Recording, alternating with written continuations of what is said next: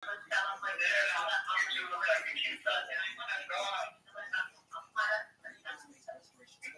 I think you should suck his dick for some subs.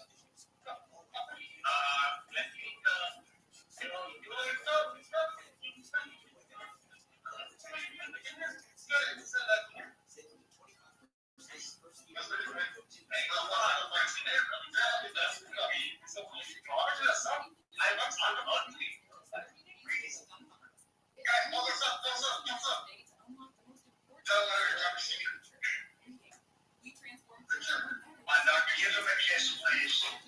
My doctor's secret. I'm in the prison.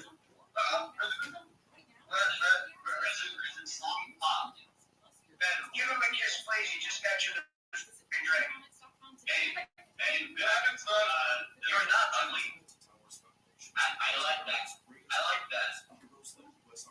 Oh, somebody should agree with us, somebody.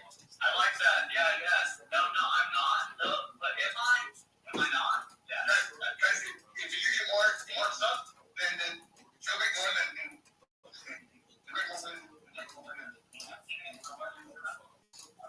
no cap.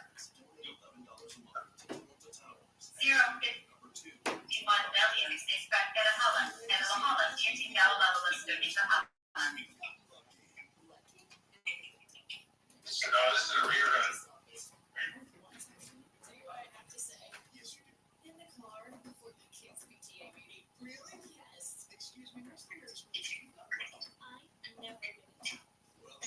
Is this what I need you to do to get subs? Damn, she didn't even have that many thumbs down on this conference. But, and it's a rerun. Oh, wait, never mind. Look at that list. She's got a decent amount. It's pretty, that's decent.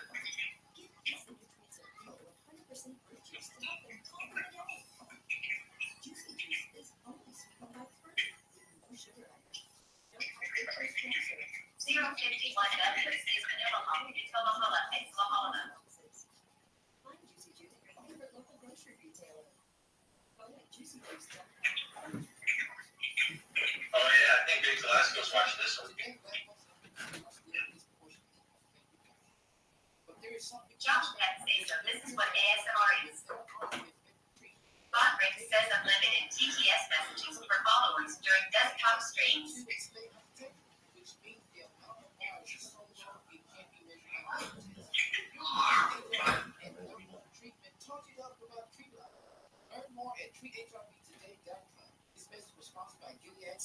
Josh Peck says, is that thing? It's a microphone. And it has two microphones. It's a stereo mic. And it looks like a set of ears.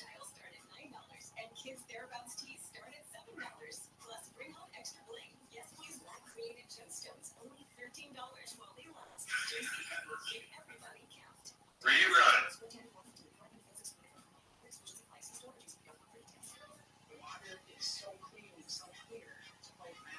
Home to more than 10,000 lakes and rivers and streams, Minnesota offers some of the best patios in the country. This is probably rerun. Minnesota, the star of the North, ExploreMinnesota.com. My brother-in-law died suddenly. Now my sister and her kids have to sell their home. She probably never interacts with chat. It's probably a rerun. Life insurance. Never interacts with chat. Oh, that's our shit. So. 0.51 million says something to Allah, Natura Allah, Kumara Oscar, Della Quayala, Ola Allah Akbar, Vision Adala, Restalala, and Mary's Malala, Allah, Guadalajara. Real talk. Policy select quote could save you more than 50% on term life insurance. For your free quote, go to selectquote.com. That's selectquote.com. SelectQuote. eShop. You save. Full details on example policies at selectquote.com.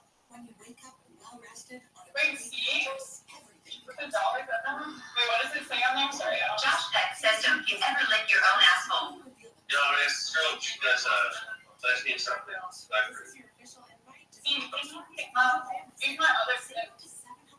Like, the street owners one, it'll be louder on the street. Especially out here in See a lower price? We'll match it. The right mattress matters. We'll find yours. Restrictions apply. See store website for details. The free iHeartRadio app is number one for music. So, Xbox 0.51 million says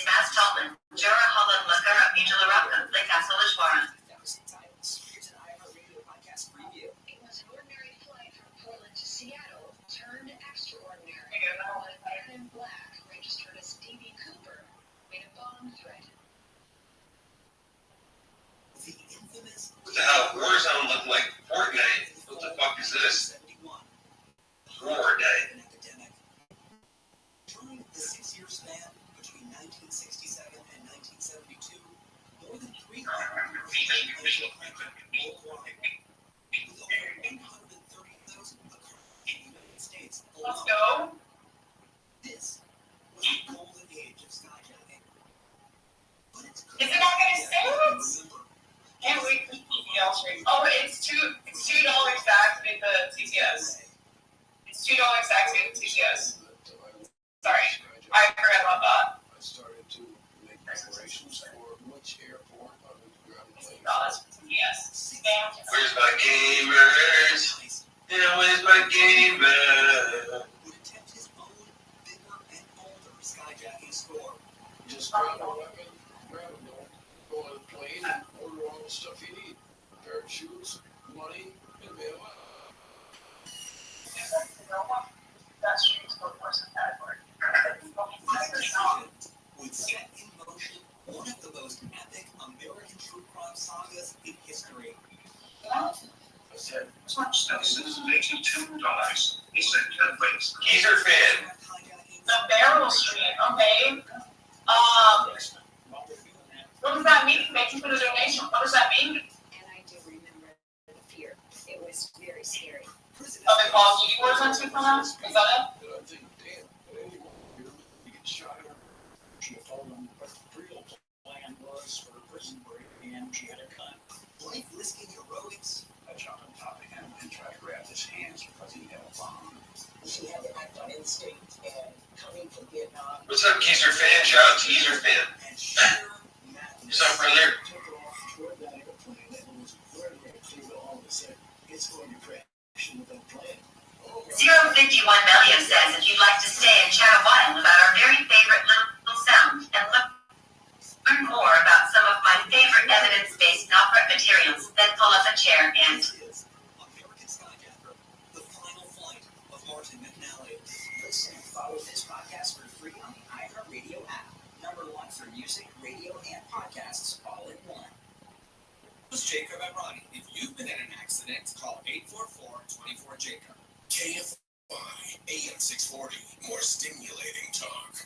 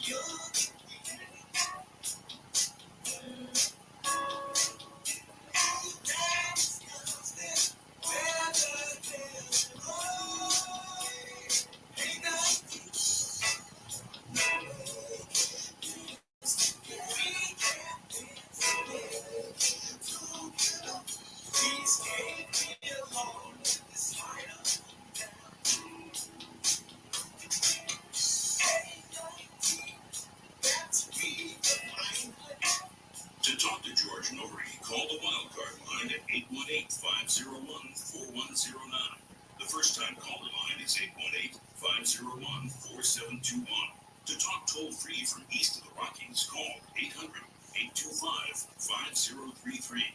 From west of the Rockies, toll-free, call 800-618-8255. To reach George via Skype, use Skype name George97313. Send George a text message anytime at 818-298-6521. This is Coast to Coast AM with George Norrie. We're going to take calls with Samuel Trump this hour as we talk about the ET contact, all of this based on his interpretation of this book called Ghost to You, a Prophecy. We'll be back with him and your calls on Coast to Coast AM.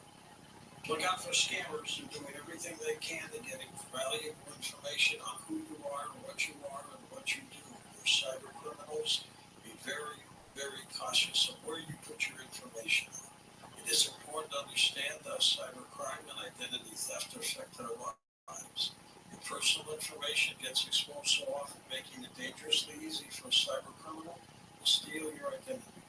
Protecting your identity can be easy with LifeLock. LifeLock detects and alerts you to potential identity threats that you may not spot on your own, like loans taken out in your name, crimes committed by thieves pretending to be you, and if you do become a victim of identity theft, a dedicated U.S.-based restoration specialist will work to fix it.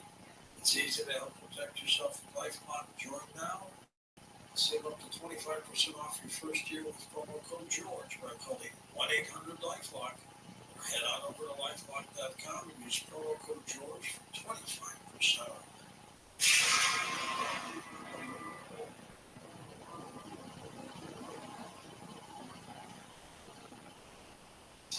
Are you kidding me? Gas prices are up again. Somebody has to do something.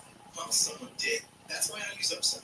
Upside, what's that? It's a free app that pays you back real money for every gallon of gas or diesel you buy. I just earned 25 cents back on every gallon this day. Hold on. So the Upside app is free and you actually get cash back every time you use it? No strings attached? Yeah, it's awesome. Check it out. It only takes a couple of minutes to sign up. Instead of just watching your dollars go into your tank, start putting money back into your wallet with the free app from Upside. With the price of gas today, it's big news and big money. To cash out of your Upside cash, just transfer it to your bank account, PayPal, or a gift card. Upside users have already earned over $200 million. Now it's your turn. Download the free Upside app and get cash back on every gallon of gas. Use promo code LISTEN for an extra 25 cents per gallon on your first fill-up. That's code LISTEN. Use code LISTEN for an extra 25 cents per gallon back in your first fill-up.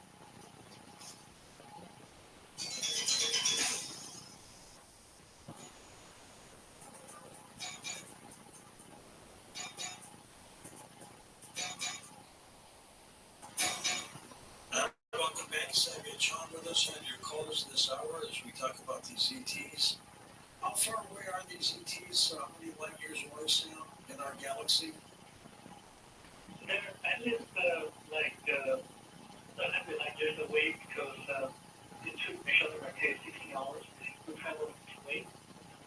And they also use the transubstantiation, which is a kind of similar to teleportation, to travel when they're in deep space. They say that they can only do that in deep space because if they did that in our atmosphere, then their spacecraft would have been exploded. So this is why they travel at a few times faster than the speed of light into deep space first, and then did teleportation, and then traveled again at a few times faster than the speed of light to their destination, very far away. Interesting take. Let's take some calls for you here. They're lining up. Let's start with Joe in Monterey, California. Welcome to the program. Hey, Joseph. Thank you for taking my call, George. Thank you, Joe. How have you been? Okay, good. The solar eclipse, I missed it. Oh, well.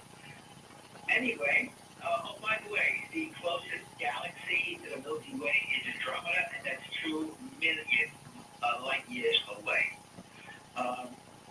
I have a few questions. I read the book, Question for Life. A friend and I were at a party many years, over 20 years ago. And his book was on one of their shelves with all the books that they were reading. And he read a lot of that book, and he just couldn't stop laughing how insane it is. I'm sorry to say, but it's a New Age book, and it's really not healthy to read. And you said something, your guest said something, Samuel, you said that they're peaceful, they're wonderful, they're loving, yet they would promote rebellion to take over, from the dictators. You're acting actually to overthrow the government of the world, which is violent, to say the least. This would be the type of Holocaust that will go down in galactic history. The person who wrote this book was probably on drugs of some kind. It's insane. Thanks for taking my call, George.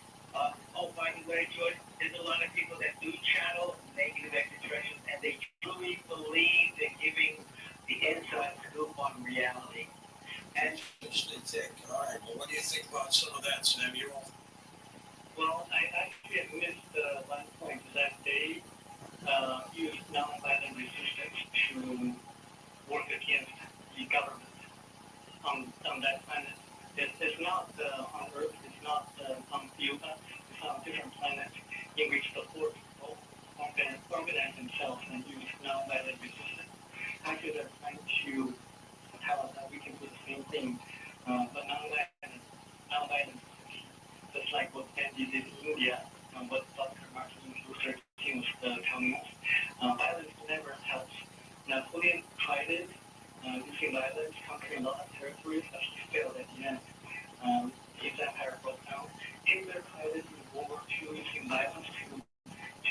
to take over a lot of countries, and he failed miserably. So violence is never a thing that can work for the long run. The key is the cultivation of the mind, loving and compassion, love and compassion, and also non-violence. Concerted action using non-violence strategy. Let's go next to Lisa in California. Welcome to the program. Hi, Lisa.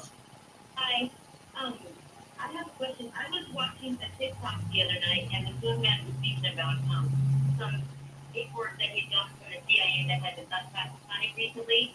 And as he's speaking, he said something, and I have no idea what it meant. So I want to see if maybe you or the guest can answer.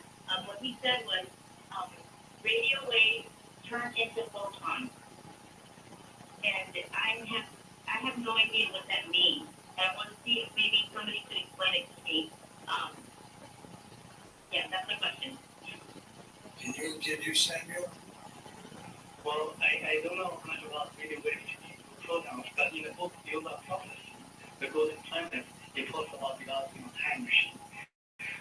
The U.S. government was trying to develop a time machine a few decades ago, and it reminds me of the Philadelphia experiment. So when they tried to project certain wavelengths of energy onto the ship, so to make the ship disappear from the radar. And then they didn't realize that they caused the distortion of time and space. The ship appeared at a different location. And they still didn't say that in order to develop a time machine successfully, you should focus more on the vibrational frequencies. Because on Earth and on every planet, this life is so interesting because it's so specific. On Earth and on every planet, there's what the atlas called the psychosphere that rotates at a speed 7 times the speed of light, recording everything that happens on Earth. So they actually took the shot from the atlas into the psychosphere, and saw what happened 40 years ago when the continent of Lemuria shot into the ocean overnight. Lemuria was a continent that had a very successful civilization, but because of natural disasters, it went into the ocean, and because they didn't spread their technology to other people so that they can use their advantage. So that's why there's a kind of reset of civilization and technology back then. And they think that the book said that if you're trying to develop a time machine, you should match the vibrational frequency of the psychosphere, meaning that if you tune the vibrational frequency into 7 times the speed of light, then you can go back in time. But remember, the past is fixed, but the future is changeable depending on collective actions.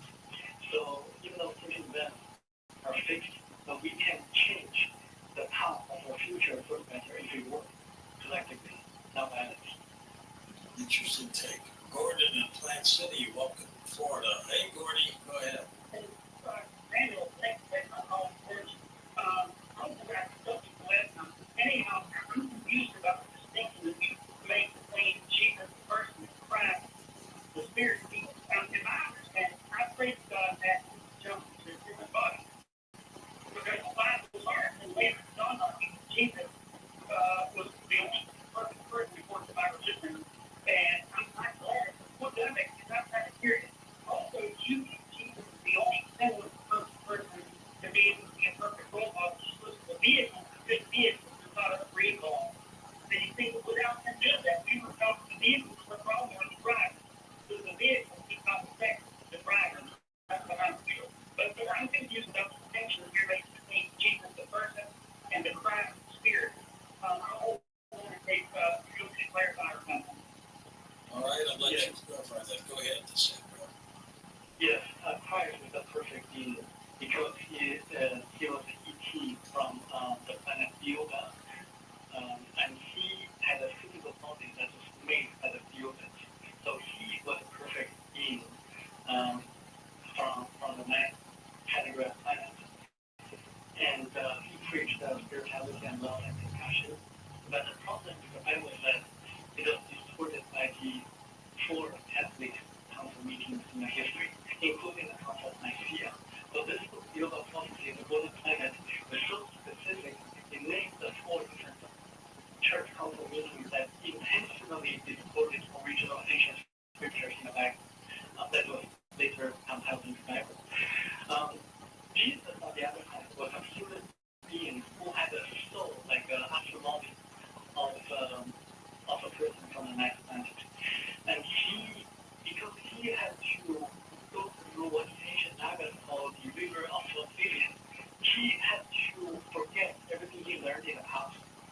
having knowledge to perform miracles, he lost it.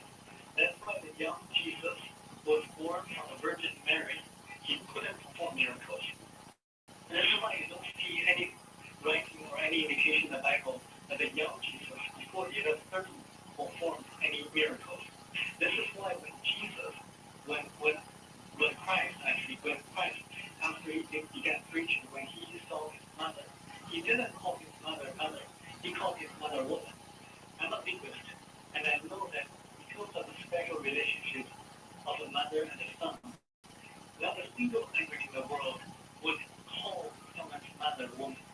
But Christ did, just to indicate that he was someone from a different place. Interesting take. All right, thanks, Gordy. Appreciate it. Let's go to Linda in New York. Go for it. Hi, Linda. Hi, thank you for taking my time to. Can you hear me okay? Yeah. Okay, great. My question is, how do I know where to find the certainty that of who I'm supposed to marry? And you. Well, we can't answer that for you. He's not a scientist. Actually, I can give you the time. You want to? Yeah, yes. This book, Build Up Prophecy, the Golden Planet, teaches you how to respond like a challenge. To look inside for answers.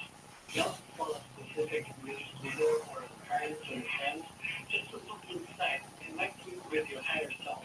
So when you look at a person, you would use your heart, your intuition, to feel if that's the right person to marry. If you want to marry a very good person, you would pray or meditate, and you imagine the person that you want to marry. You would cross your legs and then put your hands together. That way you can form a loop. Because the astral of a human being is composed of electrons. When you cross your legs, when you put your hands together, you're forming a closed circuit. Your electrons would be kind of like a circulating, and then when you think, when you meditate, when you pray, you're projecting your wishes that is going to go to your higher self. If it's going to be good for your future, your spiritual development, then your wish will be granted. By doing that, you're going to have a more likelihood of finding the right person. Interesting. Joe, Long Island, New York. Hey, Joseph, go ahead. Yeah, I have two questions. First is about the herbs. Listening to this audio book, it's called Green Energy by Christopher Palmer. And he's saying, for example, he's against alcohol if you want to maintain good sports performance. And, it's something that hurts the mitochondria and the brain function. So my first question is more just the history of herbs in China. Is there any specific herb that you would recommend for basically maintaining good sports performance? I see LeBron James is still scoring 25 a game at age 39. My second question would be, you were saying better decision making. What would you recommend to improve decision making, and how do you know when your decision making is kind of in a failure mode? How would you know that your decision making is just not that great? Well, to your first question, let me mention something about the alcohol. And alcohol is cannot be injected to your blood directly because it's kind of poisonous to your blood. So it has to go to the liver. The liver has to detox the alcohol to make it non-toxic. So this is why, when you drink alcohol, you feel dizzy. That's because of certain actions, but also it hurts the liver. The liver becomes more stressful. Even though it might help you in the short run, but the long run is probably not recommended. And to get the poor performance, I would say that the carbohydrates and would increase your strength, muscle strength, and also not because of the colors. The color red can make you more energetic, and the color pink will reduce your muscle strength. This is in the book, Build Up Prophecy, the Golden Planet. And this is why I also encourage you to check out the book, because there's a tremendous amount of knowledge that has practical value. they were around you. So by the same token, like a coach, a football coach in the University of Alabama knew this, so he painted locker room of visiting teams into pink color, and he never lost a home game. So know these kinds of color and eat how to make business and I think also I would recommend you to read a book written by Anthony Williams, The Mental Medium. He talks about to help the brain function, you would probably need to take natural sugar as something that would be helpful. And I think when you do that, and also when you try to combine the right brain and the left brain, you're going to know and you're going to make better decisions. A lot of people use only the left brain, which is logic, but they fail to use the right brain, which is intuition. I would say you should try to combine the two, logic and intuition, to make a better decision. Let's go to Hopper in the island of Maui in Hawaii. Hopper, go for it. Wow. Thank you so much, George, for all your guests. The last 3 weeks have just really touched my life. And this one tonight, as well as the one prior to this on the Becky Vine, I worked for Whispers Through Us, my graduate work in psychology, and he was really good. This guest tonight is talking to spirit. I love this song.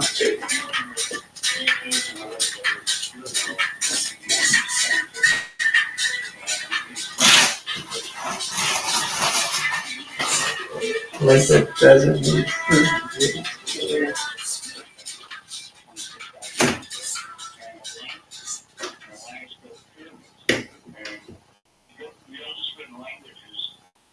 Years ago, the Banking Library of India, and 6,000 years ago, was the Egyptians who were influenced by an exterior race. They came in and built pyramids. He talked about that now. And Lemuria was from the Pleiades, or the Seven Sisters. And there was a great war between these two cultures, from Orion-based souls that were building pyramids. And they came through and blew up the planet, it became the asteroid belt, and then they blew up the atmosphere of Mars, and they built pyramids on Mars, and they extinct. And I saw I think I was one of the first 100 pictures to get to see pictures from the Rocket spacecraft in graduate school in psychology in California. And to see that, and now it's being talked about again. And so they came to Earth, and the Atlanteans took over Egypt and built the pyramids, stone pyramids, and the Lemurians, they were more of a spiritual race of meditators. And there was a great conflict between the Mediterranean side of Atlantis and the Pacific side of Lemuria. And the Atlanteans, who were warring, male-based, shot aircraft over to Lemuria, and Lemurians just meditated through the earth and created the earthquake that destroyed Atlantis. But they both went down. And the Spirit told them, we've been telling you to quit this war throughout the Milky Way galaxy. And they both kept going at it. And then that's what created the Garden of Eden and Atlantis and Lemuria had to come together and make with each other and create the lives that we're talking about now. And, Jesus was part of that conflict and did resolution through his spiritual work. And he, like Muhammad, did not write anything. He just spoke his channel word, and the people around it wrote it all down. That's an interesting observation. We're going to hit a break here, and we'll wrap things up with Samuel Chong in just a moment on Coast to Coast. His website is linked up with coasttocoastam.com. Coast Insiders, the new version of the Coast to Coast AM app, is now available for iPhone and now Android 4.0 and above. Listen live or on demand, anywhere, anytime. Go to coasttocoastam.com and download it today.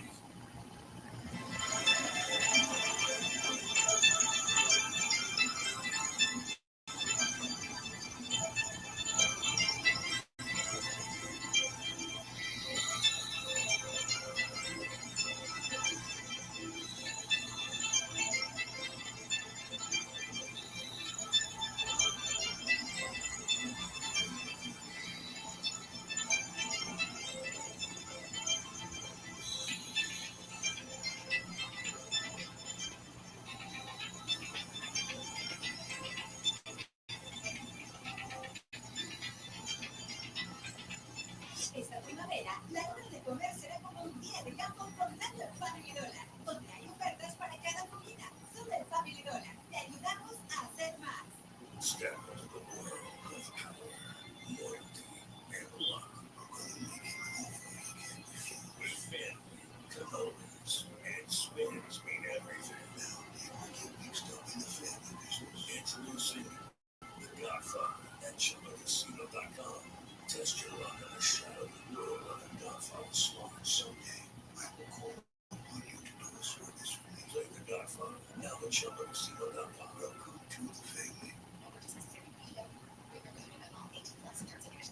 As the number one audio company, iHeartMedia gives you access to all, every audience, live conversations, trusted influencers, and the insights and data you need to grow. iHeartMedia is your access company. Go to iHeartResults.com for more. When you wake up well-rested on a great mattress, everything becomes clear. My life coach has a terrible life. Things you missed when you were tired finally reveal themselves. I use memes as a coping mechanism. At Mattress Firm, we know the right mattress matters. While supplies last, save up to 50% on select Tempur-Adapt floor models. All with free and fast delivery. The right mattress matters. We'll find yours. Restrictions apply. See store or website for details. You'll sleep like a baby, knowing you'll never miss your favorite guests or topics ever again. Remember, a one-year subscription comes out to only 15 cents a day. Sign up today at coasttocoastam.com.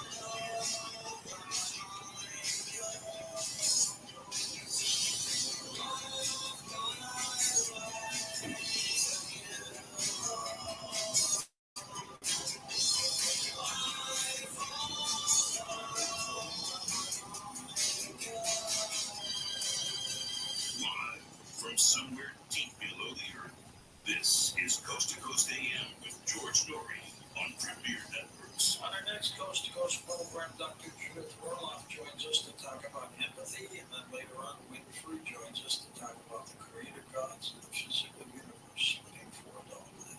Beyond Belief, that's our television show. It sure is. Please go to beyondbelief.com right now. We've got some free episodes for you. Scroll down just a little bit. There's a 7-day free trial which you can take advantage of. It's a great website. Check it out, beyondbelief.com. And our YouTube channel is free to sign up for. Go for it. It sure is. Just go to coasttocoastam.com and go to the top. Hit the YouTube icon. It's free. Interviews of recent past shows. You'll have some fun. We'll wrap things up with Samuel Chong in just a moment on Coast to Coast, but first, build up your immunity. HealthyLooking.com and Dr. Alan Clay bring 4 decades of experience in natural products for the exclusive stem cell wellness kit that works with your body's stem cells to assist your immune system. Here's Dr. Clay with more. Whether it's physical activity, obesity, diet, smoking, low on hormones, stress, sleep disorders, or your age, you can be supported by reducing inflammation and aiding the body to heal itself appropriately. The stem cells is a cell waiting to be told what it needs to be. If there is inflammation, that inflammation needs to be stopped. High blood pressure, high cholesterol, kidney disease, various types of cancer, depression, autoimmune disorders, osteoporosis, even fatty liver are chronic signs of inflammation and can be aided by supporting the body's ability to protect those cells that it needs. And that is the purpose of ImmuStem and Adaptostem together, supporting the body to be the best it can be. Dr. Blake, how will I feel after taking Adaptostem and ImmuStem? The ImmuStem is going to have an immediate effect, but I tell you, your immune system is starting to function better after 24 hours. You put Adaptostem along with it, and most will feel it within 30 minutes. Order now at healthylooking.com. The Stem Cell Wellness Kit from Dr. Malay protects your body's stem cells and will make you feel better faster. The Stem Cell Wellness Kit with Adaptostem and ImmuStem and your free gift Relaxol is only available at healthylooking.com or toll free at 800-563-3980. That's 800-563-3980. Don't forget to enter promo code George for free shipping. George's Stem Cell Wellness Kit at healthylooking.com. That's healthylooking.com.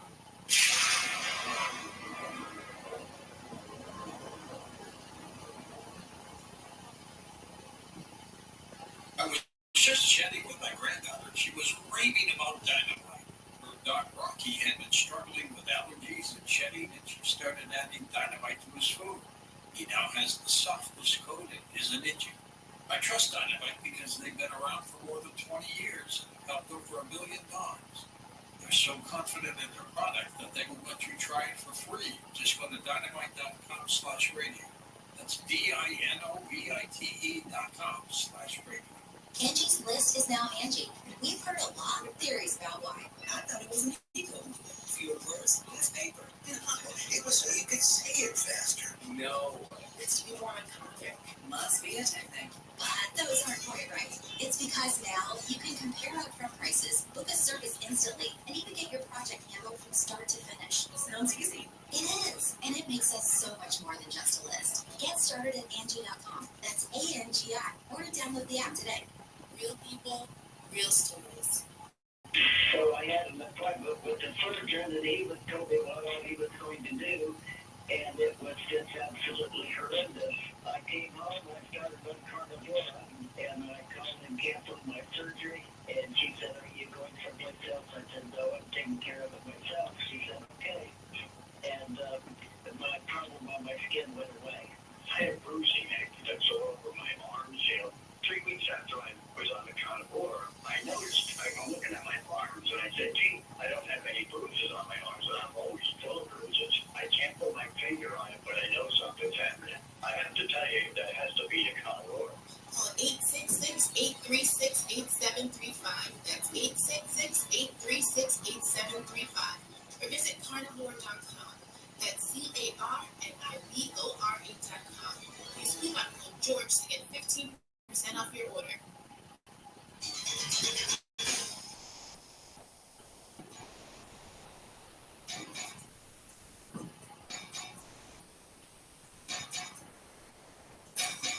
And welcome back to Coast George Norrie with Samuel Chung. Samuel, where do people get your book, The Yuba Prophecy?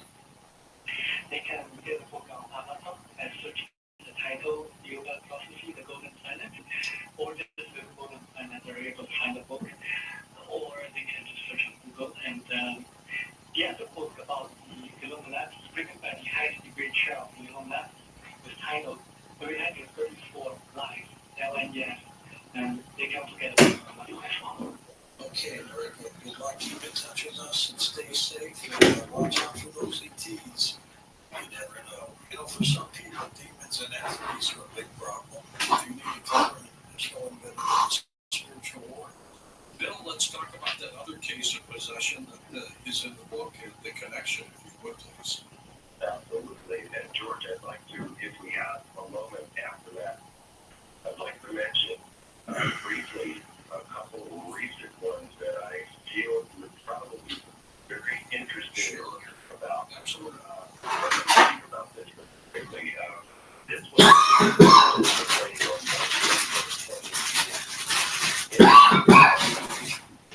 and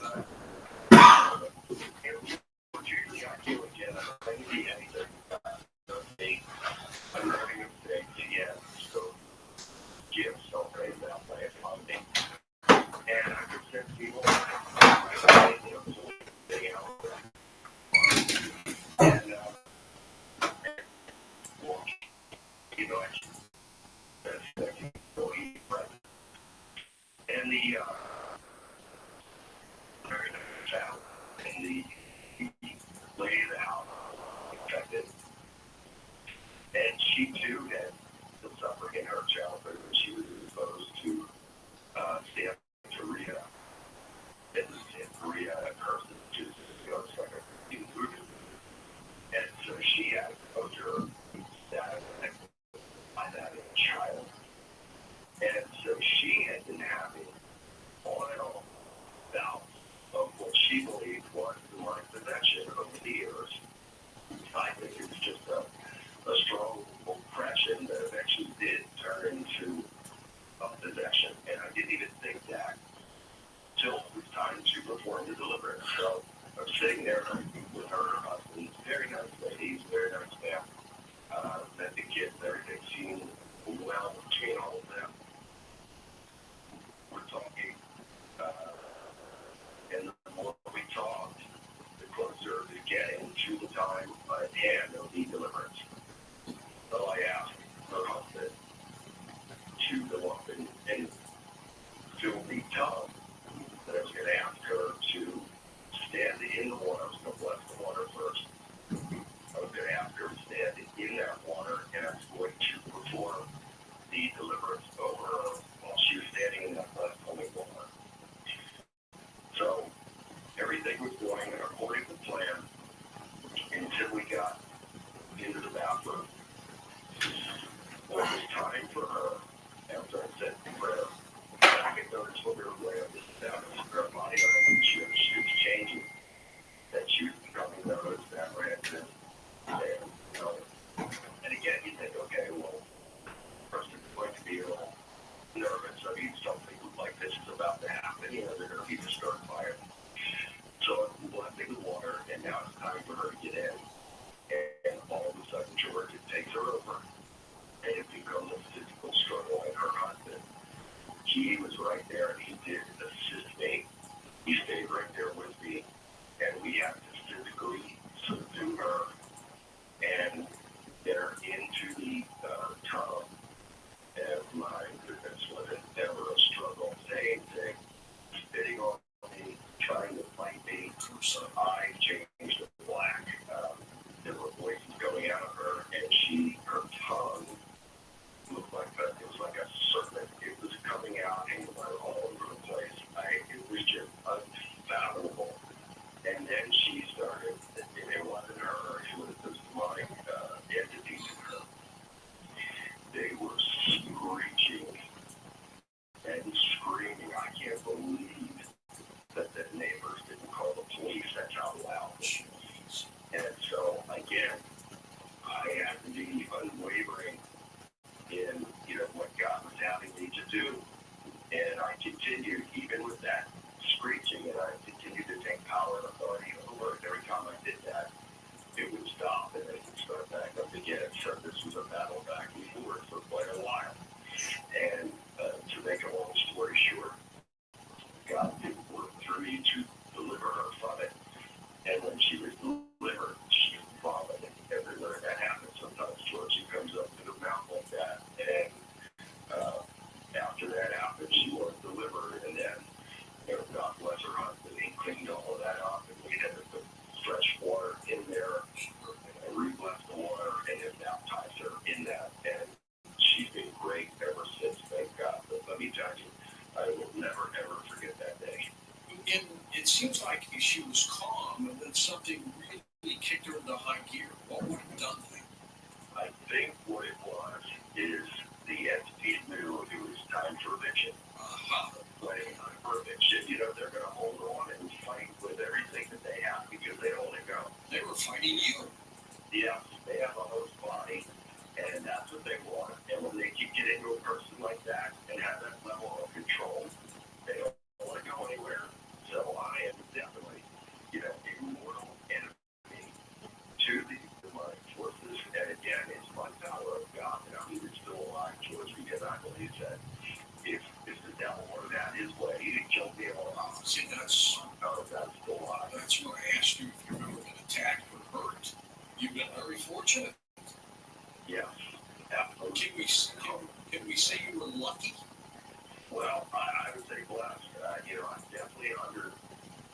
own blessing. And I am not perfect. I don't claim to be perfect. I try to do the best that I can do, be the best that I can be each and every day of my life, because I have to be somebody to and for somebody every day of my life. So I can't let down.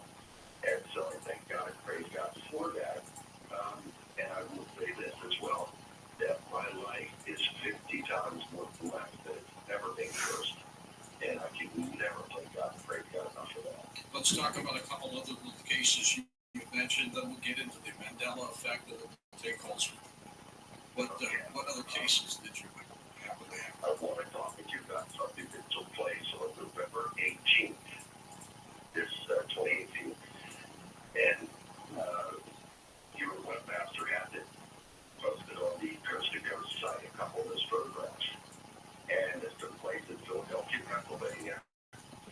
And this took place at the home of a family that I had already helped, that previously been there. I love them dearly. They're like family to me now.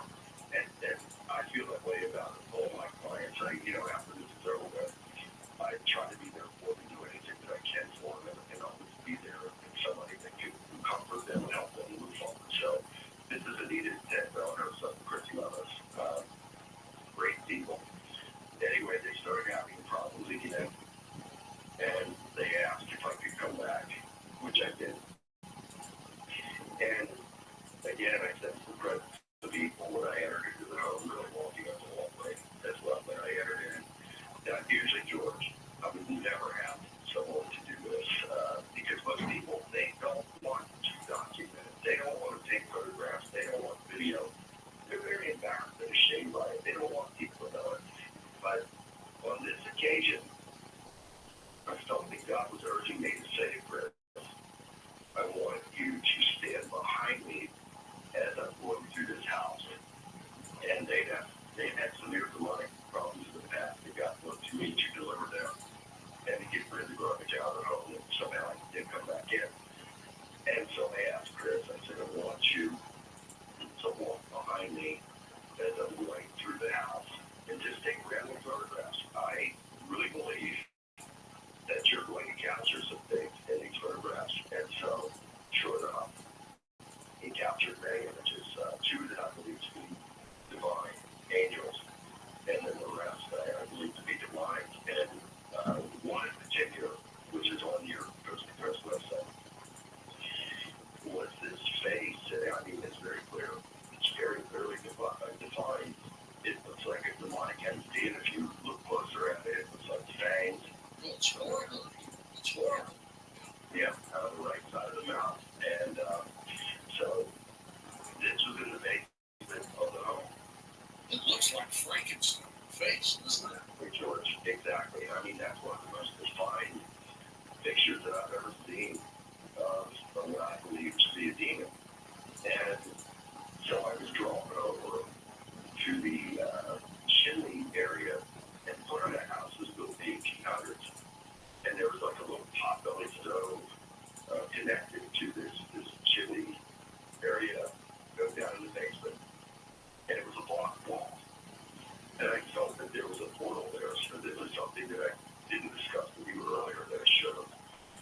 Is that not only do I have to, by the power of God, bind and rebuke you, cast out the demonic forces, but I also have to close the portals as well. Because there are portals that are here. That's not easy. No, it's not. And so I'm standing there in front of this block wall where God had led me to lead to a large portal was. And I'm binding and rebuking it, closing the portal. And as I'm doing this, George, just as you're hearing my voice now, this groan, growl type of thing came out from within the block wall. Anita and Chris were standing right there with me. We all heard it clearly. And so after hearing that, I had to jump right back into action and take power and authority and bind and rebuke and cast out. And then it departed. But it was, again, something that you and the listeners, you have to be there to see it and hear it for yourself and truly understand and appreciate what I'm saying. Let's take a few calls. here for you, Bill, and we'll come back and talk more about these events and Mandela effect as well. Let's go to Colleen in Red Bluff, California to get things started. Hi, Colleen. Hi, George. Thank you. Thank you. My call. I'm actually kind of really nervous. I was married for a long time to a man, and many times it's been kind of short. Abused verbally, physically, mentally, whatever, and sexually. And I can distinctly remember at least 3 or 4 times where I thought things that he would be raping me and touching me, and I would have talked him up physically at first because I was strong back then, and I mean, I would be sweating out of energy trying to fight him off, and I feel like it was time. I don't know if there's residual effects from that or whatever, but still. Do you feel possessed? But I don't know if I feel possessed, but I've got, I mean, a single mom, 4 kids, raised them all, worked. Yeah, about 3.5 years ago. I mean, I started work a long time ago, but, you know, I mean, God is amazing and letting me raise my kids and everything that I've been through. I mean, those are things that, personally, I just feel like it's not worthy. I don't know. And well, let's bring the expert in to talk. Bill, go ahead. And I'm very sorry that you suffered in the way that you have. And I want you to know that God does love you, and God is with you, and God is for you. And I think it's time for you to start a new chapter, a new season in your life, making God first in your life and have a real connection with Him, and allow Him to show you that you are somebody and you are worthy. So I would suggest to you that, and whether it's me or somebody else, find someone to help you with this type of spiritual, and this would be more of a spiritual cleansing for you. And I would also recommend that you be rebaptized as well. And start a new chapter and a new season in peace, freedom, and victory. I want you to look forward and never look back. You can get a hold of Bill through his website, billbean.net. They've done it coast to coast. That's it. And God bless you. And I'd like you to be of any assistance in any way. Please, like George said, he just gave me the website. Don't have to pay. Go to Ed in F Hill, Texas. Ed, welcome to the program. George, such an honor to talk to you. Hey, Bill, when I was 9 years old, my mother went to Kmart and found a Ouija. Oh, boy. You thought it was a game, right? Thought it was a game. And my brother, me and my brother played at 3 years old. One of them. And, he died at 25 years old. Oh, Lord. After that, my family, except my father, he's 82. So I'm very sorry to hear that. Do you think a lot of it was tied to that Ouija board, Ed? I think everything was tied to it. Anything happened that you could recollect for us when you were playing it? And how many times did you and your brother use the board? Well, we asked for it Every day. Oh. It's a portal, Bill, isn't it? Bill B, one of a kind.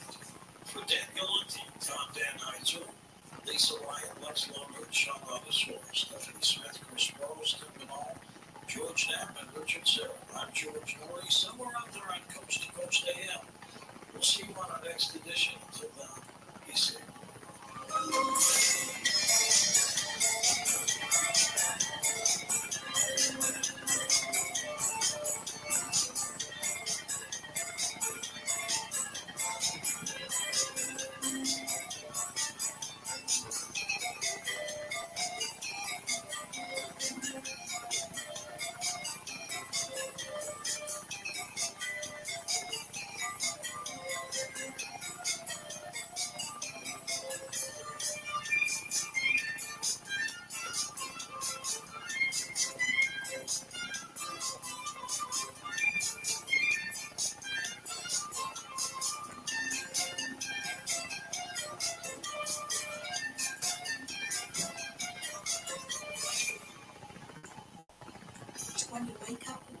rested on a great mattress, everything becomes clear.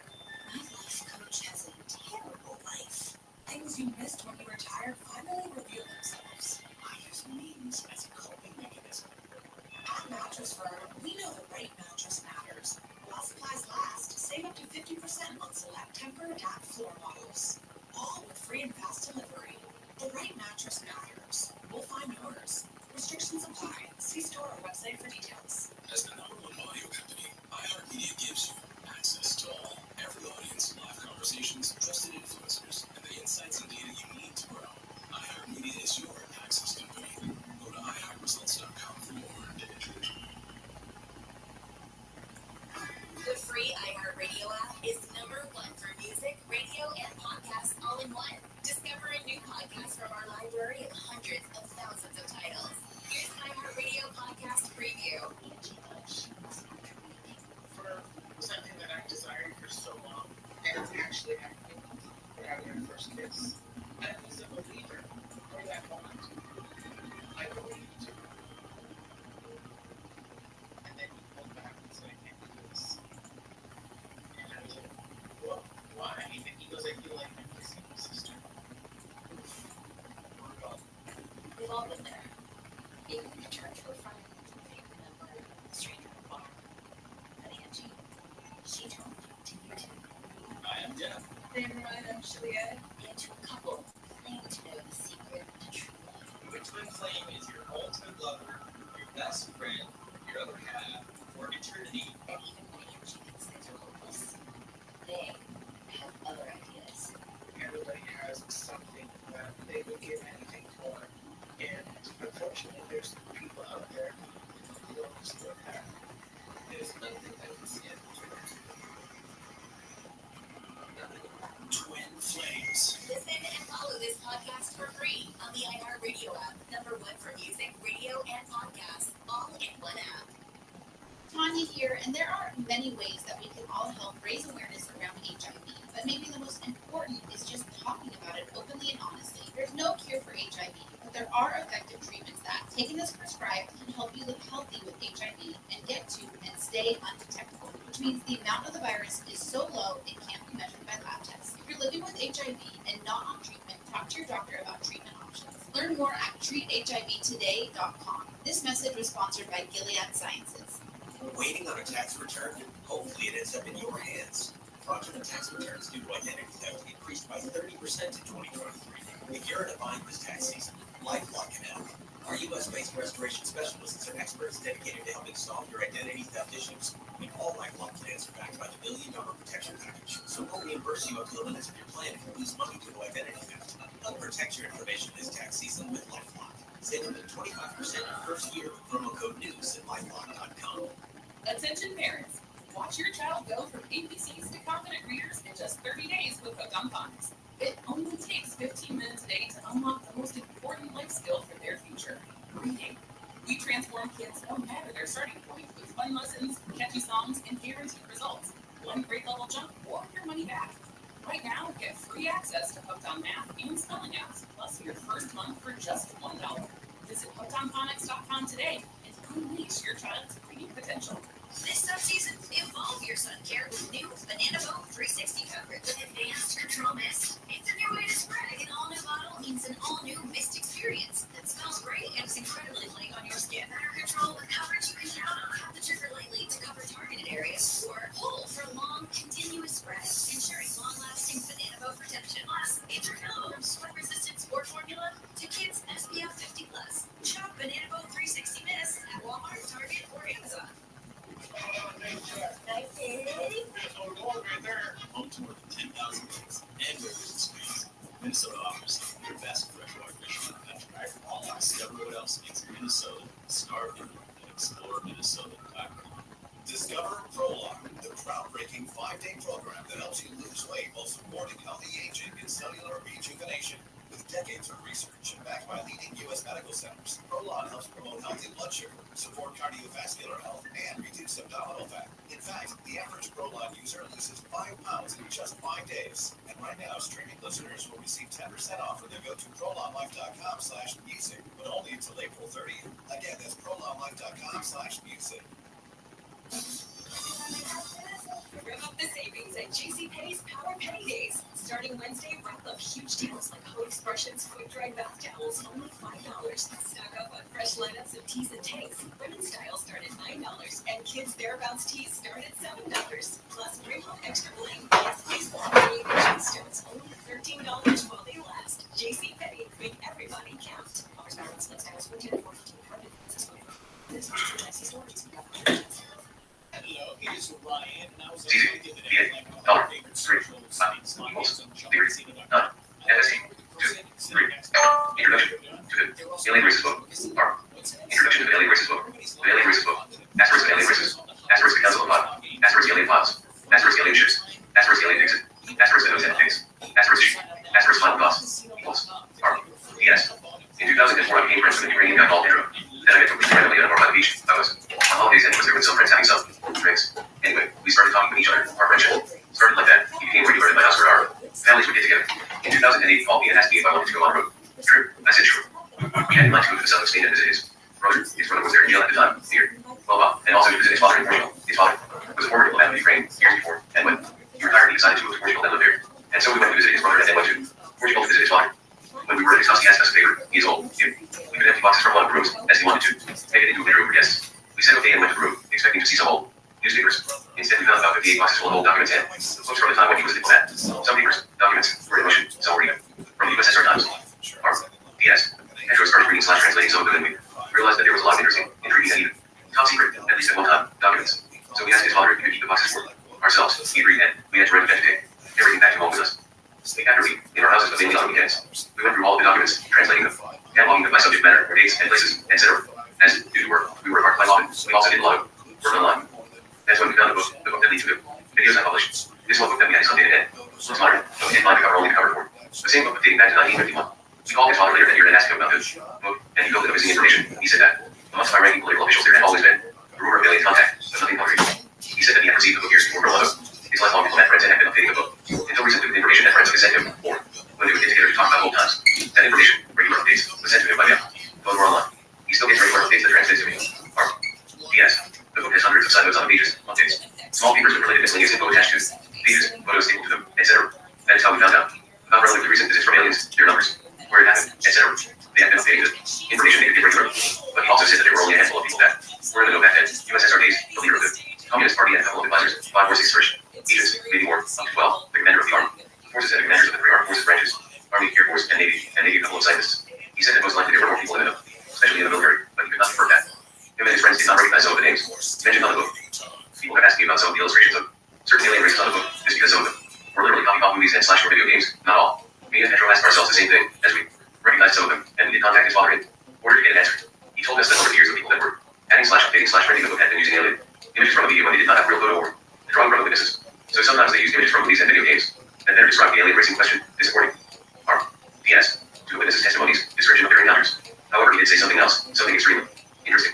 He told us that amongst high-ranking diplomats there has been much solid discussion and debate about the planet involving certain media, from online to paper to Hollywood to the video game industry, and certain security departments, especially from Japan, China, Canada, USA, and Europe, in order to use the right to the images to describe the appearance of aliens. All the media involved was, in the end, either directly or, because they owned them, other companies owned for no more than 5 people, and that this was a concerted effort in order to get people, humankind, used to the appearance and presence of aliens common amongst us. He, Pedro's father, also told us that some of the alien races, images used in video games and other media, were used in the book prior to the release of the games and / movies. Him and some of his friends had knowledge that some of those security departments had actually created some of the images, and then released them to the proper channels in order for those images to be known to the general public. This, obviously, we could not confirm, except for one of the images on the book the aliens used to know the independence. They were known before the making, not even close to the movie, by at least 8 years. Also, some of the photos on the arm had been tampered with arm. P.S. And so, there you have it, the story behind the aliens. Race's Russian secret book. At least so much of you enjoy the book and all the revelations contained in it. This book is dedicated to the memory of Pedro _J. The art has been re-edited, information always being updated, in all aspects, from alien races to new reports and photos, or illustrations, at least 12 times. As we know, the first edition was printed in 1946 or early 1947, and new editions were printed 1951. I have the cover, just the cover of that one, 1959, 1968, 1971, 1980, all the way to, we believe, 2011.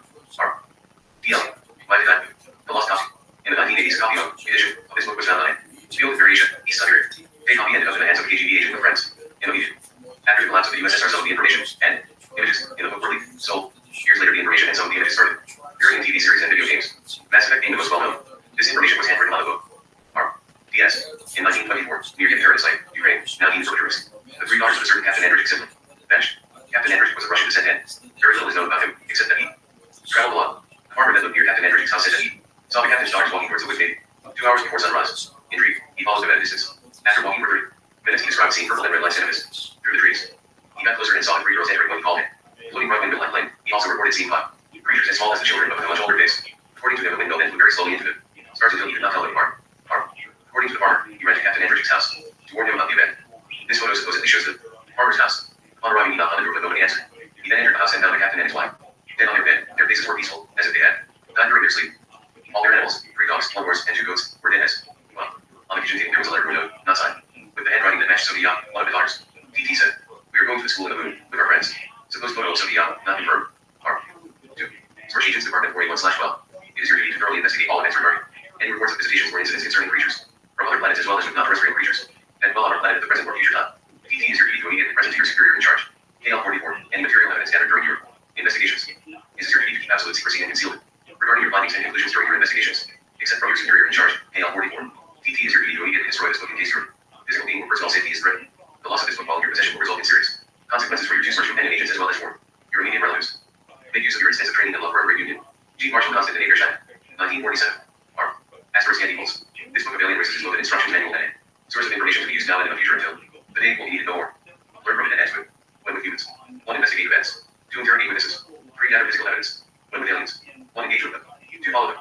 3. Learn from them. You are forbidden of showing this book to anyone. Talking about the book to anyone. Talking about or revealing your investigative activities to anyone. Drinking alcohol on and off duty. Consuming drugs on and off duty. Helping alien races no matter the situation or request. Choosing sides when physically amongst different alien races or during investigations and engaging in sexual activities with any members of any alien race. Alien races are all revolt. aka the Pillars. They come from constellation Soldier. They derive from an ancient race of reptilians that has gone extinct. They are specialists at building ships and other devices needed for deep space travel. They are also space travelers themselves, searching for new raw materials. They can live up to 230 years. Last seen near Tokyo, Japan, in 2005. P.S. Gila Tucker. They come from constellation Gila, near the stars of Gila. They grow up to 2 meters high, 6, and live up to 200 years. They can shapeshift and are very hard to detect. When they shapeshift, the only thing they cannot change is the size and color of their eyes. They are one of the oldest known races. They do affect humans. Last seen on Earth in July of 2008 are Pleiadians. They come from solar systems surrounding the Pleiades stars, more precisely from a planet near the star. Tangent. They are associated with spiritual growth. They can grow up to 2.5 meters. They practice sex cultivation, the distinct difference between their sensual expressions and their sensual emotions. Their ships are known as being ships. Although regularly visiting Earth, they have remained mostly silent since 10,000 BC. They are one of the oldest known races. They continue to develop the necessary mental skills to eventually reach their goal and even higher spiritual state. DS. They come from constellation Bolans. The sightings of this race on Earth are rare and they are considered as a mystery race. It is said that they were forbidden to visit Earth around the year 1.000 BC, but they did not stop visiting Earth completely. This because of their allies, the race major. Last seen on Earth, December of 1989. KURS, aka Gods and Lands, believed to be related to the race Nike. They come from the planet Diliman's. They are the race behind the story of Will and Inlo. They were directly involved on the development of a human race during our early stages. After centuries away from Earth, they have recently returned. Their own leaders amongst the most recent visitors. They will now stay on Earth permanently. They will have an important role in the years to come. They spend time immersed in precious gold like liquid that presumably extends their lifespan. EJB Lomnicondrus. They come from galaxy Sextans 4 SEH. First visited Earth in 934 AD in the area that we now know as Romania. They often affect and kill humans. They also drain and drain the blood of humans as well as the blood of animals. They are responsible for the myth of vampires. Several human governments know and accept their actions. The human bodies that they use are never returned. Last sighting, Scotland, in 1996. Mazur. They come from constellation Camel Carolus. From the 1300s to the early 1900s, our calendar, they were not allowed to leave their planet by other alien races. They are a very violent and predatory race. They are known to be allies of the race major. They grow up to 1.6 meters. But last seen on Earth, August of 2001. DS. Alariulis. They come from constellation Cetus, near the Hephaestus. Gene. Although they are often confused with reptilian races, they do not share anything with them except their appearance. Their height is around 2 meters, 6, and they can live up to 350 years. This is one of 21 races that are known to have more than 2 genders, sexes. This race has 8 different genders and all of them can reproduce with each other. The purpose for their visit to Earth is unknown. Last sighting was near Lima, Peru, in December of 2004. No image provided. Probably the most enigmatic of all alien races. Not much is known about them.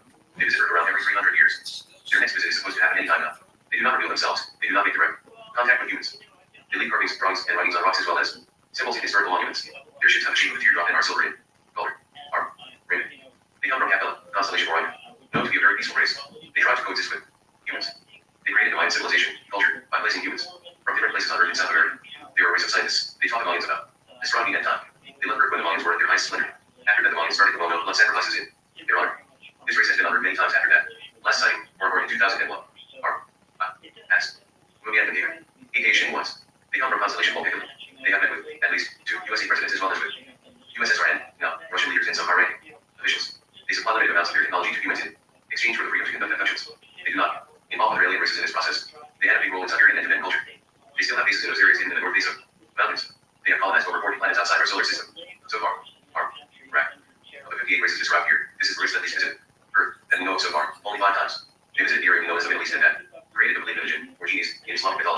According to some Muslim scholars, they inhabit an unseen world, in a dimension beyond the existing dimensions of our universe. According to reports from other alien races, they stopped visiting Earth because their immune system could not cope with Earth's fauna and more. Last reported visit, 712 AD. PS. Invisibles. No image. This race is known to have been seen near high security areas. They are almost completely invisible to the naked eye. Both the USA and Russian military have developed technology that allows them to track them down on radar, just the ships. 3 things are known about this race. 1, they leave a sour smell when they are near. 2, when they are near windows you can see their reflections in. Smudge-like figure have been caught on CCTV footage. 3, when many dogs, or only one, start barking with no parents. Reasons, it is possible that they are nearby, or report noise/rub the lens. They come from constellation Mensa. Purpose of presence, unknown. PS. All model of Strat 163. They were forced to leave Earth after losing a battle against reportoids in ancient India, state unknown, which they have been visiting for around 200 years. They have resumed their visits to Earth in 1948. Technologically, this is a very advanced race. Their ships are often invisible to radar and the human eye, and they wear some sort of clothing that makes them invisible as well. Supposedly they come from Jupiter or from one of its moons. Last sighting, Portugal, May 2005. PS. No image. The members of this race are the cause why humans want to turn Martians. They come from constellation Gemini. They have had permanent bases on Mars for thousands of years, where they mine some sort of gold-like material. First recorded visit to Earth, 1235 BC in Japan. Last sighting, Madagascar, 2003. PS. Infigot, aka Tall One. This race has several bases on it in the moon, where they mine unknown material. They use slaves to do most of their work. These slaves are extremely well taken care of, and the Infigot see them as indispensable. Their operations on it in the moon are very secretive. They are in almost permanent contact with high-ranking officials from the USA, China, and Russian governments. They have the ability to shapeshift into an almost perfect human form. They are also known as men in black, as they use special garb suits to protect their skin when in human-shaped black, conducting special operations on Earth. PS. ARR. ARR. They come from constellation Crux, near Deeprix. It is a very hard race to track down or spot. Both the USA and the Russian military have developed a special camera and radar system that allows to spot them when they are on Earth. But even then, they have only been sighted 8 times. The purpose of their presence is unknown. When they are sighted, it is usually in the area known as the Bermuda Triangle. PS. 2017. No image. They have only contacted humans 1 time, in the USSR in 1935. According to reports, they spoke some kind of Slavic dialect. They left a writing message with about 10 sentences. They come from galaxy of 3954624. Estimated distance from Earth, our standard, is 13.2 billion light years. They travel by using one of their alien races called wormhole, which allows them to bend space. Note from myself and Pedro. On the original arm, our copy/edition, 9 of the sentences left by. This race are blacked out, the only one that is not is this one. 2017 to 2022. According to reports, they were tall, had long hair, and smelled like flowers. PS. Elmego. They come from constellation Crux, near the star Almir. They are one of the most peaceful races. They co-created the Alliance of the 5 Races, Council of the 5, but are not part of it. The Council of the 5 are a group of 5 alien races that protect humans against less peaceful races. They coined the sentence, 5 universes, 2,500 species, 1 race. The Council is supposed to be on Earth during the last 10 days of August of 2013, the reason being the fact that Earth has been receiving too many visits from races in the past 500 years. Last sighting on Earth, near the Sea of Cortez, September 2002. PS. Maintains sporadic contacts with greater governments, but not the most powerful ones, not USA, Russia, or China. Considered to have violent nature by other races. They have been visiting Earth for 3.000 years. They come from constellation Horology and men are known to have as allies the race nature. Last sighting, near Houston, USA, February 1st of 2003. PS. They come from constellation Indus. They are known by other races as peacemakers. They are very advanced technologically. Their first sighting on Earth dates back to 1500 BC. They met with JFK 3 weeks before he was killed. They have also, around the same time, met with other human world leaders. They have not been seen on Earth since JFK's death. In 1965, they gave a message to the human leaders that ran countries with nuclear capability, content unknown. PS. Dorset. They grow to a maximum height of 0.5 meters, 1.6. They have visited Earth at least 250 times. They come from Cassiopeia, where they have 2 home planets. They eat other alien races as well as humans. Their race is at least 4 billion years old and they have been in a constant state of war with another alien species for 2 billion years. Last sighting on Earth, November 2001, Italian Alps. PS. Metal. Known to be a very peaceful race. They have 2 permanent bases somewhere in South America. They are 100% nocturnal, do not interact with humans and are described by other alien races as sharp. They harvest insects and rodents by many thousands on a monthly basis. Reason unknown. At least 3 of them have been under Brazilian military custody for the past 12 years. Last near Oaxaca, Mexico, in 2003. They are visited by their own kind, race, every 20 years. The next visit should be around 2016. They come from constellation Sextans. One of their ships crashed outside of Argentina, Brazil, in 1996. 2 of its occupants are under USA custody, after having paid billions of dollars to the Brazilian government. They have the fastest ships of any known alien race. Last sighting, February 2002, near Argentina, Brazil, again. PS. PS. Major. They have 2 home planets in constellation Megapian. They have the same average height as humans and are considered by many alien races as parasites. Visited Earth for the first time during the prehistoric period. Date unknown. Affection of humans is carried out open. They have a goal of colonizing Earth that has not happened. Because of protection from other alien races, such as the ones in the Council of the 5. They are hermaphrodites and their lifespan is 120 years. They have colonized at least 26 planets. They have affected at least 5.000 humans, males. They have visited Earth at least 200 times. Last sighting, September 2006 near Nome, Alaska, USA. PS. Cross. Their height is around 2.5 meters. They have a very complex structure of their skull. Visited Earth at least 20 times. They carry out human affections which they use for human reproduction. They have affected at least 520 humans, males and females. They come from the 3rd star in constellation Cetus. They have 2 home planets and have colonized at least 40 planets with the help of slaves. 10 of those planets were taken with the use of force. They work together with 300 races. They mostly eat animal protein-derived products. According to alien reports, they are not mentally/spiritually prepared to interact with most other races. Their two home planets' chemical composition is similar to Earth. They are supposed to reveal themselves to humans in open matter in 2022. DS. Leg. Small species growing only up to 70 centimeters. 2. They come from the sixth-starring constellation home Berenices. They have 3 home planets, maybe 4, and have colonized half, at least 10. They were one of the first races to visit Earth. They were the race that started the stories about fairies. Two alien races claim that they have abducted over 10 million humans throughout history. That number is highly disputed by 2. Other races, they state that the number is much lower, and 1 race even made a statement to a Russian president saying that the race line has never abducted any human. Last sighting, New Zealand, in 2006, a group of 20 members. ARM, DS, SES, SMAD, no image. They come from planet Spot, constellation Bacteria. Their ships have a conical shape. They resemble humans in appearance. According to one alien race, they only have 6 ships left. They colonized 20 planets, 18 of them were inhabited. They first visited Earth 2.500 years ago and are very interested in our religious beliefs. They were a race in decline, weakening, according to alien races. ARM, DS, Tenri. They come from planet Tenri, galactic sector 56, star system, at 1342. They live underground and have a population of 10 million. First visit to Earth 10.000 years ago. They do not need an atmosphere or water to survive. They have one ship that can accommodate 5 million of their time. They have been in contact with human governments throughout history. Last known sighting, near Guinness, Argentina, in 2003. ARM, DS, Brazil. Their life average is the same as that of humans and they are covered in a soft silky hair. They have 2 home planets in the Virgo star system. They have visited Earth at least 12 times. Their first visit happened during the era dynasties of Egypt. Pharaohs, around 3.000 years ago.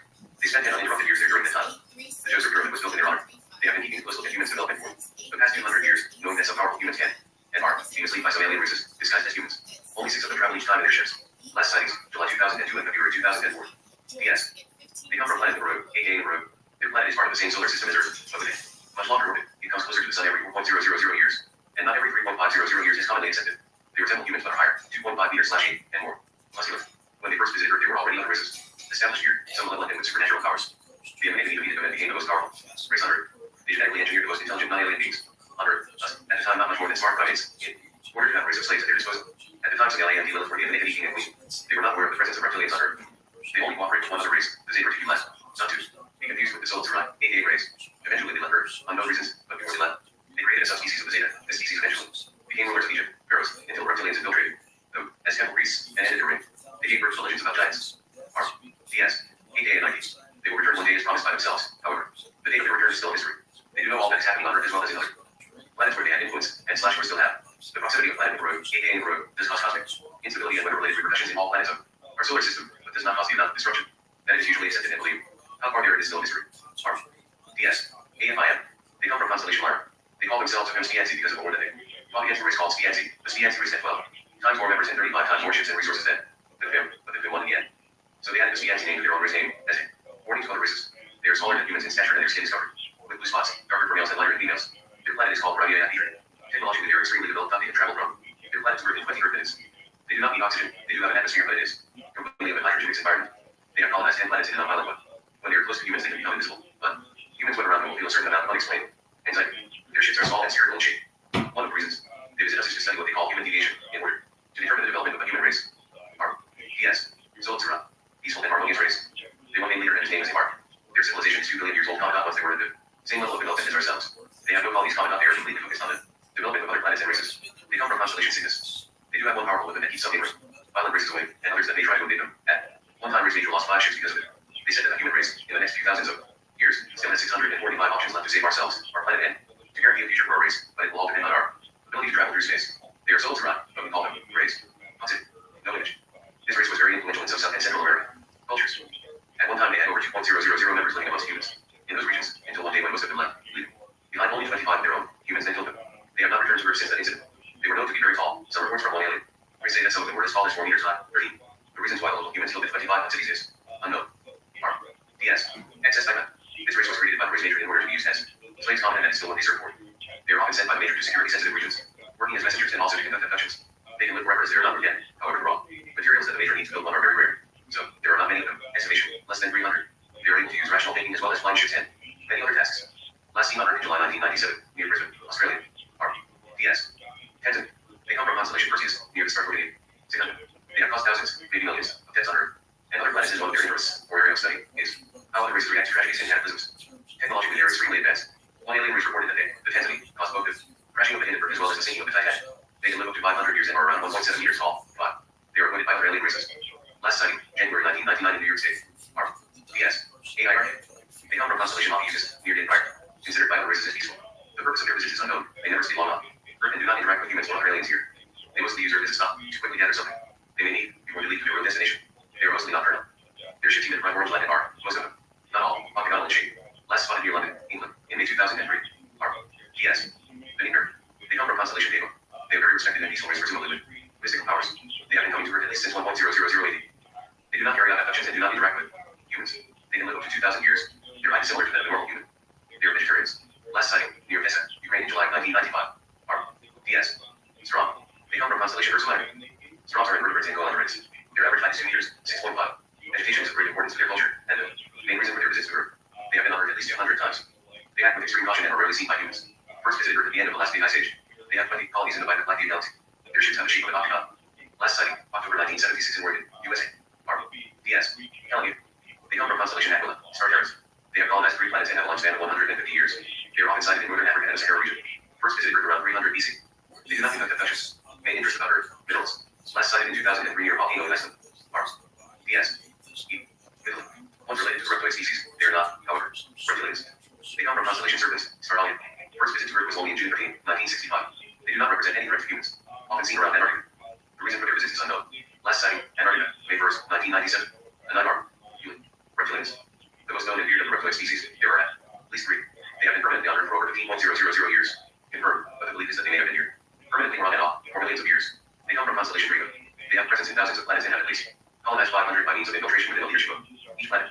Some, not all, of their members have the power to shoot ship, as well as telepathic abilities. On Earth, they did not need to infiltrate human leadership all.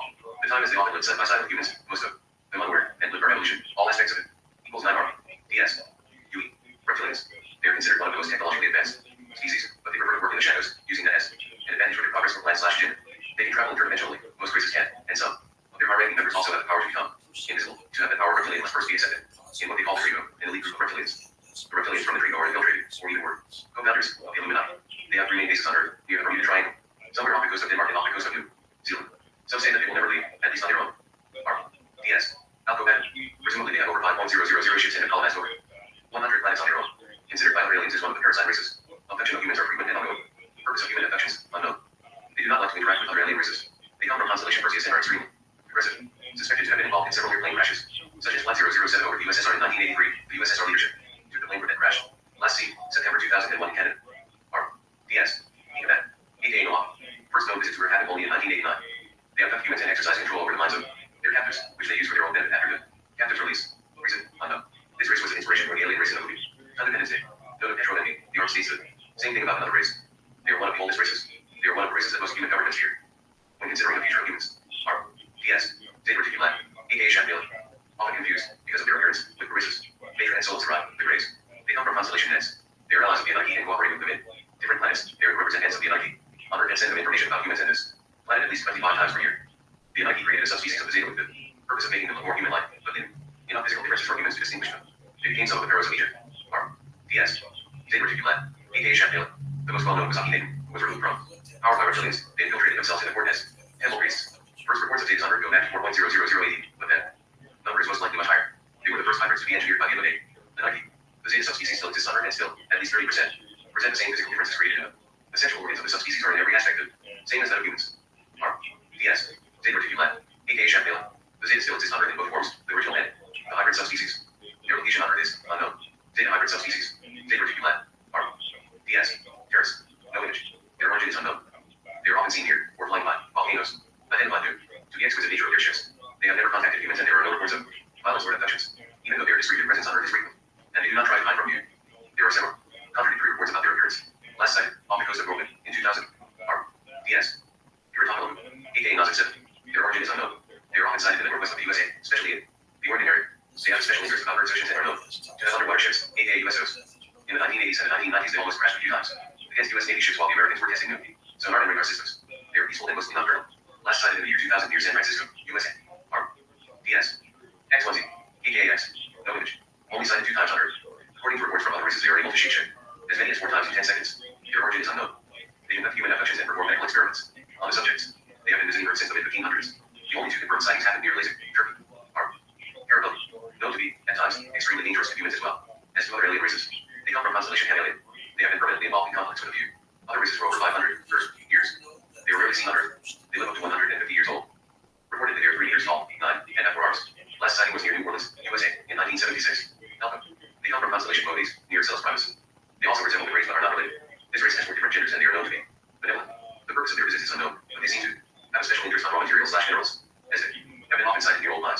Last sighting, San Isidro del General, Costa Rica, in 2005. R.P.S. R.P.S. Despite their appearance, installs fear in humans when sighted. This race is not known to be aggressive. They can live up to 400 years. They come from constellation Delphinus, near Sulacid. They have been visiting Earth for at least 4.000 years, upward. Sighted by Hoffman during the 19th century. They served as inspiration for the alien race in the movie Independence Day. Note of Petro Lemmy is the other second mention about it. Phrase being used as inspiration for that same movie. Last sighting happened near Marseille, France, in 1996. P.S. Disagree. Their origin is unknown, but there are reports stating that it takes the mere 200 years to get to this planet. They are the survivors of an extinct reptilian race and do not possess the same level of technology or knowledge as other races visiting Earth. They do have some human characteristics, such as skin. In 1977 or 1978, near Siena, Italy, 2 of their species were captured. After landing behind a church in ruins, 3 days later they were transferred to a USA airbase still in Italy and finally taken to an undisclosed location where, supposedly, they still remain contacts. I've mentioned somewhere in the South Pacific or in another USA, based near Japan. The USSR English/Free was able to get a hold of one video recording of this species. Last sighting, January 3rd, 2001, near Victoria, Canada.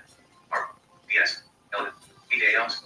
Supposedly this is a race that started in the Valley. Now, they are sighted often in the Germanic countries, deep in the forest. They are not known to be lethal to humans, however they are known as being pranksters. It seems that they enjoy scaring humans when these get too close.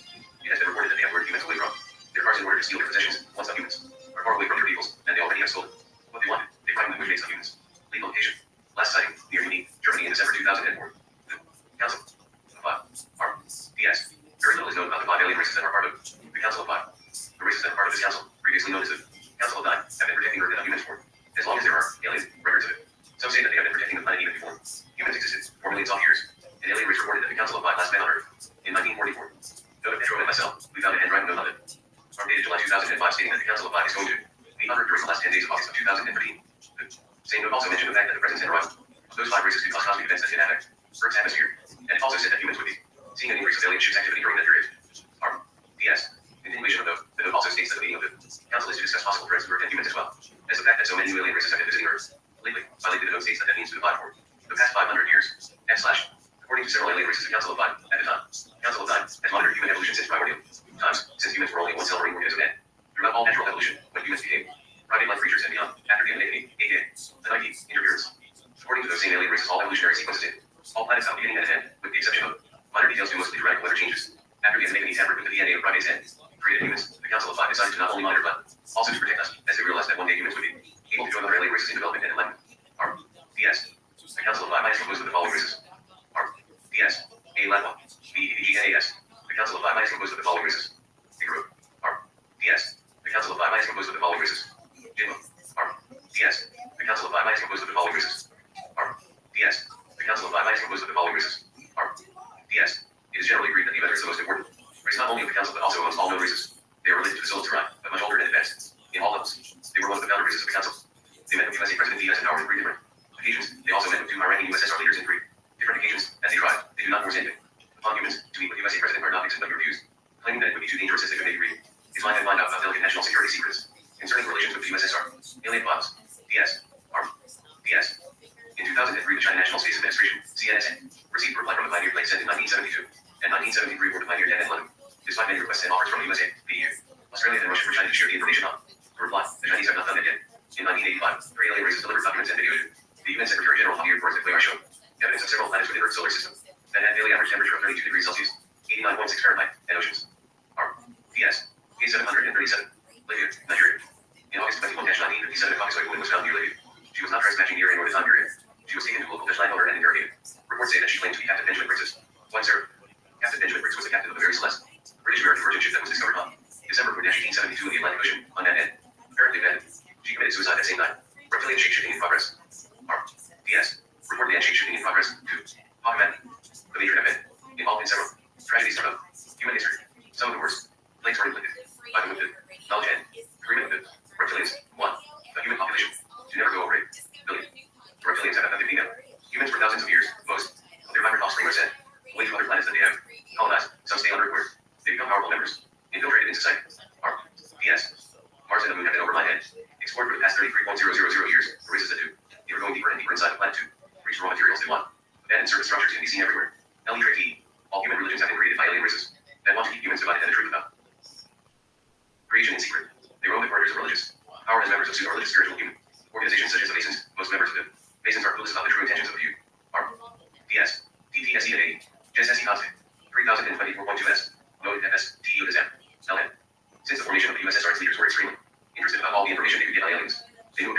geniuses and wanted to gain their knowledge, little knowing that the death of Russia's Tsar Nicholas II had been planned by aliens and that their own circles of power had already been infiltrated. Several secret missions were deployed by Stalin to South and Central America after two generals found a book that belonged to Tsar Nicholas Alexander, and Grigori Rasputin that had a map showing the location of alien bases. That map was later used in the school system, minus the bases locations. 26. R.P.S. The Philadelphia experiment of 1943 did happen and it was successful after the third attempt. Perfect. Attempts failed. Contrary to belief, the experiment resulted from Albert Einstein's discovery of a manuscript along with one metallic object found in a cave system and brought to Spain by Columbus on his last voyage. The manuscript found by Columbus contained extremely technologically advanced schematic drawings and information in it was used to develop a unified field theory of Einstein, where he described mathematically and physically the interrelated nature of the forces that comprise electromagnetic radiation and gravity.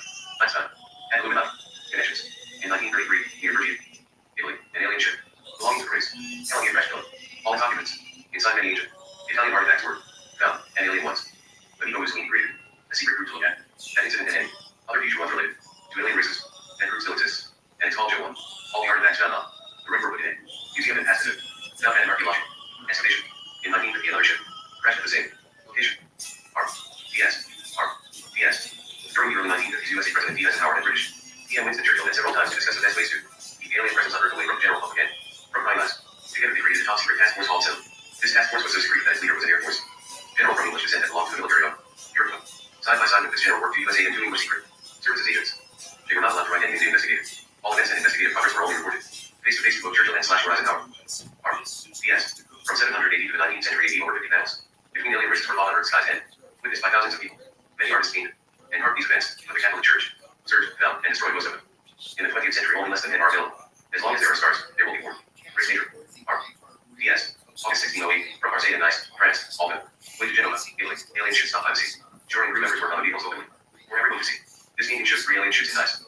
Note, this is the original illustration. In the 1970s, magazine purposely improved its quality in order to make it look contemporary and be able to fund the event.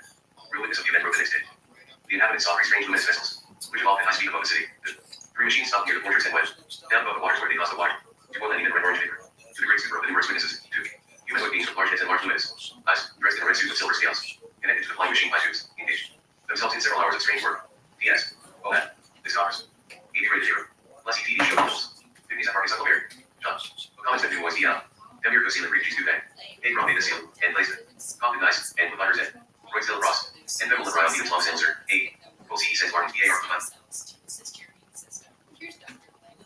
Whether it's physical activity, obesity, diet, smoking, low on hormones, stress, sleep disorders, or your age can be supported by reducing inflammation and aiding the body to heal itself appropriately. A stem cell is a cell waiting to be told what it needs to be. If there is inflammation, that inflammation needs to be stopped. High blood pressure, high cholesterol, kidney disease, various types of cancer, depression, autoimmune disorders,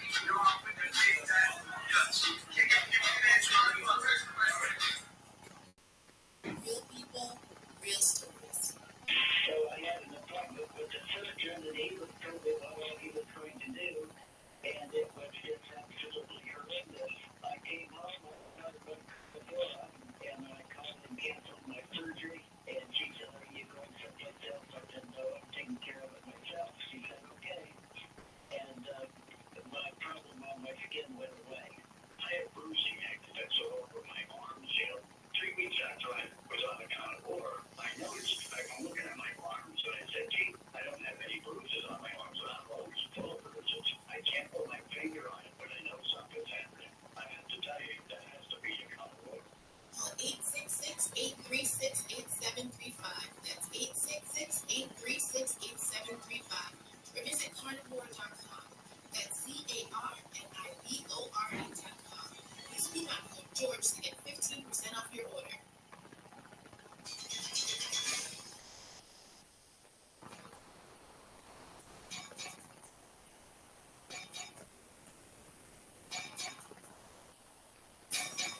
And welcome back to Coast to Coast. George Laurie back with Dr. Christopher Kerr. His website is linked up at coasttocoastam.com.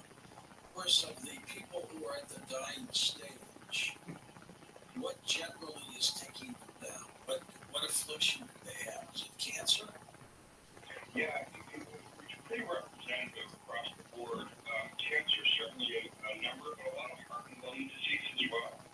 And more we're seeing people live longer with multiple comorbidities. But yeah, cancer is highly representative. Have you ever seen a patient pull out of it completely where everybody thought that it could be them, that they were going to die, and they still kept going? That's been a view of my life. I think that oftentimes there was a misdiagnosis, but there are certainly kind of unexplainable changes in the trajectory of certain people, though. Yeah. Explain how they find love in that state with this death situation that comes to them in dreams and visions. How does that come? I think a couple of things are important. One is they describe these experiences as virtual or lived. They're not really memories. So it has this lived feeling to it. And with that, because of the themes, they're reconnecting with people they love, parent and child, they feel a sense of being restored, of feeling lost love that kind of returns to them, of being put back together. And that's really the meaning of it. Is there anything religious about this at all with them? This is something we wrestle with, but others have reported the same thing. We don't see a lot of reference to the symbols of religion, but certainly with the tenets of faith. So the tenets of faith are love and forgiveness. Those are the overarching things. The family members, the people who, of course, are related to the person who's dying, how do they react to all of this? So we've done 2 studies involving about 750 bereaved family members. And the best way to say it is that what's good for the patient is also good for the loved one. How people leave us matters. Whether we see death as something just as a physical lesson or suffering, or whether we see something else that's not as empty and as limiting. And so I think that, if you have two partners and someone's dying in the bed and they lost a child, decades earlier, and the person in the bed referencing that child, that very much changes how death is viewed. Rather than something that's empty, it's full of something with meaning. And that's what our surveys show. In fact, we looked at an instrument that measures how people grieve in healthy versus unhealthy ways. And people who witness these experiences absolutely remember it differently, moved on differently, were able to recall differently. So it's a very healthy thing. Chris, have you videotaped many of the patients? Yeah, we have. As mentioned, it was meant for doctors, and we knew everyone would have this preconceived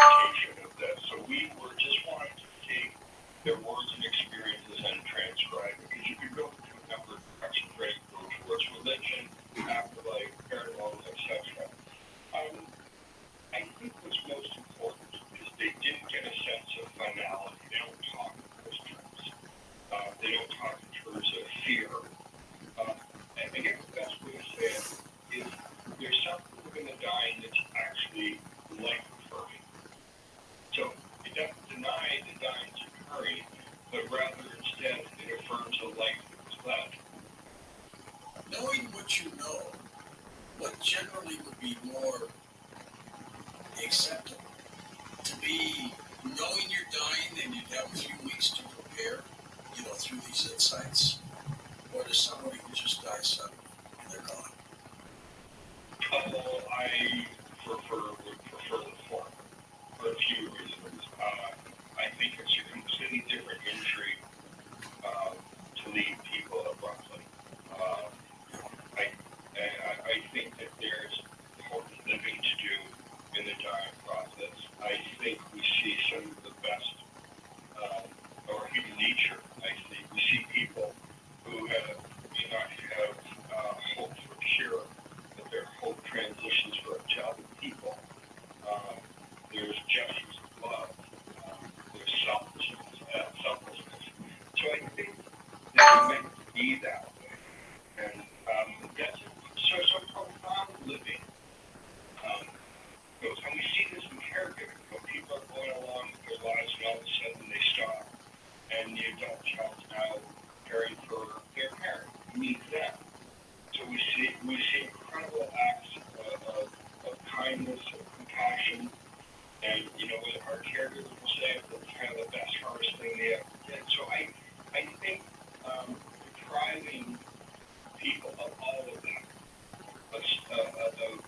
of saying what needs to be said, sharing a very special moment together, remembrance. I think that's really important. So yeah, I think it's much harder to die suddenly. It leaves a different way. What have you learned by this process that you didn't know prior to? I think I trained in a very traditional medical model, and I saw dying as almost medical failure, as a problem to solve. And I looked at it in terms of organ function, rather than what it really is, a very human event for the closing of a life. I certainly didn't start with a bias towards not trying to understand or appreciate the spiritual aspects of living and dying. And I think you can't come out very moved by all that. I think there's a better story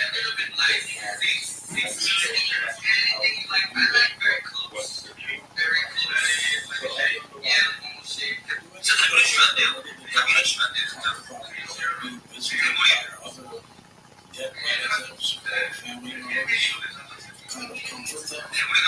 Yeah, we ask people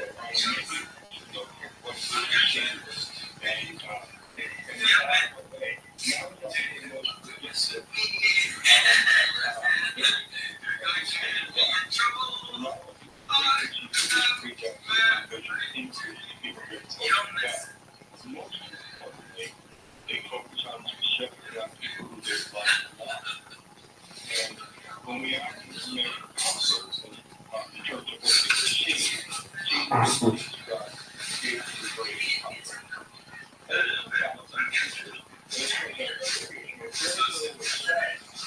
Between the three of us, that everything seems to be understood.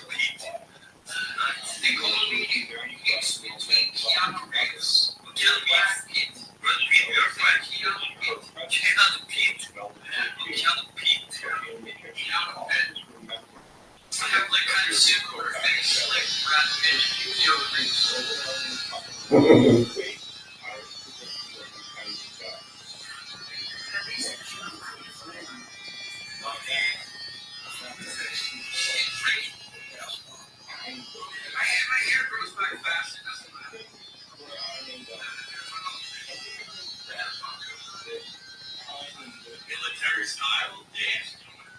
And the we've loved. It's so important to us. I remember really well, still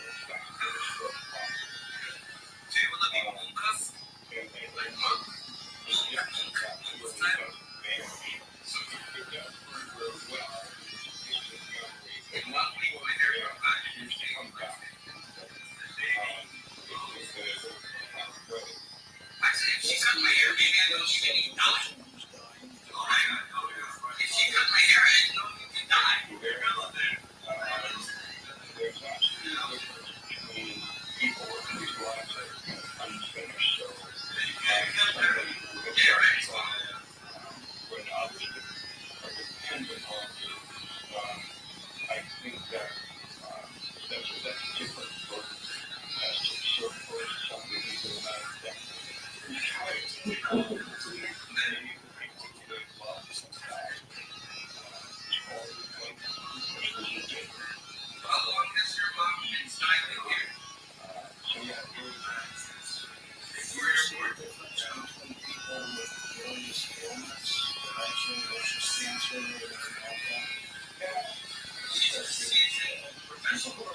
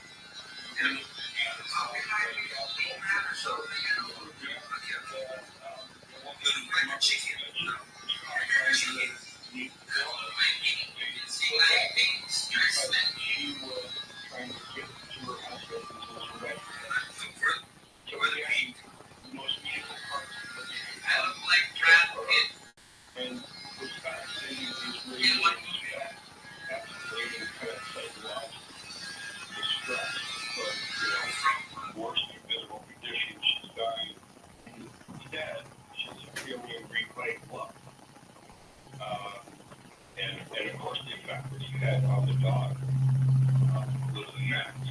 Because what this tends to do is connect us to one another, daughter and mother, to deceased father, so that lives, whether they're living or dead, remain interwoven. Because they kind of return to them. What did you learn about this that you did not know before? Oh, I thought, as a physician, I thought of dying in terms of physical dimensions, without really any appreciation of the patient. The view from the bed was different. I was looking at a body, and yet there was pain and nausea, but I couldn't have appreciation.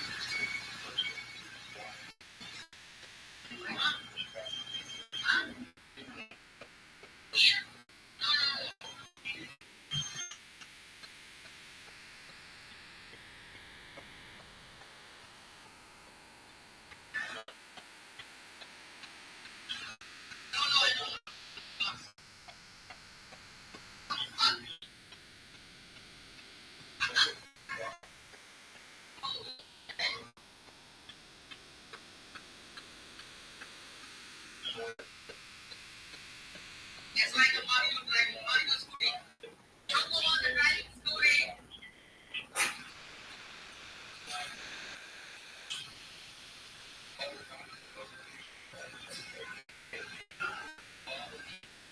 Just going.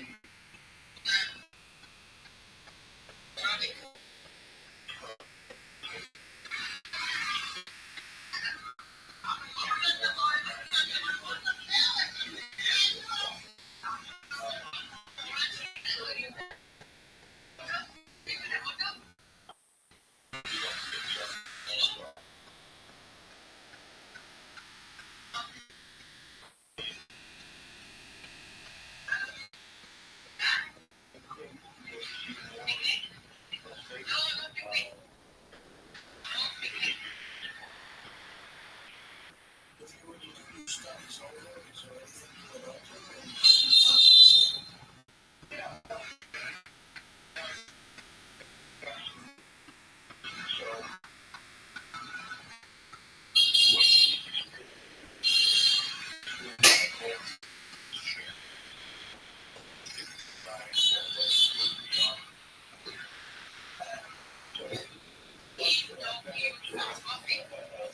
Really?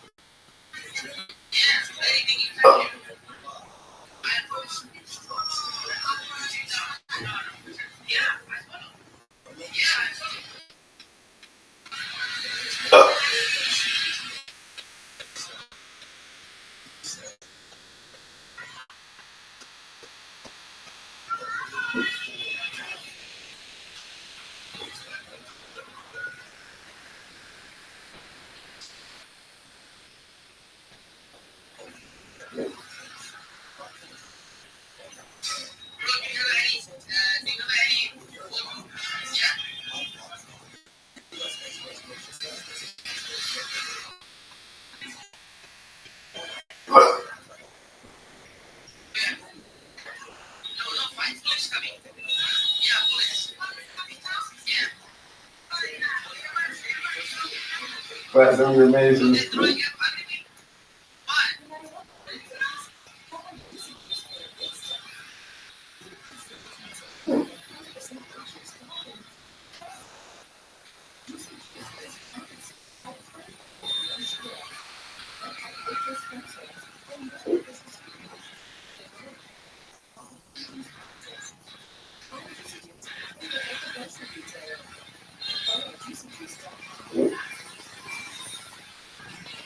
Tony here, and there are many ways that we can all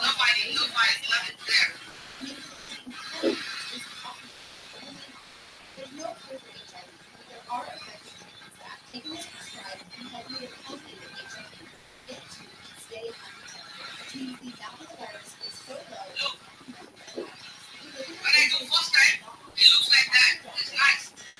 Very good. But now, this message was sponsored by Gilead Sciences.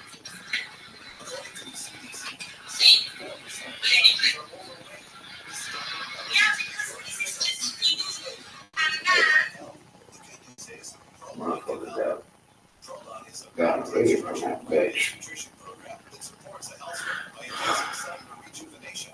And right now, streaming listeners will receive 10% off. Go to prolonlife.com/music for this special offer, but only until April 30th. Again, it's Hell yeah. prolonlife.com/music. Hell yeah. Attention parents. What up, bitch? Your child go from ABC's confident readers What is this shit? It only takes 15 minutes a day to unlock those Yo, bitch, you know who I am?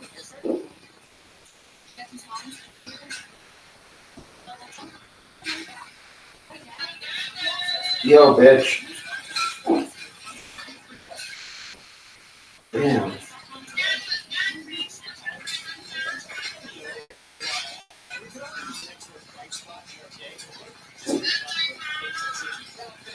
This thing just got a nice figure.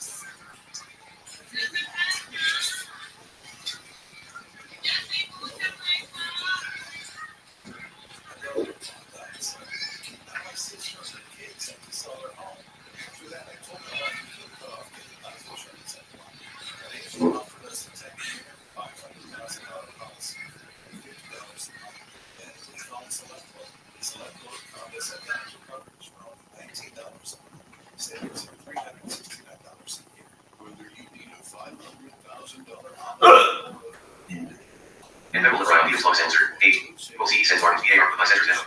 Plus a contact will grande apparition. During English hours, for love air use. EFP off for love air, single sided. Back sided.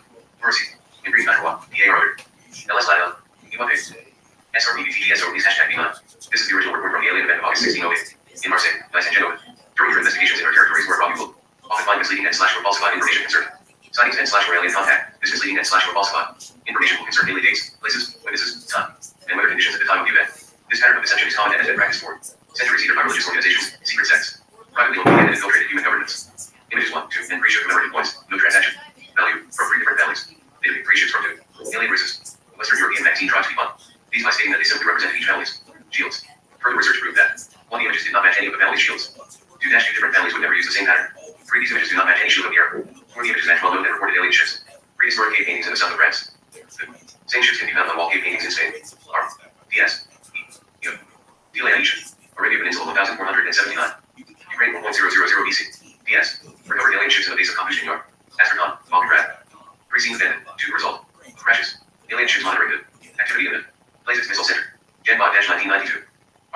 DS. The following are prints that were stolen in Sweden from Apis USSR, Alien Presence Intelligence Services, by Apis USA, in conjunction with another foreign special service. 6 months later, these prints were, unknown reason, attributed to an American civilian as an invention and later, as a fake. These prints were, 1 year later, copyrighted by unknown person. All the most technologically important prints were never found nor released/revealed. The scientific data on these prints was changed. Also, many fake illustrations were added to the original documents. The original, stolen, had only 3 pages ended. Fake copyrighted one had over 20 pages. These are the original prints. DS 1. Line for get 2/4 R DS R DS equals photo top of chart ship and crash date Glycerin Bulgaria 1971 left and bottom USSR's failed attempt or not at recreating an alien ship R DS. We know that there are at least 2,500 alien races. That number is likely to be much higher. One race, a crew member of the master ship that crashed near Drinberg, Nusperlovsky, said that there are a few races that do not come to Earth because they know that the reptilians and the Major are here. Some of those races that avoid Earth are as violent, if not more, as the Major. Others are peaceful. So having reptilians and a Major on Earth is not always a bad thing. It keeps even worse races away. The balance is found by having a council of 5 protecting us. The master crew member said the following: there are many more races that would like to protect humans, but they are not or against reptilians or Major over you. R DS. In the area known as the Bermuda Triangle, there have been 2 permanent underwater bases for thousands of years. The first one was established by the Metrax around 3,000 years ago, while the second one has been here for over 6.000 years. Race unknown. Several other races have had bases there, or near, but have abandoned them. Apis USA used their influence and began to propagate rumor that it was a tank submarine. Later, Apis USA created a CGI video about it. Remember, we cooperate with other Apis, but you do not trust them or share information that is deemed confidential or top secret. We still have very limited knowledge of the activities occurring in the Bermuda Triangle area. From alien reports, we do know this: 1. Abductions do occur in the area. 2. Experimentations with humans do occur in those bases. 3. There is a multi-dimensional space portal that goes to and from the triangle, not exactly inside the area known as the triangle. 4. There is a race that is planning on building/creating a new base in the triangle in the year 2021. Rumors say it's the triangle. 5. It is not the most important underwater region on Earth. 2. Those alien races are DS. These are some of the ships that were taken with the sole purpose, confirmed by third-party alien race of abducting humans. We bring 1,890 people, lost 1,814, 140, Revis, 1,843, 48, Atlanta 1,880, 290, Raven Bar 1924, 2, Static 1931, 43, R, DS. The crash of the Solar ship in Roswell, USA, in July 7, 1947, has been one of the most secretive Apis USA case. Despite our best efforts, we were never able to recover any evidence except for the top-secret photos on ANS 3352B. Beyond NCPI and CPR. Hernandez Roswell. By that Becker, BRULAALRM at PRFCR. Denise IP. Tenani GP. 7,219.02 PTIP. 150. PRTAFS. 93 run. 70 inch holding near PCD low river majors beer. Any of the Monkey IPN name of 901YSA. YY Strandy Take to Patio Eo Answers. CA. B 1947 Roar. INECC RPYAS. Choose. Sensei SWTPAMTT. FA. R. DS. Our agents estimate that near 65% of all aliens and UFO related websites on the internet worldwide are governmentally owned and ran. In the case of USA only websites, that number jumps to 83%, and Europe to 70%. In the USA, 35% of those websites are ran by the NSA, 30% by the CIA, 15% by the military, 10% by Apis USA, 5% by the FBI and the rest by unknown government agencies. In Russia, that number is around 33%. In China, that number is around 95%. In Japan, that number is around 70%. In Australia, that number is around 25%. In India, that number is around 55%. In Brazil, that number is around 80%. Asterisk n equals. Note from myself and Pedro, the information of what was added and written to the book in 2007. DS. In the so-called Area 51 era members, number unknown of 4 different races forcibly cooperating with humans and reptilians. As far as we know, none of those members are either high rank or have a significant importance in their fields of expertise. The Major and humans conduct security services and support to the base 24/7. R. DS. There's more than one race conducting operations on the moon. The main race of the moon are deemed to die, aka Tall One. The Philly also have at least one base service on what we call the dark side of Earth's satellite. Many of the human abductees are there. They end up either as slaves for money, underground, or as what they call content berries, but their official name is Students N. The students N are abductees that reveal a higher level of intelligence and are willing participants or become dead in their agenda and plans. It is estimated that more than each 10 abductees become students N. The rest, 60%, become slaves. Some of those slaves go on to work on other planets. The students M, after training and whatever else, return to Earth to assume leadership roles in human society. How most alien bases on the moon are built? R. DS. R. 1 B confirmed abductions confirmed sightings 2001 to 2003. South Spain, Netherlands, Canada, Sweden, Australia, United France, Germany, Italy, Japan. Korea, United Kingdom states. In Russia, same period. Sightings 425. Abductions 156. Alex. Alien implants in Apis, Russia, Asia. R. DS. The day humans killed reptilians. In 856 BC, in the region of Russia, there was a confrontation between humans and reptilians. Reports state that a colony of reptilians were building underground base in the area. The humans that lived in it. Area roads. Thunder by day, lightning is. Are you kidding me? Gas prices are up. Somebody had to do something. Someone did. That's why I use Upside. Upside? What's that? It's a free app that pays you back real money for every gallon of gas or diesel you buy. I just earned 25 cents back on every gallon of this tank. Hold on. So the Upside app is free. You actually get cash back every time you use it. No strings attached. It's awesome. Check it out. It only takes a couple of minutes.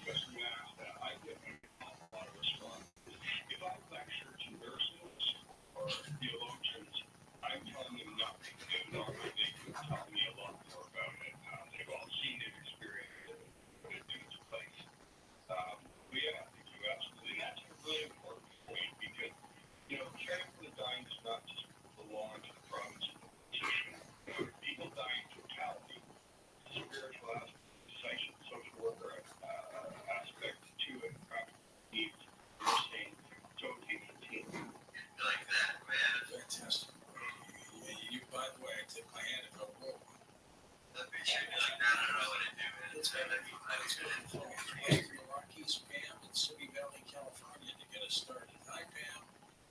Hi, George. Good day. I can't believe I finally got in. I wanted to ask the doctor, when my dad was dying and the doctor was he had type 2 diabetes, he had heart attack, he had sepsis, and all kinds of things. You're gonna hate it. You're gonna hate it. What that earplane suck to make you. And you're gonna hate it so much.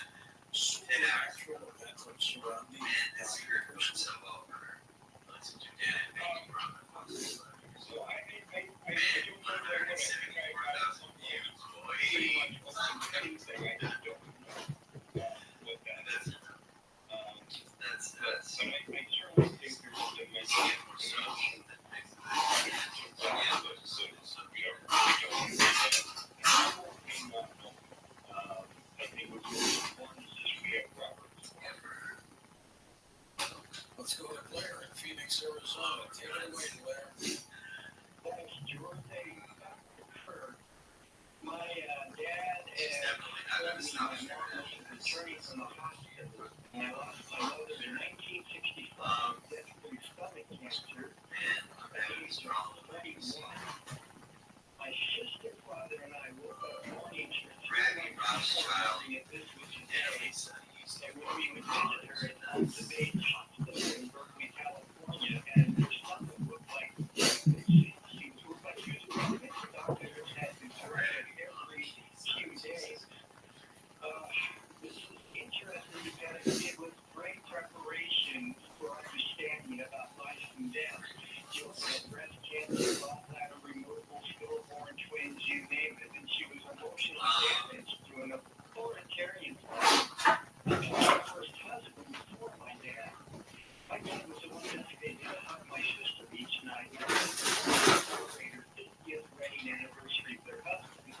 I was their mother's son who endured her sharing of pain with me for the last 7 years by her hugging me and sharing it. It's been things. But at the same time, I learned something about that from pharmaceuticals. Documents that look good. Fury Road. Thunder by day, lightning at night. The earth shakes like it. The days of old begin. The snakes are everywhere, flying low, and causing all creatures to die. The fish are gone ended. Rivers dry. We must find what will done. When asked by you, later, in the 20th century, if the humans would ever die, fighting chance at defeating reptilians, said, your ancestors from ancient sloppy using not much more. Then stones and sticks defeated the ones already, since. Then you have learned much and done much, but you have lost your courage. Or, yes, the Finger did say that there's rumor that the humans did not act alone against reptilians, and they had an alien race helping them behind the curtains. However, they also said that in the moment of battle, supposedly there were only humans fighting, not aliens. Either way, it shows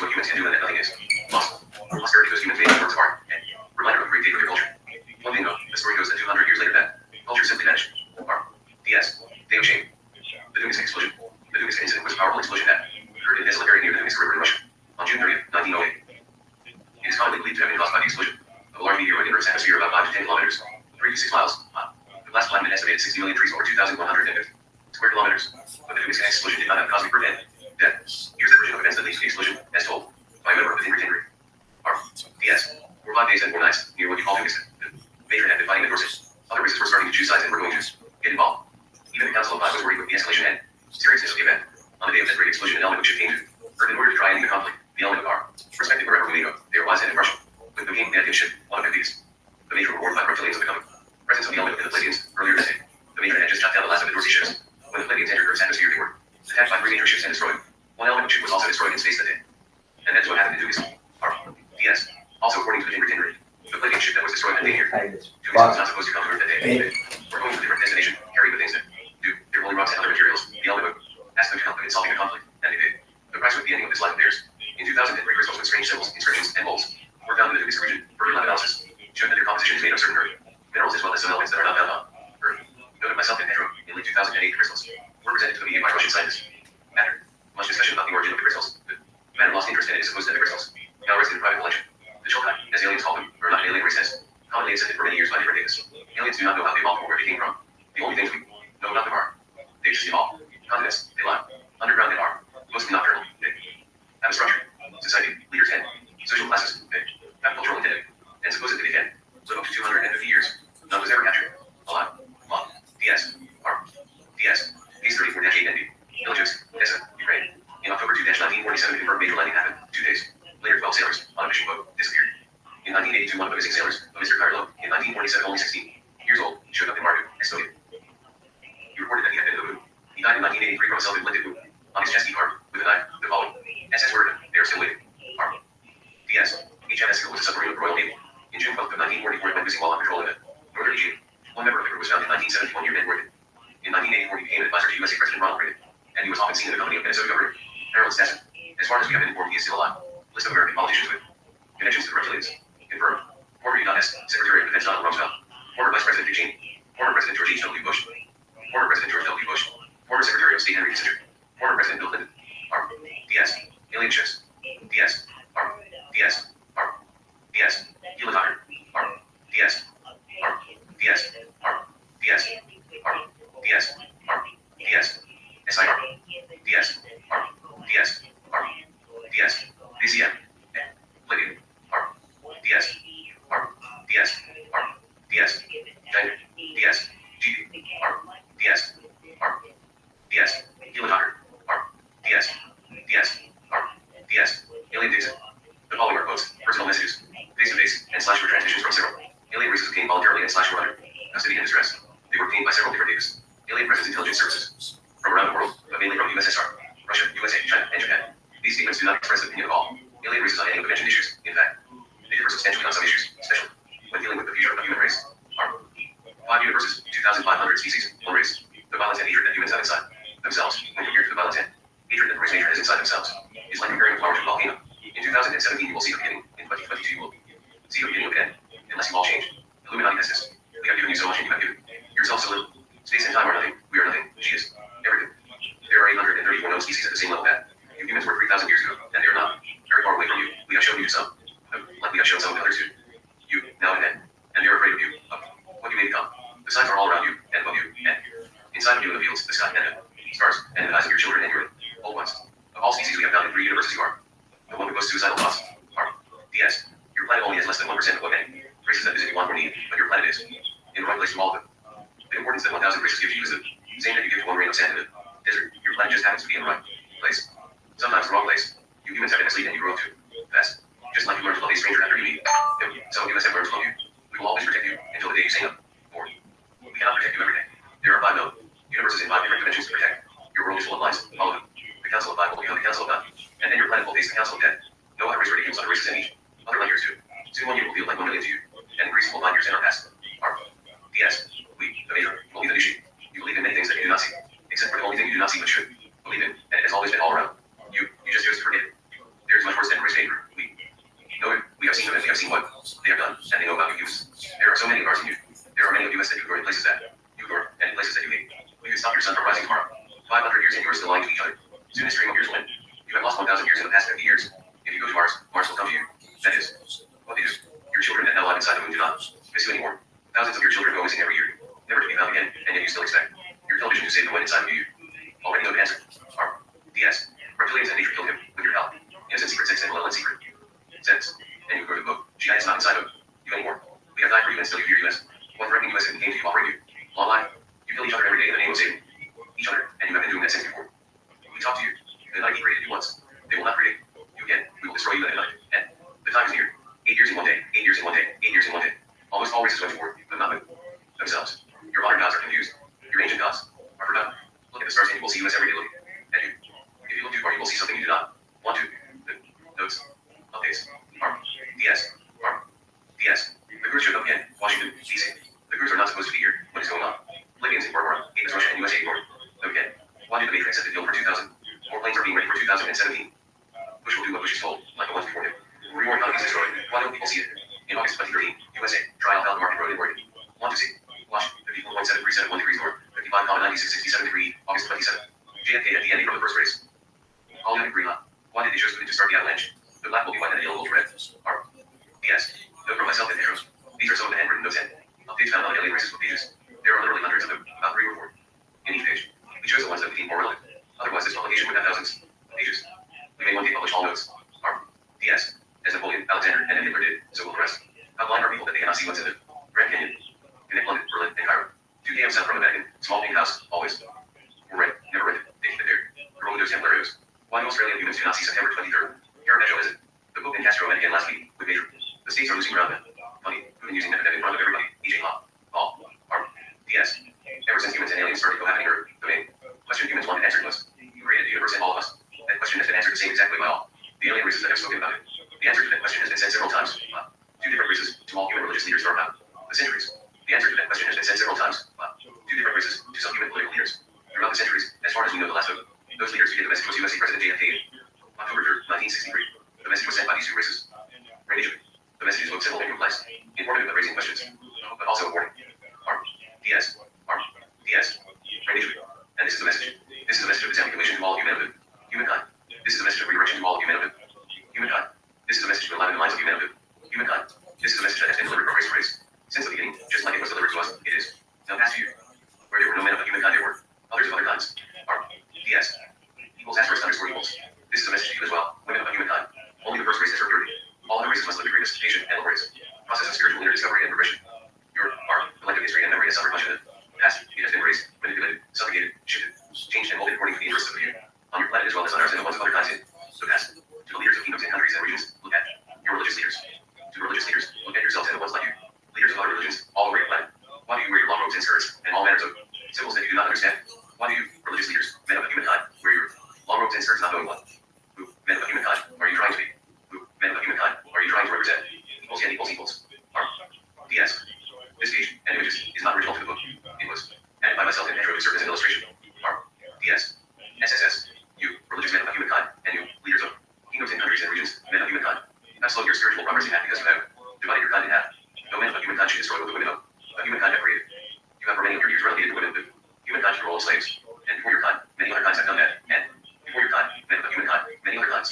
We have born.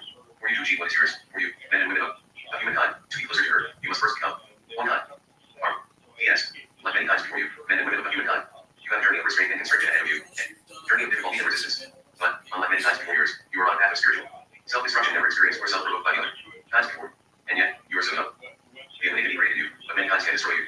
You have 2.000 more of your years to change. After that, men of humankind, it will be too late. Not too late for your survival, but too late for your salvation. Your spiritual salvation. The Council of God can only keep you safe from other kinds, not from yourselves. DS. And we know that you have been betrayed, misled, and mistreated. And we know that after thousands of your years, by means of infiltration, disguisement, and deceit, you, men of humankind, have been fooled to believe the unacceptable by races that do not wish you well. But before you, many other kinds suffered the same, and they do overcome what seemed impossible to overcome. Your strength is inside of you and all around you, even now. Your strength is in her, and she is inside you, men and women of humankind, even now. And the answer is in the place that you, humankind, call race. And the answer is she, Artemis, Diana. And the answer have always been her. And the answer, men and women of humankind, has been the same to all kinds, in all places. DS. Some accept it, others don't, but the answer is only one. She. It has been its way from the beginning, and it will be this way. Men and women from humankind, until the end. It has been its way here and in all 4 universes and dimensions. She has many names, and many faces, and lives in many places.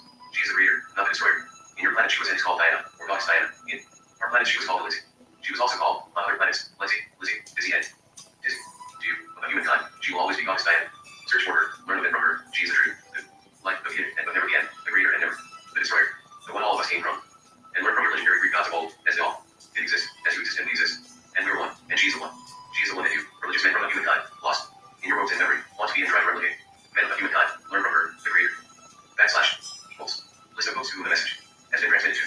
Password scan equals. Cornelius, 3rd century. Calixtus II, 12th century. Pius the 7th. John the 7th, 8th century, 19th century. John Paul I, 20th century. DS. DS. List of Islamic leaders to whom the message has been transmitted to. Al-Muhammad Al-Sisali, 1690. Ibrahim al-Fayyumi, in 1725. Mustafa al-Razi, 1864. Mustafa al-Ragi, 1935. Gad al-Had, 1982. DS. The future of the human race is not in our hands at this point. In time, one day it might be. All that we, real humans, can do right now is to gather all that information about these alien races and their habits. To find out about their weaknesses and strengths, so that, when our future becomes our responsibility, we can be prepared to fight for it if needed. Today we are just mere spectators watching a theater play. Some of us are watching a play completely unaware that what we are watching is real. The actors, aliens, are real. Comic play, storyline is real. The stage and the props, alien worlds, alien ships, and cosmic events are real. Others know that what they are watching is real, but there's nothing that they can do about it. They cannot change the play, and certainly they cannot go to another theater where the play is more of their liking. The only thing they can do is watch. Others, like you, your companion agents, and a few more worldwide, are spectators taking notes about what is in front of them, about the play, about the actors, and about the setting and props. We are learning about and writing about everything we see, so that one day when we have opportunity to change the storyline, we are prepared to do so. But we're amongst the spectators, there are many that are not paying attention to the play. They are only watching the other spectators around them, especially the ones taking notes, and those spectators look just like you and me. They can be seated right beside you. Sometimes they even are the ones that gave you the ticket for the play, and sometimes they're your own parents. DS. Latest update to the book. Added by myself. One of stages used by Pope Francis during his visit to Brazil, July 2013. This is why I choose Trodelvy. Trodelvy is sacituzumab govitecan HCI1. It's prescription medicine for adults with triple-negative breast cancer that's not or metastatic cancer, who have received 2 or more prior treatments, at least one for metastatic disease. In a clinical trial, half the patients receiving Trodelvy will have confidence compared with 7 months of traditional care. Trodelvy can cause severe or life-threatening side effects, including low cell complications, diarrhea, and allergic reactions. Do not take Trodelvy if you are allergic. Other serious side effects include nausea and allergic. Tell your doctor right away if you experience any signs of infection while taking it. If you are or plan to be pregnant or breastfeeding, or if you tell your doctor about all the medicines and supplements you take and about all the medical conditions. There are other side effects of Trodelvy. Ask your doctor about Trodelvy and visit Trodelvy.com. Massage Everything's professional massage therapists are all about taking care of your and estheticians skilled in customized skincare can help you look and feel your best. Massage Everything, affordable self-care and beauty. Book today and discover what better gives. Each location can be owned and operated franchise. Free candidates and free jazz and LLC. Mushy blood, mushy cushy tushy blood, curly blood. Eat your mustache, curly blood. No matter what kind of blood you got, Huggies has curves to keep it comfy. We got you, baby. With Huggies and Lucas, a best fitting combo.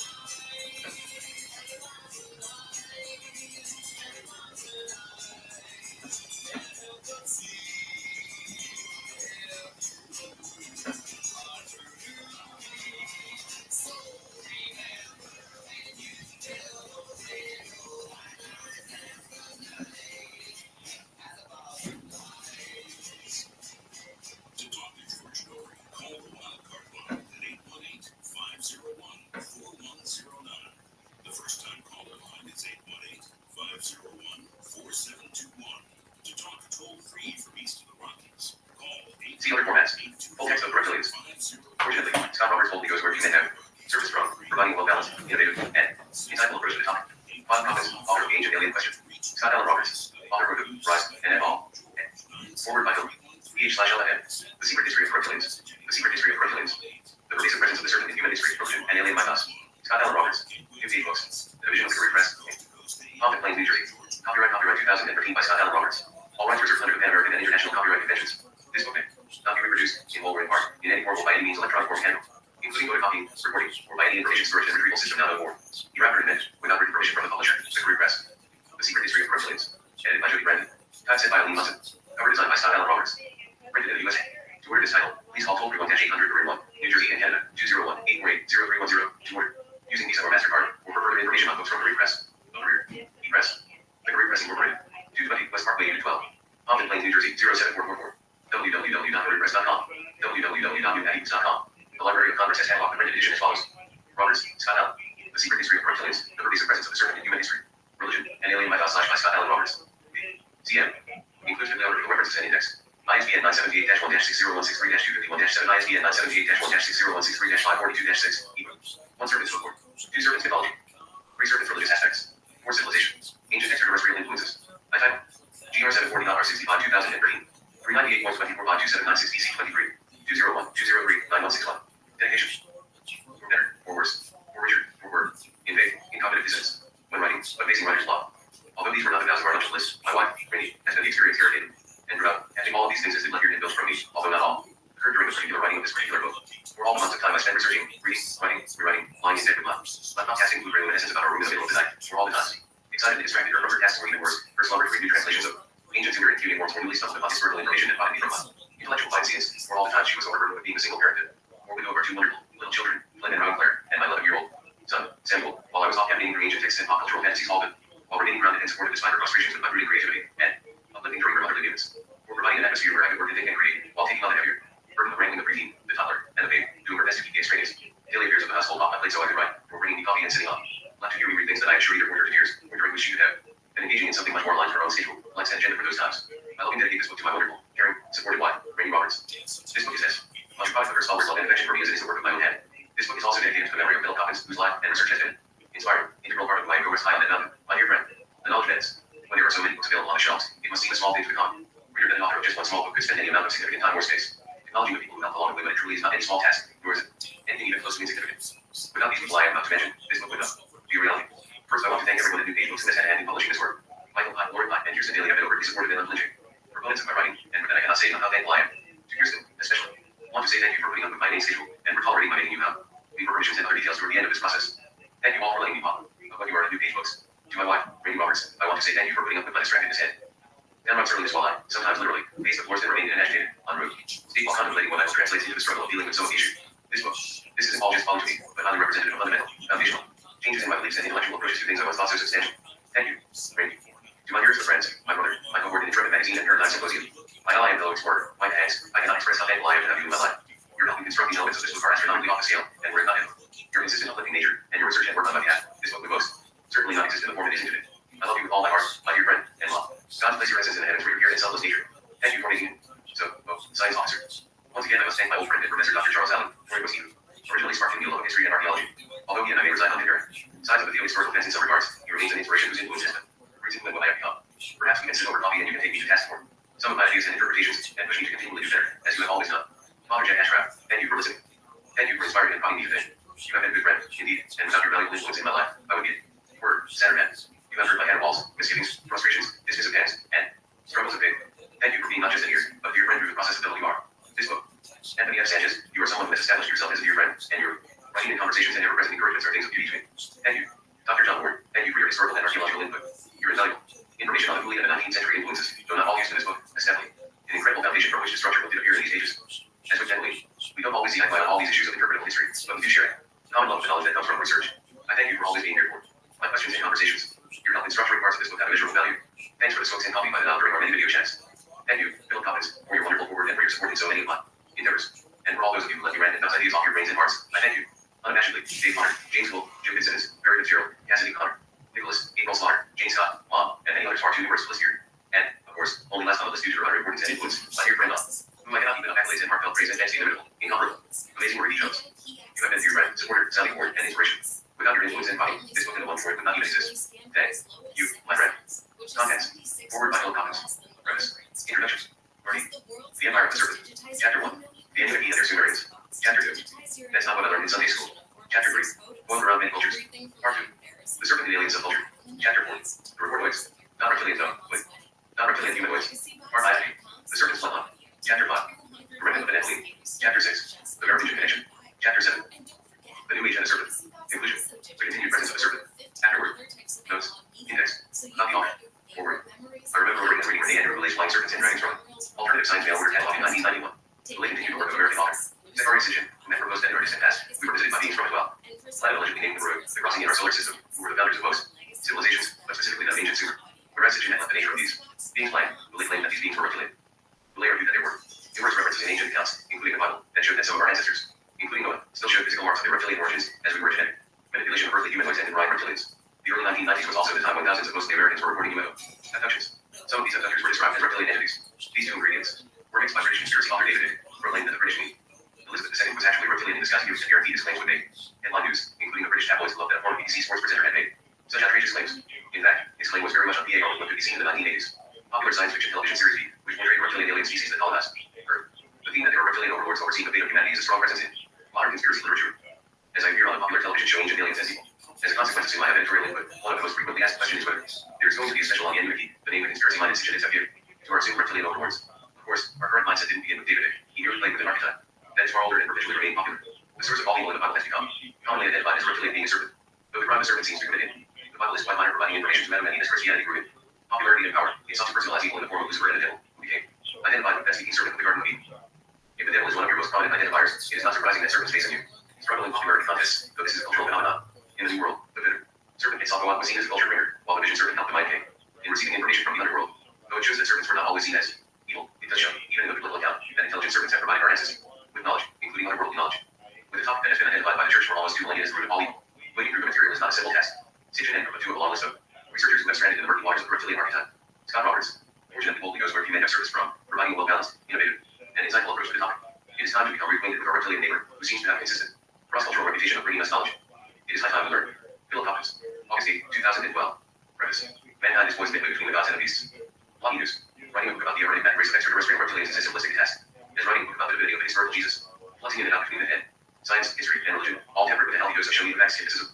The very notion could drive one to the hard conclusion that establishing fact beyond a shadow of it is nearly impossible in its efforts. The implications of the comparative historical and religious touchpoints are so far-reaching that the meanderings of myth one must follow to see.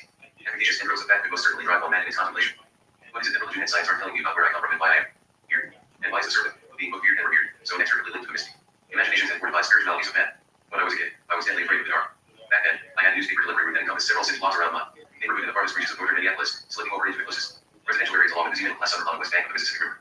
As a neighbor boy, it was my after-school responsibility to ensure that the people on my route received their copy of the Minneapolis Star every afternoon before the dinner hour.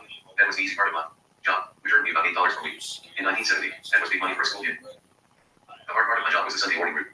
The Sunday paper was 3 times as thick as the daily paper and required me to rise at about 3 a.m. head to the paper shack, the pickup location in our district, located about 6 blocks from my house, and calling to several sections. The paper for my route. I would then load those papers into my large, metal, bright yellow, two-wheel cart, as they were far too thick and cumbersome to carry in my canvas sack. Our house sat on a corner lot, and, despite the yellow street lamp at the apex of the two bordering streets, our yard was always completely engulfed in the black shadows of night when I rise to walk to the paper shack. I remember standing there on the back cement steps of the house, jumping down into the dark yard and grabbing for the yellow handle of my paper cart. I'd yank it out, I would spot and run, and wander the yard to the dimly lit street. While standing beneath the incandescent glow, which created a 12-foot circle of safety around me, I would stare down the vacant head of that street to the next lamp, contemplating my sprint through the darkness between. Sucking up all my courage, gripping my yellow, two-wheeled anger behind me, I began to close my eyes tightly and run the ball toward the next street lamp, squinting only momentarily to back. Sure, I hadn't deviated off my course and into the shadows that line the street. I would repeat this blind beat at every corner until I finally reached the safety of the corrugated shack, which was usually already bustling with other kids loading their paper carts. I don't know what it was that created such a fear of the dark for me. Perhaps it was many hours, watching dark shadows, a show filled with vampires, werewolves, and ghosts that scared the EGDs out of me. Or maybe it was the dog aliens and monsters that would scream from them, pushing into our limits while I was still alive, kicking and screaming. Then again, it may have been all of those things simply combined with my innate fear of the unknown that says we all have. That makes you think when you enter a dark room or pass a shadowy alcove that you absolutely know. Beyond the shadow of doubt is inhabited by some otherworldly, carnivorous entity. The unknown has always been a primordial slime of the imagination, the place where we birth and foster our most terrifying nightmares. My boyhood friend and fellow paper hooked up even and I would, on many Sunday mornings, like atop the newspaper stacked in our respective cars, and philosophize as only fifth graders can do. Beneath the corner street lamp, waiting for the earliest sliver of silver glow on the eastern horizon, there was one pre-dawn morning when we watched a cat slowly cross the road about 50 feet away from us, and we used whether or not God had taken the form of that cat to come and watch over us. We took that reasoning and used even further, reflecting on all the different things that had happened to us in our sphere of existence that might have conjured such a view of any, although we didn't use those particular words, as they were far outside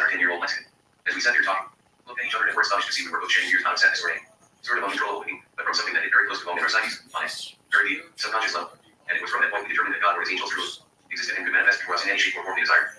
And the cat, from the pit forward, became the object of our weekend, private, little religion.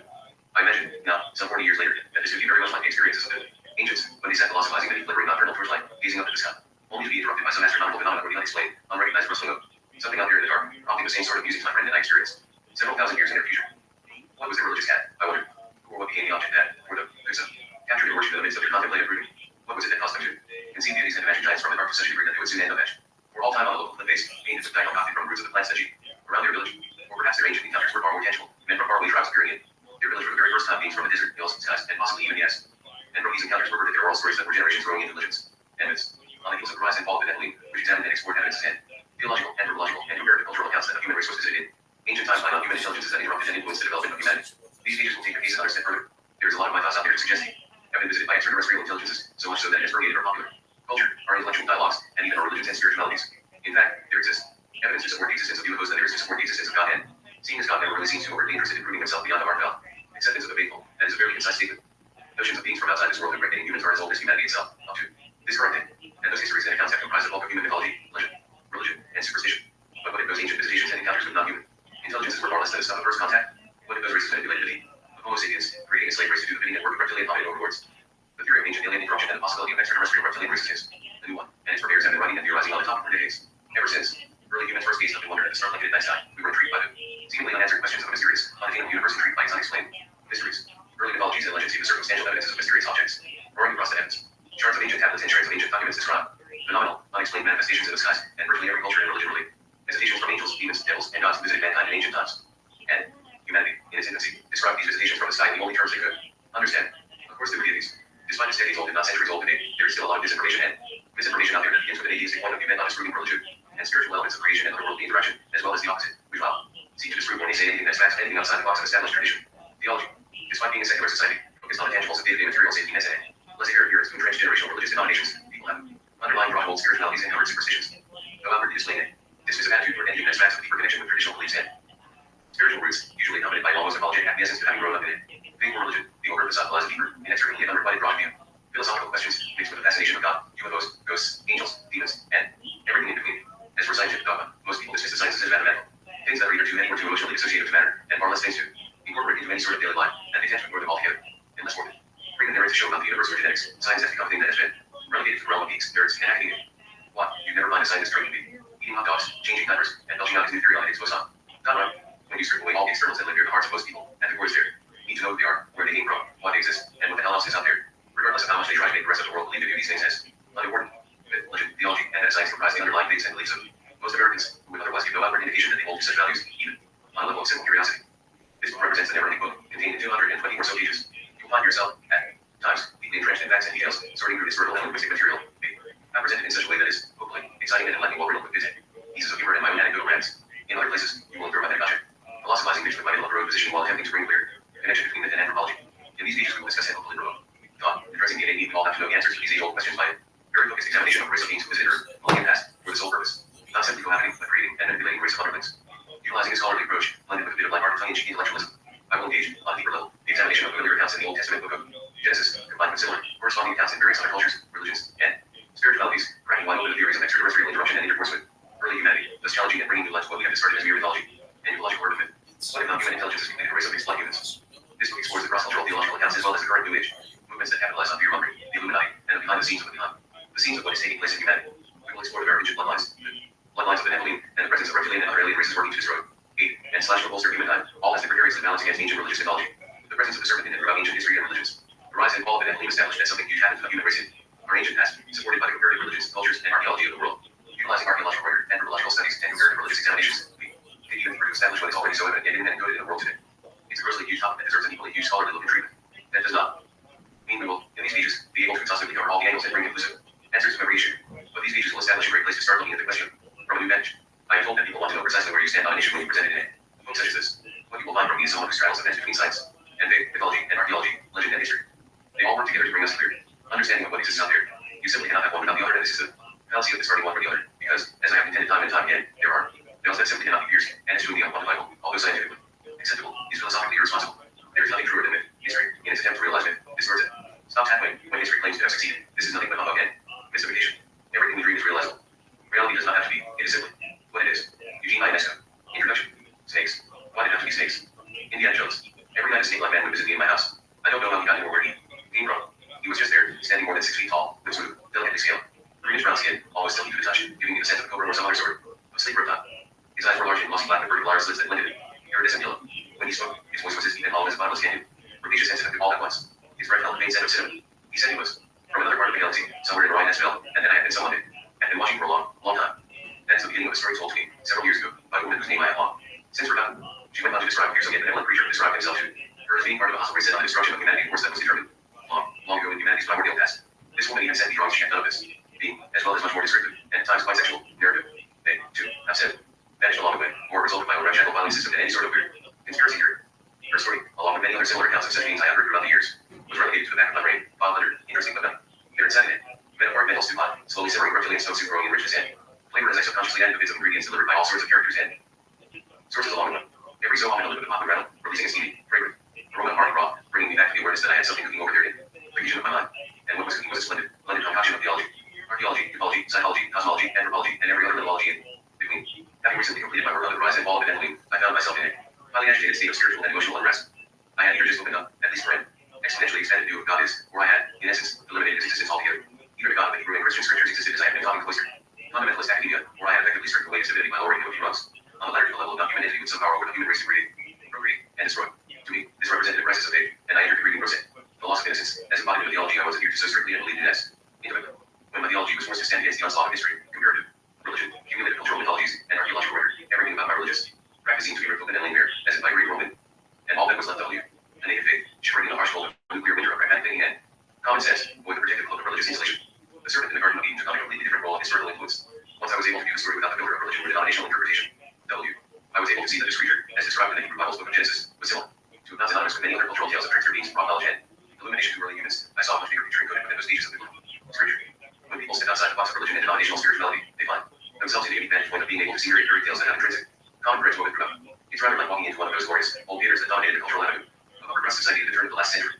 As you enter the theater and walk down the main aisle, the gilded proscenium and glittering chandeliers sparkled with the magnificence of the Vespine palace, built as a showpiece for the art of the show. And there, lining the aisles were row after row, plush velvet seats, all identical and all capable of holding a weight of patron every night.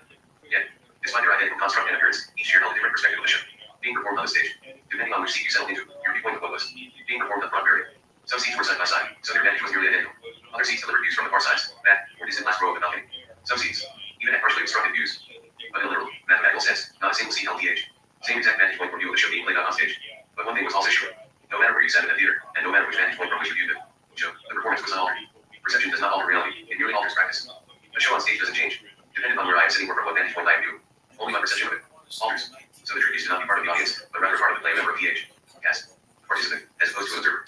The Hebrew story of race interrupted is an encoded one. Adam and Eve, the serpent, their offspring, the fallen state of humanity, and the proclamation of an angry deity. These are all elements of an encoded cover story, as I spoke about extensively in both Rise and Fall of Benevolent, and Lost Civilizations and Secrets of the Past. There is a much bigger message than it. Ridiculously varied messages of the biblical tales that is similar in tone and thread to hundreds of other cultural religious mythologies of spectacular non-human beings interacting with the human race of ancient times. Common to nearly all of these cultural stories is a common thread of residual bloodlines that run through the course of all of human history. All religious language or theological manipulation. Look at it as the establishment of the messianic bloodlines and the mixed race meant for the coming of the kinsman redeemer. But no matter how you view it, the story of the ongoing bloodline remained a concurrent theme from the very first utterance of an enemy that will exist between the seed of the serpent and the seed of the age. Woman, all the way down the historical biblical genealogies that are here in the Old Testament. Passages to exhort the ever-present, vigilant eye to be ever watchful of the pure human line versus oppositional mixed blood lineage.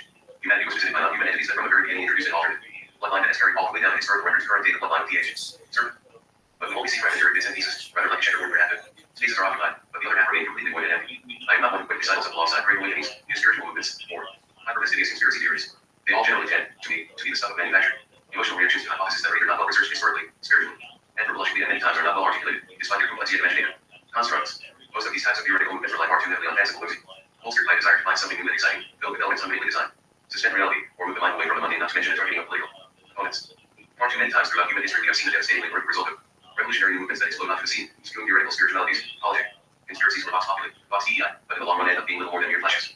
The pen, lacking substance and longevity, resulting in a martyrdom, whether literal or metaphor, self-proclaimed messiahs in the murder, suicide, or disbanding of disciples. Yet those movements, that do gain a foothold in garner mass followings trends with darker elements of racial bigotry, genocide, political genocide, and Holocaust, building gravitas and momentum by catering to the fears of potential devotees and zealous followers alike.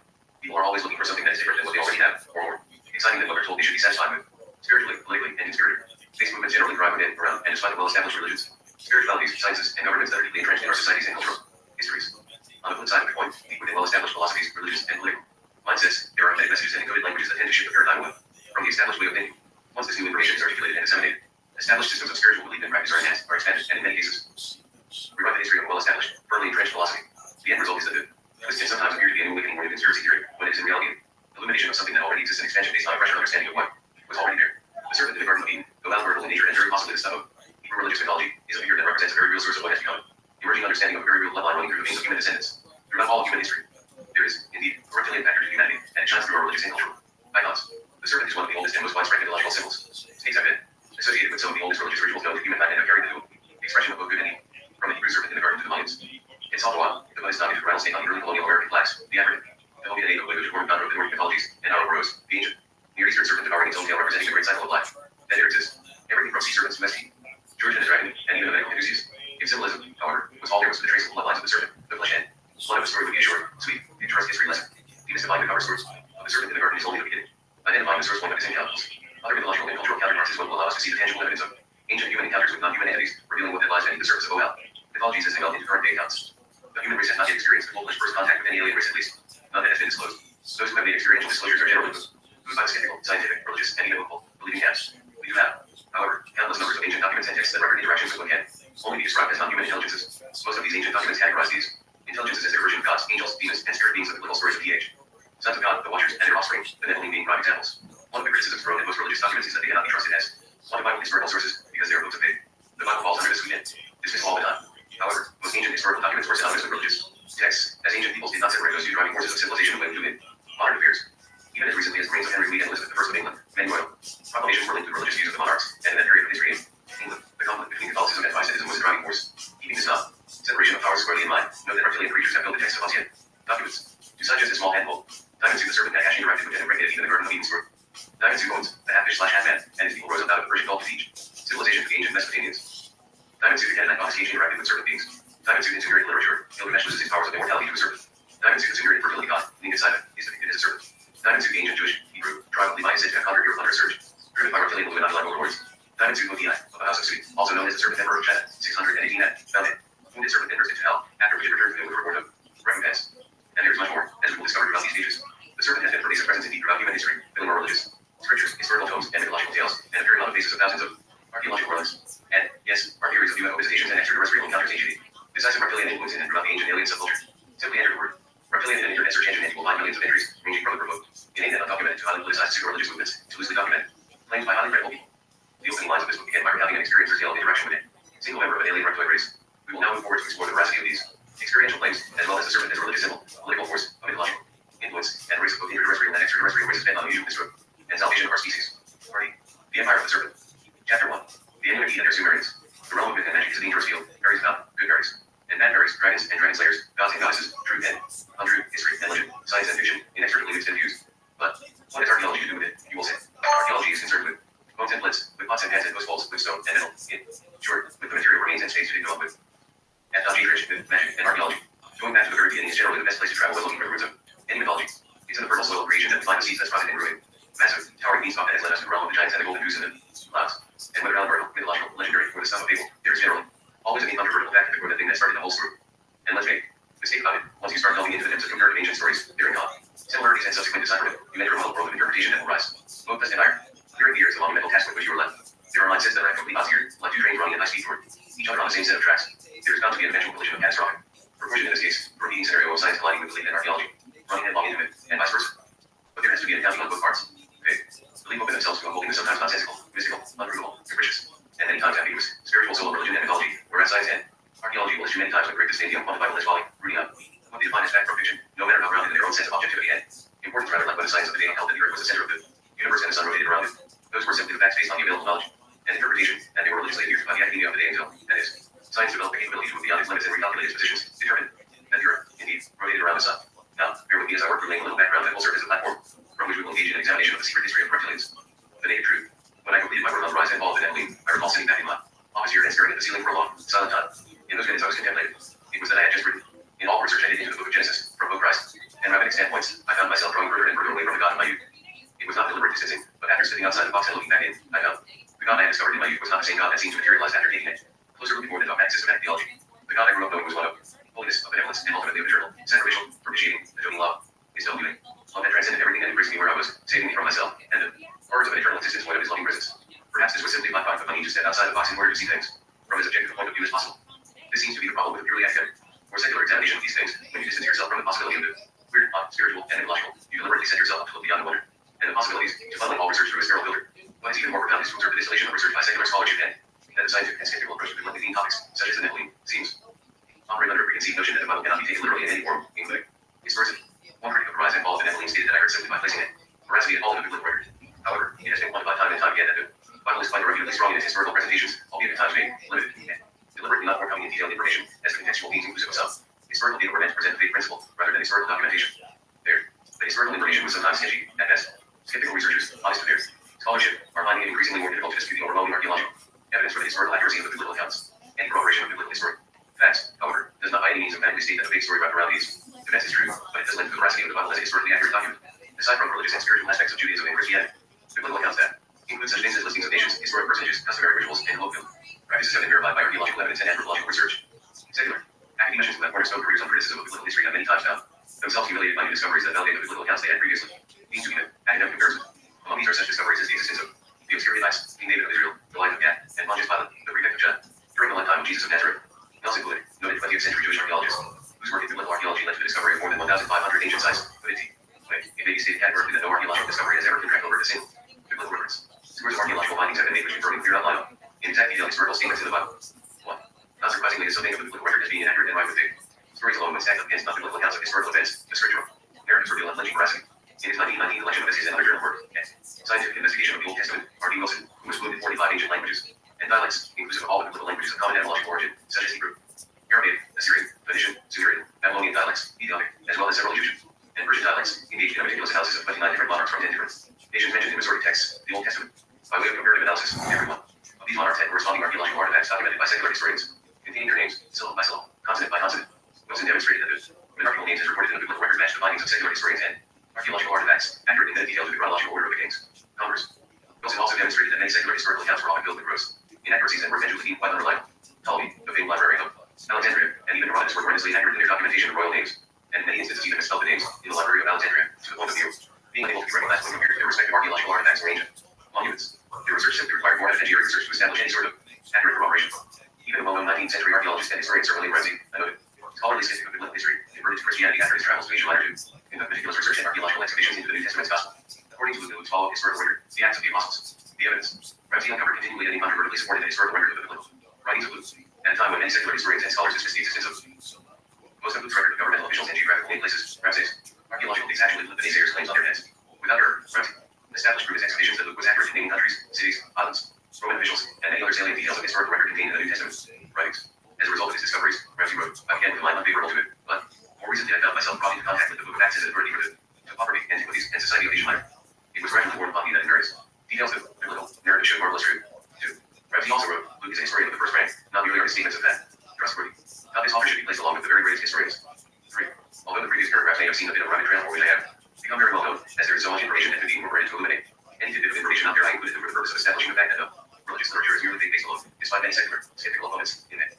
On particular biases, wishing in person, when you step outside the box of particular faith, and look to find corroboration between historical data and scriptural teaching, using a faith writing guide, not a filter, you will find that biblical history, in particular, stands the test of historical scrutiny. However, because the historical data may be reliable, this does not always necessitate the spiritual information is housed within its universal truth. Though I can insist that the Constitution, the United States is a historical document and uphold it as closely as possible to its original IND, there will be others who interpret its words through different filters, thereby causing decades of debate on its veracity versus its interpretability. The same is true with religious writings. On a spiritual level, my personal universe was very small back in the days of my youth, and God was God, I was told, who laid it broken with open arms, to take my troubled life and make it something beautiful through the saving, undeserved grace. Yet the older I got, and the more I dug in the topic of the biblical Nephilim, the more I found the God emerging from the murkiness that was in nature and human like emotional volatility, ultimately detached from humanity. God did give, and pardon my blame for antiquity here, 2 shits about humanity. This is mythological interpretation as opposed to historical veracity, but it is the result of my spiritual studies and understanding of the spiritual content of these ancient documents. Despite all the teaching I've done, and all the systematic theology in my Bible school and seminary days, the Elohim of the Old Testament seemed more concerned and focused on the stuff going on in the realm of the heavens than he did with human beings.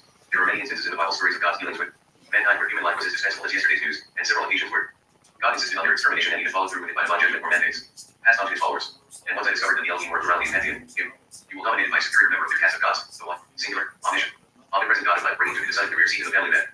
Although there were Plenty of scriptures that were interpreted as God's presence, love, and interaction with people. Or even more that spoke to his ability to be as human and unjust as any earthly monarch. Establishing his jealous reign over his subjects, enacting the wiping out of non-believers and the genocide of all peoples in his justified wrath. There was even an account in the Old Testament. Book of Exodus where God was going to destroy his promised people, and it took the intervention of Moses to hold back God's wrath, reminding him of his promise to Abraham and caused God to repent of the evil he was going to do. Exodus 32:14. The Jewish Midrash teaches, Ecclesiastes 5:4, that three things are legal degrees. 1. Prayer. 2. Charity righteousness. 3. Repentance to the done. In striking contrast, however, in Matthew 23:8, cf. Exodus 32:14, we read that Moses came forward and made God repent. Authors. Emphasis. Done. In this case, it was the intervention of a righteous human being that preceded prayer. Righteousness, or Teshuvah, zero and a part of evildoers. There are several instances in Hebrew Scripture where men intervened and changed the mind of God. Moses, Abraham, and Jonah, in particular, seemingly all had the influence to reverse what could be understood as God's evil inclination. In fact, Exodus 32:9-14 passage says, 9 God says to Moses, I look at this people up. What is stubborn, hard-headed people? Let me alone now. Give my anger free rein to burst into flames and incinerate them. But I'll make a great nation out of you instead. Author's emphasis. Done. 11-13 Moses tried to calm his God down. He said, what, God, would you lose your temper with your people? What, you brought them out of Egypt in tremendous demonstration of power and strength. While let the Egyptians say, he acted in rhythm. He brought them out so he could kill them in the mountains, while they were off the face of the earth. Stop your anger. Think twice about bringing evil against your people. Think of Abraham, Isaac, and Israel, your servants to whom you gave your word, telling them what? We'll give you many children, as many as the stars in the sky, and I'll give this land to your children as their land forever. 14 And God did think twice. He decided not to do evil. Author's emphasis. He had threatened against his people. In short, there are several biblical instances in which God looked more and more like Zeus, Neptune, Hillel, and the other superior reigning gods of mythology than he did real, substantive, heavenly Father that was so presented throughout my life. God began to look no different than all th. Other false gods we learned about in comparative religion sources. He started to take on the trait and attributes of God created by man for the purpose of rallying the troops or controlling the first body and sinful forces of comic book needed to be reined in and controlled. Further, as I began researching ancient religions for the purpose of this book, I found much of what I believed by faith to be the only one true religion, to be simply the stuff of revitalized, rewritten, reworked, possibly even plagiarized religions of thousands of years prior to the writing. The compiled books we refer to today as the Bible. When Moses penned the Pentateuch, the first 5 books of the Hebrew Bible and the Christian Old Testament, in and around 1400 BC, I believe, there is absolutely no reason to doubt that these books were, at least originally, authored by Moses, and that he indeed was a real, historical person, as established in the dating system set forth in Ed. Previous work report, it is very clear that Moses borrowed information from the earlier Sumerian Ed. Possibly other religions, recorded in cuneiform 1500 to 2000 years earlier, sometime between 2500 and 2800 BC. Authors note, in the Rise and Fall of the Nephilim, when stating that the date of the Sumerian civilization flourished around 4500 or 4800 BC, I meant to say 2500 to 2800 BC, but inadvertently stated the number of years from today, backward, rather than corrected. The dead. That can get us even in your most ridiculous editing. The evolution and migration of humans. From the fertile crescent regions between the Tigris and Euphrates rivers south and west into the Canaanite region profited. Also, the evolution and transformation of ancient religion. The Hebrews picked up on an email and incorporated it into their religion their own, homespun. Version of a superior god in the pantheon of the Sumerians. Hello became Elohim, Elohim, El. Shaddai of the Hebrew religion, Elohim/Ea, the base word for YHWH, became Yahweh, or Jehovah. However, when discussing this very issue of etymology of ancient god names, my friend Ed, Byzantine Catholic priest Father Jack Ashcraft said to me in a personal conversation, the word all can be found in use in the Syrian churches. The etymology isn't the issue. Muhammad merely used the common word in his tribe for deity. The issue is the character, will, and self-history of deity concerned. If they do not match, they cannot be the same deity. When considering this anthropological migration of religion and its adaptation of cultural words and names, it is interesting to note that the name Allah was one of the pagan deities of the Quran. As a youth, Muhammad, who later founded the Islamic religion, participated in the worship of the 360 pagan gods of the Kaaba and Mecca, overseen by the Quraysh tribe to which Muhammad belonged. As Muhammad grew up, he was influenced by Jewish and Christian monotheists who condemned polytheism of the Kaaba. At some point in Muhammad's life, he became convinced that polytheism was completely incompatible for a nationalistic-based religion and sought to reject the 360 pagan gods with which he had been raised. Muhammad was converted to the concept of monotheism through the influence and teachings of Judaism and Christianity. 6. However, being a proud, nationalistic Arab, he sought not to change his people's beliefs completely, but turned reformer and sought to root his native pagan religion rather than adopt a completely different belief system altogether, such as Christianity. As a result, Muhammad took the chief pagan god of the Kaaba, Mecca, Symbol/Allah, and chose him to be his new monotheistic god. This god was already considered the chief god among the other gods at the Kaaba. Muhammad's strategy was simple. Rather than converting all the Arab people to the monotheism of Christianity, he merely banished them. Other 359 pagan gods and chose Symbol/Allah to be the one and only god, thus giving Islam all. In a very real sense, Muhammad created Islam out of whole cloth for the purpose of solidifying Arab nationalism under one god and one religion, much the same as Constantine with Christianity in the early 300s had. The last thing I wish to do is dissuade anyone from their personal faith or traditional beliefs. However, in saying that, it also must be recognized that even the most sacredly held names in our most holy beliefs have come from earlier sources. Civilization developed and migrated across the globe, and became the migration and evolution of religious thought. Just as the early Christ, churches located pagan tribes and usurped their places of high worship, burning down their sacred groves only to erect chapels and cathedrals in their place, so did ancient humanity as they borrowed, and transformed religion into newer modes of practice and objects of worship. This train of thought, of course, represents what religious scholars would call a secular view. It eliminates the need for faith and filters the history of humanity and the development of religion, religious stories through the strainer of archaeology and anthropology. Accordingly, evangelicals, staunch adherents to Judeo-Christian faith, as well as Islam and other dogmatic faiths, would view this migration of religion and evolution of language is nothing more than a secularized explanation, something they accept by faith, and best they would accept by faith that the secular view can be with religious mythology, insisting that the so-called secular left despises them, evangelical. Christians maintain that postmodernism has moved the secularists to abandon absolutism for the more comfortable, objective, relative definition of truth. Evangelical Christians believe their absolute truth which applies to all people, in all cultures, for all times. Evangelicals recognize this objective and absolute truth is found ultimately in the one true God, God and his relationship to us personally in Jesus Christ and in the Bible. In a conversation in July 2012, during the writing of these paragraphs, Hence, prominent. Futurist and author, said to me, I think when one begins to look at the end side of things, our inherent humanity is put in new perspective for us. It becomes easy to dismiss any kind of divinity at that point. So divinity is faith in what? Faith cannot exist without the hope for something greater. It is merely that which binds us to the divine. Whether or not God exists, many have faith. God and many who choose not to believe lack that faith, even if he is still there nonetheless. Or is our faith merely another human construct, much like thought, sight, and other things?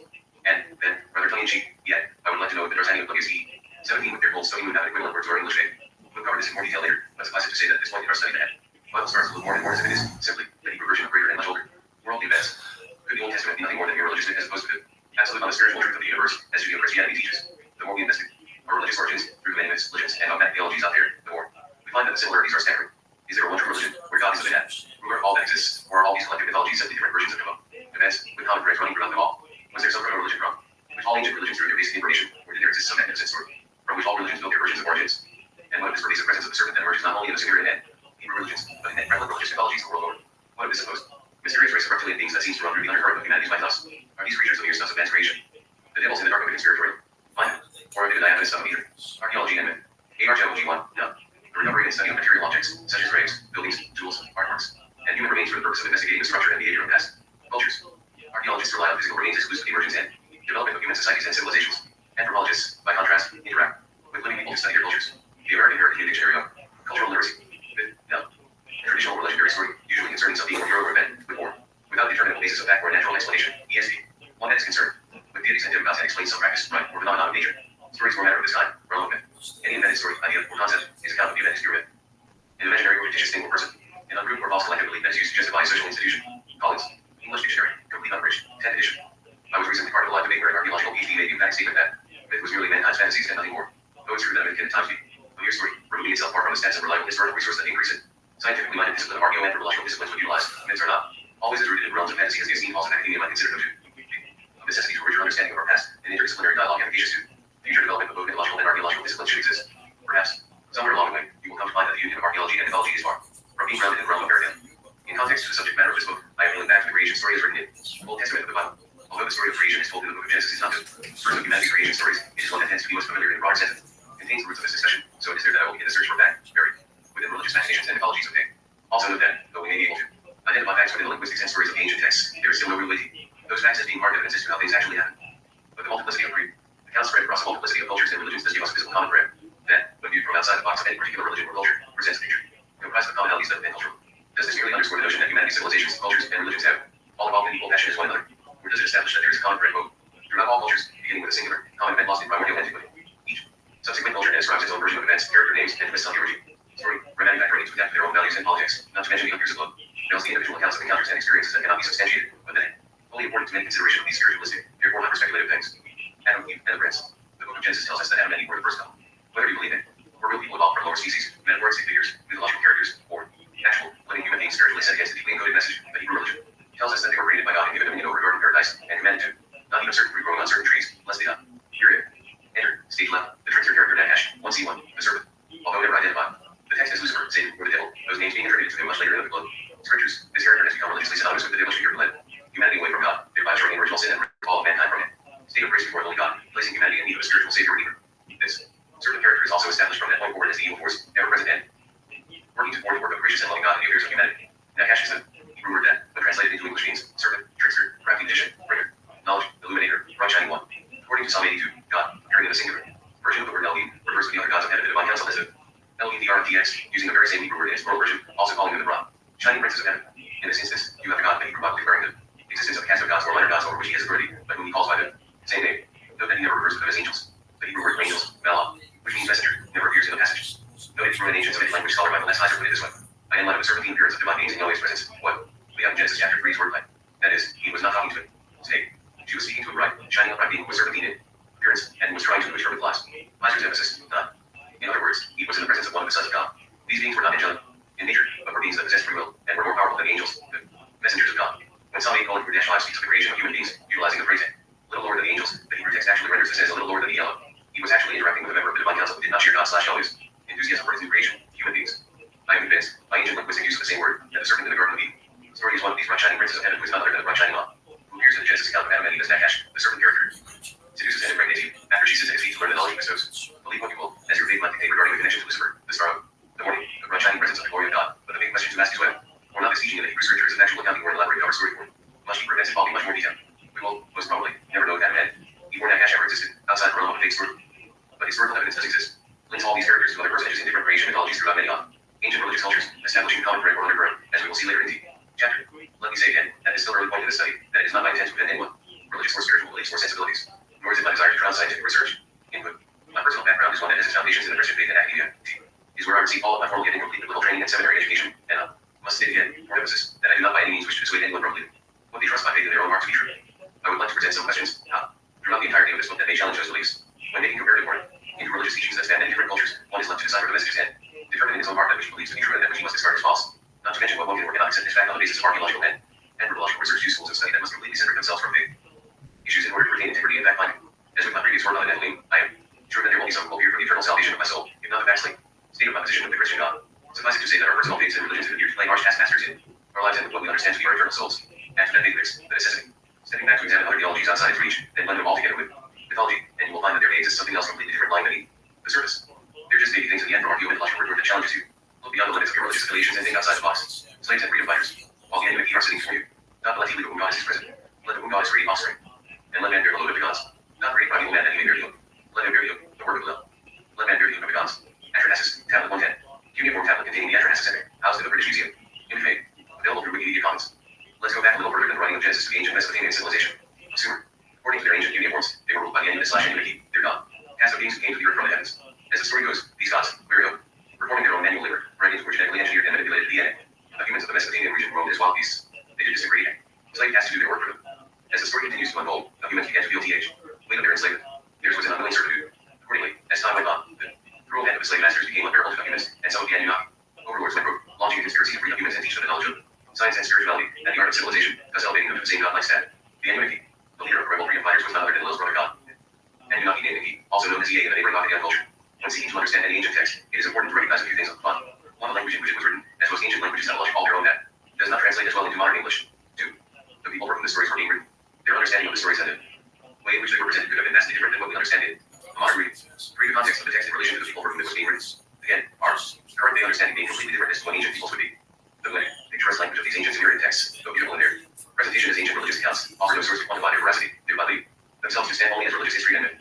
The importance of sources and their vital information matter only when deciphering ancient texts, but 5 to 7,000 years ago, there was little need for this. If there existed even the slightest concept that far in the future, our historians and anthropologists would be far greater certain that the ancients included indexes and quickly over these along with their cuneiform tablets. These accounts were written as religious history.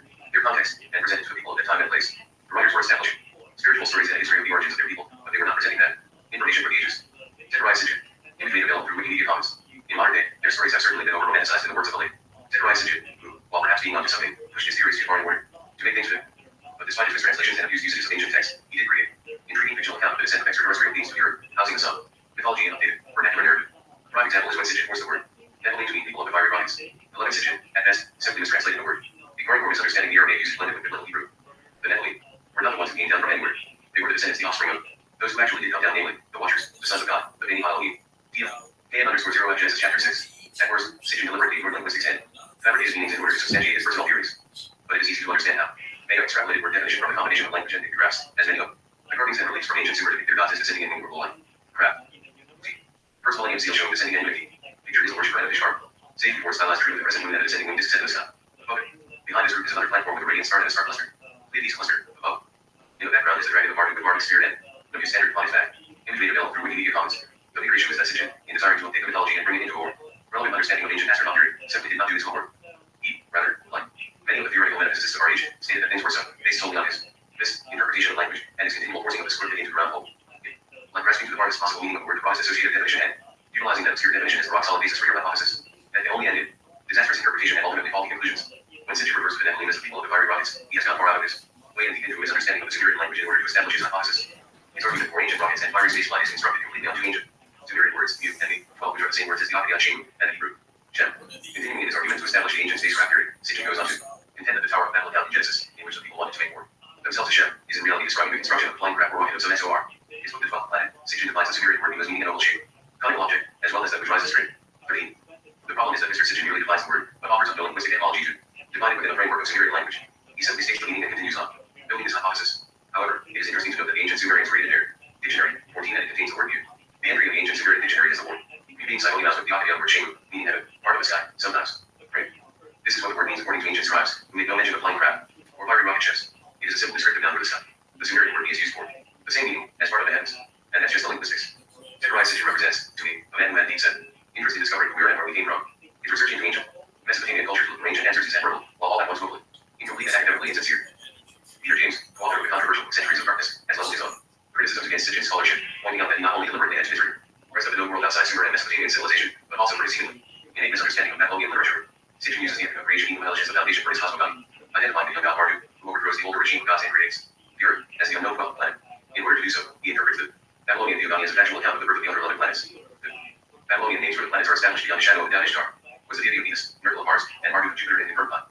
Hundreds of astronomical/astrological tables and treatises on clay tablets and papyri from the Hellenistic period. Sitchin merely ignores all this and assigns the warhead planetary identities to the gods mentioned in the theogony. For example, Apsu, the Hesdin god of the primeval waters, becomes, of all things, the sun. Yea, as it suits Sitchin, is sometimes planet Neptune and sometimes a spaceman. And the identity of Ishtar as the planet Venus, the central feature of Mesopotamian religion, is nowhere mentioned in the book instead. Sitchin arbitrarily assigns to Venus another deity from Enum Elish and reserves Ishtar for a role as a female astronaut. 15. William Rowan Thompson, well-known social philosopher and cultural critic, Virgo, a man, made his living criticizing and poking tongue-in-cheek jabs, writer and publisher of poetry. Throughout his career, and recipient of the Oslo International Poetry Festival Award in 1986, describes his personal writing and speaking style as line jazz on ancient texts. Thompson had to say about what he calls Sitchin's literalism, what Sitchin sees as what he needs for his hypothesis. So figure 15 on page 40 is radiation therapy, and figure 71 on page 136 is a god inside a rocket-shaped chamber. If these are gods, why are they stuck with our cheap movie technology of rockets, microphones, spacesuits, and radiation therapy? If they're gods, then why can't they have some really divine technology such as interdimensional wormhole travel, anti-gravity, starlight propulsion, or black hole boundary materializations? Sitchin has constructed what appears to be a convincing argument, but when he gets close to single images on ancient tablets, he falls back into the literalism of here as an image of the gods and rockets. Suddenly, ancient Sumer is made to look like a movie set for Destination Moon. Eric /E and Indians plot luxuriance of the gods as the same problem. The plane of Nazca and Bro is turned into a World War II landing strip. The gods, in cross-galactic distances, but by the time they get to Bro, their spaceships are. Imagine this World War II pop shops that need an enormous landing strip. This literalization of the imagination doesn't make any sense, but every time it doesn't, you hear Sitchin say there can be no doubt. But 16.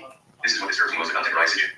As someone who is invested in wanting to know more about our origins, and who is thoroughly intrigued with the ancient astronaut period, I have to admit that such small words as human can redefine the entire theory as put forward by Sitchin, who I still contend has some good ideas for it, but has relied too heavily and foolhardily on his own translations and, perhaps even deliberate, squeezing up a definition to fit his overall theory.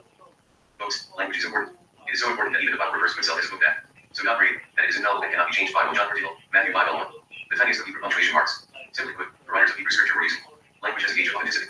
That is an ultimately strong point on which theories can rise or fall, and we have archaeologists to thank for the deciphering of ancient mythological texts. Okay, a 5,000-year-old dictionary would come in so handy, by which Sitchin had referred to it as the age. Would, for me, not cast such broad expressions on his interpretations and subsequent theories. Does this wish to delegitimize Sitchin's theories and does it plus books on the topic? Most definitive guess on my part. If you were going to present theory based on scholarship, would it not be important to first ensure that the scholarship is sound? Indeed, from a 9th century BC Babylonian alabaster wall panel copyright trustees of the British Museum, image used by permission of the British Museum. In turn, should this, then, delegitimize ancient alien theory that appears to similar yet different hypothesis as Sitchin's? Not necessarily. Better scholarship on the topic needs to be established. In the end, we may not come from the same conclusions that were the object of our original hypothesis.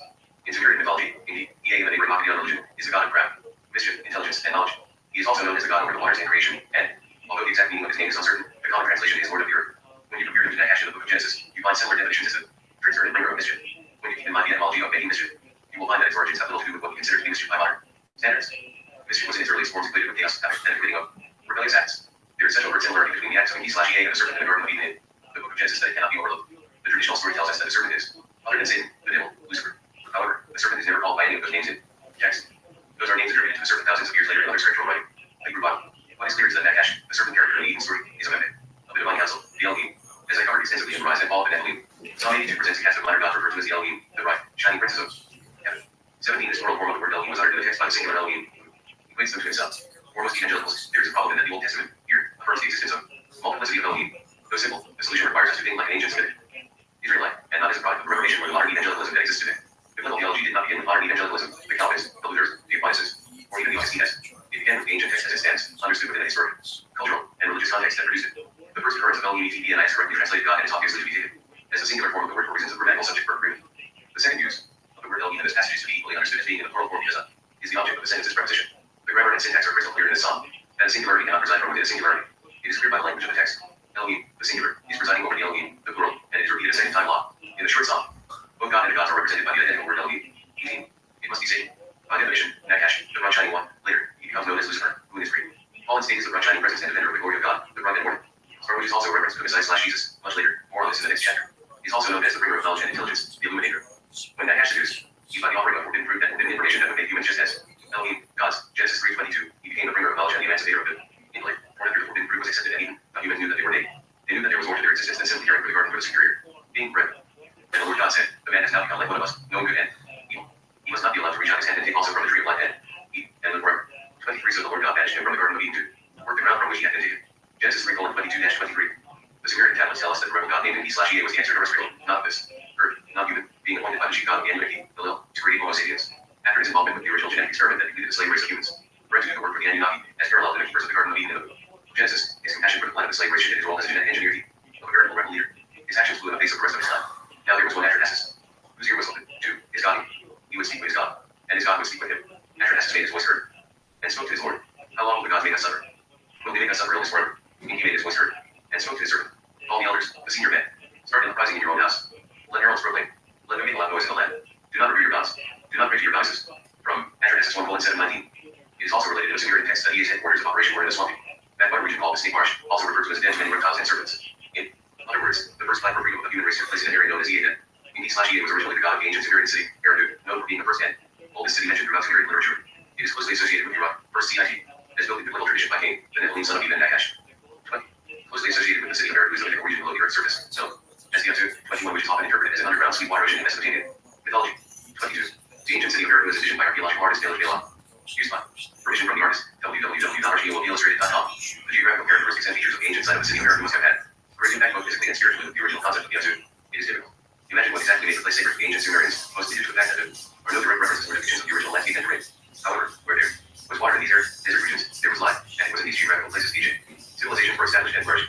Eridu was situated in a marshy and continuously flooded area of that waters of the Tigris and Euphrates rivers, where it can be easily deduced by geographical patterns that some natural phenomena of flooding and receding marsh waters took place, and was perceived by the ancient inhabitants of Eridu to be sacred nature at work. The concept of the Yamsu was derived from the water-based and clear lagoons that encompassed the city of Eridu. The surrounding river waters were also referred to as a marshy dead physically created a sanctuary setting, enclosing the sacred city, where eventually called Rose, dedicated to the god and / goddess of sweet water. 23. The earliest form of the god Enki could have been Yamsu, was later seen as being conquered or vanquished by Enki. 24 then stepped into the place of Yamsu, which in turn became known as his. Domain 25 is sort of alteration of concepts, where an ancient deity becomes a mere attribute of it. More contemporary, evolved, divine figure, was a common attributable alteration when a god took on a function or act of a certain heat or natural phenomena, such as took place in the rising and falling of the waters surrounding Eridu. And make no mistake, the changing of the names of deities was common practice among the ancients, this being clearly illustrated in the many names for God in the Old Testament, Jehovah, Elohim, El Shaddai, Adonai, the angel of the Lord, and many others as well. As a biblical record of the divine changing of names of some of the early patriarchs Abram before becoming Abraham, Jacob becoming Israel, Joseph being renamed by the Egyptians as Sadat, Saul of Tarsus renamed Paul the Apostle, and even the Messiah had evolutionary. Progressive name changes and additions as a function of the Messiah-growing virgin, kinsman, redeemer, the Lion of Judah, the Lamb of God, the Rock of Jesse, of the royal house of King David, which did not exist until thousands of years after the earliest form of Messiah was used, and so on.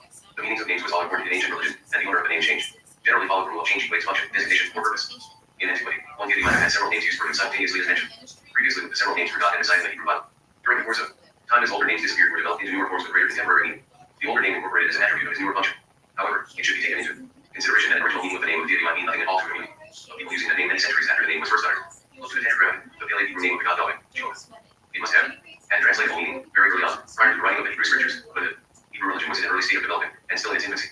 Yet, much later, Moses composed the Hebrew scriptures around 1400 BCE, which also contained the law for the Hebrew people, establishing the foundations of the Jewish religion, demonstrate signs of the name.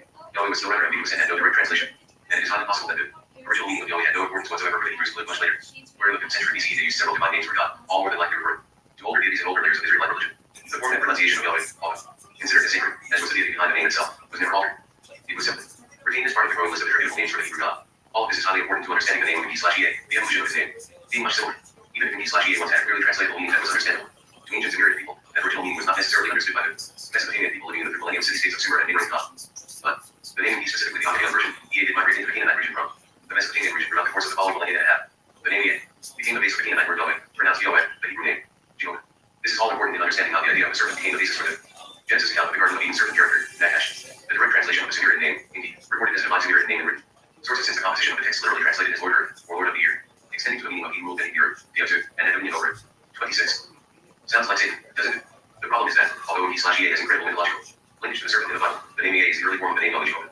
There is some sort of twisted meaning that has taken place along the millennia, and there is some theoretical, yet not theoretical, surmising that the two characters are, perhaps, one and the same, Lucifer and Jehovah, at least etymologically, if not theologically. Or they both of the pantheon of the Elohim, the connectivity between Enki/Ea, brought with it knowledge of the gods too. Early humans from a place known as the Snake's Den, Ea's Den, is undeniably connected to the character of Nagash. to Matthew. In the Genesis story of the Garden of Eden, yet these analogies linked to Jehovah, the Savior of humanity. Chapter 2. That's not what I learned in Sunday school. If you grew up anything like me, you attended Sunday school as a kid. Maybe you even attended as an adult, and perhaps you still attend today. I only talk about religious education in the framework of Sunday school, as it gives a quick reference in our minds to all the things we were taught in our religious training as kids. It's there that we learn the rudimentary form all the basic stories of Bible and the embryonic systematic theology that form our particular denomination's dogmas and doctrines. If you were Catholic, you went to catechism at Lutheran, you attended confirmation classes. If Jewish, you attended synagogue and both pre- and post-part and baptismal education, and maybe even went on into immigrant in your teens. Perhaps you are of a different faith altogether or experienced no form of biblical training at all. Most of us have some notion as to what the stories of the Bible have to say regarding the creation of mankind, the Garden of Eden, Noah's and other great stories that are religious in their origins, but that have transcended into dialogue through the countless retellings and spread into pop culture, children's books, toys, games, and all sorts of other ancillary forms throughout the years. For the purposes of this examination, as I have stated, I hail back to the roots of literature, education, as they are the foremost familiar tales stemming from much older, not so familiar, historical religious accounts and mythologies. If I were to approach an absolute stranger on the SDR and ask him more about the Garden of Eden or the serpent in the garden or Noah's Ark, the great blood, or even Moses and the Ten Commandments, he or she would, as with most people, have some idea of what it is I was asking. These are common stories woven into the fabric of our religious heritage. That is not to say a particular heritage, but the heritage and religious mythology of humanity. In many cases, the old adherents through that familiarity breeds contempt, and many of us, though perhaps adhering to what we were taught as children, have drifted far from those original teachings, relegating them to the realm of fantasy and religious paradigm. As I grew older, I began to question many of the things I had been taught. I knew that I accepted those old stories as the absolute truth of God's word as I was taught to as a youngster, and it became ingrained in my mind as some sort of universal truth. But because I extended my biblical education into my teens and young adult years, I found that my logical line contended with the big stories that made so much sense so many years earlier. I questioned who God really was, what his names meant, and why there were so many things in the pages of Scripture that seemed to play like Lord of the Rings with the only with angels I tracked. So I started asking questions of why does the name Elohim have a plural connotation? What beings came down from heaven and impregnated humans? Who were they? Why did Moses never name the pharaohs with whom he had his encounters? Isn't that important to the narrative? Was life actually a real giant? What the hell are sea monsters and Leviathan? What is the move with a contraption in Ezekiel? Why is it Leviticus place a legal mandate against eating Alaska king crab? What? I can't have sex with a menstruating woman. And so on, and so on, and so on. Those were only the tip of the iceberg when it came to my questions. Many more dealt with textual criticisms, historical references, the mention of constellations that played important roles in faith, religions that figured prominently in biblical passages, homosexuality, Old Testament patriarchal, polygamy, the genocide of infidels, the drinking of alcoholic beverages, and the mandate for women to stay silent in the church while allowing them to teach classes and say. The questions listed here are not just examples I pulled out of the air, but all actual questions, asked, among many others, while attending Bible school and seminary, and working in youth ministry. In my teens and 20s, ultimately, I was labeled a troublemaker.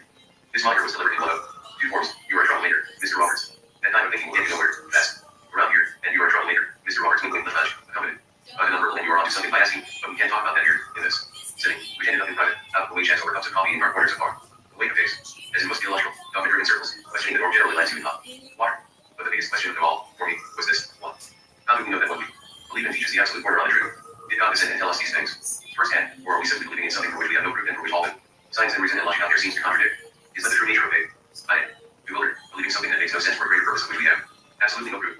It's better than believing in nothing at all. I was admonished with some inclusive here. That is what has brought me to the place where I write about these things. I do not disbelieve in God, nor have I thrown out the baby with the bathwater, but I do have questions for which answers are hard to come by within the context of my religion. So I started looking outside the box to the places that might lend me some better perspective or some answers that might give more solidity to the foundation that I was told was a solid as rock of Christ. Amen. And more, the serpent in the garden. Now the snake was the most clever of all the wild animals the Lord God had made. 1. Did the snake say to the woman, did God really say that you must not eat fruit from any tree in the garden? To the woman answered the snake, you may eat fruit from the trees in the garden. 3. But God told us, you must not eat fruit from the tree that is in the middle of the garden. You must not even touch it, or you will die. 4. But the snake said to the woman, you will not die. 5. God knows that if you eat the fruit from that tree, you will learn about good and evil, and you will be like God. 6. The woman saw that the tree was beautiful, and its fruit was good to eat, and that it would make her wise. So she took some of its fruit and ate it. She also gave some of the fruit to her husband who was with her, and he ate it. 7. Then it was as if their eyes were open. They realized they were naked. So they sewed fig leaves together and made something to cover themselves. 8. Then heard the Lord God walking in the garden during the cool part of the day, and the man and his wife hid from the Lord God among the trees in the garden. 9. But the Lord God called to the man and said, where are you? And the man answered, I heard you walking in the garden, and I was afraid because I was naked. So I ate. And God asked, who told you that you were naked? Did you eat fruit from the tree from which I commanded you not to eat? 12. The man said, you gave this woman to me, and she gave me fruit from the tree. So I ate. 13. Then the Lord God said to the woman, how could you have done such a thing? She answered, the snake tricked me, so I ate the fruit. 14. The Lord God said to the snake, because you did this, a curse will be put on you. You will be cursed as no other animal, tame or wild, will ever be. You will crawl on your stomach, and you will eat. That's all the days of your life. 15. I will make you and the woman enemies to each other. Your descendants and her descendants will be enemies. One of her descendants will crush your head, and you will bite his heel. 16. Then God said to the woman, I will cause you to have much trouble when you are pregnant, and when you give birth to children, you will have great pains. You will break the desire of your husband, but he will rule over you. 17. Then God said to the man, you listened to what your wife said, and you ate fruit from the tree from which I commanded you not to eat. So I will put a curse on the ground, and you will have to work very hard for your food. In pain you will eat its food all the days of your life. 18. The ground will produce thorns and things for you, and you will eat the plants of the field. 19. You will sweat and work hard for your food. Later you will return to the ground, because you were taken from it. You are dust, and when you die, you will return to the dust. 20. The man named his wife Eve, because she was the mother of all living. 21. The Lord God made clothes from animal skins for the man and his wife and dressed them. 22. Then the Lord God said, humans have become like one of us. They know good and evil. We must keep them from eating some of the fruit from the tree of life, or they will live forever. 23. So the Lord God forced Adam out of the garden of Eden to work the ground from which he was taken. 24. Under God forced humans out of the garden. He placed angels in a sort of fire that flashed around in every direction on his eastern border. This kept people from getting to the tree of life. Genesis 3:1-24. Taking this little story and dissecting it to bear all the internal organs and skeletal structure is a ridiculously important process necessary in an understanding of ancient culture. Simply said, the Bible, for all of its gloriously revered tales of Jehovah God and his interactions with his human creation, spawning three of the world's major religions, is a source point for understanding the ancient anthropology of humanity. Depending on your view of the veracity of biblical scripture, there is no shadow of doubt that its page reveals stories, accounts, myths, legends, and fables that were or are mirrored by other cultures in the ancient world. The importance of the Bible, if not for faith and practice, is to see this book that demonstrates another facet of events as experience, and recounted by ancient mankind version, if you will, of common events experienced by ancient humanity. Accordingly, if you are of Judeo-Christian or Muslim religious heritage, the pages of these religious texts and biblical scripture are true. According to certain Christian denominations, and phrase under over and over throughout my Bible education, the Bible is the only foundation and authority for faith and practice. Although this may or may not be true, it is clear that when one step back from the text of the Bible, removing the sometimes rose-colored glasses of dogma and systematic theology, you can start to read between the lines and see, as it were, the vastness of the age. World littering between the slats as you walk along the perimeter defense of one of the world's most holiest of books. And there exist many other world cultures that have varying accounts of creation and of first family, some of which were on that fairy tale sort of scenario, such as gods were great human warrior, casting beasts and animals into the skies to create a swath of heavenly constellations. African, Native American accounts of creation share such commonalities such as subterranean humans come to the surface of the earth and gods from the heavens impregnating their beautiful daughters with wonderfulness. For example, in Lakota, accounts of the first human family, Wazia, the old man, and his wife, Wadika, emerged for the first time out into the world from underground. Wadika gave birth to a daughter so beautiful that she captivated the attentions of Tate, the god of women, who married age, and fathered wonderfulness. In this account, we are told of a character, Nikolai the trickster, tempted at first family with promises of great wealth, power, and beauty. Nikolai bears great resemblance to the Old Testament's accounts of the serpent, Nakash, who tempted Eve in the garden, Eden, promising eternal life and knowledge like that of the gods that she ate of a forbidden tree. The garden center, as we pull the tale of Wazia, Wadika, and disobedience and treachery against God/the gods resulted in banishment from paradise for them all. Nakash and his Lakota counterpart, Nikolai, were first in exile to the earth for all time, while the first families went to their children and spread throughout the world. It is very interesting to note that although Wazia and Wadika came out from underground, according to Lakota oral tradition, in the Genesis account, 2:7, Adam was formed out of his clay, the ground. The similarities in cultural versions of creation can be clearly seen. All the various cultural tales of creation have such a vast number of similarities and overlaps that the touch point creates tangles of scientific methodology established more by the crossovers in the midst of various cultures rather than the veracity of the individual cultural tale. In the Hebrew account of creation's first family, in the Genesis text, Adam and Eve were the first human couple created by God and placed in a beautiful paradise garden called Eden. Their mandate was to fill the ground and keep it, the garden, for God, the only prohibition being the eating of it are from the two forbidden trees, the tree of the knowledge of good and evil and the tree of life, located at the center of the garden. Along comes the serpent, out of nowhere, with no contextual end to the passage, and tempts Eve to eat of the fruit of one of the forbidden trees. Eve looks at the end, and finds it beautiful and tasty in appearance, as well as something that would make her blessed. She knows that the fruit will bring her wisdom is absent from the narrative. She wants the fruit, eat it, and offers it to her husband, Adam, who, according to the text, just happened to be standing there with her, saying nothing or offering any protest to her actions or the temptations of the serpent. Result is an instantaneous opening of the floodgates of their minds, and they are suddenly brilliant. That they are naked. They run and hide, covering themselves with fig leaves they sew together, while the serpent seems to fall silent. The consequences are devastating to the human race, in that God binds the couple, curses over disobeying his decrees, and condemns forever all of humanity. He also curses the serpent, condemning him to crawl forever on his belly and be reviled above all other animals on the earth, and that his offspring and the offspring of the mother of humanity would forever be an enemy and conflict. As God is mythological tale as they come, right with all the earmarks of every other culture, mythological tales. But in Judeo-Christianity, we are taught that this is the truth, straight from Jesus himself. So, either one of two things is true. One is a myth, not unlike the creation myths of many other cultures, or two, mythological tales are sometimes the absolute truth, despite resembling the mythological tales of all other cultures. Perhaps you could add the third option. Three is the truth, and all other mythological tales sourced in other cultures are simply those other cultures who miss on the truth, and are the work of Satan performing acts of diabolical mimicry. There is more to the detail than what you read on the surface. And whether you believe it, account to be fact, fiction, allegory, or myth, there is an encoded message within the subtext. The passage, the story of the garden of Eden's occupants and their fall from grace is more than a simple tale of disobedience and the eating of forbidden fruit. It is a tale of grace interrupted and mirrors many of the events we find in the ancient Sumerian account of the end of Eve and enslavement of primeval mankind. And Eve's downfall came as a result of her encounter with the serpent. The encoded message in the Genesis passage implies that she had intercourse with the serpent character, thus rendering age. Recorded by out of a piece of fruit, small potatoes. The serpent not only seduced Eve away from the arms of her husband Adam, but impregnated her, and she conceived her son Cain. Eve, in turn, brought his sexual knowledge to her husband Adam, and they also had sex, conceiving Abel, Cain's twin brother. But Nakash did much more. Very good. The encoded biblical tale, he also passed through the first couple of forbidden knowledge of the Elohim, the pantheon of God's ruled by Jehovah. Comparatively, similar events took place when he/he went to humans and incited rebellion against the gods by passing on their forbidden knowledge to humans from his place in the saying, Marsh, he is dead. The ancient Sumerian cuneiforms also tell that this was done against the wishes of his superior and brother god, Belial, and his punishment for this treason attack. The progressive and his followers were condemned in order to remain underground in the earth, as was their domain, within its vast cavernous systems moving and intersecting throughout the substrate of the earth. Along with this punishment, it was ruled that he/he was to never interfere with humans God, and that their generations would not only not ever know each other, but will learn to hate each other, and be in continual conflict, just as God pronounced the continual enmity that would exist between the offspring of the serpent and the offspring of the humans in Genesis 3:14-15. In a rather tragic way for Western religious thought, that the story seems to suggest that God stands against our own moral maturity, against sexuality, and against the divinization of human nature through the acquisition of knowledge and sexual pleasure. It also insinuates, but it does not actually show, that we all die because our first parents knew each other within the intimate doses of sexual intercourse, because they thought we're screwed. Jeffrey J. Paul, The Serpent's Gift, Gnostic Reflections on the Study of Religion.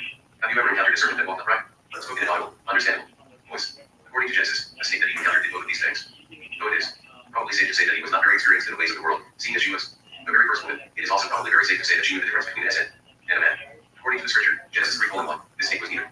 Now the serpent was more crafty than any of the wild animals the Lord God had made. He said to the woman, did God really say, you must not eat from any tree in the garden? As mentioned, the Hebrew word used in the book of Genesis for the word serpent is nakash, pronounced nakash, meaning magician or enchanter, a spellbinder, to illuminate, shine. Jewish rabbinic interpretation never saw this word as meaning literal snake. It was to be understood as a shining being with power to enchant. This is a far cry from a snake in the grass. In many later interpretations, it's identified as none other than Lucifer himself, although the passage never actually calls him by that name. It is attributed thousands of years later. It is this being influences and godly or seduced, in or either incensed into eating the fruit of the forbidden tree of the Garden of Eden, which, as we have seen, had absolutely nothing to do with eating fruit from the tree. To the woman said to the serpent, we may eat fruit from the trees in the garden, fruit of God.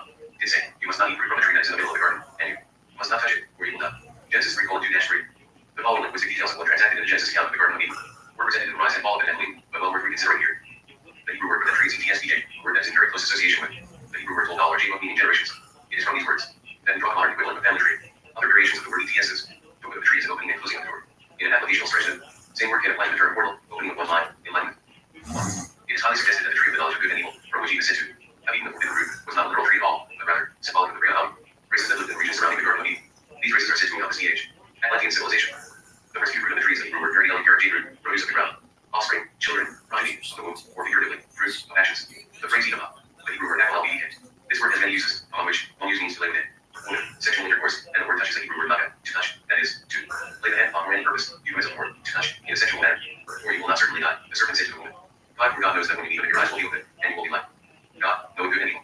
6. When the woman saw that the fruit of the tree was good for food and pleasing to God, and also desirable for gaining wisdom, she took some and ate it. She also gave some to her husband, who was with her, and he ate it. 7. Then the eyes of both of them were open, and they realized they were naked, so they sewed fig leaves together and made coverings for themselves. Genesis 3:7. This was obviously no ordinary tree. In fact, it wasn't a literal tree at all. Many biblical scholars interpret this as Lucifer. The definitions of some of the key words used here are controversial to their application in this context. That is to say that there may be opinions that have already been drawn prior to extrapolating meanings and applying them to the context. Here are the words from this Hebrew passage. The phrase pleasant to the eyes is the Hebrew word and /1 to desire, to covet, to take pleasure in, to delight in, to be desirable, to delight greatly, to desire greatly. Desirableness, preciousness.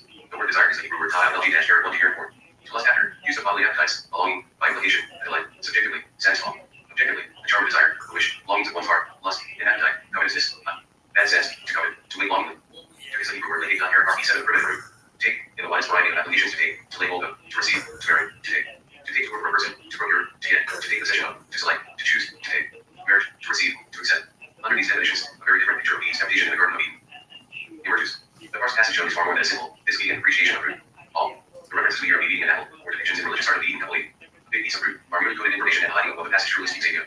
What really happened in the scene in the Garden of Eden is that Eve, the mother of humanity, lost age, virginity to the serpent, as you can see that she encountered him sexually before ever having sex with her husband, Adam, and further down the passage, the text is implicit that he was impregnated by this encounter. She then drew her husband into the scenario, and he willingly pursued. And he also became impregnated by Adam. He was now bearing maternal twins, Cain and Abel, one from the seed of Adam, and the other from the seed of a character who is known as the serpent in the garden. The grand sin that was committed in Eden was not mere disobedience in the eating of the forbidden piece of fruit from the forbidden tree in the midst of the garden. It was a sexual sin that created a bloodline of the twins conceived in Eve's womb.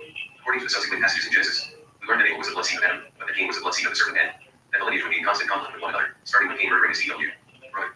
This begins the trail of the Nephilim, the bloodlines of the serpent. Blood is thicker than water. The Genesis record of the serpent's sexual encounter with Eve, the mother of all living, establishes that the biblical account recognizes the dual bloodline having conceived in Eve. This fall is borne out not only in the condemnations in Eden, post-fall, and the pronunciation of what is understood in rabbinic and evangelical schools to be the first messianic prophecy, and you will crush your head, but you will by this in Genesis 3:15, but also by the long list of genealogy that appeared in the subsequent Old Testament books.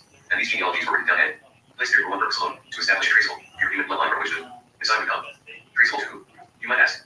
Traceable back to the loins of Adam, the first human male. Here is how the genealogies began in the first 28 verses of 1 Chronicles chapter. External records from Adam to Abraham to Noah's sons. Here it down, authors note, take note of the exclusion of the firstborn twin sons, Cain and Abel, Seth, Enosh, 2 Kenan, Mahalalel, Jared, 3 Enoch, Methuselah, Lamech, Noah. 4 the sons of Noah, Shem, Ham, and Japheth, the Japhethites. 5 the sons of Japheth, Gomer, Magog, Madai, Japheth, Tubal, Mesh, and Tiras. 6 the sons of Gomer, Ashkenaz, Pervade, and Urim. 7 the sons of John, Elisha, Tarshish, the Hittites, and Ronites, the Hamites. 8 the sons of Ham, Cush, Egypt, and Canaan. 9 the sons of Cush, Seba, Havilah, Zeph, Rema, and Saphir. The sons of Rem, Sheba, and Edom. 10 Cush was the father of Nimrod, who became a mighty warrior on earth. And Egypt was the father of the Levites, Anamites, Levites, Naphtalites, 12 Pathrusites, Israelites, from whom the Philistines came, and Caphtorites. 13 Canaan was the father of Sidon, his firstborn, and the Hittites, 14 Jebusites, Amorites, Girgashites, 15 Hivites, Ardites, Sidites, 16 Arvadites, Zemarites, and Hamathites, the Semites. 17 the sons of Shem, Elam, Ashur, Arphaxad, Lud, and Aram. The sons of Aram, Uz, Ul, Geber, and Meshach. 18 Arphaxad was the father of Shem, and Jalan father of Emer. 19 two sons were born to Emer. One was named Peleg, because in his time the earth was divided. His brother was named Joktan. 20 Joktan was the father of Almodad, Shalem, Hazar, David, Jerah. 21 Pharaoh, Shuzal, Bela, 22 Abiel, Sheba, 23 over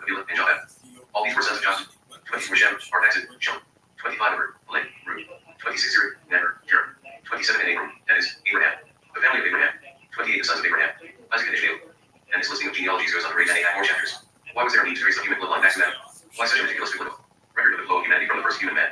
It was to establish a traceable lineage of the coming Messiah, the kinsman redeemer prophesied during the pronouncement of the cursing end. Judgment back in Genesis 3:15. These genealogical records exist for one purpose and one purpose only: to establish that there existed a dual bloodline in humanity, included in the Garden of Eden. The seed of Adam, being the pure human bloodline, and the seed of Nagash, the bloodline of mixed human and Elohim blood, as bred into Eve. And, as I noted above in the 1 Chronicles passage, the firstborn son, Cain, as well as the younger twin whom he murdered, are both omitted from the genealogy. Well, Cain is the firstborn and by Hebrew tradition should have appeared on the list immediately following Adam, but he is omitted from the genealogical record as listed in the Old Testament for the simple reason that he was not pure human blood. Cain was of the mixed blood of Nagash and Eve. He was the first of an Elohim. Abel wasn't listed in the record for the simple fact that he was murdered by Cain before he had completed any children. That is why we see the third-born son, Seth, listed in the genealogical record as a direct descendant of Adam. Again, if you recall that this is extremely important to understand the entirety of the Old Testament. Cain, as the firstborn son of Eve, was fathered by Nagash, the serpent character in Eve, who was of the Elohim, the bright, shining prince of heaven.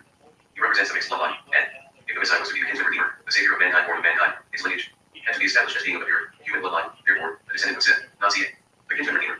The ancient Hebrew sense of redemption was firmly fixed in the word go/be-here-and-take, the act of redeeming as a kinsman.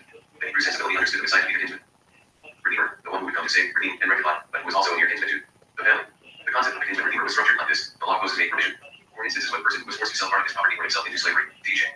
His nearest of kin could step in and come to his aid by buying back what his relative was forced to sell, whether goods or person. The kinsman redeemer became a benefactor, the person who trades the enslaved by paying the ransom price and eliminating his debt. If a fellow countryman appears to become so poor he has to sell part of his property, then his nearest kinsman is to come and buy back what his relative has sold. Leviticus 25:25. It was generally the nearest of kin who had the responsibility of redeeming his kinsman. If a person sold himself into slavery or was forced into such, his kinsman redeemer purchased his freedom. When debt burdened to overwhelm a person, the kinsman redeemer stepped in to buy his homestead and let the family live. If a family member died without an heir, the kinsman redeemer gave his name. By marrying a widow and rearing the existing son or a new son to carry on his dead relative's name. When death by murder came at the hands of another man, the kinsman redeemer acted as the avenger. A blood and pursued the murderer to enact familial vengeance for bringing justice. Numbers 35:12. 34. Deuteronomy 19:1-3. So when you think of the Jewish Messiah, remember that the Hebrew concept of Messiah was the kinsman redeemer, the one who was from Moses coming to save or redeem us. And all. This is a high, mighty biblical concept of redemption and salvation. It is also the theology in which was very the encoded message of race interrupted and dual human bloodline. Piggyback on the prophecies of the coming Messiah, whose heritage was said over and over and over again throughout the Old Testament to be the kinsman would be of pure human blood, was the story of it.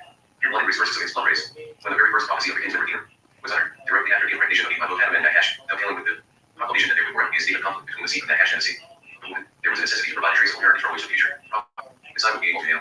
In short, the Old Testament story of the Messiah and the corresponding genealogical records, substantiating a traceable, pure human bloodline, albeit the complete opposite, that there was an impure bloodline, that which was not completely human. That was the bloodline of Nagash, the servant of the Garden of Eden, member of the divine council, one of the gods of the pantheon of gods, known as the sons of God, the Beni Elohim, the Watchers. I have to state emphatically that the story and prophecies of the Messiah woven throughout the entirety of the Old Testament were there for one reason: to provide an encoded, deeply subtextual message speaking to common events that every other ancient religion wrote about. The story of the coming Messiah seems more and more to simply be the Hebrew religion's collective mythology that needed to establish a pure human bloodline. And even the subtext of race interrupted as to his origins, as there is simply no way to establish any sort of solid fact. The story of the Messiah age to come, and the genealogical record by which his human heritage was to be established, was the vehicle that was incorporated to establish a pure human bloodline in opposition to the bloodline was somehow tainted.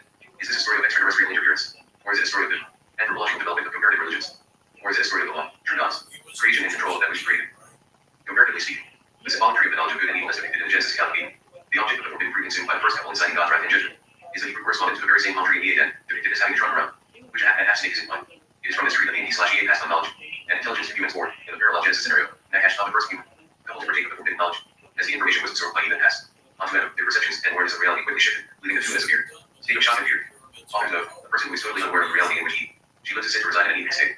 The account goes on to explain that, soon thereafter, the couple ran into themselves from the voice of God, not because they had their first sexual experiences, nor that they were shy of their nakedness, even though Adam said they were hiding. Because they were naked, it was because they were suddenly, appallingly aware that there was a profound physical difference between the gods and themselves. They also were experiencing enlightenment or good world that they had not known prior to these events. It is clear that until time, the humans had no concept that they were in any way physically different from their reptilian/god counterparts. They had finally left from their childlike innocence and ignorance into the realization that they were intended, by design, to be tillers of the field and slaves to their overlords. There was also the fear, as is accounted in Genesis, that they had, as slaves who transgressed the law, brought down upon themselves the enormity of consequence. The symbolism of the forbidden tree of Eden is not limited to Judeo-Christianity. The Eastern Indian god Krishna sat atop a coiled serpent beneath the branches of the banyan tree, and from there bestowed spiritual knowledge to humanity. Further representation of the tree can be found in the man. Crucifixion accounts of great teachers and gods, such as that of Quetzalcoatl, the moon serpent, of the great Toltec and Aztec civilization whose crucifixion on the tree's edge for reverence stone. The wooden crucifixes upon which those that bestowed knowledge upon humankind the symbols of the supreme god called Egyptian Tamanente represent the tree of the knowledge of good and evil. It was the result of the teaching of the forbidden knowledge to humans that they were killed. The remarkable fact is that throughout all ancient and modern civilizations, the serpent, snake, or dragon bestowing knowledge upon the human race figures prominently in all religions and histories. The Judeo-Christian serpent is embodied in the fallen angel known as Lucifer, the mind serpent. God Quetzalcoatl, the enormous moon serpent god of the Indians, the Hawaiian god, the mystical human-like reptilian known as Nabis of India, the Egyptian serpent god, Neb, the Phoenicians, and even the Hebrews Nagashim, the brazen serpent that Moses raised on a pole for the people to eat. These are but few of the myriad accounts that exist in worldwide religion. Cultures describing early gods as having reptilian human physical features as well as having Descended from the stars and the heavens. Where's the view? After reading to this point, you may be asking yourself, so, what's the reptilian connection to? Ancient man. It is clear that, though our most familiar biblical stories have connectivity with ANC religions, it is also clear that there is symbolism that carries from one to the other. Not only is secularized contention that, anthropologically speaking, the Hebrew religion, aka Christianity, its roots in language and characters modified from more ancient religions, it also carries over symbolism and connected meanings. The importance of drawing the comparisons between the ancient Sumerian culture and the ancient Hebrew spiritual accounts is superficial in this book, at best, and there are literal toe-built libraries speaking to these matters, but it speaks to the foundational concepts that flow throughout the religious mythologies that have given us the foundations of what we believe. The bigger question to ask is whether we are putting our faith in something that we hold to true, when in fact it is nothing more than accumulated myth upon myth upon myth. Now, before you cluck your tongue and discuss this, I must again state emphatically that faith is completely other matter. Faith is the substance of things hoped for, the evidence of things not seen. So said the Apostle Paul, Hebrews 11:1. Faith is the adhesive that binds together the things that always make sense. If you are willing to step outside the box, if only for a bit, in order to lose it, and ask some serious questions, you may just find that there are other things beyond the scope of religious dogma and systematic theology. You may even step back into the box with a stronger sense of what you believe, or it's worth you tearing down a muscle that builds its strength. Believe. This is Richard Feynman put it this way. If you expected science to give all the answers to the wonderful questions about what we are, where we are going, what the meaning of the universe is, I think you can easily become disillusioned and then look for some mystic answer to these problems. We're exploring. We're trying to find out as much as we can about the world. I have here's a simple ultimate law that explains everything, so be it. That be it. Nice discovery. If it turns out it's like a million with millions of layers, then that's the way it is. Don't even go to investigate. You shouldn't redecide what it is we are trying to do except to find out more about it. We should look to see what's true and what may not be true. Once you start doubting, which to me is a very fundamental part of my soul to doubt and to ask. Not it is a little harder to believe. One can live with doubt, uncertainty, and not knowing. I think it's much more interesting to not knowing than to have answers which might be wrong. I have approximate answers, possible beliefs, and different degrees of certainty about different things, but I'm not absolutely sure of anything.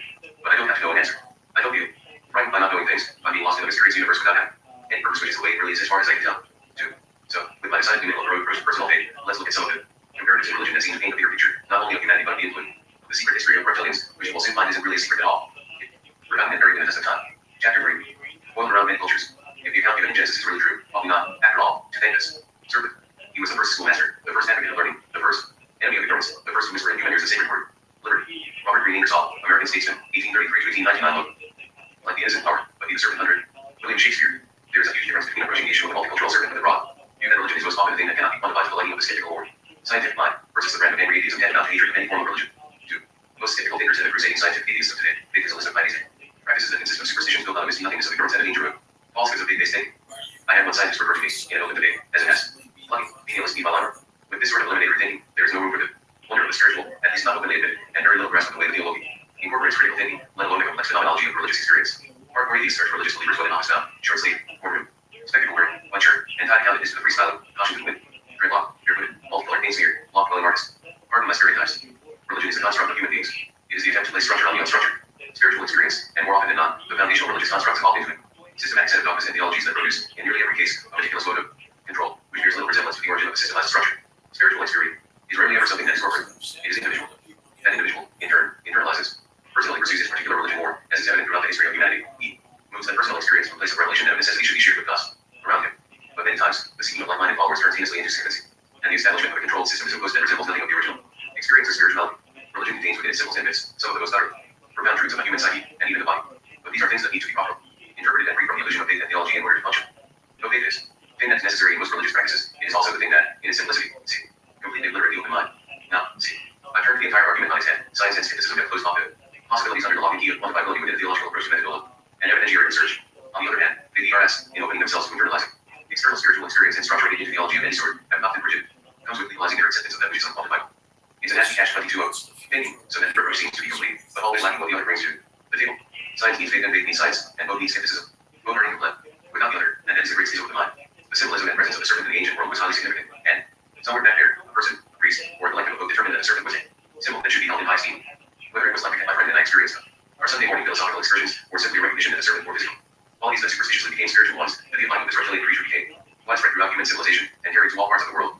Ancient societies, religious scriptures from the cradle of civilization to the Far East and European cultures are rife with certain figures, which were simultaneously attributed to two highly symbolic roles. One role connected serpents to the heavens and their representation as deities, creative powers, and healing entities. The second role linked them with the underworld, associating them with darkness, evil, harm, and destructive influences. Nowadays, if one just stops and considers, there should be little given. Recognizing this dual symbolism as it persists, perhaps not to the same theological tense at once, but it is there nonetheless. Look simply to the symbol of the healing serpent as it appears on it. Positions Caduceus, the two-pointed serpent wrapped around the tree, while at the same time, we see the serpent as a thing to be feared and reviled, a representative of evil intent and even as a descriptor for wildly despicable character attributes that do the snake in the grass. No matter what your religious faith may be on the serpent, it is clear that nearly every civilization either deified the serpent in one form or another, or looked upon the serpent as somehow sacred form, symbolic of the more esoteric values in life and nature. The serpent's dualism in the Hebrew religion is clearly seen when Moses, the giver of the law, of the Pentateuch, Genesis, Exodus, Leviticus, Numbers, and Deuteronomy, writes of the serpent in the Garden of Eden as the seducer of Eve and the catalyst for the spiritual fall of humanity, yet upholds the serpent as the S of divine healing when the people are smitten by venomous snakes. 5 of the people spake against God and against Moses, wherefore have ye brought us up out of Egypt to die in the wilderness? For there is no bread, neither is there any water, and our soul of it is like bread. 6 And the Lord sent fiery serpents among the people, and they bit the people, and much people of Israel died. Therefore the people came to Moses, and said, We have sinned, for we have spoken against the Lord, and against thee. Pray unto the Lord, that he take away the serpents from us. And Moses prayed for the people. 8 And the Lord said unto Moses, Make thee a fiery serpent, and set it upon a pole. And it shall come to pass, that everyone that is bitten, when he looketh upon it, shall lie. 9 And Moses made a serpent of brass, and put it upon a pole. And it came to pass, that if a serpent had bitten any man, when he beheld the serpent of brass, he lived. Numbers 21:5-9. Moses cast a bronze, shining serpent, the negotiate 1:1, and raised it on a pole. And the people who were bitten were then instructed to look at it or touch the base of the pole to be healed. The terminal lies. Christianity, in turn, hailed to this miraculous healing event by equating the brazen serpent elevated on the pole to the lifting up, or crucifixion of Jesus Christ. 13 No one has ever gone into heaven except the one who came from heaven, the Son of Man. 14 Just as Moses lifted up the serpent in the desert, so the Son of Man must be lifted up. 15 That everyone who believes in him may have eternal life. John 3:13-15. Although we have no idea of how this was supposed to have worked, other than the claim of divine power, we also have no idea how much time passed and how many people died between conception of the divine brassy serpent, its sculpting design and casting, to final elevation of it. The story expounds on sacred symbolism over the sacred value of human life, the emphasis of the story demonstrating that the serpent was to be viewed as both the agent of harm and healing, the bringer of death and the giver of life, perhaps paying homage to the fall of humanity, while at the time regarding the serpent as the deliverer of esoteric knowledge of the gods. The Hebrews said, Before their God and fiery serpents were sent to find them as a divine punishment. In response, Moses crafted a bronze image of the venomous serpent, and the people were eaten and ultimately speared by. Simply looking at it or touching the pole on which it had been erected. The intent of the biblical passages to illustrate that it is none other than God Jehovah who is the power working behind the image of the serpent. It is the paradoxical Jehovah who is at once the instigator of both death and life. And as God would so often want to do in Hebrew scriptures, he allows for, and in this case is the originator of the deadly calamity in order to establish both his magnificent hero and beneficent grace of being the God who opposes harsh judgment, as well as the God who offers the way out, salvation, and healing. To some, this makes back of the sword of God. Munchausen by proxy syndrome, but for the Hebrews, it was their God at work. What is clear is that the Israelites were already quite familiar with images of deified serpents from their exposure to Egyptian mysticism and mythology during the 4 centuries they dwelt in Egypt. Israel's slaves were workers, and keep in mind that after 400 years, they were clearly Egyptianized. In a similar way as if you are a descendant of an Englishman who traveled to America, Mayflower in 1620 and whose descendants remained here all those generations up until the current day, you would be considered English by ancestry alone, but you would in actuality be completely American. Same deal with the Hebrews in Egypt. The Hebrews weren't really even Hebrews anymore. They had a vestige of their heritage kept alive in oral tradition and religious practice, but had completely forgotten who they were, as evidenced the machinations Moses had to go through to keep convincing them that Jehovah was their God. They were Egyptians, but Moses came to lead them back to their ancestral promised land, and in the harshness of judgment, the serpent symbol is now seen by the Hebrews in its true light, a valid and important representation of their ancient God's ultimate power over life and death. Their life and death. What is established through the symbol of the bronze serpent is that God was the divine force behind the serpent figure. Now put them near the and smoke it. The snake march of Eridu, when we consider the superior creator God, indeed paralleled by the neighboring Occidental God, yea, as being connected through both ancient and modern mythology to a place called the snake march, coupled with the fact that we have already established that E/EA is a linguistic precursor. One WHW, Jehovah, the Middle East becomes the hotbed of early serpent mythology. The parallel being, of course, that indeed the brother God Toil, the chief god of humanity, was not only responsible for the creation of intelligent mankind as a slave race of the behest of Lil, but he saw humans plan and live in insurrection against the humanity, as we saw earlier. In E/EA is the prototype for the Hebrew Jehovah, and they play very similar functions as both creators and saviors, and the serpent symbolism is connected to the book. In its early book, let's look up the /irony from Mesopotamian incantations, 2500 to 1500 BC. Oxford University researcher Rabbi Rothschild experienced tablets predating the time, known as the Sargon period in ancient Mesopotamia, which extended from approximately the 22nd to the 23rd century BC. During this earlier period in Sumer, there are many uniform tablets containing magical incantations for both helpful and harmful divine ritual intervention.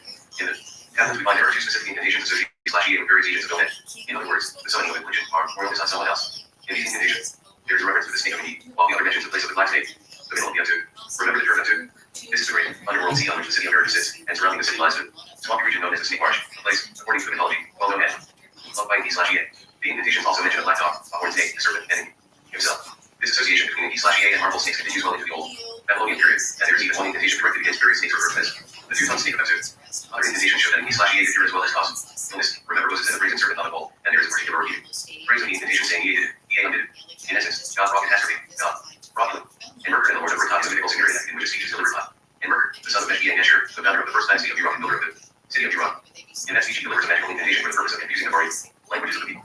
Note the striking similarities to the Genesis account of the Tower of Babel. Once upon a time, there was no snake, there was no scorpion, there was no hyena, there was no lion, there was no wild dog, no mole, there was no beard, no beard. Man had no rival. In those days, the lands of Sumer and Haviza. Harmony comes Sumer, the great land of the degrees of friendship. Purity, the land having all that is appropriate. The land part 2, resting in security. The whole universe, the people in unison. To a lovely one God spoke. Then, indeed, the Lord of abundance, whose commands are trustworthy. The Lord of wisdom, who understands the land. The leader of the gods. In that wisdom, the Lord of Eridu changed the speech of their mouths, brought contention into it, into the speech of Bandad, until then, had been one. Sumerian cylinder seal containing the end of an arch book, indicate a veil through. Wikimedia comments. In the book of Genesis, God comes down to earth and confuses the languages of humanity, causing them to disperse. For some reason, he did not want the humans working in a unified fashion as they were pulling their giant ziggurat to reach the heavens. Genesis 11:14. In E/EA places for same language dispersing world in the Sumerian version of the Dead. So,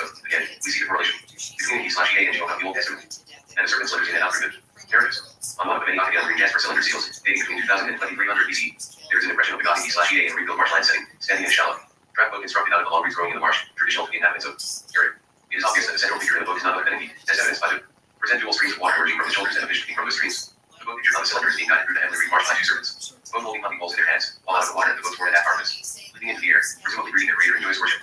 The entire setting on the cylinder is meant to evoke beauty and worship while honoring. One of the men standing in the boat, living he is more than likely the man who never left his side. The first human created by the book became the God's personal servant, making daily fresh bread and fishing for his God's meals. To mirror him to the setting, that his greatest pastime was to navigate the waters of the snake. Marsh in his book, known as the ibex of the episode. It was here in the snake marsh that he is sitting. Come into his mythical sea house, which metaphorically casts its shadow over the waters of the snake marsh. If you visit the side of America today, snakes can still be seen gliding across the surface. The water, forever reminding us why, after thousands of passing years, the place was given its name. The harbor of ancient Eridu, with a boat carrying the statue of their patron god, Indy, as envisioned by archaeological artist Bailey Balon. Image used by permission from Bailey. Balon, www.rgoilfields.com. Accordingly, in the ancient tablets, amplified to otherworldly proportions in the modern mythologies of the Enuma found in the works of Zechariah Sitchin and others, it is said that he led rebellion against his brother gods of the Enuma, becoming the first freedom fighter for the human race, in face of operations being the snake marsh with dead of serpents, known as the A's Head. We'll expand on this in greater detail in the next chapter. Around the world, the 80 serpents. Well, not quite 80, but when you consider all the civilizations, ancient, archaic, and modern, that prepare for worship the serpent in some form, the list is staggering. World religion, cultural mythology, and archaic literature represent the serpent as having become synonymous with the act of fertility, force, and creative power. Due to the fertility and sexual linkage is partly due to snakes being seen as figuratively phallic and form and symbolically synonymous with the male sex organ, not to mention the linkage to the Garden of Eden story of the recognition and the seduction of the serpent character. Serpents also became associated with water and reduced to the many species of snakes that live in the water were holes in the ground, and agriculture, as their clothing were in the ground and above. Fruits and plants. The ancient Chinese linked the serpent with the gods of rain, a life-giving symbol of fertility and abundance in their very culture. Australia, India, North America, and Africa have all linked snakes with rain and rainbows, bringing to mind the aptly titled 1985 book by Wayne Davis and subsequent motion picture The Serpent and Rainbow, exploring the voodoo, zombie, and reincarnating resurrection practices in the Caribbean, which, again, are connected with rain and ultimately agricultural fertility, cultural symbolism of rebirth, resurrection, transformative power, immortality, and healing, as with the brazen serpent of Moses, became strong spiritual aspects of the age. Serpent. This is linked to the serpent's seasonal shedding of its outer skin, the orbis, unsure, physical occurrence called slum. This became demonstrable, natural symbolism for resurrection, eternity, and the perpetual renewal of life. In the two major world religious issues, sprouting from the loins of Abraham, Judaism, and Islam, the serpent was representative of sexual desire, re-establishing the sexual nature of the Garden of Eden story, and reaffirming this idea. Rabbinic tradition holds that the serpent in the Garden of Eden is illustrative of sexual passion, lustful desire. More I find it interesting that these symbols existed in Abraham's religions despite the age, and most adherents to traditional Greek, Muslim, and Christian faiths are far removed from the notion that the interaction between the serpent and even the Garden of Eden was anything having to do with sexual encounter and transmission of forbidden knowledge. In Hinduism, the Kundalini is a coiled serpent that sits, metaphorically, at the base of the spine, symbol of that residual power of pure desire and sexual passion. The Hebrews and Sumerians have been touched on quite extensively thus far, but let's do a brief recap and move on to some other examples. Israelite. The Hebrews held the serpent high as an evil presence embodied in the serpent that tempted Eve. The Garden of Eden. There are several other passages in the Old Testament and New Testament that speak of his character in other forms, both inanimate and possessing of character. In Exodus 4, Moses is gifted with a magical staff that can turn to a serpent upon request. This was meant to be a sign of God's miraculous power when Moses went to confront the Pharaoh of Egypt. Two, and the Lord said unto him, What is that in thine hand? And he said, A rod. Three, and he said, Cast it on the ground. And he cast it on the ground, and it became a serpent. And Moses went from before him. Four, and the Lord said unto Moses, Put forth thine hand, and take it by the tail. And he put forth his hand, and caught it, and it became a rod in his hand. Five, that they may believe that the Lord God of your fathers, the God of Abraham, the God of Isaac, and the God of Jacob, hath appeared unto thee. Exodus 4:2-5. This very same rock-turned serpent was a magical trick duplicated by the corn magicians in Egypt. But as the story goes, Moses' rod snake devoured the snakes produced by the Pharaoh's magicians. Again, according to Hebrew religion, the demonstration of God's power and Moses' demonstration that his snake was bigger than the Pharaoh's. 8, and the Lord spake unto Moses and unto Aaron, saying, Thine when Pharaoh shall speak unto you, saying, Shew a miracle for you, then thou shalt say, unto Aaron, Take thy rod, and cast it before Pharaoh, and it shall become a serpent. 10, and Moses and Aaron went in unto Pharaoh, and they did so as the Lord had commanded. And Aaron cast down his rod before Pharaoh, and before his servants, and it became a serpent. And then Pharaoh also called the wise men and the sorcerers, down the magicians of Egypt. They also did in like manner with their enchantments. 12, where they cast down every man his rod, and they became serpents, but Aaron's rod swallowed up their rods. 13, and he hardened Pharaoh's heart, that he heard not unto him, as the Lord had said. Exodus 7:8-13. It is biblical stories like these that cause me to ponder why it is that God did things the way he did. It seems that God could have simply manifested himself to the Egyptians, demonstrating that he was indeed a benevolent giving, resulting in the Egyptians falling on their faces and worshiping him instead. According to the story in Exodus, God married his followers through a series of devastatingly awesome events that equated to nothing more than a routine of destruction, mayhem, and suffering, when he could simply have gained respect, worship, and reverence by manifesting himself to the Pharaoh and the people of Egypt. Is this God of infinite wisdom, holiness, and omniscience, or is it the manufactured God of humans in a historically culturally derived? Yeah, that is the big question whose theme resonates throughout the subtext of this book. But as a systematic Judeo-Christian theology dictates, who am I to question God's ways? It's an issue of faith in the supernatural that became law, theology, and dogma, as we will see repeated throughout many ancient religions. If so, what seems as if I have some sort of axe to grind with biblical theology, please do not misinterpret me. What you see here are the shards of traditional stories not being builders, through religious predisposition, but the tales as seen from outside the box of dogma. When you look at these stories in that light, they become less God-inspired accounts and more of the same sort of religious mythological transference of divinity through theology for the purpose of establishing a picture that the tiller of tale one told. The symbolism used to denote divine power is demonstrated in mythical proportions in the following passages. Before the Hebrews traveled from Mount Hor along the route to the Red Sea to go around. But the people grew impatient on the way. Why they spoke against God and against Moses, and said, Why have you brought us up out of Egypt to die in the desert? There is no bread, there is no water, and we detest this miserable food. 6, then the Lord said, Venomous snakes among them, they bit the people, and many Israelites died. 7, the people came to Moses and said, We sinned when we spoke against the Lord, and against you. Pray that the Lord will take the snakes away from us. So Moses prayed for the people. The Lord said to Moses, make a snake and put it up on a pole. Anyone who's been looked at it and lived. Not so Moses made a bronze snake and put it up on a pole. Then when anyone was bitten by a snake and looked at the bronze snake, he lived. Numbers 21:4-9.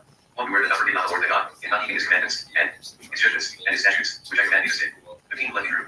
Then break the terrible wilderness, wherein were fiery serpents, otters, nemesis, and scorpions, and drought, where there was no water. Rock he poured water out of the rock of flint. Deuteronomy 8:11-15. As we have already examined, the serpent that Moses cast in bronze, many years later, became object of worship itself. The Nehushtan, as it was called, the derivative of Egypt's Nagash, had taken on the status of God, and called formed around his worship, so much so that King Hezekiah extirpated the cult and tore down the bronze serpent. Apparently, serpent worship in Jerusalem was not new in Israel, as there are no less than 7 such bronze serpents from pre-Israelite Palestine cities. 2 of these serpents were uncovered during an archaeological dig at Benito, by one of the ancient side of Israel, 6 feet from the Holy of Holies, and ruins of these earth, and another 2 of the remaining Shechem. There are several archaeological discoveries of the snake and serpent in the Canaanite region, but they mostly predate Israel's occupation of the territory. However, we will tell you, understanding the spread of religion and the adaptations from culture to culture, it is clear that the Israelites simply appropriated the older Palestinian serpent worship, blending it with their own version of serpent worship as embodied in the bronze serpent of Moses. It is interesting to note that despite all the miraculous wonders experienced by the Hebrews under the leadership of Moses, and during the great exodus from Egypt, the people still clung to this objects such as a golden calf and a serpent, and elevated them to the status worthy of their worship. Could this be some indicator as to what really happens in these biblical tales? Ask yourself, would you, if you run into the sea splitting open to allow you to pass on dry ground? If you stood before the fiery mountain where Moses ascended to receive the tablets, or if you experienced all the other miraculous wonders of the Hebrews' 40 years sojourn in the desert, forget about what God performed and worship an idol, or perhaps the Hebrews never really experienced any of these things on the same level as they have been passed down to us in biblical religious myth. Perhaps the experiencer, Moses, instructed in elaborate religion from the pure modes of personal divine revelation, but the hard part was convincing the people to live by the dictates of God, individual encounter with God.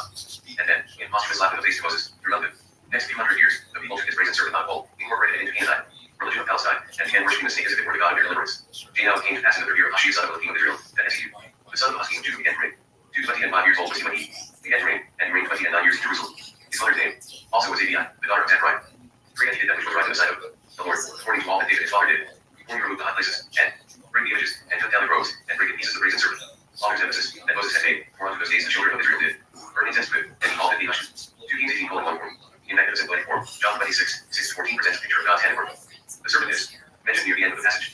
6 says his naked before God. Destruction lies uncovered. 7 he spreads out the northern skies over empty space. He suspends the earth over nothing. 8 he wraps up the waters in his clouds. Yet the clouds do not burst under their weight. 9 he covers the face of the whole moon, spreading his clouds over it. 10 he marks out the horizon on the face of the waters for a boundary between light and darkness, and the pillars of the heavens split. The cast of it for view. 12 by his power he churned up the sea. By his wisdom he cut it into pieces. 13 by his breath the skies became clear. His head pierced the crooked serpent. 14 that he drove the outer fringe of his works. How vain and wistful we hear of him. Then can understand another of his power. Practice this crooked serpent spoken of in the passage. It appears again in the Old Testament. Scripture. One that they the Lord with his heart, great and strong sword sharp as a Lebanon. Serpent, and Lebanon, the crooked serpent, offers nemesis, and shall slay the whale. That is of the sea. 2 in that day there shall be singing to the vineyard of pure wine. 3 items. The Lord that keepeth, I will suddenly give it dream, lest any come to it, I keep it night. And then, Isaiah 27:1-3. There are many interpretations of the crooked serpent, the Lebanon and dragon, ranging from it. Presence of the Holy Ghost, to the constellation of 3 goats, to prophecy of the swastika of the Nazi regime. In all, the serpent is mentioned more than 40 times in biblical references. An exhaustive listing. Here would be simply that, a list. Rather than reference every passage, suffice it to say that all one. Need to refer to the concordance of the Bible words and look under the heading for serpent form. Stay. You can also conduct an internet search for the word serpent plus Bible, and then sit back and find a voluminous web pages and limitless amount of information and interpretation from the scholarly to complete the matter range. Suffice it to say that the Bible establishes the serpent myth was at play in ancient Israel, was probably carried over in their origins from Egyptian, Palestinian, and Sumerian cultures that influenced the early development of Hebrew religion. The Great Dragon, China. Reform lineage, Chinese culture has existed and thrived in an unbroken line, dating back to the Xian Dynasty as early as 2000 BC. China's mythological roots, however, extend even farther back in time. 5,000 years ago in China, around the time the ancient Britons were building the first circular dish and mountain of Stonehenge, the dragon began its long-standing traditions and mythological figure of the Chinese people. Unlike the serpent or snake in other cultures, the Shins held the serpent/dragon as a symbol of happiness, immortality, sexual intercourse, and fertility. Imbued with the ability to ward off evil spirits, the pervasive dragon decorates nearly every monument and structure in China, as well as adorning the garments of ancient Chinese generals and high governmental officials. The emperor wore 9 dragons on his rocky robe. In ancient times, again illustrating the dual nature of the serpent, the dragon was regarded as not only the highest of sacred animals, but it also became the imperial emblem of all Chinese emperors. Depictions of evil dragons of Western cultures and the need for rescue patterns derived serpents from the land of Ireland. The Chinese dragon is beneficent in regions among all their creatures, and was worshipped as a divine ruler of lakes, rivers, and seas. It is a powerful yet gentle serpent bone that brings the fertile, healing rain to the earth, giving life to the crop's head, and quenching the thirst of the toiling wisdom. The dragon ultimately became synonymous with the Chinese, proud to proclaim themselves. Long and red, descendants of the dragon. The long line of members believe themselves to be, as did the Egyptians and other monarchical families in ancient times, the sons of heaven, sons of God, the Elohim, brothers to the gods, and incarnate embodiments of the sacred dragons. All the imperial accoutrements became known as things that were the dragon. The bed of the emperor was the dragon bed, the throne, the dragon seat, and the emperor's ceremonial robes, the dragon robes. The dragon was in and throughout every aspect of ceremonial worship and daily life. For half a millennium, the Xiao people and their dynasty dominated the northern regions of China. From about 2000 to 1500 BC, they were people who collectively worshipped the sacred serpent, and creature found foiled around the most ancient Chinese mythologies. Through the course of religion, evolution, the serpent took on the form of the traditional Chinese dragon and became the most everlasting symbol of people and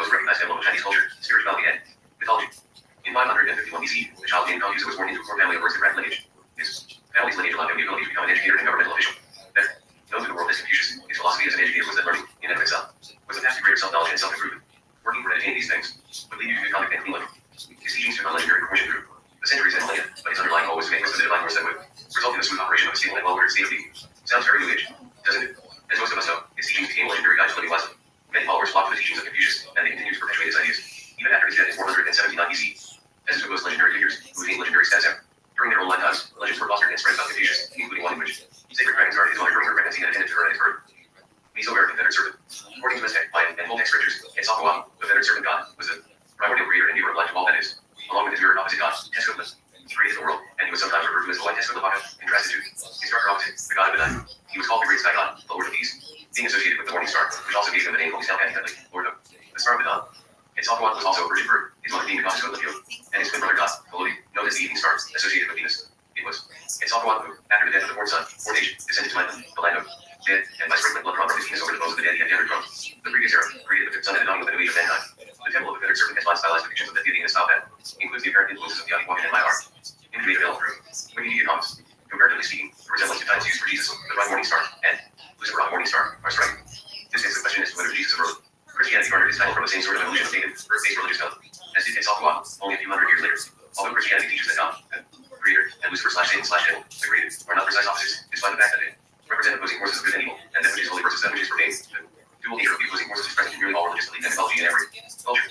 In this sense, Quetzalcoatl becomes the very same archetype, and because we all know that the morning and evening stars are merely planets in the solar system, attributing them to being the presence of divinity, even on a comparative level, is certainly nothing short of an archaic understanding on the part of both religious mythologies. As humans, we have always looked to the equinoxes and the traversing of the heavenly bodies to ascribe some sort of physical substance to you. Gods, the dual, or twin, aspects of Quetzalcoatl and Golodi is not lost on the comparison between Jesus and Lucifer, who are not only the diametrically opposing elements in the Christian faith, but also hypothesized by some acts to be twin brothers, both of the Elohim. As with other gods riddled throughout human history, it was Quetzalcoatl, the feathered serpent, who is attributed to Lucifer, E/E, Christ, and others brought the knowledge of the gods to humanity. This act bestowed on him the additional title of wise legislator. And, as with the serpent, in the Garden of Eden, he was condemned by the other gods and crucified on a tree, like Jesus Christ, the Messiah of the Christian faith. Veneration of Quetzalcoatl as a god appears to have begun in the early classic Mesoamerican period between 400 BC and 600 AD, and spread throughout Mesoamerica by the late classic period, 600 to 900 AD. There is some reason for the academic notion that Quetzalcoatl was related to divine taking from an earlier Mesoamerican period, which would also be the picture of most mythological gods who once had putting into flesh and blood, but with the evolution of religion, became much more. In the Aztec culture, whose religious beliefs are among the best documented in historical sources, Quetzalcoatl was the god who went the star of the dawn, emergence, arts, crafts, and knowledge. He was also, as the bringer of learning and knowledge, the patron god of the Aztec priesthood, another cross-cultural similarity to the illuminator and bringer of knowledge. In one version of it, Quetzalcoatl allowed himself to be seduced by his smoking mirror, opposite Tezcatlipoca, and in the resulting remorse, threw himself on a funeral pyre, killing him. By the other side, after his death, his heart became the morning star, creating his identification with the god who was now Tezcatlipoca. Toltec religious dualism is that Tezcatlipoca, the opposing deity. Quetzalcoatl had reportedly driven the god into exile. According to yet another tradition, Quetzalcoatl traveled over the sea on a raft of snakes. Quetzalcoatl has been physically described being light-skinned and bearded, and prophesied of his future return were connected to his mythology. When the Spanish and Eastern Order Cortez appeared in Mesoamerica in 1519, the Aztec king at the time, Montezuma II, lured by the higher technology, weaponry, and appearance of the conquistadors, was easily convinced that Cortez was in fact reincarnated Quetzalcoatl, returning to rule his people. Quetzalcoatl became the dualistic serpent being symbol of death and resurrection. The god has great affinity with the priest king who built in CE Quetzalcoatl, who ruled the Toltecs in Tula during the 10th century. The cult of Quetzalcoatl became widespread in the Algonquin, an area about 30 miles north of what is now Mexico City, as well as Cochuco, Tlaloc, and Chichen Itza. In his book Fingerprints of the Gods, the evidence of Cortez lost civilization, British author Graham Hancock published a controversial period that states Egyptian culture, as well as all Mesoamerican culture, inclusive of the Aztec, Mayan, and Olmec, all shared similar Quetzalcoatl mythologies. 10 of stories of the period, light-skinned men bringing knowledge are alleged to be common, and sprouting from central source or a master/proto-culture. As racist as that may sound, by today's standards of politically correct speech, keep in mind that the mythologies are much older than current 21st century politics. The caterwaul by the scientific community is that all these are based on some sort of tacit racism, but in fact, it is the cultures themselves that have given the stories, not later cultures that are giving the stories only as some of the scientific call them brown peoples. Native American rattlesnake. The serpent is revered among Native American tribes in the form of a rattlesnake, who is known as grandfather and king of snakes. It is he who gives both fair winds and is the bringer of tempestuous weather, aligning with the myths of Quetzalcoatl and his connection to wind and weather. In Native American Chippewa and Cherokee flood mythology, the horned serpent, Mazjindu, an evil, underwater serpent/dragon, kills one of the god's cousins. In an act of divine revenge, the gods kill the horned serpent, when dying unleashes great blood. The people first flee to the mountains, and when they do become submerged, they float on a raft of serpents until the blood subsides. The evil spirit, once controlled by the serpent god, then go into hiding out of fear for punishment and repercussion. Again, the similarities to the Nephilim and the planet Noah are undeniable, as the Hebrew scripture tells us that the Nephilim were on the earth in those days, and also afterward, Genesis 6:4. This is not to establish the planet Noah as a prototype portrait story, but rather to compare the planet Noah to the other cultural accounts, demonstrating the common theme amongst varying cultural tales. Anecdotally, in Ohio, the top plateau overlooking the Rush Creek Valley, Serpent Valley is the largest and finest serpent effigy in the United States. The mountain goats associated some great physical value to the serpent, as demonstrated by archaeological sites such as the Serpent Mound, though today no one has been able to decipher pH. Particular associations. The Canaanite Basilic, literally, pre-Canaanite Phoenicians, the basis of the name means the rising firebird/dragon, and a serpent god called the Basilisk, made popular in one of the Harry Potter books and movies. This serpent wasn't quite a serpent, but more so the physical characteristics of the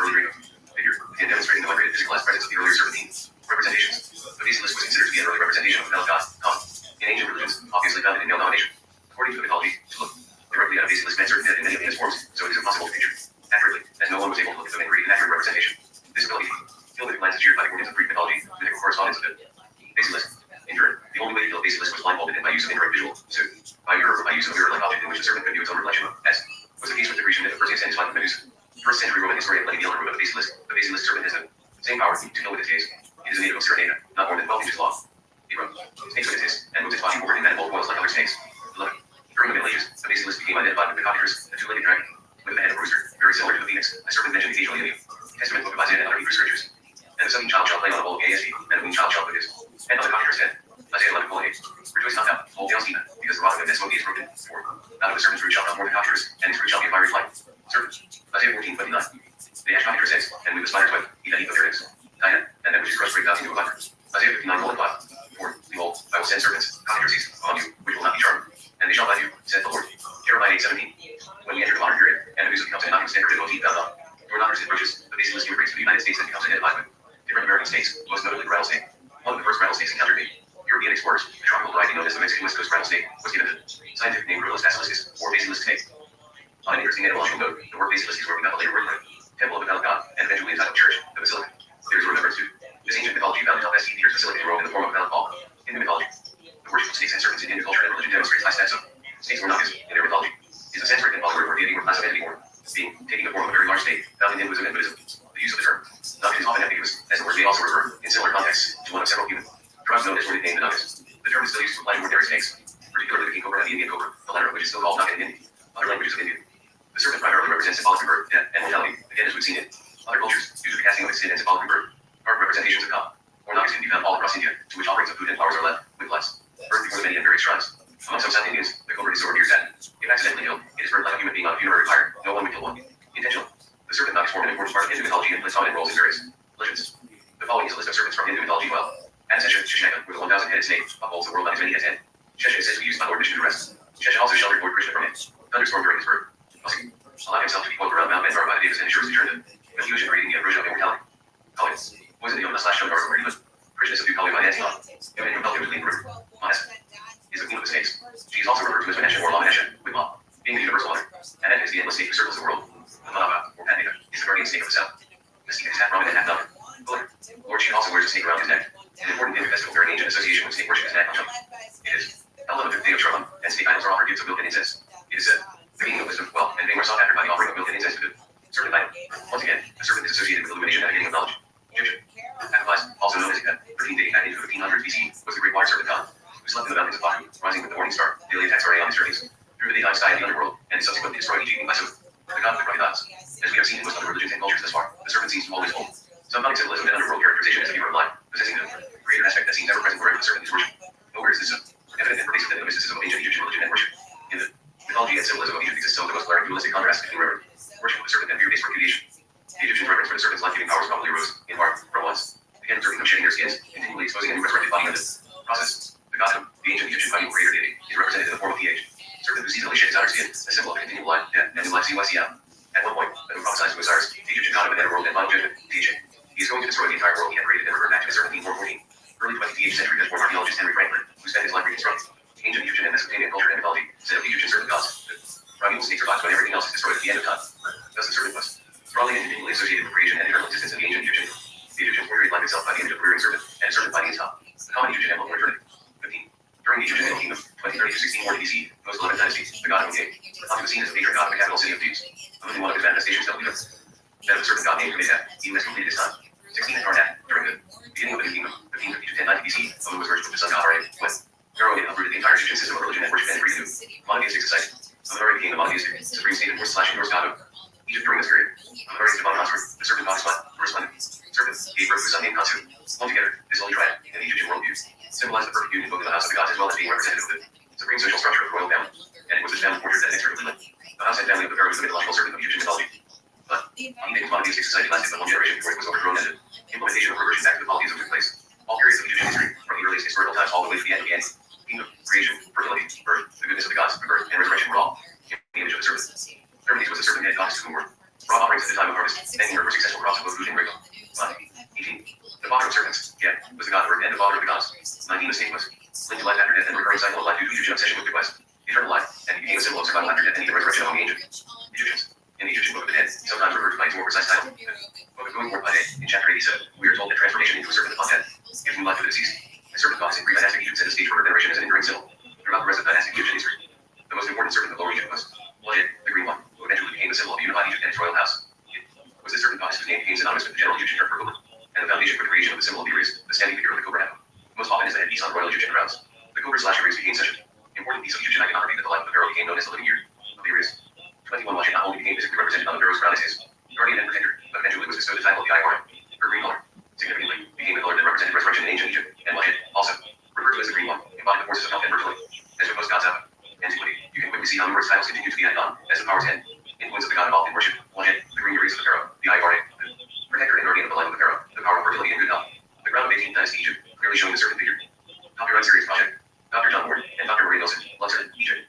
Used by the Museum of the Sirius Project. Representing the oppositional character of the Egyptian serpent was the serpent god of darkness. The winged, fire spewing Atlas, what Watchet was small that was stood in ancient Egypt, Atlas, was her counterpart, representing the demonic forces, evil gods, and powers of the bleak world. Atlas was the serpent of darkness, in complete opposition to the sun god Ra, who was the light of the world. But Atlas, albeit the antithesis to Ra, was never more powerful. He simply counterbalanced the serpent man, the coiled one, who was the protector of the sun god Ra, assisting the monks journey through the realm of men to be reborn every morning. 22 minutes to God. In many cultures and religions, the powers of darkness are thwarted by the power of good. As Satan is to God, so Atlas is to Ra, with minor alterations to the functionality.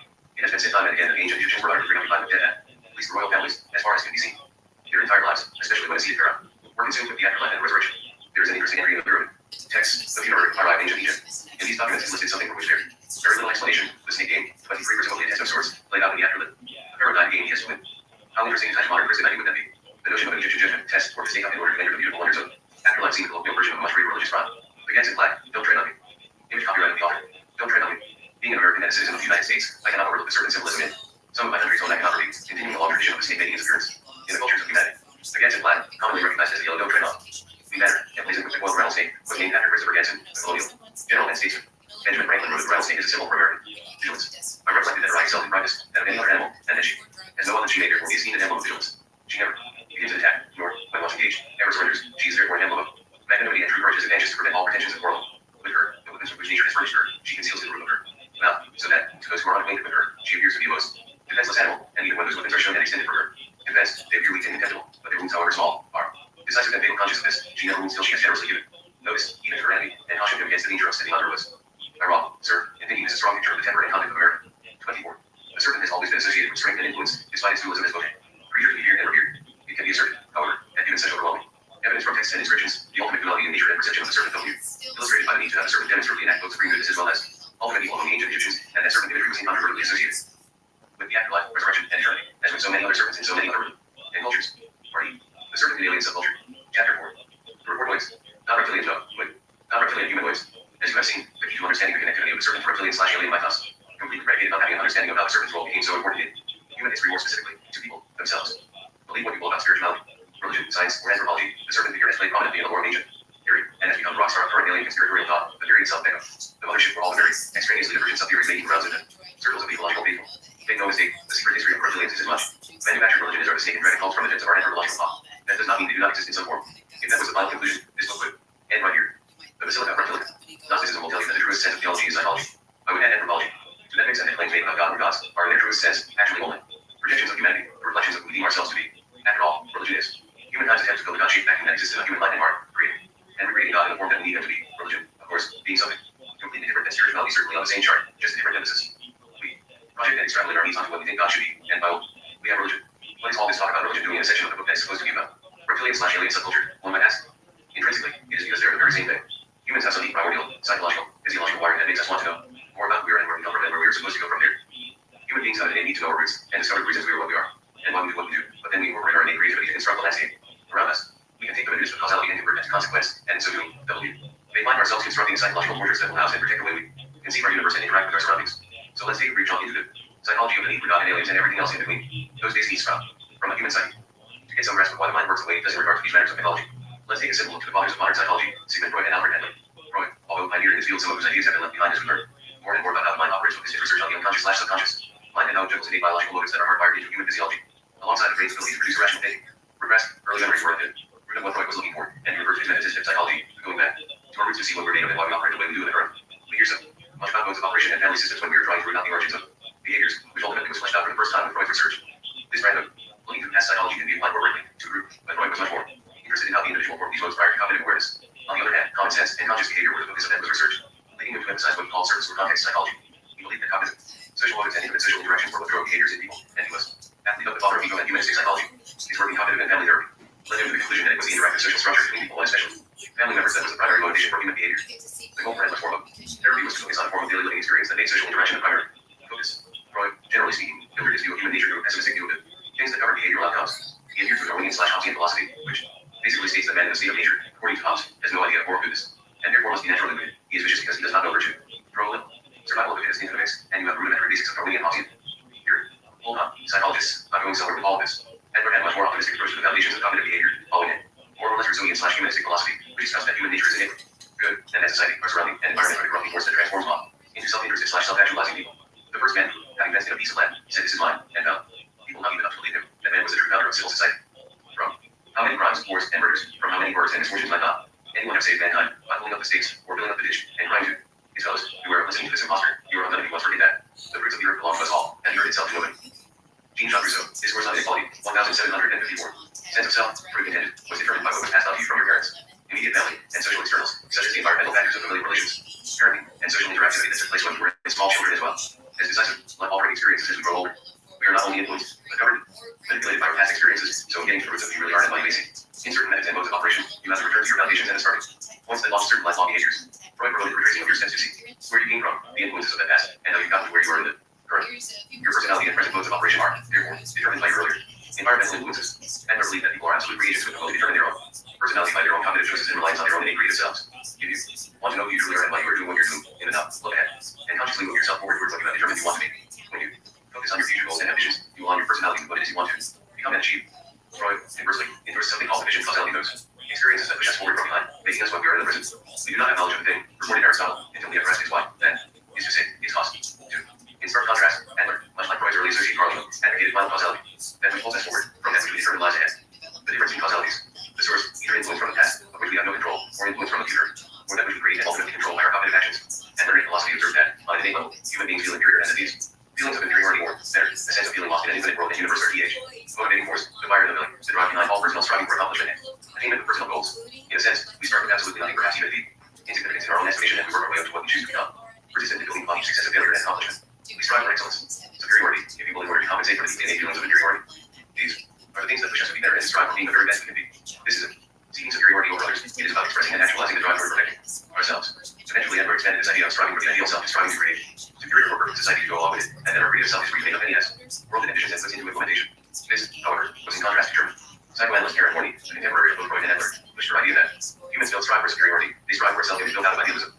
People don't believe their real self is existable, so out of necessity and psychological survival, we create you, a whole cloth and idolized self within we think we should be. 3. Do you see where this is going? The entire notion of race of reptilians may be simply explained as a thing we devise from our own imaginations. Just as we have devised religions built on spiritual experience and theory, we have done the very same thing with the notion of extraterrestrial races that live and operate behind scenes of humanity. Just as with religion, there are things we call evidences, yet no solid, ever facts, fact claims, with the exception of historical studies and research that reveals the past. History rhymes with nothing more than it building within it, building within it, building. Simply, go to your computer and type in the word reptilians, as I just did, and you will find more than 1,630,000 entries, and in the top 10 sites that appear in the list, half of them page views something written by or based on the work of Nikolai Sitchin and David Icke, a self-proclaimed messiah, and the rest are often phrases such as the following. Reptilians, also called reportoids, reptiloids, or Draconians, are reported reptilian humanoids that play a prominent role in science fiction. 4. Description. Typically, reptilians are described as 6 to 8 feet tall, criminal, having scaly green skin, have bad odor, have large eyes, usually yellow or gold with 5. Reptilian aliens, which are called reportoids, are proportional in size to modern humans. They have a snake-like lizard appearance. 6. I'm not claiming these people were 100% human at one time. What I am saying is that they invited the control and bodily takeover of reptilians through blood. 7. The teachings of reptilian EA, thereafter referred to as the esoteric mysticism of the snake. Brotherhood caused a major shift in the perceptions of reality. 4. 8. The reptilians are the creation of the Carians, their parent race. They evolved on the planet. 9. David Icke, the reptilians, the season of Muhammad and the New World Order, reptilian. Experience and author Susan Reed found the end of the Bahamas. 10. Alex Collier, on reptilians, ETS and a global connection. Alex Collier, on cosmic. Explorers, different reptilian factions on Earth. Rico Webwell. 10. Reptilian influence comes by Satanism, which they breed, and it controls Freemasonry. Phil. Schneider found that the event was run by tall gray aliens. 12. At this point, it may seem as if I am completely trashing and thrashing reptilian theory. In fact, I am doing nothing of the sort. In order to find what can withstand scrutiny and the willing off of the age, Ross, it is necessary to apply a small skepticism of questioning everything but not to point. Offhandedly dismissing all. That's the job of big skeptics such as Michael Shermer, who sustains his income in much the same way as the paranormalists, ufologists, and weirdo-logians he prize. You can't trust the researcher of the paranormal because they make money off of books, events, and TV. You certainly can't trust those who do the same thing on the other side of the philosophical fence. The same reasons. I have found that there are small skeptics and big skeptics. I have many other like-minded philosophers are in the small camp. We approach things with an open, yet questioning mind. We want to know the answers, but we do not do what the big skeptics do, and that is to dismiss. Questioning and make empirical statements such as no it isn't, no it doesn't, you're completely wrong without application of research, even if it's a fringe element. Big skepticism has, as a J, science, in many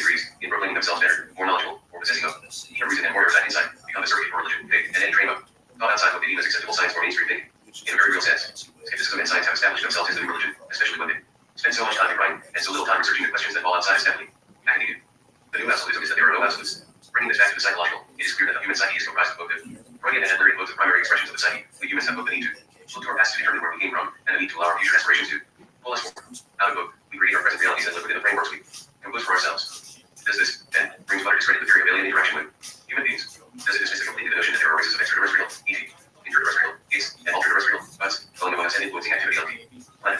Not necessarily. Just as I cannot dismiss the existence of God or the veracity of ancient religions on the simple notion that they are not quantifiable by the scientific method, I cannot dismiss the possibility that they have been visited by beings outside the realm of our sciences or understanding. This is where intelligent discussions on these matters collide as opposing approaching trains on the age. Same track. What do you say? Psychology, religion, God, mythology. What are you going to give us the aliens? Hang on, folks, they're gone. The proofs and evidences that exist to substantiate a factual claim that reptilian race exists and operates on this planet are as evasive as the proofs and evidences required to prove the existence and work of God and humanity when the existence of ghosts of dead people materializing at midnight London. They're full moon every year. In short, there is no solid proof beyond personal experience and anecdotal evidence. As the lack of measurable quantifiability prevented humanity from its external, perpetual worship of gods, and other forms of divinities. Not in the least. As with religion, reptilian/alien theory has its experiencers, such as the one mentioned in the opening of the introduction of this book, but they become the real themes of personal, individual contact and intercourse, not limited to a sexual understanding, that have seen the unseen, spoken with the invisible, and learned the secret knowledge not known to others. These are the founders of religion. Thought in the alien field. I don't say this to cast any sort of negative light on their claims. Make a comparison to the spread of ancient religion and the evolution of religious thought within alien culture. Just as Lil became Elohim, and he/he became Jehovah, so the progression of reptilian esoteric has developed into its current state. The evangelists of the theory are as can be, in their perceptions and evidences, are the professors and theologians in different trains of religion. God, who many times are found to overlap the two fields. And why do they do that? Because the two fields are all one and same. They are outward expressions of their desires, projections of what we want the world to be. That can be placed squarely on the shoulders of both religion and aliens. Trains of thinking that they go down to the spiritual makeup of the human psyche, those parts. Spiritual composition of individuals that need something to answer the greater questions of what life beyond the explorable sciences. Insert caveat here, just because science and psychology seem to indicate that these things might not be so, does not qualify as the final answer on the topic. Remember, there exists something else that we simply cannot pierce. Professing themselves to be wise, they became fools. Romans 1:22. Where is the wise man? Where is the scholar? Where is the philosopher of this age? Has not God made foolish the wisdom of the world? 1 Corinthians 1:20. Everyone is senseless and without knowledge. Every goldsmith is shamed by his idols. His images are fraud. They have no breath in them. Jeremiah 10:14. How can you say, we are wise, for we have the law of the Lord, when actually the lying pen of the scribes has handled it falsely? Jeremiah 8:48. Why reptile can take your lizard's ass? As we have seen, the archetypical serpent of ancient religion is certainly not the end of the story. The veneration of the snake in the ancient religious cultures of Sumer and Israel, China, Africa. The ancient Americas is not where the influence of the serpent figure comes to a screeching halt. PH. Presence of the serpent is not limited to the ancient religions of the world, though those religious/cultural mythologies are the philosophical foundations for ongoing reptilian mythologies. The psychology of needing or wanting something greater, built on human need for something to eliminate the foundational struggles of the past, has created some short coattails on which ride the current reptilian and alien mythologies. Author's rendition of the classic reptilian. Image copyright of the author. And perhaps this is a direct result of humanity that wants something more than the traditional tales and entrenched religions. People are seeking for something more, so they create what they need and what they want to be. This, however, does not diminish the possibility that these notions have great efficacy archaeologically, historically, cosmologically, and philosophically. Our historical folklore is filled with imagery of the serpent reptile, ranging from science fiction and fantasy to religious legends and modern conspiracy theories, mythology, and alien mythos to mysterious cryptozoological beings. The reptilians, as we have come to understand them in Earth, mythology can be found firmly ensconced in alien, otherworldly, and all earthborn as well, as the theories of races of intelligent, supernatural, interdimensional, highly developed reptile, humanoids. They have become the stuff of cult fiction, pseudoscientific theories, and the topics of writings of New Age conspiracists. David Icke, Ronnie Martin, and John Rhodes stand out among the most recognizable claimants, promoting reptilian existence and conspiracies, as though there are similarities to diversity. These beings, they also represent vastly different theories as to their origins and interactions. The planet Earth and the human race, none of them is anything less than level. Martin's book, The Coming of Death, is a memoir of his experiences as a sharecropper's kid who was taken on board an alien spacecraft. In his book, he claims to have personal knowledge of the race of reptilians known as the transitions, and evil race of reptilians who managed to coexist with 600 types of aliens. A mothership near Saturn.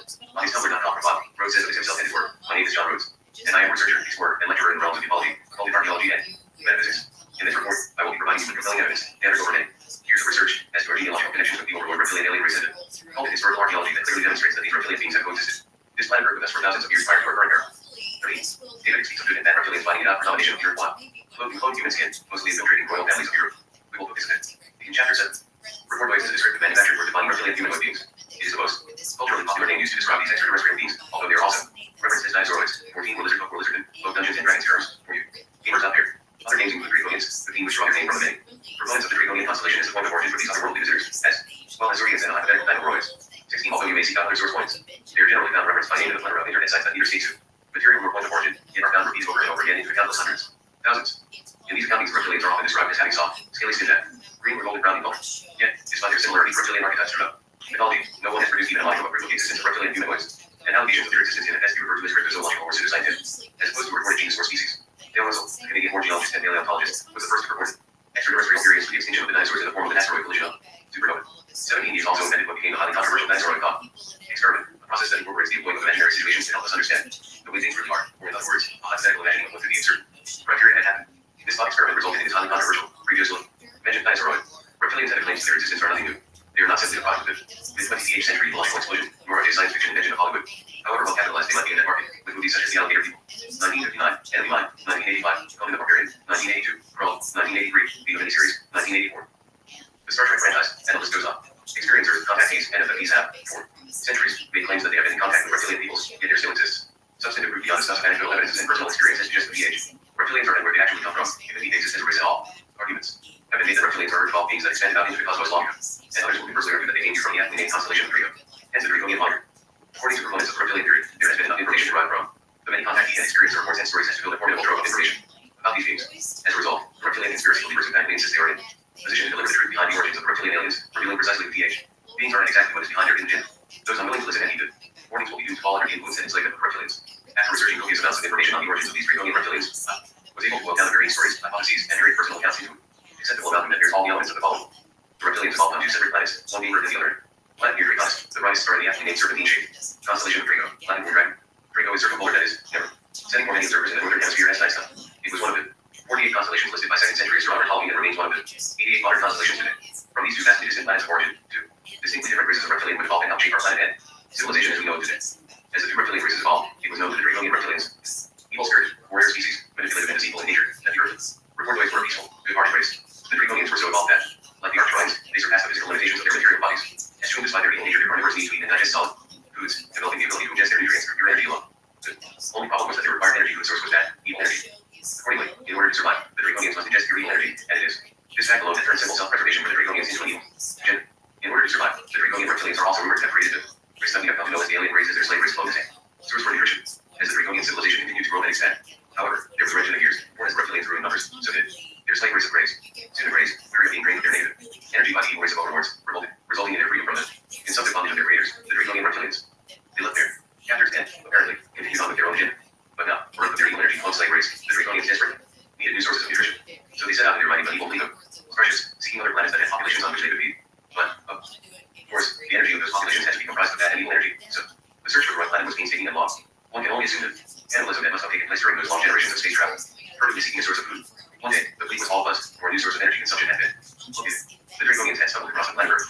Their discovery of Earth is difficult to reconcile with the fact that they seem, by various accounts, to already know that the ways of Earth were benevolent and good-spirited, and that represents one of the many gaping cracks in the narrative. As the story goes, it was here they observed the highly advanced, yet peaceful race of reptilian-like aliens, known as reptilians, but far more important to the Draconians were the human beings, indigenous to Earth. They set a plan in motion to utilize the human population on Earth as a source for their evil energy nutrition. They first needed to eliminate and remove the Earth called reptilians in order to launch their reptilian agenda and manipulate the race of evil-minded humans for their energy consumption. At this point, there were gaps in the storyline, but after successfully forcing most of the reptilians to leave the Earth, Draconian reptilians began to work their way into and influence the civilizations of Earth's ancient past. Rumored reports state that some developed reptilians still exist beneath the streets and farms of our planet, and within the subterranean caverns of the Earth, secretly operating as freedom fighters for the human population of Earth, countering the Draconian reptilian alien agenda. Today, power struggles among the alien forces have thwarted an outright invasion of our planet. Reptilian aliens from the Draco constellation still have a fixed eye on our planet and have emissaries here on Earth performing the vital tasks to ensure that humans remain on the track of corruption, hatred, and egocentric goals. The more evil, the more food. Now, all this lay at it plays jingle bells. I honestly did not know, after reading several sources on the Draconian story, whether to laugh uncontrollably or simply shake my head slowly from side to side. And you thought the story of the Garden of Eden seemed implausible. After dissecting the various stories and hearing accounts of the so-called reptilian agenda, the preceding story was one emerged. Granted, some of the versions I encountered were ridiculous, well-written, providing research notes, mostly citing science fiction, and others, and eloquent narrative. Others read like a great essay project, but for the most part, they all said, Fred, the same thing reading like the script, poorly conceived, made for television, be great science, fiction for with even first CGI. If you want weekends worth of good entertainment, simply conduct an internet search on reptilians and start reading the various versions of where they came from, how they got here, and what they're up to. And note, as you read, the absolute lack of source material and references, and you become as frustrated as I was attempting to locate any accounts that were even a modicum of presented fact beyond the individual author's feelings and ungrounded, unsubstantiated storytelling, and in most cases, not even good storytelling. In short, if these accounts were all we had to go on, I would think it would be pretty easy to chop this all to a record of imagination and personality and sloppy interpretation of personal experience, set against an even looser grasp of history and the anthropology of it. Hitting the whole right spell, there are good reasons to assume the man does not experience his own as a member of the same species, born in a different language, customs, dress, and other criteria perceived by the mind rather than by instincts determined who is a specific end. He was not, and any group which is slightly different is not supposed to share in the same humanity, precisely because it lacks instinctive equipment, also lacks the experience of the identity of the species and experiences a stranger as if he belongs to another species. In other words, a man's humanity that makes him so inhuman. Eric Roth, the fact that there are so many stories and theories attempting to establish the existence of extraterrestrial and interterrestrial reptilians on this planet speaks to one of two things. 1. Extraterrestrial reptilians actually exist and interact with humanity based on the overabundance of stories and experiencer accounts. 2. The overabundance of stories provides a distinct picture of how believers insert phenomena attempt to establish their case while presenting absolutely no quantifiable evidence, thus contributing to an ever-increasing cache of unsubstantiated stories and information. In other words, very small handful of researchers. It's like the existence of God in the hundreds of religions that have sprung from that one particular idea. Everyone starts with proof of concept and either believes what has been taught, or builds their own offshoot denomination or religion. In recent years, I have read more accounts of the reptilians on the internet that are precise, repetitive, word-for-word copies of theories presented. Ted Ryson, David, and others like mine, whom I would refer to as founders of the contemporary thinking on reptilian theory, that I believe there are very few original thoughts of unique research out there. Most of these accounts are presented without any reference to their source material, nor any evidence for proofs establishing their cases, but contain the very same language, parroting the information presented by one or two major proponents. Despite believing that there is something that has interfered with and interrupted the bloodlines of humanity, I tend toward the latter, above, in that there seems to be an awful lot of scrabbling to man, distorted the preconceived notion, as opposed to empirical data to substantiate the claim, and exists a completely different take on the entire notion of extraterrestrial life making contact with human race. The astrobiologists and exobiologists who study life as it may or may not exist on Earth, planets have nothing past their fingertips, though we have not even mastered the intricacies of human life and other forms of life on this planet. The study of places billions of light years from. We exist is theoretical at best, impossible at worst, yet we still engage in the study and research, because we want to have some idea of what is out there and speculate on whether or not what is out. There may know anything about us.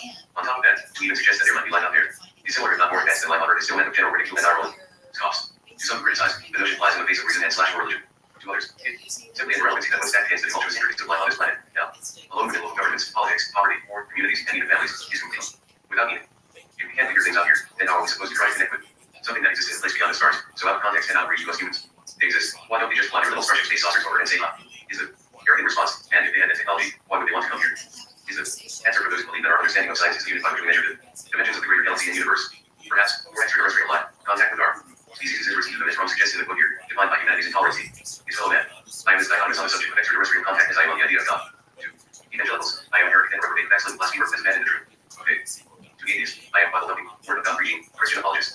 And because I am decisively middle of the road and that I accept the unprovable possibility that there is God, but I have deeply rooted questions and doubts, and seek better answers that are regurgitated offered up in most churches. I have the very same dichotomous approach when it comes to my stance on ancient alien theory and the existence of reptilians and rays. I want to see the evidence that doesn't force my hand to squeeze the square peg into the round hole. Yet, based on my multicultural religious studies, I have very little doubt that this planet has been visited by non-human intelligences. Fallen gods, angels, demons, or extraterrestrials is not even a stretch for me to believe that in the vastness, outward moving, ever-expanding universe there are not races intelligent and advanced enough to have come to this place and possibly even still live here, as colloquial and local as that may seem matter. All ancient myth combined with historical documentation filled with experience and abduction, cases, leaked government information, and numerous other data seem to their existence. The bigger questions for me, as with many who have come before me, are who are the main players? How do we fit into the scene? After we know these things, where will they take us? The entire history of the alien mythos reveals the existence of many different types of alien beings present on this planet today. Anecdotally speaking, even I am only one step removed from fear. Old friends who encountered and became intimately involved with a mysterious man reported that he worked for a facility in New Mexico that sent dozens of stories underground, headquartering several dozens of alien species that live and interact on this planet. According to the shadowy character, these alien races have been restricted from any interference with human beings or their affairs, at least in the greater sense. But if this is true, why are we seeing an ever-increased number of experiencers and abductees repeatedly describing only two distinct types of intelligently forms with whom they've interacted, the greys and reptilians? And why is it that they seem to have exclusive rights to interference with humans? If interaction between these beings and our own species has been occurring throughout history as legend, and it could seem to indicate, then where is the substantive evidence of their existence? Where are they from, and what is their business with or interest in us? I am firmly convinced that the contact we have experienced with non-human entities is inextricably linked to the mythologies of the ancients, and that the contact we may be experiencing today is not only a metaphysical connection to the past, but a physical one as well. The legacy of the ancients certainly has become the modern history of reptilian connections. Is there any substantive reality to it, or is it all simply the extrapolation of ancient mythology into current age, all driven by the need to have something more? Part 3. The Serpent's Bloodline. Chapter 5. The Remnant of the Nephilim. One when mankind began to multiply on the earth and daughters were born to them. 2. The sons of God saw that the daughters of mankind were beautiful, and they took, and they chose as wives for themselves. 3. And the Lord said, My spirit will not remain with mankind forever, because they are corrupt. Their days will be 120 years. For the Nephilim were on the earth both in those days and afterward. When the sons of God came to the daughters of mankind, were children to them. They were the powerful men of old, the famous men. Genesis 6:1-4. It's a very familiar story to you by now. The Elohim came to the earth, according to the Old Testament's book of Genesis and the apocryphal book of Enoch, and intermingled with humans. They chose women, cohabited with them, married them, impregnated them, and produced offspring. The 5 race of Nephilim, the children of those Elohim, had left their place and come down. Prior to those events, one of the Elohim, forever known as the serpent character, Nakash, had an intimate encounter with Eve in the Garden of Eden, for dealing with his knowledge and impregnating her with his seed, producing the very person of human Elohim, crossbred Nephilim, Cain. According to the religion wrapped around the events of the book of Genesis, the consequence of this activity was that all humanity from the grace of God, spiritually ensuring the need for a system of blood, redemption and Savior would be there inside of his Redeemer. The God of the Hebrews cursed the Elohim, Nakash, prophesying perpetual conflict between his offspring and the offspring of the human woman, Eve, who was the mother of all humanity. What followed in the biblical record were lengthy catalogings of the descendants of Adam, which we have noted did not include Eve's firstborn twin son, Cain, as he was the child of Nakash of the Elohim. This genealogical record was set in place to establish a pure human bloodline from which the infant Redeemer was to come. What is directly left out of the biblical accounting is the line of Nakash. We read that Cain was banished from Eden after murdering his younger twin brother, Abel. Exiled from Eden, Cain left behind the only 2 other people mentioned in the Bible as being on the earth at that time, Adam and Eve. He went out into a world void of inhabitants and civilization, EAS, to the land of Nod. Once there, the passage tells us that he made love to his wife. Of course, what else would you do after being banished from the only place on earth whom he either walked with? Him from Eden, meaning she was one of his sisters, not named in the account of the first family line, whom he ended his wanderings. She, in turn, bore him a son, whom he named Enoch. And there in the land of Nod, Cain built a city, most likely within an enclosure around a few months. the city after him, Enoch. The subsequent history of this city we know very little, but the name of the city we know very great deal. Without entering in too much detail regarding changes in pronunciation that occur in the course of the development of language, it seems necessary to point out here that the sound represented by the letter N is often reproduced as a part of CH sound that terminates the name Enoch may be replaced by a or G or GH sound. These sorts of linguistic changes are very common in ancient tongues and in relation to biblical city mountains or towns of people living around these sites kept the name places fairly in throughout the passage of millennia. This revealed a very important city in antiquity that appeared under the name Jerusalem, and a study of cuneiform soon revealed that this could equally well be pronounced Enoch, which was recognized as identical with the biblical word Enoch. What is more interesting is that the name Jerusalem became synonymous with the word city, and not simply a mere city, but a city of great historical importance. The word in its raw form actually means the first city. Not ends the Hebrew root of the verb to wander, MRT, and is obviously an etymological causation intended to explain the wandering, nomadic lifestyle of Cain and his future putative descendants, Mechanized. This sort of play on words is typical of rabbinic writings and suggests CH. This is a later scribal interpretation, which was more than likely inserted to suggest that Cain's descendants were without territory, in other words, nomadic. Additionally, the Hebrew language did not exist prior to the time of Abraham, but some 4,000 years after the time of Cain. The language Cain and his descendants would have spoken was probably an Aladdin/Cushitic language, closer to Old Arabic, Edomite. So, although Cain built the first city, his descendants were Moab, known as wanderers, those who had no territory or place to exist, and these were the offspring of Nakash. It is interesting to note that, though the Nephilim mentioned in Genesis 6 are offspring of the sons of God, but many Elohim, they are not the children of the serpent. Nakash was not their father. The Nephilim of Genesis 6 are not the serpent seed, though it is quite possible that the descendant of Cain had grown large enough to be part of the hybrid race of Nephilim that encompassed all of the known corrupting the bloodlines of humanity up until the time of Noah. There is no direct information on this point of detail, though it can be extrapolated from the rest of the information. This is probably so. The serpent seed doctrine. So many times and in so many ways, current Christianity operates under presumptions that the text from which they pull their doctrine has been accurately translated or presents a factual account what they think they are understanding. Never is this truer than what fundamental Christianity takes. Dogmatic stances on the person and character of Lucifer/Satan/the devil, as well as the passages used to substantiate his presence in the Bible and important doctrine establishing passages of Scripture. The lack of careful examination of the biblical text about the serpent seed doctrine reveals a complete misunderstanding of the figure of Satan. The biblical passages that are forced to support the theory that Satan is a fallen angel is a tragic theological conundrum in the churches of modern Christianity, because the result is a complete misunderstanding of several implied biblical passages, the result of which has created a wrong doctrine that perpetuates a complete error about the creed. Known as Satan.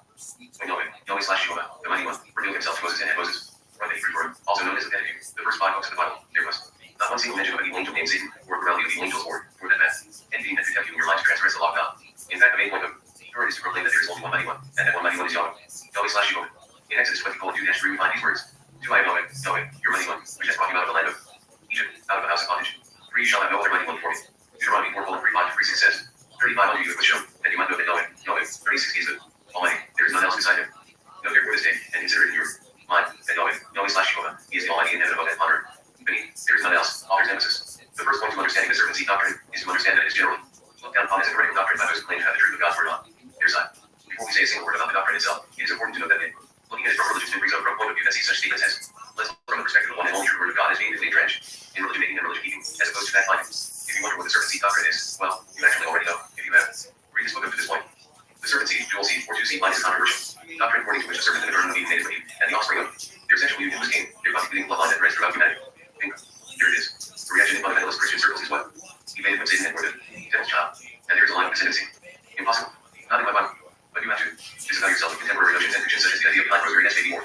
Such other works when attempting to understand these concepts. Nakash was not Satan. He was not the devil.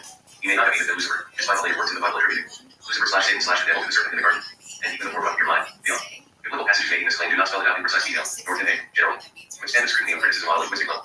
Never is Nakash, the serpent in Genesis, directly said to be Lucifer, Satan, or the devil.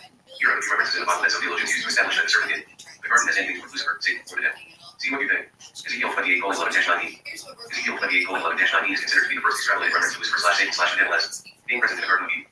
It was written approximately 1,000 years after the writing of the book of Genesis. It is all written for the fallen king of Tyre, and the Christian church has rendered its meaning to stand as a metaphor for Lucifer/Satan/the devil. In actuality, it is not India, Lucifer/Satan/the devil at all. Here is how the authorized version of the biblical passage reads. Lamentation for the king of Tyre. Author's emphasis throughout. And moreover the word of the Lord came to me, saying, 12 son of man, take up lamentation for the king of Tyre, and say to him, thus says the Lord God, you were the seal of perfection, all of wisdom and perfect in beauty. The king you were in Eden, the garden of God. Every precious stone was your covering.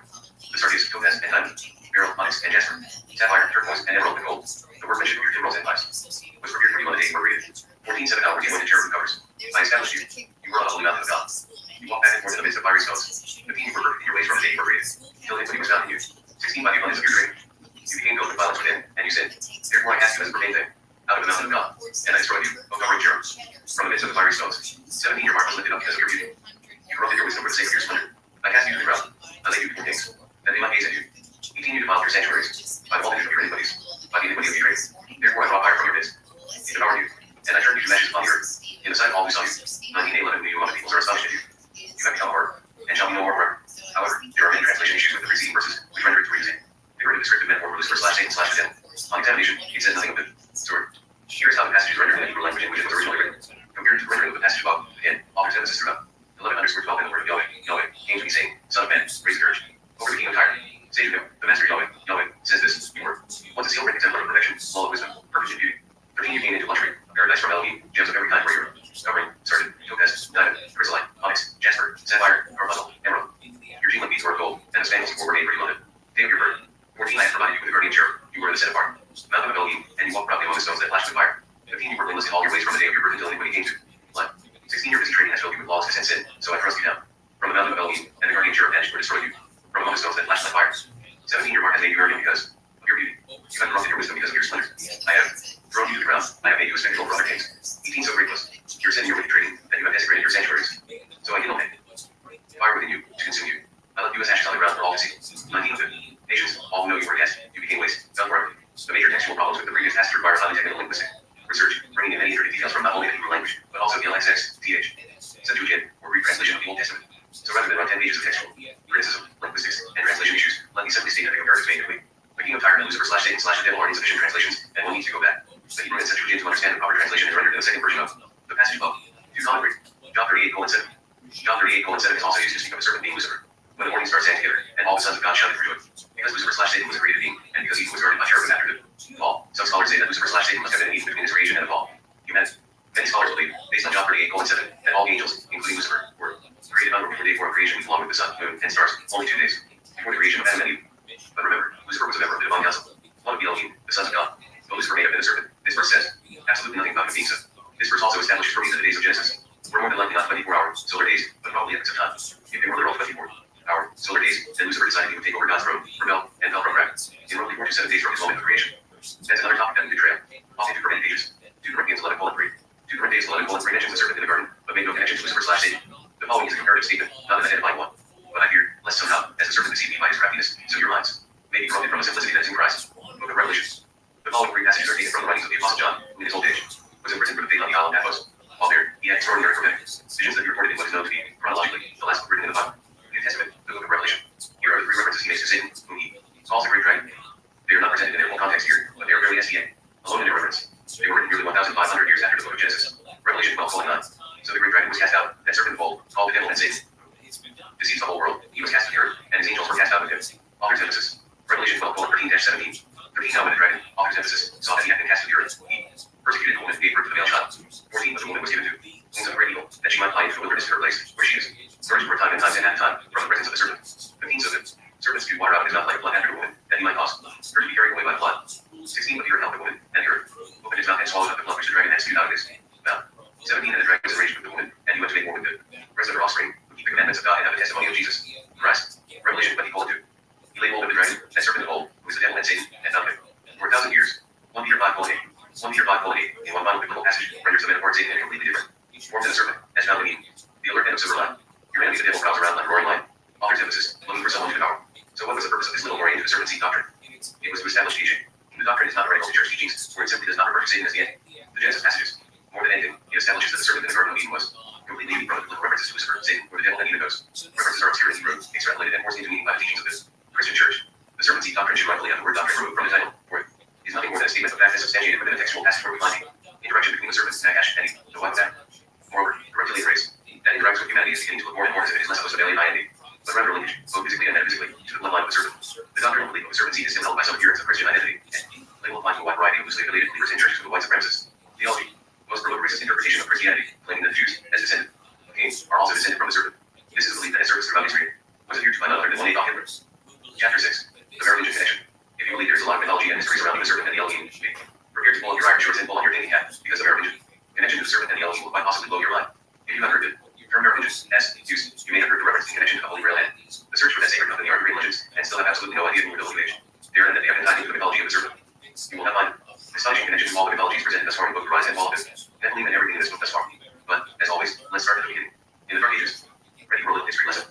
For roughly 300 years between the 5th and 8th centuries, the Merovingians, sometimes referred to by their contemporaries as the long-eared kings, as they wore their long and ostentatious comparison to the blizzard rock hairstyles of the rest of the France, were a salient Frankish dynasty that came into power, ruling the region known as Francia, largely synonymous with ancient Gaul, inclusive of modern-day France, as the regional name implies. From the 3rd century on, the salient Franks appear in the historical records as warlike Germanic, or Barbarians and pirates, their ancestral enemies of the Gaul itself, and found allies of the Romans. Known as ladies, were used by the Romans to denote the barbarian tribes, literally maps of outland tongues, that is, foreigners, people from outside the empire, who gave them fealty, servant. As underlords serfs who swore allegiance and provided soldiers for the Roman armies, resulting in a ragtag alliance with Rome. This granted them the right to be the first Germanic tribe settled permanently on Roman land. In 358, they entered into political agreement with the Romans and moved into the region known as Toxandria, which comprises roughly the area of current-day Holland and Belgium 1. By the 7th century, the Salians fully adopted Romish identity and gradually dropped their identification with Salian roots and heritage altogether. It's interesting to note that the Merovingian kings operated under a rather socialistic system of governance, as defined by current-day standards. The king redistributed conquered wealth and real estate among his followers, and this was not just given to the nobility, as it apparently extended to the indentured peasantry. Some scholars have attributed this to the Merovingians as lacking a magical understanding of public affairs, but it is also the view that they knew precisely what they were doing, and this was an act meant to foster loyalty among their people. He was the son of Merovingian/Merovingian, the ruler from whom the name Merovingian is derived, the leader of the Salian Franks, John Merodach, c. 457-481, who founded the Merovingian dynasty. His son, Clovis, 481-511, however, was a man who united Gaulish tribes and territories under Merovingian rule. After his death, the Merovingian family seems to be in a constant state of fighting and back and forth skirmishes for power, but when threatened by outsiders, the Merovingians always presented a unified front, standing together with unified purpose and intent. They were the ultimate power in the region. During the final century of Merovingian rule, the dynasty was increasingly pushed into a more or less ceremonial role.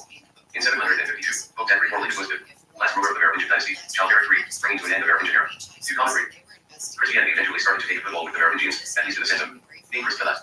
An Irishman named Clovis, who was eventually elevated to sainthood by the church, enjoyed great influence due to his sincere friendship with King Balkan, the wife of Clovis II. The Merovingians established numerous monasteries throughout their empire and awarded their loyal lords funded the abbeys and monasteries, granting them bishoprics and titles, as happens. Many of them, due to their financial support, were even granted sainthoods.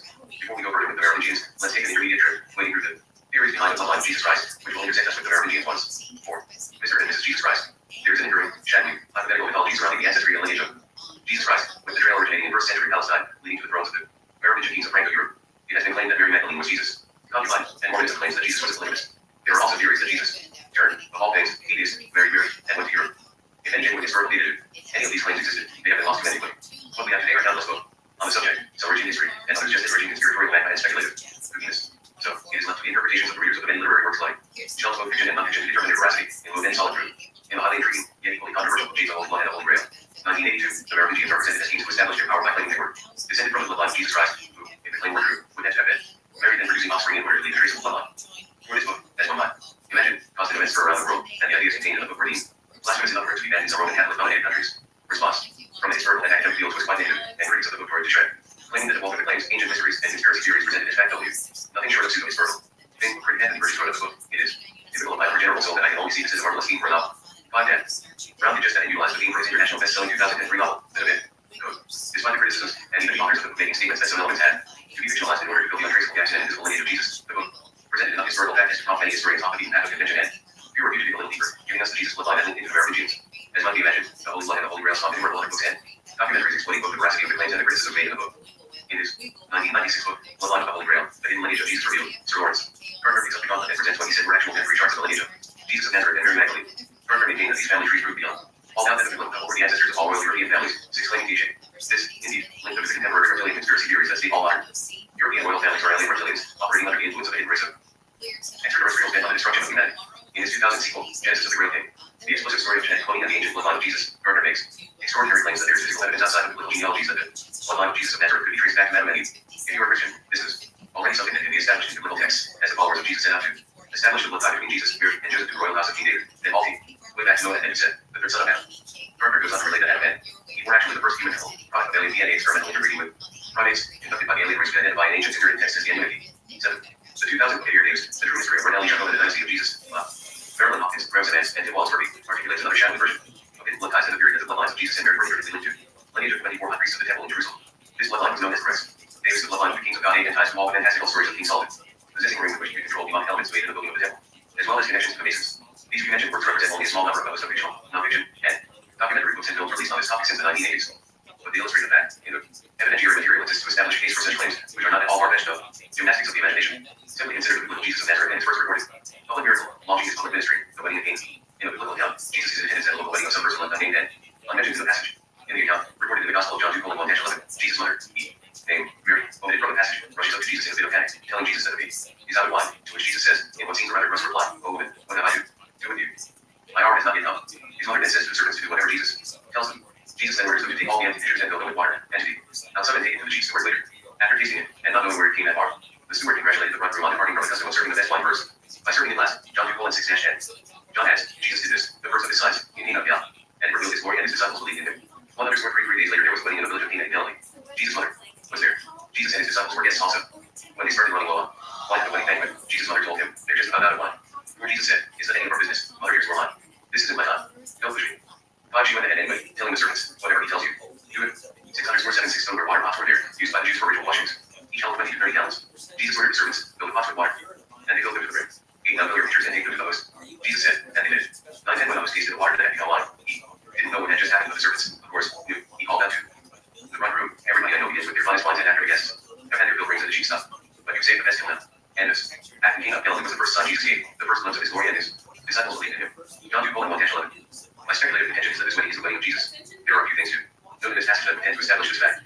First, in first century Judea, it was a tradition, tantamount to law, that a rabbi must be a very man in order to be worth his salt and effective in his ministry. This miracle represents the first miracle of Jesus' public ministry. Second, in first century Judea, as well as in modern times, it was Jewish custom and tradition for the groom family to provide the wine for the wedding. In this passage, you see Jesus' mother approaching him. Under some stress that the wedding has no wine. Why did she approach Jesus, and why did she seem to have some position of authority at the wedding? Was Jesus, perhaps, the groom? Finally, we see Jesus, the groom, ordering the servants and presenting the wedding with wine. Perhaps the text of the passage, as with so many other passages in the Bible, is presenting certain facts and omitting others, or completely redirecting the actual events formed in different directions. As we know, the early church fathers had specific views they needed to convey in order to establish church practice and governance, and regression of women in position of authority seemed to govern the effort. Where Jesus had been married would have elevated women to a lofty role, so they believed the wedding had reduced Mary Magdalene to the role of prostitute, which is never stated anywhere in the biblical text. Pope Gregory writes Homily on Luke's Gospel dated September 14, 591, first suggested that Mary Magdalene was a prostitute, Jesus who calls a sinful woman, whom John calls Mary, we believe to be Mary from whom 7 devils rejected for to Mark. And what did these 7 devils signify, if not all devices? It is clear, brothers, women previously used the ointment to perfume her flesh in Acts, Homily XXXII. Not speculative as my theory may be, it is clearly apparent that the church and denominations overtly suppressed the role of important women in the scriptures, with few exceptions, and just as overtly even there exists the notion that Jesus could have been a married man and produced offspring. One old Bible school friend of mine acted quite harshly at this notion when I presented, insisting that nurturing children would validate the divinity of Jesus Christ. When I asked him why, he fumbled for an intelligent answer but could provide none, reverting simply to stating that words were critical. And, in truth, if Jesus Christ is indeed divinity, God very God, does not age. New Testament tells us that he experienced life and was tempted in all points, just as we are, yet without committing sin. Hebrews 4:15. The big question that remains unanswered is this: did Yeshua or Joshua, Jesus of Nazareth, call the Christ, marry and father a child? And if he did, was the child the beginning of blood that could be traced or discovered, and did it merge into the ruling class of the Merovingian kings? As the theory goes, Jesus married Mary of Magdala, a woman from whom he cast out 7 demons, thought to be 7 illnesses and infirmities, and became one of his most ardent disciples, even to the point where after Jesus' death, resurrection, and ascension, she was referred by the other disciples and followers of Jesus as Miriam, the great teacher. According to the non-canonical Gospel of Philip, the Gnostic Gospel of the New Testament Apocrypha, dating to the 3rd century, Mary Magdalene was revered as a great teacher, establishing her as the heir, apparent to the philosophies of Jesus, her husband. There were 3 who always walked with the Lord: Mary, his mother, and her sister, and Magdalene, the one who was called his companion. His sister and his mother and his companion were each Mary, the Gospel of Philip. There is another passage from the Gospel of Philip referring to Mary Magdalene, but as is common with millennial documents, it is incomplete due to damage to the original manuscript, and several words are missing. The best scholarly guesses as to what they were shown here in brackets. Most notably and frustratingly, there is a hole in the manuscript after the phrase in use to kiss her off another. The passage appears to be telling of Jesus kissing Mary Magdalene, and Jesus goes on to use a parable to explain to the disciples why he loved her more than he loved them. As for the wisdom who is called the Mary, she is the mother of the angels, and the companion of the Savior was marked by Magdalene. Christ loved Mary more than all the disciples, and used to kiss her softly on her head. The rest of the disciples were offended by it and expressed disapproval. They said to him, why do you love her more than all of us? The Savior answered and said to them, why do I not love you? Like her, when a blind man and one who sees are both together in darkness, they are no different from one another. When the light comes, and he who sees will see the light, and he who is blind will remain in darkness.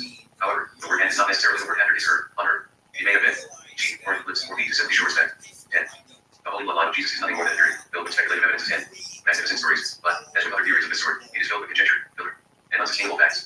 The theory goes on to state that Jesus Christ had a natural child with Mary Magdalene, named Sarah, Hebrew war princess, who was then taken to France to keep her safe, either during Magdalene's pregnancy or as a young child. It is Sarah's blood descendants who late centuries founded the Merovingian dynasty of the early kings of France.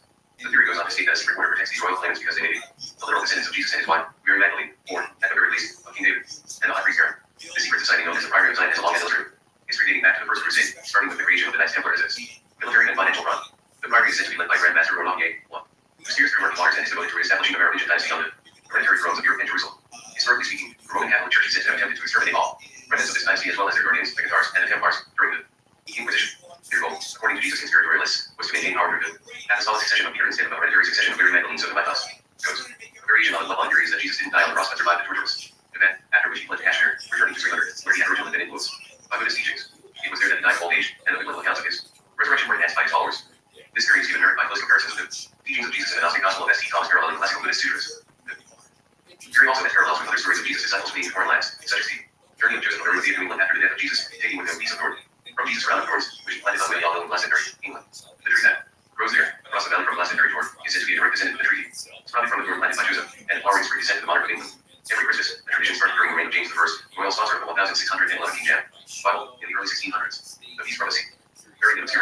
There is a legend surrounding Merovingius, the founder of the Merovingian dynasty, in which he made claims to having been sired by two different fathers. Despite the more recent claims that the Merovingians descended from the bloodlines of Jesus Christ, predicated, of course, on the notion that Jesus was indeed married to Mary Magdalene and Father. Child were carried by his lineage in ancient France, including a human father, Merovingius, and a strange beast of the sea were the progenitors of the first Merovingian king. Merovingius' mother was already pregnant with her son by King Claudian when she went swimming in. The serpent encountered the beast of the sea.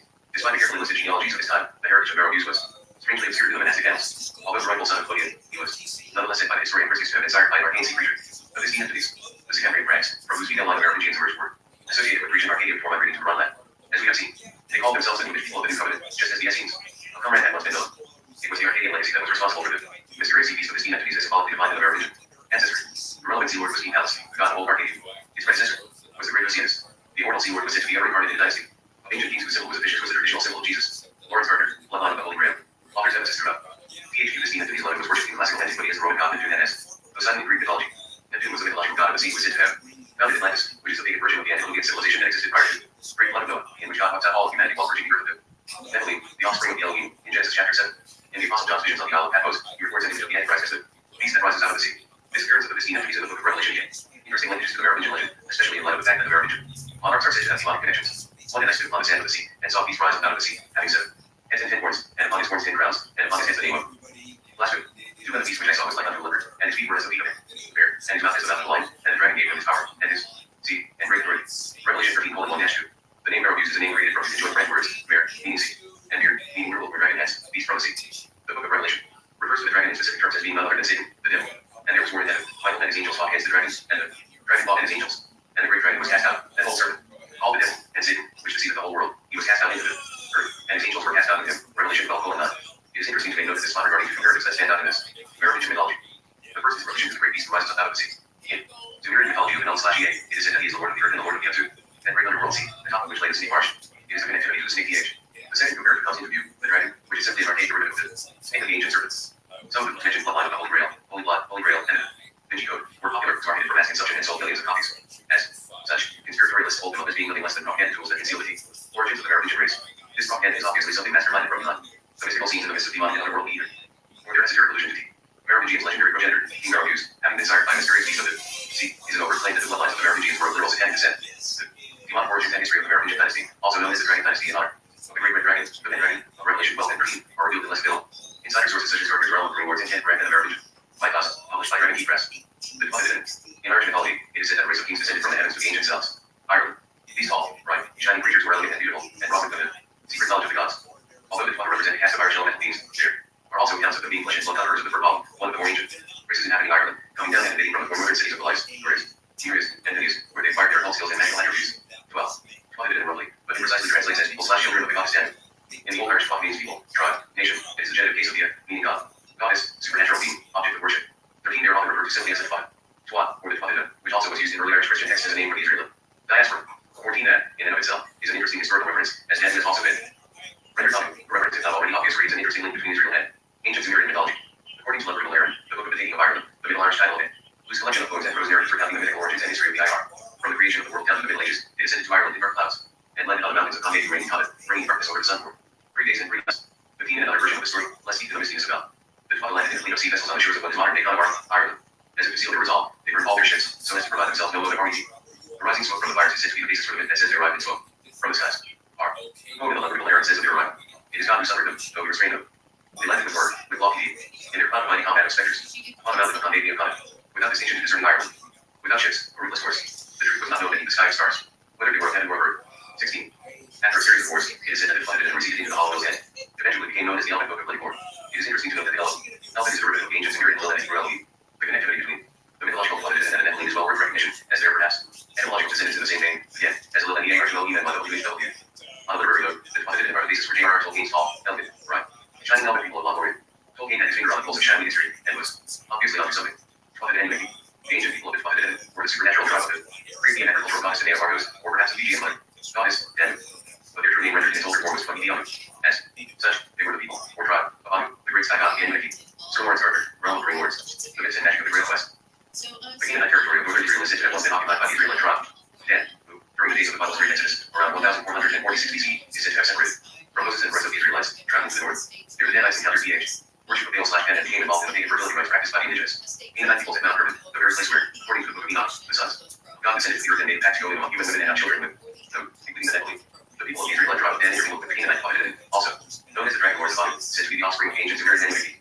This is also one of the interpretations of the sons of God intermingling with the daughters of men. Reference to the Genesis chapter 6 story of the Nephilim. One of the human-based interpretations. The story is that the children of Israel, as represented by the tribe of Dan, wrote the law of God intermarried with the Canaanites in the region of Mount Hermon, where the Elohim were said to have descended.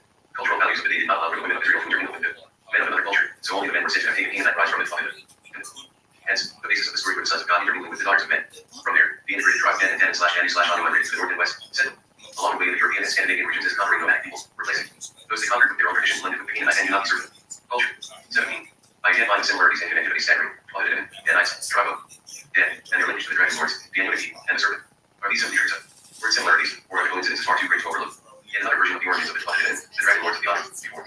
Settling in Ireland around 800 BC is that they were the descendants of the Black Sea princes of Scythia, 18 now known as the Ukraine. Like the original dynastic pharaohs, they trace their ancestry to the great Androids, no, Ukraine and dragon of the Arthurian legends of Mesopotamia, and from whence sprang the kingly lines of the ancient Britons, the Irish Rothschild, and the Petes, indigenous people of northern Scotland.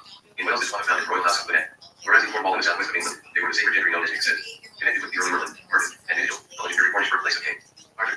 So, from a single cast of the original blood royal letter known as the Sandriel, the LP Gents were the ring lords, we discovered many of the descriptive terms, which is at the very heart of popular book form. For here, in this one book race, we have the elves, fairies, and pixies not beguiling little folk, but distinguished king's head, kings of the dragon succession, Sir Lawrence Gardner, realm of the ring lords. The Psalter of Cashel, the Lost Book of Munster, states T. Plotted and rooted Ireland for about 2 centuries, and were highly skilled in architecture and other arts from their down. Residents in Greece. 19. According to the Psalter of Cashel, the Plotted and were regarded as the descendants of Delos, the son of Elis, who went with his 50 daughters to Argos, the home of his ancestral line. In Irish legends, the Plotted and considered to be demigods, were said to have possessed a real life vessel. 20. They were teachers of ancient wisdom and the founders of the Druidic priesthood. As you can see, mythology and also history. In the lately historical, mostly pseudo, anthropological works of Sitchin, the enmity are space travelers who descended in linguistics, forced firing rockets. In anthropological research, they are the deified kings of the ancient Sumer, whose descendants migrated north to the Black Sea region and south to Palestine, encountering other ancient peoples, emerging cultures, and language. In American sense and in accordance with modern reptilian mythology, these are the ancestral Euro-Semitic people from which the bloodlines of the royal families of the Franks, not to mention the royal houses of Europe's history. The Holy Grail. The Holy Grail has for centuries been linked to the legends of King Arthur and his knights of the Round Table. It was a quest on which the mythical king sent his mighty men of valor. In more modern interpretations, this grail quest has been seen as less a quest for an object, the cup Jesus used Last Supper, but one of finding and identifying the bloodline of Jesus Christ, the Holy Son of God, W, was the divine Savior of humanity. Take into consideration the aforementioned migration of the Plotted and their reported establishment of royal lines of Wales and Cornwall, both of which have connectivity to the Arthurian legends, and you will see the link between the legendary quest for the grail and the quest for the blood heirs of Jesus. Yet the dynastic lines of claim to have descended from the same bloodline were not any part of the Christianity we recognize today. They were known as sorcerer kings and dragon lords, some of whom claimed to be not only descendants of the bloodline of Jesus Christ, but also the Cimmerian bloodline, which seems a natural contradiction to the former. The Merovingian kings were said to have descended from the Atlantean diaspora, the remnant of inhabitants of Atlantis who had escaped the destruction of that mythological region, fleeing to the Pyrenees mountain region, bringing with them their abilities as physical adepts and practitioners of arcane sciences and the esoteric arts. The Merovingians, in fact, were often called sorcerer kings, non-Turkish king sorcerers, workers of miracles, and practitioners of the black arts. 21. These are the descendants of the Grail, the heirs of the bloodline of the Christ. These are the things that into the darker side of Judeo-Christian history and more of the mysteries of God, if you will let it, and of painting God in a very different light than we were taught in Sunday school or synagogue, which is why they are deemed as heretical and blasphemous to the church. But what if they are true? How would this affect your day where you're here when you believe from the Bible? Or would it simply send you back into those pages to dig deeper for answers, perhaps even into recognize that only God is truly there in the form he once understood him? Getting into more rabbit more, there is another version of the story of Cain, the son of Cain, which he was not the son of Adam, which we've already established several times over between this book and the rise and fall of the Nephilim, but of the fallen angels of Baal, whose name was Lucifer. We have already established, textually speaking, that the serpent in the garden was a character called Nakash, in accordance with the Hebrew of the Genesis text. But according to this obscure rabbinic version of this particular bit of Hebrew lore, it was a male who appeared to Eve as a serpent, the Nakash, seducing her. Whoever it was who actually appeared as a serpent isn't as important as the fruit of that union, Eve's firstborn twin son, Cain. If the Merovingian knew this rabbinic version of the story, which they no doubt did, it could have been the basis of their alleged assertion that they possessed, flowing in their bodies, the blood of both Christ and Lucifer.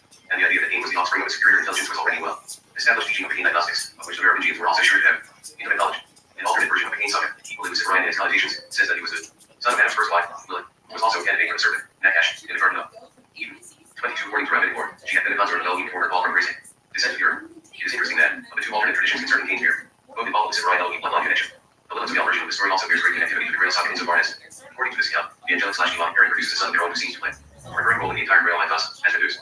Not only is Asmodeus said to have played a central role in building the Temple of Solomon, the edifice from which the Knights Templars have been named, but he is also represented in the dominant statue of the entrance to Ron Nestor with Frank, which has enormous legendary connections to the Grail mythos. The recurrence of the character of Asmodeus in connection to Grail lore gives credence to the notion that both he and the descendants of Cain may in fact have shared kindred ancestry. In some traditions, it has been said that it was Asmodeus, not God, who Moses called upon to part the Red Sea, though portrayed as a demon or devil figure. The name Asmodeus reveals that he may not always have been viewed as such. Asmodeus translates simply to Lord God, Ashman equals Lord, and Deus equals God. Asmodeus bears the same brand of duality found in the serpent deities of ancient Egypt, Sumer, and during other culture. We have mentioned in this book, which happens to be only the tip of the iceberg. So, again, we have to ask ourselves what it is we think we really truly know for sure. On an even more intriguing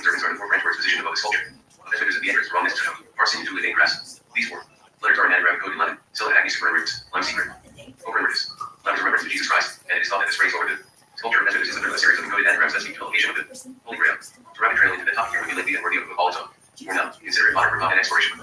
Another possible origin of the Luciferian bloodline tree is inextricably linked to the Elohim, the pantheon of gods in mythology who said in the book of Genesis, "Come, let us make man in our image." Elohim is the plural form for the name of God, God of many gods, the Beni Ha. Elohim, the sons of God known as the Watchers in the book of Enoch. We have already established that the word Elohim is an analogical descendant of the name Lil, God, the enemy of the Sumerian culture, but it also enters in the ancient Babylonian Elu, which means shining ones. This phrase has a distinctively Luciferian connotation because th. Name Lucifer literally means light earth. Additionally, if you see Lucifer as being the same person as Nakash in the Genesis account of the Garden of Eden, remember that Nakash, by definition, means crafty magician, illuminator, bright shining one.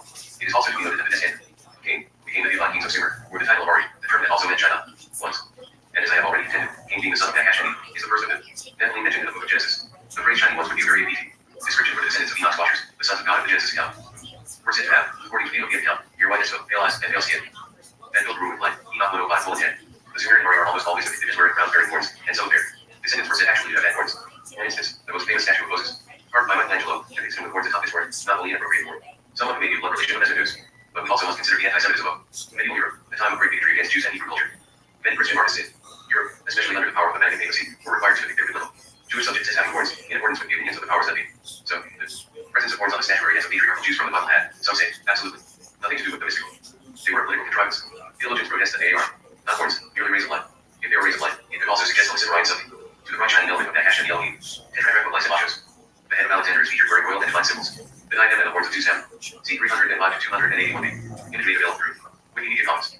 It's obvious, even to the casual observer, that there are indeed horns, which is not at all inconsistent with the normal medieval Western depiction of Moses and other biblical patriarchs.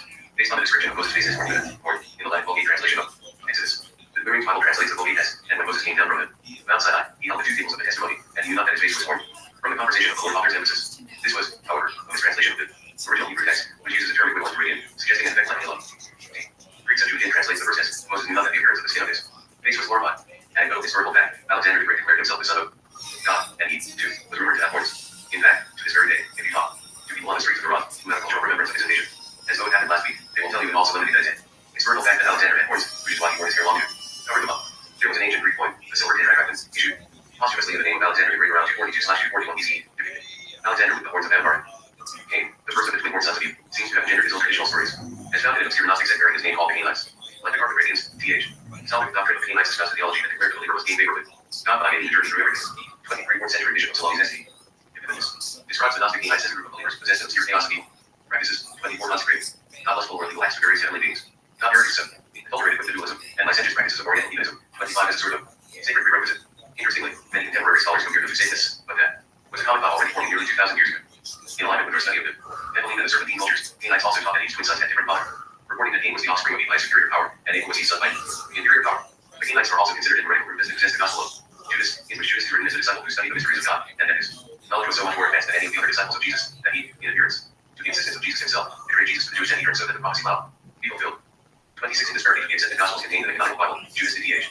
Complete altruistic discipleship to his master, resulting in such a tumultuous grief that he committed suicide. And as a result of his loyalty to Jesus, his name has been dispersed in Christianity for time. So the Barnes of Stephen, image copyright of the author. The extent to which the Americans knew of these alternate traditions is uncertain. Wherefore, not they believe that it is more uncertain still, yet it remains likely that they both knew about these traditions and took them quite seriously. To this very day, the coat of arms of the capital of the Merovingian Empire, Stina, bears an image of the devil, and the original name of Stina was Satanic. How the Merovingians influenced Gilder. In 1919, at the age of 30, Adolf Hitler joined the oldest Germanic revivalist Police Society, 27. Although there are no historical records indicating that he ever attended a single meeting. 28. We conceived and organized this organization into the National Socialist German Workers' Party, better known as the Nazi Party. The Police Society was founded a year earlier by followers of two men, Erland von Liebknecht, who later claimed that it was his cultist ideals that helped form.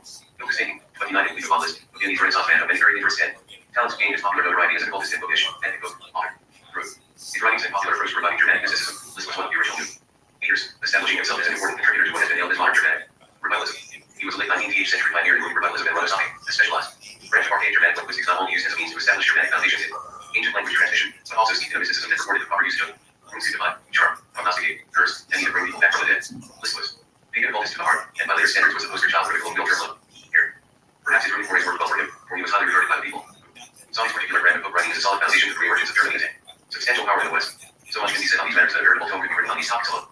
Suffice it for the purposes of this study to say that the Police Society, though outward seen a populist organization that led pride to the growing nationalist movement in Germany rather like a grown-up version of the American Boy Scouts became the animus behind the organizing of what was known as CHP Sharpie Party, that the German Workers' Party had been a little weird.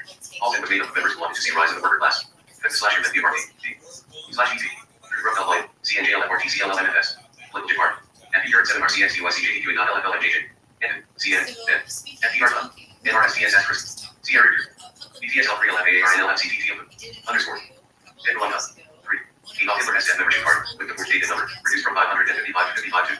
Make no appearance if you were an original founder and member. Into my Myfield, www.myfield.net, made available through Wikimedia Commons. Hitler, who at this time was a corporal in the German army, was ordered to attend a meeting with the death in order to spy on them for the purposes of establishing their political agenda. While he was at this meeting, he did what good spies not do by getting into a rather violent political argument with a member of the group. In short, he was recognized for his oratory skills and later invited to become a member of a fairly unorganized party. Hitler agreed to join and began to organize the party from what was tantamount to a bunch of guys feeding the party politics into a solid organization. Hitler renamed the organization the National Socialist German Workers' Party, and staff, the Nazi Party. According to Hitler biographer Ian Gershaw, the Ghoulies membership list reads like who's early Nazi sympathizers and leading figures in Munich. Ready with this small membership list inclusive of such historical German figures as Rudolf Hess, Gottfried Benner, Alfred Rosenberg, Hans Frank, Julius Linus, Karl Marx, and Dietrich Eckart. 31. By today's standards, the Ghoulies Society's underlying philosophy would be considered innocent. Concept and societally scored in intent. At the core of the Ghoulies was their focus belief in the origins of the superior man, the Aryan race. In 1917, this underlying theme of superiority extended to membership qualifications. If you wanted to join the society, you were required to sign a special blood declaration of faith establishing lineage. The signer hereby swears to the best of his knowledge and belief that no Jewish or colored blood flows in either his or in his wife's veins. Then among your ancestors are no members of the colored races. 32. The organizational intent of the Ghoulies was originally an outwardly innocuous German study group, headed by the Leonard Walter Bauhaus, a Munich World War I veteran turned art student. In 1918, Bauhaus came into contact with the occultist named Rudolf von Seebeiner, the newly elected head of the Bavarian Germany Working While they were the Holy Grail, a creative offshoot organization formed after schism with the Ghoulies Society. Bauhaus and Seebeiner became associates while recruiting for their particular branches, and eventually they merged their branches under the Ghoulie name, using it as a cover name for Seebeiner's new lodge of the Germany Working While they were. Not only are we starting to see all the occultist roots of the Ghoulie and its various offshoots and chapters, but ALS, growing to their political power. What started in occultist book nationalistic revitalization with turned populist and aggressive with political intent and needlessly evil in philosophy. 1 to the power of 9419. Present to asterisk 9FC CF that 1. The Ghoulie Society seal. Image from Rosewebsite.org/L07_IPS/S/LC_LC_L.GPG. The occultist origins of Nazi-Aryanism, specifically as influenced by the Ghoulies' philosophical foundation, is deeply probed in Kevin Abrams' and Scott Lively's of being swastika. Abram 10. Line the documents how the Ghoulie Society relied on ancient occultist supernaturalism to view their members with powers to be used for their various claims and the foundational thinking behind their belief in the use of eugenics. 34. The fire faced off Hitler's dream of an Aryan super race was fuel. The underlying occult theology of the Ghoulie Society, adhering to the belief that they were somehow infused with esoteric powers passed on to them by the spirits of the lost civilization of Atlantis.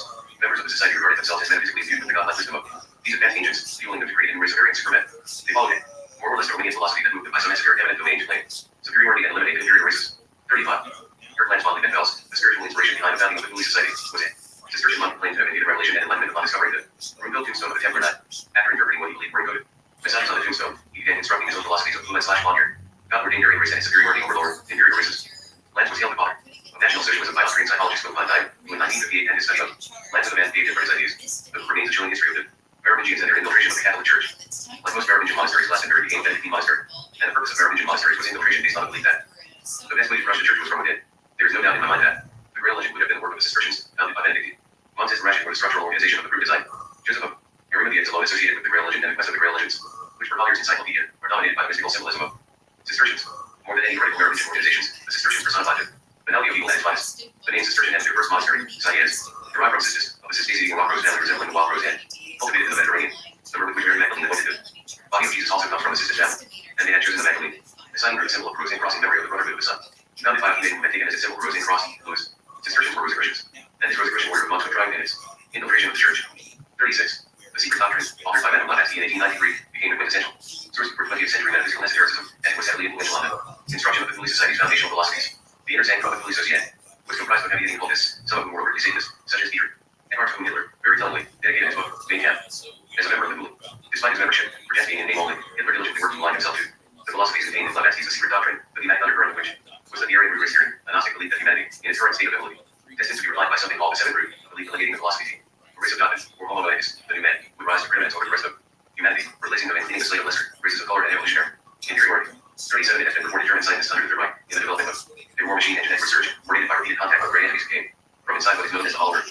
Considered to be one of the first science fiction novels from The Power of Becoming Race, written by Lord Edward Bulwer Lytton and published in 1871 under the original title of Coming Race, despite being a fictional book of visuals for a style of 19th century sci-fi, highly influential on the thinking of Hitler, the Ghoulie Society, and the Third Reich. Though not more, Lytton's intention was, however, so later theosophists the broader field of esotericism founded by the notion that Lord Lytton's book was an actual fictionalized account of an existing superior subterranean master race who utilized the energy form called Brill.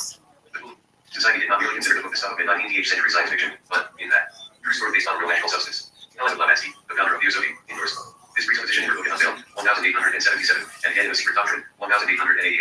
So the question that lingers is this: although Adolf Hitler was clearly an occultist, easily influenced by the mystical and mentally covered by his innate drive to be one of a mythic royalty, the gods and demigods of ancient esoterica, was there anything beyond the simplistic interest in telling the influence of any sort of non-human involvement, and so, was there any link to physical beings that covered his actions? As you have seen, this all funnels backward into ancient past, blending races, religions, cult practices, and the etymological blending of language, blended with the mythologies of ancient religion. And it all goes back to the end of the piece and continued. Reference to the many reptilian roots of some sort. Perhaps it is time to go take a soothing bath. The great Neptune, with the fresh winds in the state march to collect our loose ends and organize our perceptions. Here and now I have to admit to the fact that although conspiracy theories, or their generally stunts of overactive imaginations spurred into overload upon the discovery of some obscure, ancient, myth or legend that they find either substantiates the theory, at least in their own way of thinking. Gives them analysts to build a new theory, generally void of historical accuracy, twisting facts and figures, dates, and interpretations of names, events, locations, and arcane religious or practices. Chapter 7. The New Age and the Serpent. Make no mistake about it, the mythologies of the serpent bloodline, though well established in the past, have never gone away. They merely morphed into new mythology. We have seen that the serpent is ever present in antiquity, slithering its way down through history, leading the entering PR. In the dust of nearly every ancient culture and religion, even touching the untouchable spirituality. Jesus Christ and religion founded by his immediate friends and disciples, proliferated through the known world of 2,000 years ago by the evangelist Saul of Tarsus, who after his conversion, changed his name to Paul, an apostle who never laid eyes on his master, Jesus Christ, but by vision, alone. The New Age movement, quite frankly, is nothing new at all, in that it is religionist philosophy. That has adapted the old mythologies to newer thinking. The notion that we are all gods and heroes, looking to relate the teachings of the ancients, with the new twist that removes the brother God slices. God extends from all these castes of royals to the common individual. Woven throughout this, philosophies, when viewed as an amalgam of religious /spiritual/scientific/metaphysical thinking, is connectivity to the serpent that is the driving force. One has to consider, only, the prevalent philosophy put forward by well-known teacher and translator Nagas Saran of the Kundalini, withering shape, that unconscious, instinctive, or liminal force for Shakti, that is into, woven at the base of the spine, the sleeping serpent, to see where the connection to the serpent, all can morph into new meaning, but still maintains its presence. David, on a more sinister plane, the serpent takes up both in the highly conspiratorial worldviews of David, former British football, and soccer or Yanks Hockey, started a new/sportscaster, turned New Age philosopher, who exposes the dream world we believe to be real so sensitive. Enter on his website.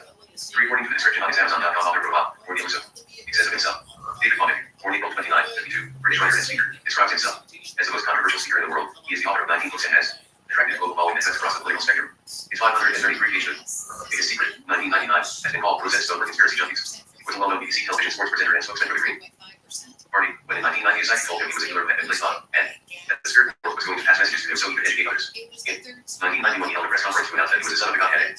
Praise, he said later, the media had misunderstood. He told the BBC's Terry Wood showed that the world would soon be devastated by tidal waves and earthquakes. In Robot Rebellion, 1994, and The Truth Shall Set You Free, 1995, The Biggest Secret, 1999, and Children of the Matrix, 2001, exit out moral/political worldview that combine New Age spiritualism with passion, denunciation of totalitarian trends, in which many prominent figures are reptilian, including George W. Bush, Queen Elizabeth II, Chris Christopherson, and Fox Harwood.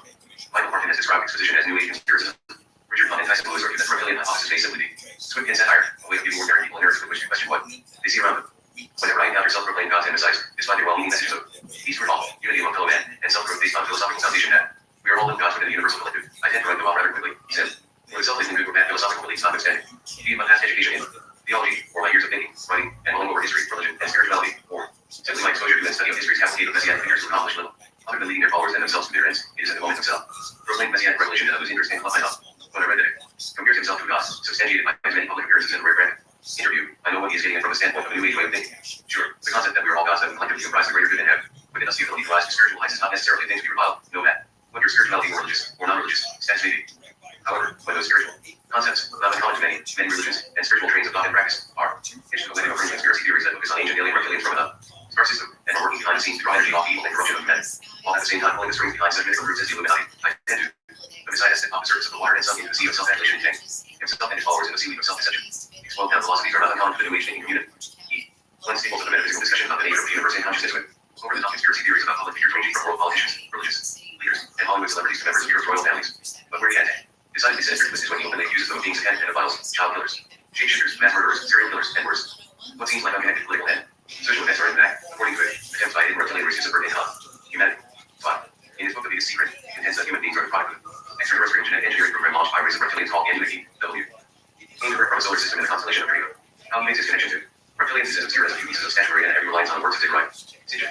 In part, he embraces the ancient spirit account of his creation of primeval man and slavery for the other gods. But he goes beyond merely dealing ancient mythology as fact. Expounding that reality is a holographic experience. The only true reality is the realm of the Absol, which he illustrates by making comparison to the Hollywood movie The Matrix. He teaches a philosophy of collective consciousness built on intentionality, reincarnation, and loose, adaptive understanding of string theory and outer galactic worlds that exist alongside ours of other planes of frequency. He contends that our life experience is altered every day by downloading new information and overriding the software of our conscious state, and that we are attracted experiences to ourselves by means of good and bad thoughts all involved, a mixture of firm, metaphysical thought, alien conspiracy theory, and, frankly, very appealing on many levels too. Those who have been disillusioned by science and religion and are seeking something different to assuage their loneliness or dissatisfaction with the status quo. It is very easy to understand how. Simply listening to him reading his work can draw in. His converts are, I am sure, people who have considered both aspects of his foundational thinking and simply not dug deeply enough to see of his steps and calculated his interpretations. David is certainly not the first to have mentioned reptilian aliens, but he claims he has been The ones who have pioneered roads to their understanding of the reptilians really are, and W. They continue to interact and influence certain humans. From secret government control to world. Combination of ancient religious roots to modern day images of reptilians, according to it, have been known for their secret agenda. And although we do not have a clear picture of what their true intentions may be, we are able to gather from history the signs and traces of their past actions and influence with ancient human civilizations. Accounts from the Aztecs, Greeks, and Chinese mythology. And history leads us clues to an ancient race of aliens that perhaps helped invade the building of our civilization past and present. 70 has thrown the ancient alien theory on its head, attributing this particular brand of conspiracy to them. Reports that reptilians, today, are believed to have shape-shifting abilities that enable them to secretly work their agenda behind the scenes, hidden within the bodies of ruling classes of Europe and the majority of U.S. presidents and political figures, not to mention prominent entertainment and pop cultural personages the world over. Reports that the echelon evidence DH, our political structure and economic systems have already been influenced by these evil guns. Rapping, or used to define Nagash, the serpent character in the Garden of Eden, reptilians who have worked for thousands of years behind the scenes of human history.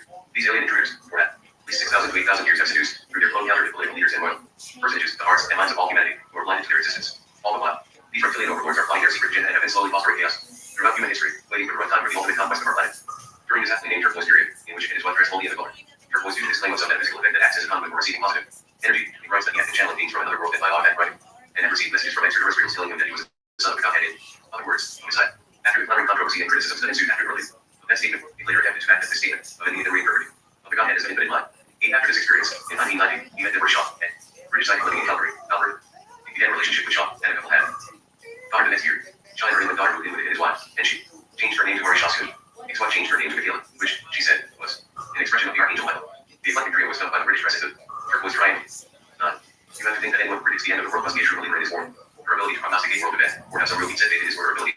Yes, Chandler was second. He made himself part of the short list of doomsayers when he prophesied that the world would end in 1997. That was, 15 years ago, in case you're counting.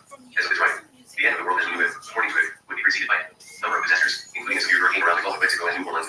Here's a stretch, a hurricane in the Gulf of Mexico. Do I sound too skeptical here? Volcanic. Eruptions on the island of Cuba. Disruption in China. A hurricane in theory. And an earthquake on the Isle of Earth. He also said in that interview that Los Angeles would become an island. New Zealand would disappear, and the eclipse of Kent would be underwater by Christmas of that year. He told reporters that the information contained in this world-ending prophecy had been passed on to him through channeling the voices in his head, which was physically transmitted through automatic writing. As of the writing of this book, he is still holding enormous stadium events today.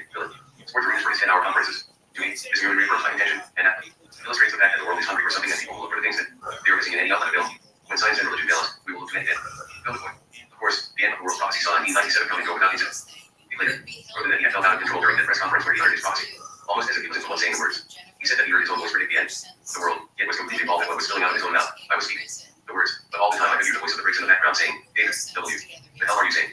10 weeks right this May, his prophecies were splashed all over the front. Paid news the next morning. In and of themselves, there would seem to be no real harm to his channeling drift. Automatically bringing certain things alien reptilian. God's word race of reptile aliens with evil intent, still governing our human affairs from behind it. Curtain of subterfuge, placing reptilians in seats of high political world power throughout the ages. Imposters in an exterior skin of cloned human flesh, infiltrating their way into all the ruling body. The world, who am I to tell him though? If the man has no following that by his books, pays to easy, his conferences, and he is a phenomenal, eloquent, moving public speaker, and promulgate his views. Why should any of us hear? The offense of David has found to fill his coffers and David. Electric bill, and his people have so little to believe in that they strive to his views, which, for have a hard time believing even himself politically, and more power to him after all. Blended throughout his alien messages of warfare call for people to take action against the Amus, and the press science of government, the seeking of world unity in contrast to the new world order, and beginning with inner top-line awareness and tranquility. What's so wrong with that? Whatever the people of delivery of the message, the end justify the means, and if the world becomes a better place, even if we have to voice upon a common-minded notion that if we don't pursue these things, the reptilians will get a stronger foothold and destroy our world and have us all for lunch. No matter if you are explaining information and creating a revenue stream, while at the same time voicing the and unity is the answer, despite how disgusted one might be with his methods, he is all of it. Pushing a good thing, right? But there is a much more insidious aspect to David's assertions. The reptilians that he claims exist and operate behind the scenes of humanity are once linked to the bloodlines of Cain, the Merovingians, and the Lycid lineage. He speaks a form of anti-Semitism, very good and twisted. View of world history, linking the Jews with the Illuminati and the New World Order. The Jews, reports, are the reptilian populated, controlled, manipulated race-seeking world combination. Through their positions held in the wealthy, ruling, and royal families of Europe and the Western world, the chosen people of the Old Testament are linked to humanity. And the underpinning of his teachings is that his foundations are linked with historical fact, yet merged in reptilian/Illuminati views. This is not to say that the man does not adhere to good philosophies that stand for the betterment of humanity, but then some that draws an inordinate amount of followers to his philosophies. True. In fact, mixed with bizarre theorizing made for the propagation of the message that is all at once, appealing and stimulating to the curious, who are dying for answers to convert our world from what they view as a place of evil and oppression to one of peace and harmony. Throughout his career, David has professed to have lost against many political and social systems that may be compromised by reptilian alien agendas, and although reptilians continue to make their push against humanity, men believe that we have protectors from yet another constellation watching there. Every movement waiting their chance to move against the reptilian alien race of aliens and their agenda. Although many of the subjects related to reptilian aliens were intelligent blind elsewhere, it is usually left to the science fiction authors and fanatics. David continues to push his own alien agenda toward what he believes to be the truth that has been hidden from the public for ages. 11. Conclusion. The continued presence of the serpent. As we have seen throughout this entire book, the presence of the serpent is a thing of both good and evil began as early as the recorded history of humanity and explores its meandering trail down through the ages.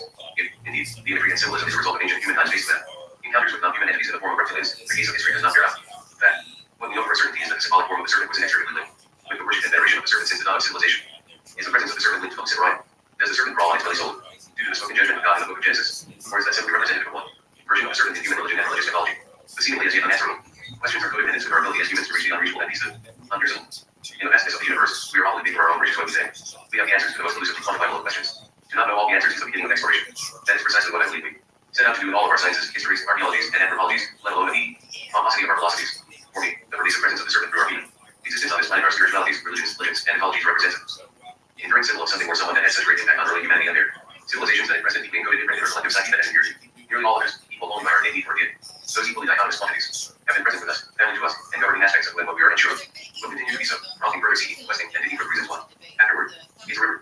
As you have seen in the preceding pages, the amount of information that stems from one simple confidence is built to overburden with tributaries branching off the main artery, other tributaries stemming into hundreds of branches, little creeks, streams, coulees, and swampy backwaters with inlets and outlets of their own. As I stated at the very start of this book, the implications of the comparative historical and religious touchpoints are so far-reaching that the meanderings of it one must follow to seek efficacious tendrils off that could most certainly drive one man in its contemplation. It has nearly brought me to this point, not due to the content of PH, mythologies, and varied philosophies, but based upon the overwhelming amount and range of information to sift through and weigh against fact, fiction, insanity, and spirituality, and those distinctions are sometimes very difficult to decipher. What is one person's religion is another's? Folly, leaving plenty of room for criticism, naysaying, and propagandizing. There were times in the writing of this little book that I saw myself as a literary version of Marigold was on his quest to discover the northwest passage to the great western Pacific Ocean. After weeks and months of pointing through seemingly untraversable terrain, he came, finally, through the foothills and low mountains. It was at that point that Lewis scaled the Ridge, certain he would see the Pacific Ocean stretched across the horizon. When he reached the top of the ridge end, gazed at what lay beyond, though all he saw was mile upon mile, range upon range of so pressed it bitter mountains. His spirit sank and he was overcome with the feeling that he never find his way. His thoughts of enduring the hardship of the quest for even a single mile more turned into the despair that somebody's a feeling of having not too far to go back, but not far, enough to find completion. Despite his inner turmoil, he pressed on and eventually cleared the mountains and pine forests of the northwest and set on to the sandy beach of accomplishment. The salty waves of the Pacific Ocean lapping at the soles of his boots. For me, seeking reptilian factor and the connectivity of the serpent in human history and religious myth has been all-consuming, and just what I feel like will build the golden step to PH. Bridge of conclusion, there, stretching out before me as far as the eye can see, is another range of snow-capped peaks, staring in rocky cloud. It's the looking for the wager that seems knocking while you are in. Then, when you finally get there, you look back at the terrain you've traversed and wonder about all the wonders. Undiscovered country and other regions extending off to the right or the left of the trail that brought to this place. Yet, despite all the unexplored territory, you are satisfied that you have at least had single path to the other side. Our ancient past is filled with amazing stories of beings who governed our existence. Whether they were gods descended from the heavens, extraterrestrial beings making their presence known alive, perhaps undergoing their own explorations, or whether they are simply comprised of deified human royal bloodlines that discuss overwrought machines and religious control whichever they reality they represent the mysterious elements of our past that have comprised the modern mythologies of today. If we take but a moment to stop ourselves in the tracks of our busy work, schedules, hang up the phone, shut off the television and the internet, close the calendar, stop shut, and mow the grass, and simply unplug for a few moments and listen to the quiet, we will find that those voices are still speaking, beckoning us to come find them, inclusively answering whether or not extraterrestrial certain beings interacted with humanity, and continue to make their presence felt from the stealthy shadows is as simplistically easy as finding God sitting on his patio having a cup of Darjeeling. What is certain is that humanity has been writing about these things since they first developed the skill set to record their personal histories. Letter of cultists, religious apologists, scientists, true believers, skeptics, and experiencers accomplish only one thing, and that is the presentation of the facts as they understand them. That is, all we are left with, beyond establishing forms of history, anthropology, and archaeology of their tools of the trade are the facts, which sometimes contract over to theories. The things that seem to really matter to the questioning mind most often never have solid answers. I am again wrong the words of Richard Pittman, astrophysicist contemporary of Oppenheimer and Einstein. If you expected science to give all the answers to the wonderful questions about what we are or where we're going or what the meaning of the universe is, and so on, then I think you could easily become disillusioned and then look for some mystic answer. To these problems, I can live with doubt and uncertainty and not knowing. I think it's much more interesting to live not knowing than to have answers which might be wrong. I have approximate answers and possible beliefs and different degrees of certainty about different things, but I'm not absolutely sure of anything, and there are many things I don't know anything about, but I don't have to know an answer. I don't feel frightened by not knowing things, about being lost in a mysterious universe without having any purpose.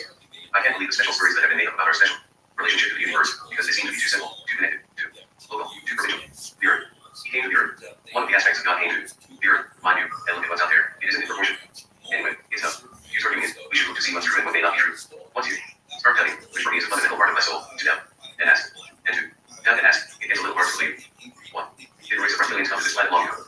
Did extraterrestrials see a human race born? Genetically engineered primordial hominids, creating a slave race? Or humans freed from bondage, led by a traitor from ranks of alien oppressors? Is there an extraterrestrial race that has, in and out of humanity's affairs for all recorded history, governing our destiny from the shadows? Or are we race that simply evolved and grows, learning from the past and moving beyond our old superstitions and mythologies? When we found by religious thought and man-made myth, only to suffer. And its invisible grasp until we move beyond the need for false insights and imagined gods, spirits, devils, and monsters that subjugate us to our own fears? Or is it truly that we are the creation of true God, and all the rest is simply the concoction, fabricated veils, lies, and deceit, obfuscation, illusion that enslaves us to the dictates of the demonic evil that would stand in the way of our knowing that God is more real, meaningful. These are the questions that I sincerely hope you were left pondering when closing the cover of this book. It is obvious that God does not go out of his way to present his case in a fashion that is not bold, cracked, and crumbling as the last surviving manuscript telling his story. Accordingly, his opponents seem to work much harder meaning prose lines than he spends attempting to bring us to him.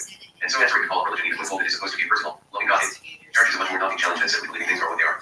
So, toss the coin in the air or better, roll your 32-sided die. Or we simply race that lives, thrives, and grows often in spite of it. This history and stealing mythology. Has humanity experienced the visitations of non-human entities? Trust no one. Listen to no one. Adhere to no one. Rest beneath of exploration and seek out good answers for yourself, or if you are comfortable simply living by the dictates of what someone else tells you is so, then you are doomed to live that life of constrained certitude. Think for yourself. Before you know it, the answers will make themselves as evident as the nose on your face. The realization that all that remains in the end is kind of forbidden knowledge, or rage within beyond. Reason against reason itself, as exiles from the comforts of bondage, we are composers of the cognitive.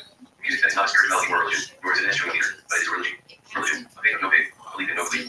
And yet, there is that still, small voice. Extinguished theologians lie about the cradle of every science, as a strangle. Snakes beside that of Hercules. Aldous Huxley. Notes. Chapter 1. 1. Blue Nelson. Rivers in the Desert. The History of the Nation. Being an illustrated account of Jane. Discoveries in a frontier land of civilization. New York. Macmillan. Farrar. Strauss-Giroux. 1959. P31. 2. Ramsey. William M. S.T. Paul the Traveler and Roman Citizen. 1982. P8. 3. Ramsey. William M. The Bearing of Recent Discovery on the Trustworthiness of the New Testament. 1915. P222. 4 Roberts. Scott Allen. Rise and Fall of Benevoline. Pompton Plains. N.J. New Page. Books. 2012. 5 Muhammad. Maxine Robinson. Translated by Carter. 1971. pp. 38 M9. 6 Studies on Islam. Edited by Merlin L. Swartz. In Pre-Islamic and Religion by Joseph Henninger. 1981. pp. 3 22 7 Muhammad. The Holy Prophet. Pakistan. Hafiz Last War. pp. 18 to 19 8 Carlson. Jason and Ron Carlson. Why the secular left is class of Christian right. Christian. Ministries International website. www.christianministries.org/article/why secular left. Is my Christian right.php. 9. Pfizer. Michael S. PhD. The Nakash NC. Self-explanatory notes on why the Certain in Genesis 3 within a certain Department of Hebrew and Semitic Studies. UW Medicine. www.com/nagixnotes.pdf. 10 Daily. 70. Myths from Mesopotamia. Creation. The Blood. Gilgamesh and others. New York. Oxford University Press. 1989. 2008. pp. 13 15. 11. Sitchin. Zechariah. The 12th Planet. Harvard. 2007. Chapter 5. The Nephilim. People of the Fiery Rockets.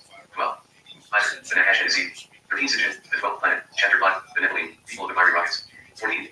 Pfizer. The Nakash NC. 15 James, Peter, Ajay Dorf, Nikos Kokinos, Robert Morton, and John Brockish, Centuries of Darkness, The Challenge to the Conventional Chronology of Old World Archaeology, London. Jonathan Kane, 1991.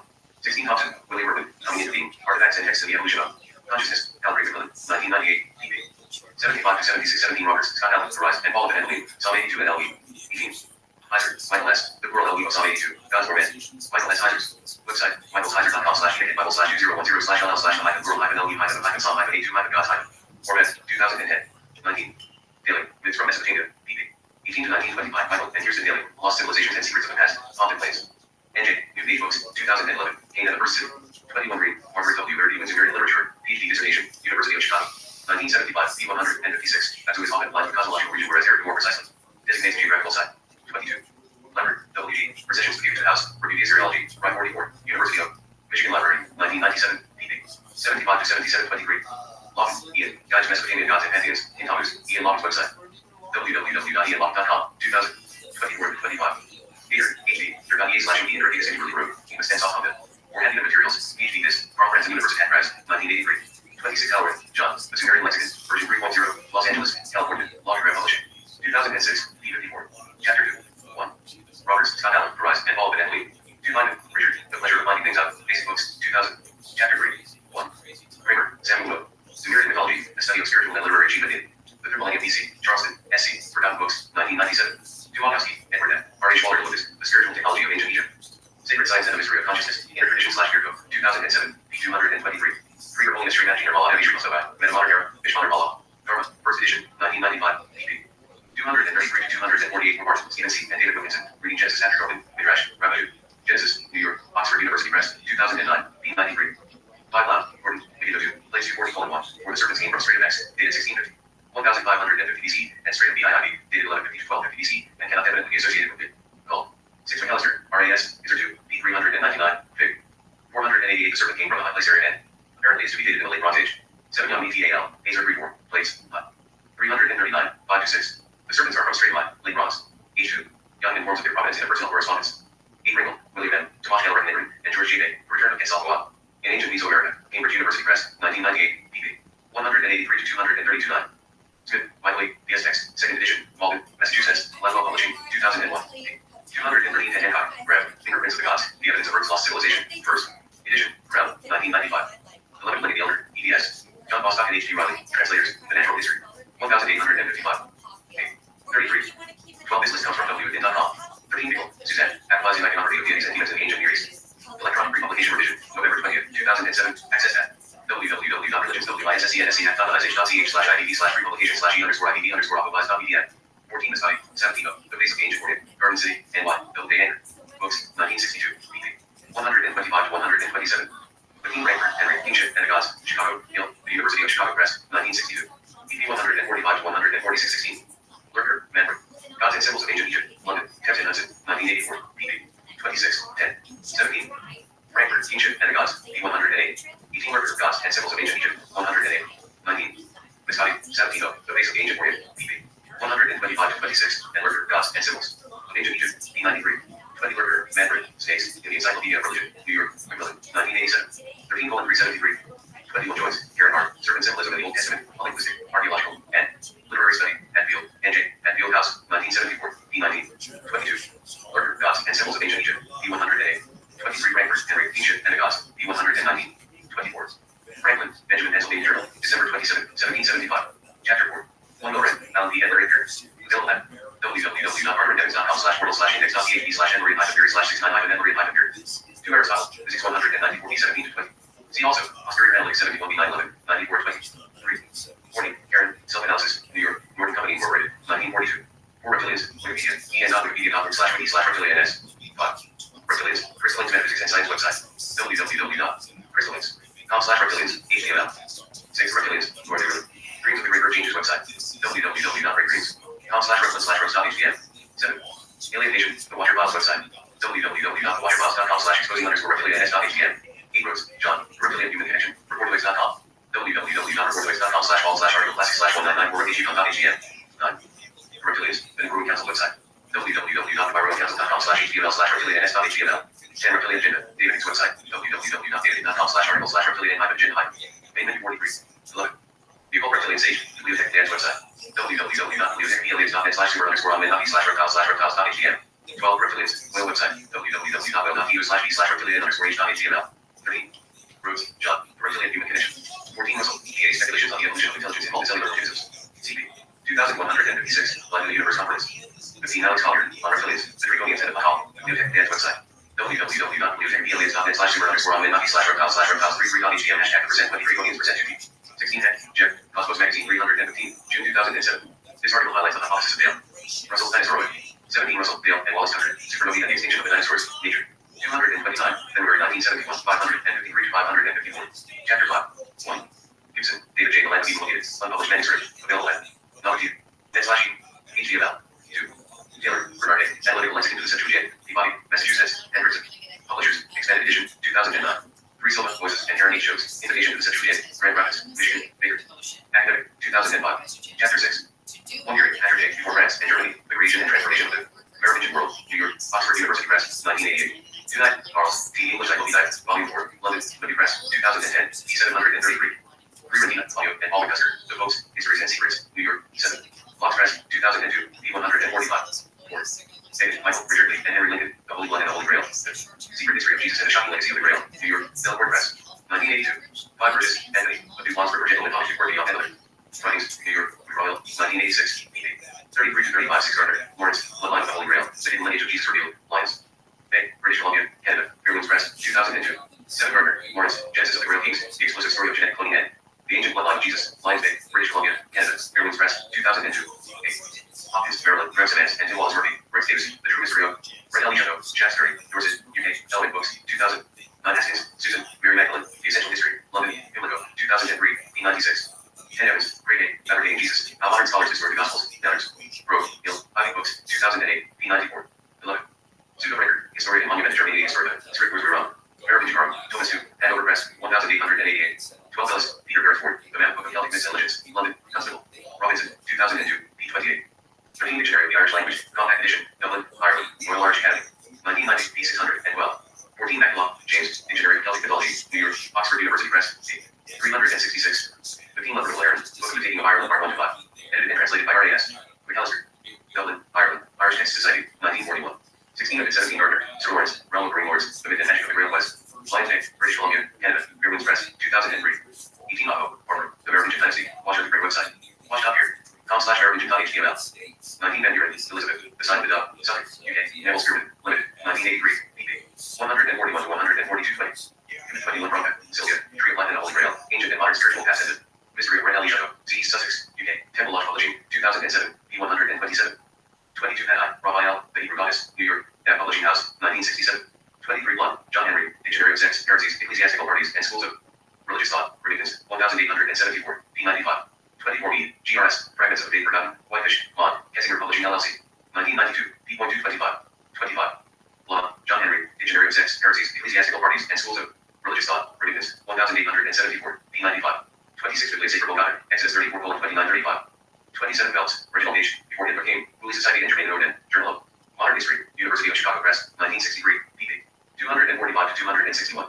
28 Goodert Clark, Nicholas, The Evolved Roots of Nazism, The Ariosophists of Austria and Germany, 1890 to 1935, Wellingborough, England, The Aquarian Press, 1985, republished 1992. 29. 9. Wilfried, Durban, Der Hitler Dying Gap, the man who gave Hitler the ideas, 1958. 30 Kershaw, Ian, Hitler, 1889 to 1936, Hubris, New York, W.W. Morgan Company, 2000, pp. 138 to 139. 31 Robert, Dietrich, Better Hitler Camp, in Historic Study, Mark Publishing, All Editions, 1933, 1972, p. 42. 32 Goodert Clark, Nicholas, The Evolved Roots of Nazism, The Ariosophists of Austria and Germany, 1890 to 1935, Wellingborough, England, The Aquarian Press, 1985, republished 1992. pp. 127 to 128. 33 Stroke, Harold, Diagnosis Human International Socialism, Gnosis and National Socialism, Berlin, Germany, Surkamp, 1973. 34 Bruce, Kevin, and Scott Lively, The King's Sussex, Homosexuality in the Nazi Party, Founders Publishing World, 1995. 35 Goodert Clark, Nicholas, The Evolved Roots of Nazism, pp. 131, 142. 36 American Infiltration of the Christian World through Monasticism, www.angelfire.com/2/infiltration.html. 37 Blavatsky, H.B., The Secret Doctrine, First Annotated Edition, New York, Carter, Penguin, 2009. Chapter 7. One Epsilon, Eknath, The Glossary of Sanskrit from the Spiritual Tradition of India, Berkeley, California, Blue Mountain Center of Meditation, 1970, C5. 200 of David's website, www.david.com. 3. Warnings over at www.amazon.com/wiki/Rav=NTT_bio_bio_wiki. 5. David, list of famous Satanists, pedophiles, and mind controllers. The Bookbin. Knowledge website, www.bookbin.knowledge/Marjorie/list_Satanists.htm. 6. David, Children of the Matrix, E29 iPad, and David, The Biggest Secret, E8. 30 M0. 7 Reptilians, Reptilian Aliens. Arc3.com, arc3.com/reptilianarchives.html. 8. David, In the Life Experience, Time Warner Paperbacks, 1993, pp. 190, 208. 9. P193. 10. David, Children of the Matrix, pp. 30 to the power of 40. 11. David's website, www.david.com/articles/reptilian-agent-name-43. Afterwards. 1 Minded, Richard, The Pleasure of Finding Things Out. Index, Equal, 73, 77. Hebrews, Kevin, 184 to 185. Absolutism, 43. Absolutism, the new, 128. Absolute, the region, 61, 64, 73, 93. Absolute, concept, 61 to 62. Acts of the Apostles, 37. Adam and Eve, Story of, 26, 46 to 47, 64. Edward, Alfred, 122, 123 to 125. And Theory of Philosophy, 125. God, 63. Pachydion. Culture, 51. Cylinder Seals, 94, 95. Religion, 57. Alien. Mythos, History of Who, 141. Race, First Contact with, 29. Aliens, Psychology of Need, 122 to 126. Meaning of, 41. Origin of the name of, 42. Authority, 114. Ancient texts, considerations by reading, 51. Angels, 47, 48. Antiquity, 33 to 64, 161. Anthropology of mythological record, 49. Anti-Semitism of 178. Applies, 116. Similarity to Satan, 117. Archaeological evidence for biblical accounts, 35. Archaeology and myth, 34, 44 to 46. Union of, 45. Ori, 177. Aristotle, 125. Arthurian legends, 174. Aryan root race theory, 186 to 187. Arianism, Nazi, occultist origins of, 184 to 187. Ashcraft, Messenger Jack, 41. Asmodeus, 176 to 177. Atlantean, Civilization, 75. Diaspora, 174. Atlantis, 168. Atlantis, 49, 60. Aztec culture, religious beliefs of, 107 to 109. Mahali God, 84. Bamformata, 39. Basilica, etymology of, 111. Basic list, 110. Basic list today, 111. Behavior. Atlas view of, 124 to 125. See also final causality. Freud's view of, 124, 125. See also efficient causality. Baby Halloween 32, 82. See also Sons of God. Bible, historical accuracy of, 35 to 36. Biblical accounts, archaeological evidence for, 35. 16 entities, 167 to 169. Blavatsky, Helena, 186 to 187. Bloodline. Jesus, 159 to 161, 165. Jesus Christ, 174. The Redeemer, 146. The Servant, 26, 149. Yuri, Lucid Ryan, 177. Bloodline. Jesus, 159 to 161, 165. Your Human, 26, 146. Bloodlines. Humanity, 139. European royal houses, 174. Book of Exodus, 39. Book of Genesis, 25, 34, 46. Book of Munster, 173. Book of Revelation. Revelation, 153 to 154. Brown, Dan, 106. Enthusiast, 2889. Game, 60. Descendants of, 177. Two alternate versions of the story of, 175 to 176. As Body of Eve and the Serpent, 73, 77. As the first of the Nephilim, 8. Canaanites, 179 to 108. Canaan, 41. See also Canaanite region. Canaanite region, 63. Catholicism and Protestantism, conflict between, 29. Gothic symbolism, 113. Doctors, 110 to 111. Confucius, 105. Conspiracy theory, 24. Constantine, Emperor, 42. Context psychology. See service psychology. Creation account, Hebrew, 71 to 72. Encoded messaging, 73. Creation accounts. African, 70. Lakota, 71. Multiplicity of, 46. Native American, 70. And cultural commonalities of, 46, 71. Creation story, Old Testament, 45 to 46. Crisis of faith, authors, 24. Cultural religious mythologies, 26. Uniform tablets, 52. Magical incantations in, 93. Honey Hat, Graham, 92. Cylinder seals, Ophidion, 94, 95. Helmet, 28. Time, Bobat, 185. David, King of Israel, 36. Deities, changing names of, 62. Dead psychology, 123. Death, 47. Dinosaur Gothic experiment, 133 to 134. Dinosaurics, 133. Dogmatic face, 43. Draco, 134. Draconian stories, authors of Alpha, 135 to 137. Draconians, 133. Yay, CD/EA. Yay dead, 60, 64, 73, 83, 96. See also Garden of Eden. Eden Escape, 83. Vision Causality, 125. Egyptian Book of the Dead, 115. Elohim, 41. Elil, 40, 41, 59. Elohim, as plurality, 39. As plurality and singularity, 58, 59. Of the Old Testament, 39. Elohim, etymology of the word, 177. Definition, 58. First occurrence of the word, 58. Plurality and singularity of the word, 59. Second use of the word, 59. El Shaddai, 41. Embedded messages, 27. Hindi, translation of the singular name, 64. Hindi/EA. As bringer of open knowledge, 73. As linguistic precursor to YLHW, 92. As prototype for Hebrew, 92. Hindi/EA, 41, 51, 57, 60. Common translation of, 58. Earliest form of God, 62. Evolution of the name of, 63. And murder in the Lord of Earth, 93. Enoch, Cain's son, 146. Enoch, City, 146 to 147. See also here. Jericho, 60 to 61, 95, 96. Evangelical Christians, 43, 58. Eve's Temptation, different interpretation of, 77. Extraterrestrial. Encounters, 30. Live, human contact with, 140. Faith. Apostle Paul's definition of, 85. Author's crisis of, 24. Science's need for, 89. Faiths, dogmatic, 43. All of humanity, 146. Fertile present, 41. Plato, Richard, 85 to 86, 203. Final causality, 125. Blood code, 109, 168. Blood mythology, Native American, 109. Frankfurt, Henry, 114. Franklin, Benjamin, 118. Roy, Sigmund, 122, 123, 124, 125, 126. Brom, Harry, 138. Ganson, Christopher, 118. Ganson Black, 117 to 118. Gardner, Sir Lawrence, 160, 161, 167, 173. Garden of Eden, 25, 28. Garden of Eden, story of, 64. Encoded message within, 73. Translation of, 74 to 76. Yet, 115. Genealogies, purpose of, 78 to 80, 146. Gilgamesh, Ludwig, Nelson, 36. Gnostic Canaanites, 179 to 108. Gnosticism, 121. God in the Old Testament, many names for, 62. God, names for, 41. Identity of, 24. Psychology of the need for, 122 to 126. God names, etymology of ancient, 41. Historical antecedents of, 42. Gods of mythology, 40. Gods, pagan, 42. Gospel of Judas, 108. Gospel of Luke, historical accuracy, 37. Gospel of Philip, 164 to 165.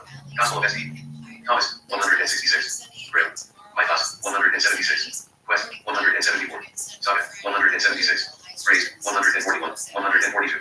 Hancock, Graham, 108. X, Micah, 43 to 44. Hebrew, Bible, 44, 62. View of the Serpent, 98 to 103. Heiser, Michael S., 47. Herodotus, 37. Historical reliability, yes. Universal truth, 38. Hitler, Adolf, 181 to 188. Hittites, 36. Fox, Thomas, 123. Holy Grail, 174 to 181. Location of, 176 to 177. 40. Karen, 125 to 126. Lucia, 30. Human nature. Freud's view of, 123. Sandler's view of, 123 to 124. Huxley, Aldous, 205. David, 126, 133, 190 to 197. Nikolai the Trickster, 71. Illuminati, 192, 197. Indiana Jones, character, 23. Ingersoll, Robert Greene, 87. Islam, creation of, 42. James, Peter, 54. Jehovah, 63. See also Noah and Noah. Correlation between E/A and 95. Etymological link between Lucifer and 64. The paradoxical, 91. Organ Godward, 28. Jesus, bloodline of 159 to 161, 165. Bloodline Virgo, 165 to 166. First recorded public miracle, 161 to 162. Lucifer N, similarity of names were 106. Mythology surrounding ancestry and lineage of 159. Wedding of 163. Duty of Christianity, 44. Yule, Carl, 125. Kappa, 42. Good 147. Kinsman Redeemer, concept of 80 to 82, 146. Next, 84. Knights Templar, 166. Source of name of 176. Confucius, C. Confucius. Kripal, Jeffrey J. 74. Krishna, 83. Kundalini, 98, 109. Lakota oral tradition, 71. Language as a gauge of authenticity, 57. Language, importance of 56. Lilith, 175. Lively, Scott, 185. Lucifer is father of Cain, 175. Lucifer, 47, 48, 59, 74, 84, 153. And Elohim, etymological connection between 177. And Jehovah, etymological link between 64. And Jesus, similarities between names were 106. Luke, same, 37, 38. Living, Lord Edward Wilbur, 187. Mala, definition, 47. Martin, Riley, 132. Mary Magdalene, 160, 163 to 166. Mary of Magdalene, see Mary Magdalene, definition, 54. Man, 116. Pharaoh/Pharaoh, 158. Legend surrounding, 167 to 169. Meaning of name of 168. Pharaoh region. Connection to serpent and Elohim, 157 to 188. Dynasty, 167. Empire, capital, 181. Kings, 159. Race, true origins of 169. Pharaoh genes, 157 to 159. See also salient ranks. Bloodlines of 169. Christianization of 159. Link of Jesus bloodline to 160. On Hitler, influence of 181 to 188. Mesopotamia, Sargonic period, 92 to 93. Mesopotamia, civilization, 55. People, 63. Messianic prophecies, sole purpose of 82. Messianic prophecy, verse, 78. Midrash, 39. Misogynic, 109. Mixed blood lineage, R, 26. Monotheistic society, Egyptian, 114. See also in the right. Monotheist, Christian, 42. Moses, medieval Western fiction of 178 to 179. The historical, 41. View, definition, 54. Muhammad, 41 to 42. Definition, 45. Mythology, ancient Egyptian, 113. Current day, 132. Hindu, 111 to 113. Irish, 169. Nagash, and Jehovah, etymological link between 64. As Tracer, 47, 71. As bringer of knowledge, 59. As bringer of forbidden knowledge, 64, 73. As illuminator, 64. Nagash, 47, 48. Definition, 47, 58, 74. Basis for the serpent character of 64. Naga, 28, 111. Nagas, 84, 111. Nagachani, 113. Nagashtan, 84. Nazi Arianism, all its origins of 184, 187. Negotiate, 9. Nihashtan, 100. Nephilim, 29, 35, 38, 49, 77. Septuagint translation of 52, 54. Neptune, 4. New Age, movement, 189. Philosophy, prevalent, 189 to 190. New World Order, 196 to 197.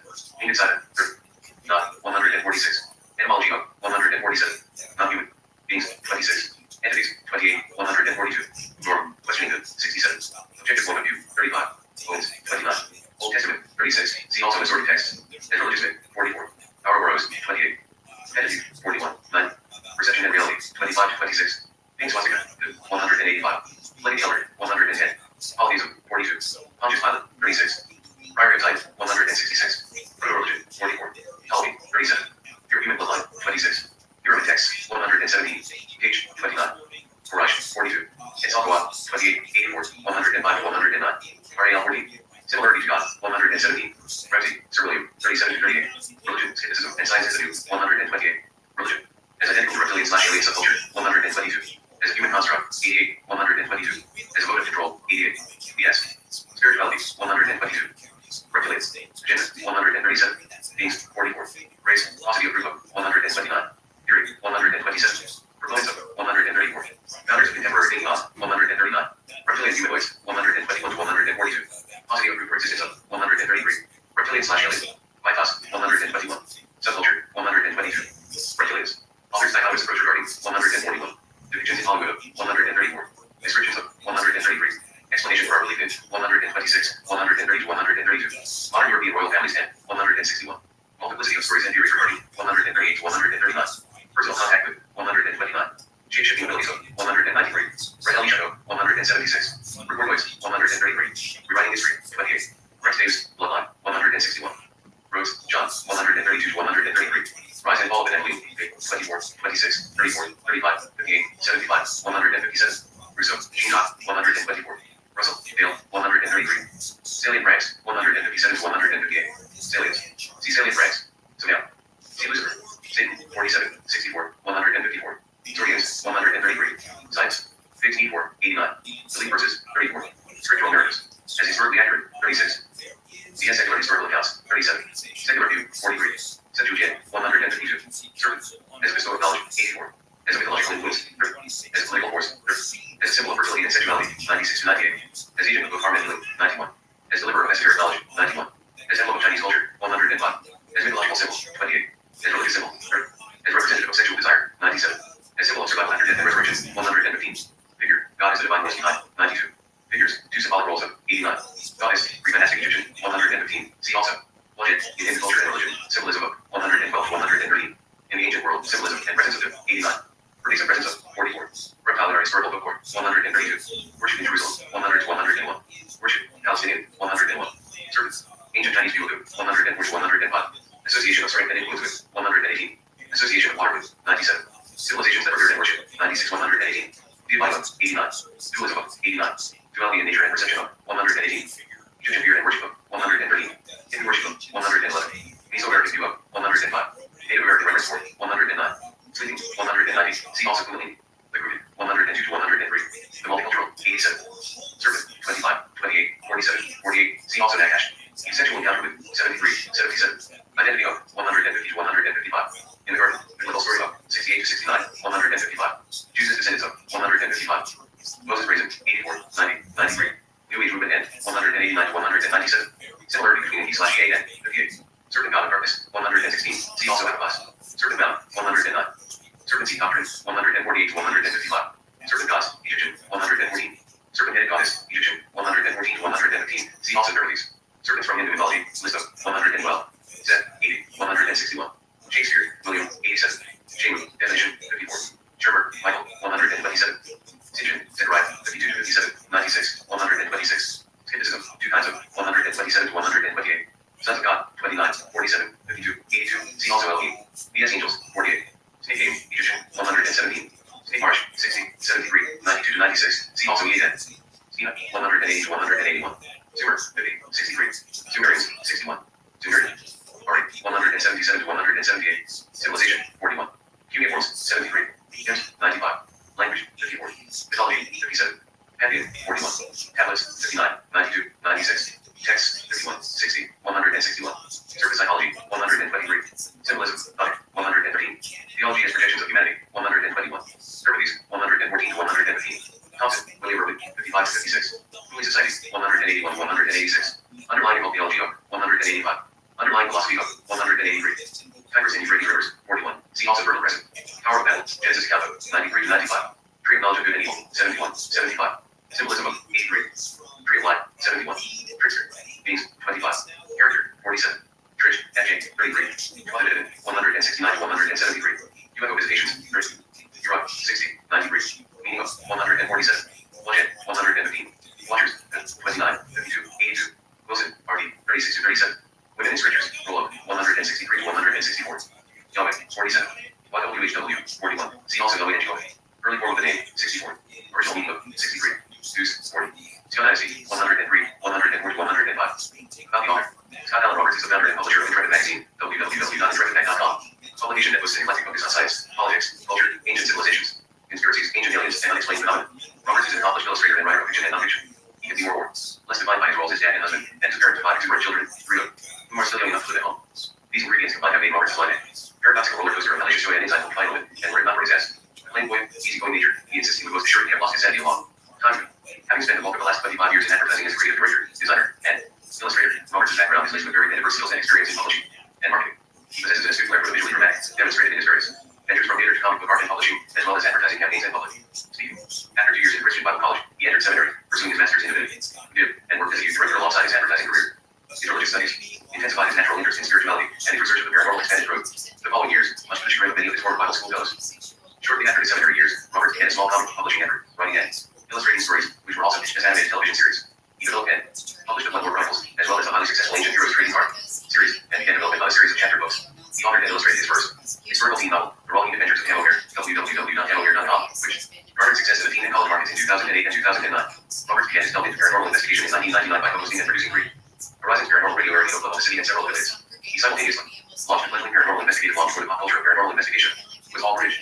Roberts' current projects include Tamo Weird and Adventure of Lemara. Second in a series of Tamo Weird historical novels, and a more scholarly effort on historical poses, tentatively entitled Different Mara Poses, and historical exploration of the magic end. Mysticism behind a great access and math theater, co-authored with archaeologist/anthropologist Dr. John Moore.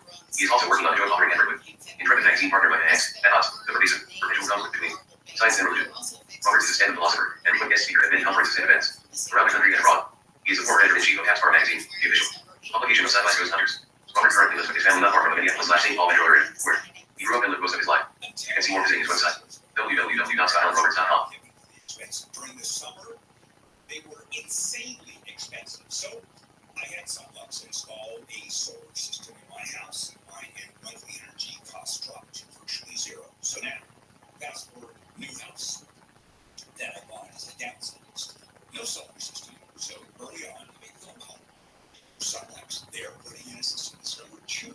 They're putting in. Obviously, I trust the folks at Sunlux.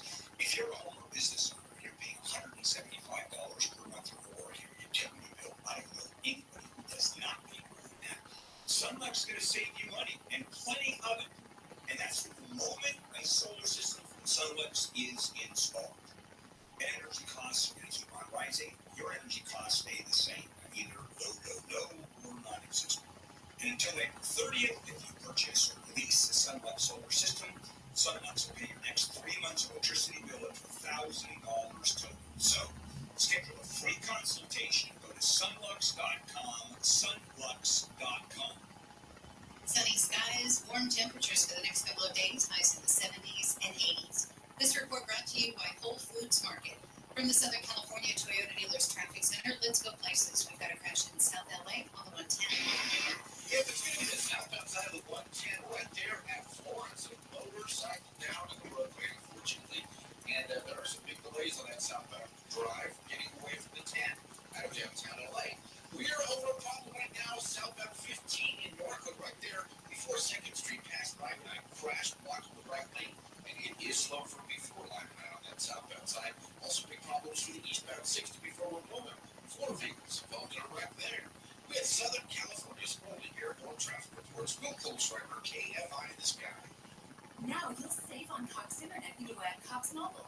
So whether you're playing a game at home, school, or attending one live, you'll save on Cox Internet when you add Cox Mobile at cox.com/internet. Other restrictions apply. Attention parents, watch your child go from ABCs to confident readers in just 30 days with Hooked on Phonics. It only takes 15 minutes a day to unlock the most important life skill for their future, reading.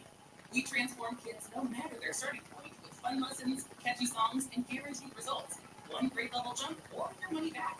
Right now, get free access to Hooked on Math and Spelling apps, plus your first month for just $1. Visit hookedonphonics.com today and unleash your child's reading potential. Skip into spring this year with affordable styles from Shoe Show and Shoe Department. Prepare for the marathon you've been dreaming of with top branded athletic shoes like New Balance, Adidas, and more. Look your best without spending the most. We have a large selection of dress and casual shoes that are under $30 and perfect for any occasion. Find your favorite brands this spring at Shoe Show and Shoe Department. We've got shoes for everyone and for every fresh beginning. Select styles under $30. Product availability varies by location. Shady Rays is an independent sunglasses company offering premium polarized shades that won't break the bank. Plus, if your shades go MIA or take a hit, don't sweat it. Shady Rays has lost or broken protection, so you're covered from day 1. Exclusively for our listeners, go to shadyrays.com and use code NOW50 for 50% off 2 or more pairs of sunglasses. That's NOW50 to get 50% off 2 or more pairs of sunglasses. Try for yourself the shades rated 5 stars by over 300,000 people. Metastatic triple-negative breast cancer. It felt like my world stopped. But moments like this. Read it again, Mom. Okay, honey. Keep me going. This is why I choose Trodelvy. Trodelvy, sacituzumab govitecan HCI1, is a prescription medicine for adults with triple-negative breast cancer with a SERET or metastatic cancer and who have received 2 or more prior treatments, at least 1 for metastatic disease. In the clinical trial, half the patients receiving Trodelvy were alive at 12 months compared with 7 months for traditional chemo. Trodelvy can cause severe and life-threatening side effects, including low white blood cell count, which can lead to infections, diarrhea, and allergic reactions. Do not take Trodelvy if you are allergic to it. Other serious side effects include nausea, vomiting, and confusion infections. Tell your doctor right away if you experience any signs of infection while taking Trodelvy. If you are or plan to be pregnant or breastfeeding, or if you have liver problems, tell your doctor about all medicines and supplements you take and about all your medical conditions. There are other side effects of Trodelvy. Ask your doctor about Trodelvy and visit Trodelvy.com. The new $2 Jaws Scratch Off from the Hoosier Lottery is here, and it's coming for you. Play for chances to win up to $10,000 instantly. Jaws is copyrighted by Universal City Studios, LLC, must be eaten over the planet. Please sponsor. Did you know electric vehicles put more strain on your tires because EVs are heavy and have more torque? At Discount Tire, we love to help match you with the perfect tire for your electric vehicle because we help you your EV. Buy and book online at discounttire.com. Here comes the Homeless Liaison Program team to provide much needed resources. Yes, we've been providing them for about 10 years now. Oh, another team is coming, a therapeutic transport team. Maybe they can have softball. John Cobo, put him in jail for that. Keep doing that every day, they're going to find somewhere else to go. Live 1 to 4 p.m. on KFI and on demand anytime on the iHeartRadio app. Next time you have to check out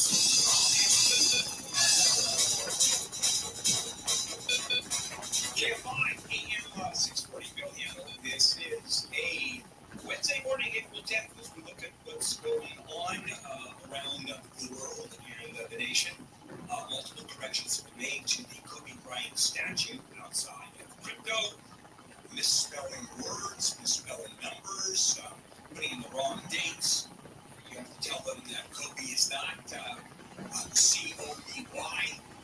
It's K-O-B-E. They sort of missed the boat, didn't they? How do you put a statue with all these wrong? The dates, spellings, numbers, just go figure. Okay, I want to talk about, first of all, a little bit of history. Back in the 1880s and early 1900s, major food companies like Hormel, Swift Food, these were meat companies, completely controlled the market. And they produced utter crap. And I mean real crap. I mean, it was just crazy. The consumer had absolutely no say in anything. And then now comes basically Teddy Roosevelt, antitrust, and he passes the Sherman Antitrust Act because there were so many companies, there were so many industries controlled by just a few companies. Some people who couldn't do that. So now let's fast forward to the Reagan years, where all of the antitrust legislation is still in place. The government, federal government, just left it alone. Go for it. And today, it's as bad as it was at the turn of the last century. Why? Well, Neil, let's talk about there are four major supermarket chains. Kroger sells food under 12 different supermarket names. Oh yeah, and if they were to have merged with Albertsons, they'd add at least a dozen more or so.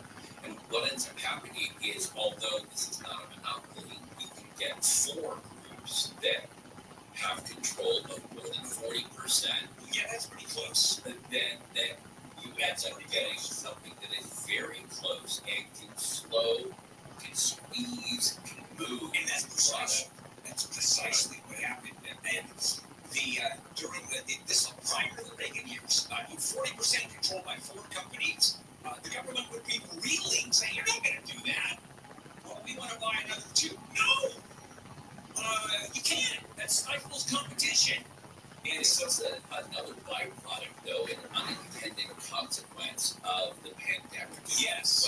Well, yes, like Walmart. Yeah, that ended up seeing a big rate of boom during the pandemic, where a lot of smaller places were kind of shut out or had to shutter altogether. Yeah, they couldn't compete. I mean, you have Walmart that's going to the supplier, so you have very limited supply because of the food chain issues. And so the big boys got the goods, which, by the way, that's the market system.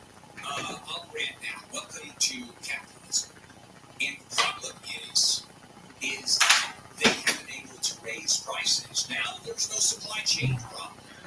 And what they've done is consolidated these companies to the point where we now have These four companies, let me give you a couple of percentages. 40 years ago, the U.S. had 3 large manufacturers of passenger aircraft. Today it's 1. Boeing. And there's only one, really only one rival, Airbus. That's it. That's the world market, Airbus and Boeing. 30 years ago, the U.S. had more than 50 prime defense contractors. Just to give you an example. Today it has 5 prime defense contractors. Half of the nation's capital ventures have disappeared. 90% of the hog farmers are not there anymore. It's just major companies that have bought out. 90% of the dairy farmers, since Reagan, are no longer in business. And you have major companies that are controlling, for example, 90% of the egg-laying hen population. 90% is controlled by one company. And this is, and we are suffering for it now. The companies, when they buy it, Kroger wants Albertsons and says, we're going to make it more efficient. We're going to eliminate a lot of levels of executives, and we're going to be able to streamline because it's all one happy organization. Therefore, you're going to save money. Neil, we've gone to the supermarket recently. Let's talk about how much money we're saving now. Oh, milk prices, although they've gone up and down and had some peculiar rises, if you remember, at near the end of last year, chicken was more expensive than steak for a while. So we've had these weird bounces up and down, but it is still very expensive to get food in any form right now, let alone in a grocery store, let alone going to a place like fast food, quick serve, which the prices in California have now gone up again. I stopped off at Carl's Jr. A few days ago. I wanted a burger in there, but Carl's Jr. driving by. So I went in there. I go, I'll take one of your Happy Meals. Burger, fries, drink. That's $16.90. I go, what the hell are you talking about? I only want one, not 2 meals. $16.90. Not so happy meal. Not so happy meal. It's just, it is truly crazy. Well, at least in fast food, you've got Carl's, you have McDonald's, you have Burger King. I mean, that's legitimate competition. But when it comes to the supermarkets, when it comes to hog farmers, when it comes to these big companies that control not only the supermarket, but the supplies, there's some real issue. And the Biden administration has done jack about that, by the way. Now, the feds have stopped certain acquisitions because they can come in and say, no, this is it's going to be a monopoly or too much power. By the way, when the Fed says no, it has to go to court. You know that? They can't just arbitrarily say that. You're welcome to our system. All right, coming up, movie theaters. It's what's happening in movie theaters. It's kind of weird, it really is. In many ways, it's kind of neat. In other ways, you sort of feel sorry for them. In many ways, they're selling buggy whips. So we'll come back with that. And then at 8 o'clock, the Arizona abortion ban. At 8:20, we're going to have both Neil and Amy jump in about Disneyland, the story about that. And cheaters, Disneyland, and then Dr. Jim Keeney. So we have a lot to cover today for sure. Amy King, live from K5 24-hour newsroom. The LA School District is looking into alleged inappropriate AI images at Fairfax High School. A notice was sent out to parents yesterday afternoon. The school district says so far it looks like the images were created and shared on a third-party messaging app. Officials say the images will result in appropriate disciplinary action if warranted. Last week, administrators at Laguna Beach High School said they were investigating inappropriate AI images. In January, 5 8th graders in Beverly Hills were expelled for creating and sharing fake nude photos of classmates. News brought to you by Pacific Coast Termite. A federal grand jury in LA has indicted a man from Mexico, his sister, and his son in an alleged kidnapping scheme. Kidnap for ransom happened in 2022. Prosecutors say the indicted father posed as an intermediary between the hostages' family in LA and the hostage takers in Rosarito, while his son and sister crossed the border into the U.S. to collect the ransom money. The kidnapped person was found tied up in a trench. Thieves have been stealing pieces of history in Pasadena. Thieves have stolen 11 bronze light posts dating back to the 1920s. Pasadena solicitor Darian says all of the poles stolen since late last month were along Orange Grove. This is an area in town where we really pride ourselves on the historic light poles that we have there. Investigators say the group has rammed cars into the poles. The thieves are also accused of wrapping chains around the poles to rip them out of the ground. Each pole will have to be replaced with a replica. In Pasadena, Blake Shirley, KFI News. A homeless man in Santa Monica has been arrested for allegedly attacking a lifeguard with a metal rod. Police say the guy jumped from the roof of Lifeguard Tower 12 on Monday and swung around several times. They say the lifeguard was able to dodge the attack and wasn't hurt. The homeless man was found a short time later, but refused to give up. He was arrested more than an hour later with the help of a police dog. The EPA is set to announce a new rule affecting drinking water. ABC's Barry Russell says they're setting a national standard for the presence of PFAs, also known as forever chemicals in water. It's the first ever national standard to limit PFAS in drinking water. The EPA says these forever chemicals are found in industrial and personal products, including fire-extinguishing foam and dental floss. They get into drinking water when the chemicals spill into lakes or rivers. The chemicals have been linked to cancer and liver damage. The judge overseeing the federal classified documents case against former President Trump has agreed to redact witness names. Prosecutors made the request to protect the identities of potential government witnesses. The judge yesterday refused to block witness statements from being disclosed, saying there was no basis for such a sweeping and blanket restriction. We'll check the 10 with the KFI in the Sky next. All this rain recently has set up your home for potential issues from termites. I've had termites. They're no fun. Termites come out after the rain and start doing their damage virtually immediately. And in places you can't even see most of the time. So call the folks at Pacific Coast Termite for a free home business inspection. Certain restrictions apply. And even if you don't think you have termites, it's worth the call. It's free. Now, if you do have termites, they'll treat your home without tenting. I've tented before. Oh, you don't want to be there. Double bagging your food, pet sitting hotels, not the way to go. And the last time I've had termites, of course it was Pacific Coast that took care of it. I was in the home when they did their work, trying to do that with a tent over the house. Call 800-PACIFIC, 800-PACIFIC. Visit PacificCoastTermite.com, PacificCoastTermite.com. Pacific Coast Termite kills termites. The clean, friendly way. Southland weather from KFI. I think you're going to like it. Sunny skies and warm temperatures for the next couple of days. Highs will be in the 70s at the beaches and high desert. 70s to mid-80s for Metro LA and Inland Orange County. Low to mid-80s for the valleys and the Inland Empire. We'll cool down about 10 to 15 degrees on Friday. Then we're going to see lots of clouds for the weekend with a slight chance of rain both Saturday and Sunday. It's 58 in La Habra, 54 in Anaheim.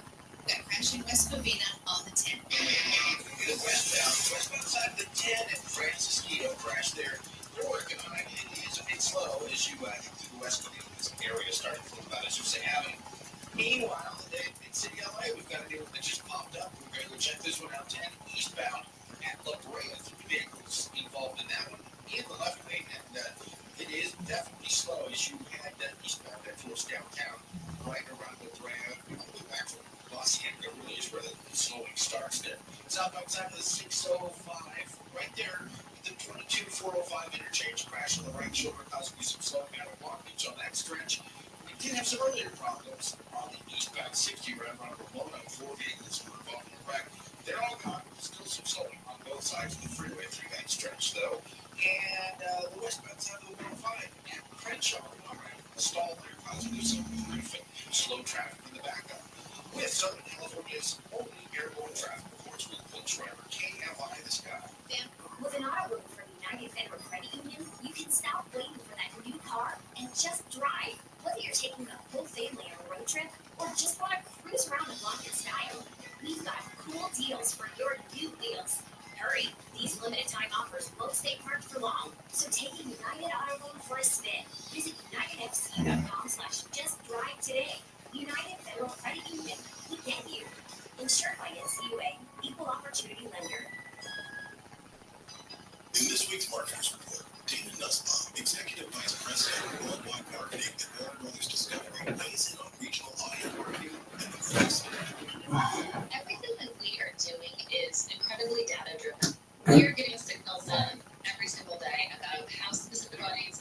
performing. So although we're marketing at a very broad scale, and that does include specific local markets, that's really the beauty of iHeart's network. You're not serving the same message to a consumer in Nashville necessarily that you may be in New York. You have the ability to be very specific and very personalized, but at a tremendous scale.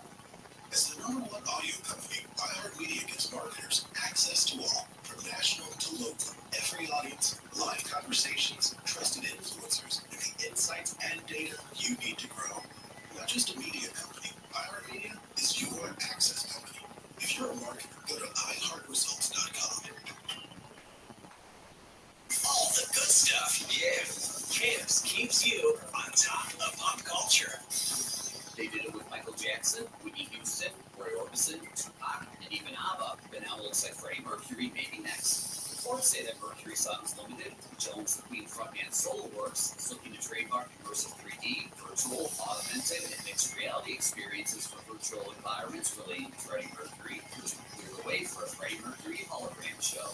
No word whether any hologram experience would be without his bandmates, but Brian May Hansen, who passed the beta, attempted to lure virtual Freddie as part of their performances. And now, that idea may become a reality. On. And that's what's poppin' on Camps on iHeartRadio. The films, the stars, the milestones, the awards. Here's Nick Sill with the Week in Hollywood History. April 9th, 1976. Based on the 1974 book of the same name, All the President's Men is released, starring Robert Redford and Dustin Hoffman as reporters Bob Woodward and Carl Bernstein. It chronicles their efforts to expose the president's wrongdoing during the Watergate scandal. It would go on to earn 4 Academy Awards. April 10th, 1953. The film House of Wax, starring Vincent Price, has its premiere in New York City, becoming the first 3D color feature released by a major studio. It was a remake of Warner Brothers' own History of the Wax Museum from 1933. April 12, 1926. Legendary director Alfred Hitchcock's first film, the silent drama The Pleasure Garden, is released in his native United Kingdom. April 13th, 1964. Sidney Poitier wins the Oscar for Best Actor for his role in Lilies of the Field, becoming the first black actor to bring home the gold and second overall after Henry Daniels' Best Supporting Actress win for 1939's Gone with the Wind. April 14th, 1980. Actress Meryl Streep wins her first Academy Award for Best Supporting Actress in Kramer vs. Kramer. The film won 4 other Oscars, including Best Actor for Dustin Hoffman, and Streep has since set a record for her nearly 24 nominations. And that's the Week in Hollywood History on iHeartRadio. Today the calendar. Today, April 10th. Hug your dog today because he probably knows it's National Hug Your Dog Day and he's a good boy. Hug your brother or sister. It's National Siblings Day. It's Encouraging a Writer Day. Plus, it's World Homeopathic Day for alternative remedies like happy birthday, Stranger Things Shipper Factor, David Harbour, NFL commentator John Madden, and Steven Seagal. Block. And that's your daily calendar from KFI AM 640. Everything is living in vain. The real estate. AM 640 million here on a Wednesday, April 10th. The Justice Department's COVID-19 Enforcement Task Force has charged more than 3,500 people with federal crimes, fraud, and have recovered more than $1.4 billion. And this was a lose-lose for the Biden administration, no matter which way it went. Either money had to start pouring out of the government to help people in dire straits, or there had to be a bureaucracy set up to eliminate fraud and try to deal with applications. You had to go one way or the other, and they went with the money being poured out. And now they're medical people that are just not generally honest. Does that make sense? There were people in prison getting thousands and thousands of dollars of COVID money that had businesses that were getting so much money. Okay, movie theater story, Wall Street Journal that I looked at. They said, okay, that's kind of U.S. movie theaters were really going towards obsolescence and closing down just a few years ago. Now look at the building themselves, the geography of these buildings. They're built with sloped concrete floors for stadium seating, large windowless rooms, big ones, and often they're out of view behind shopping centers or struggling malls next to them. which means that it's really challenging for landlords. Someone leaves at a Bed Bath & Beyond Road. Well, there are other stores that are going to come in. It's basically the same square footage, and you put another store in there. What happens when a movie theater goes up? What the hell you do with that building? You know, that is the problem. And to try to repurpose the theater is very hard, very expensive. This is the president of A&G Real Estate Partners. This is a group that does exactly this. And so what are they doing? Well, real easy. Big negatives, but the smart ones, the ones that are going, are trying to make their spaces more appealing. A number of them are investing in the theater themselves, more exciting. Giant screens. I mean, giant screens. Unbelievable screens. Playgrounds for kids. Cocktail lounges for adults. Where almost the movie theater itself is ancillary to going out and just having a rip-roaring good time. And theaters are one of the few areas of real estate that, frankly, the landlords don't have the upper hand right now. You know, when you think about this, you think businesses failing, you think of stores being empty, shuttered. You know, the retail sector has recovered strongly from the pandemic. Those retail empty centers are quickly snapped up. You know, your Bed Bath & Beyond store that's empty, it's not going to be empty very long. Retail availability has fallen to record lows. And you know what? It's easy to replace those businesses. Movie theaters, rents have come down. So, what's going on with movie theaters? Well, look at what just happened, right? Long closure during the pandemic, the Hollywood labor strikes, which means fewer films, no films are being put up, and at-home streaming services. Now, I'm a prime example. I used to go to 2 movies a week.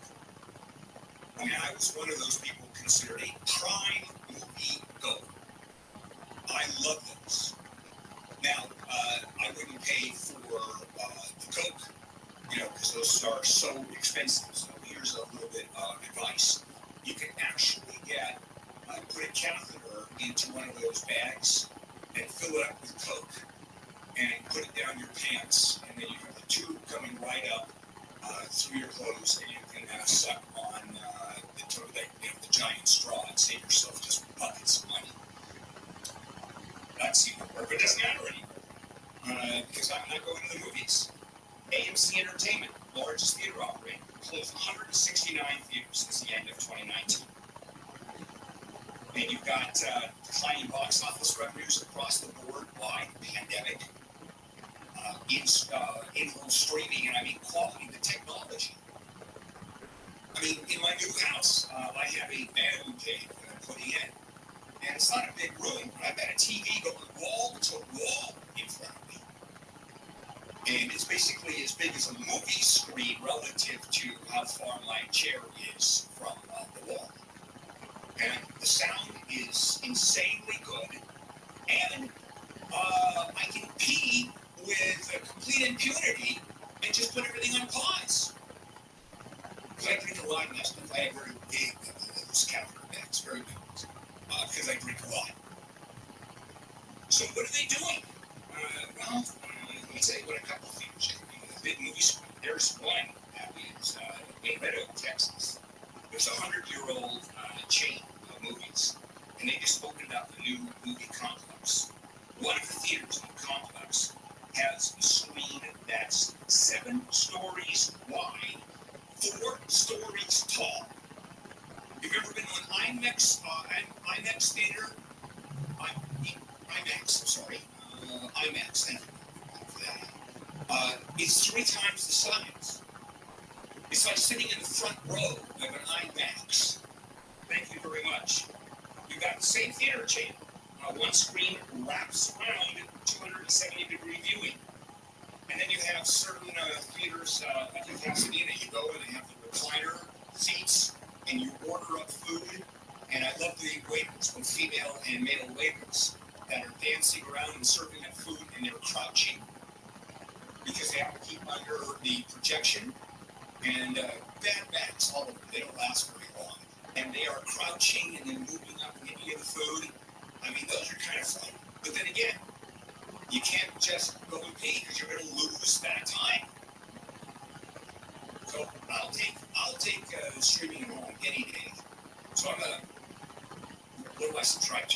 Netflix, Hulu, Disney Plus, Peacock, Acorn, British TV, and a few others. You know, the amount of money I spend going to 2 movies a week, what would that cost you today?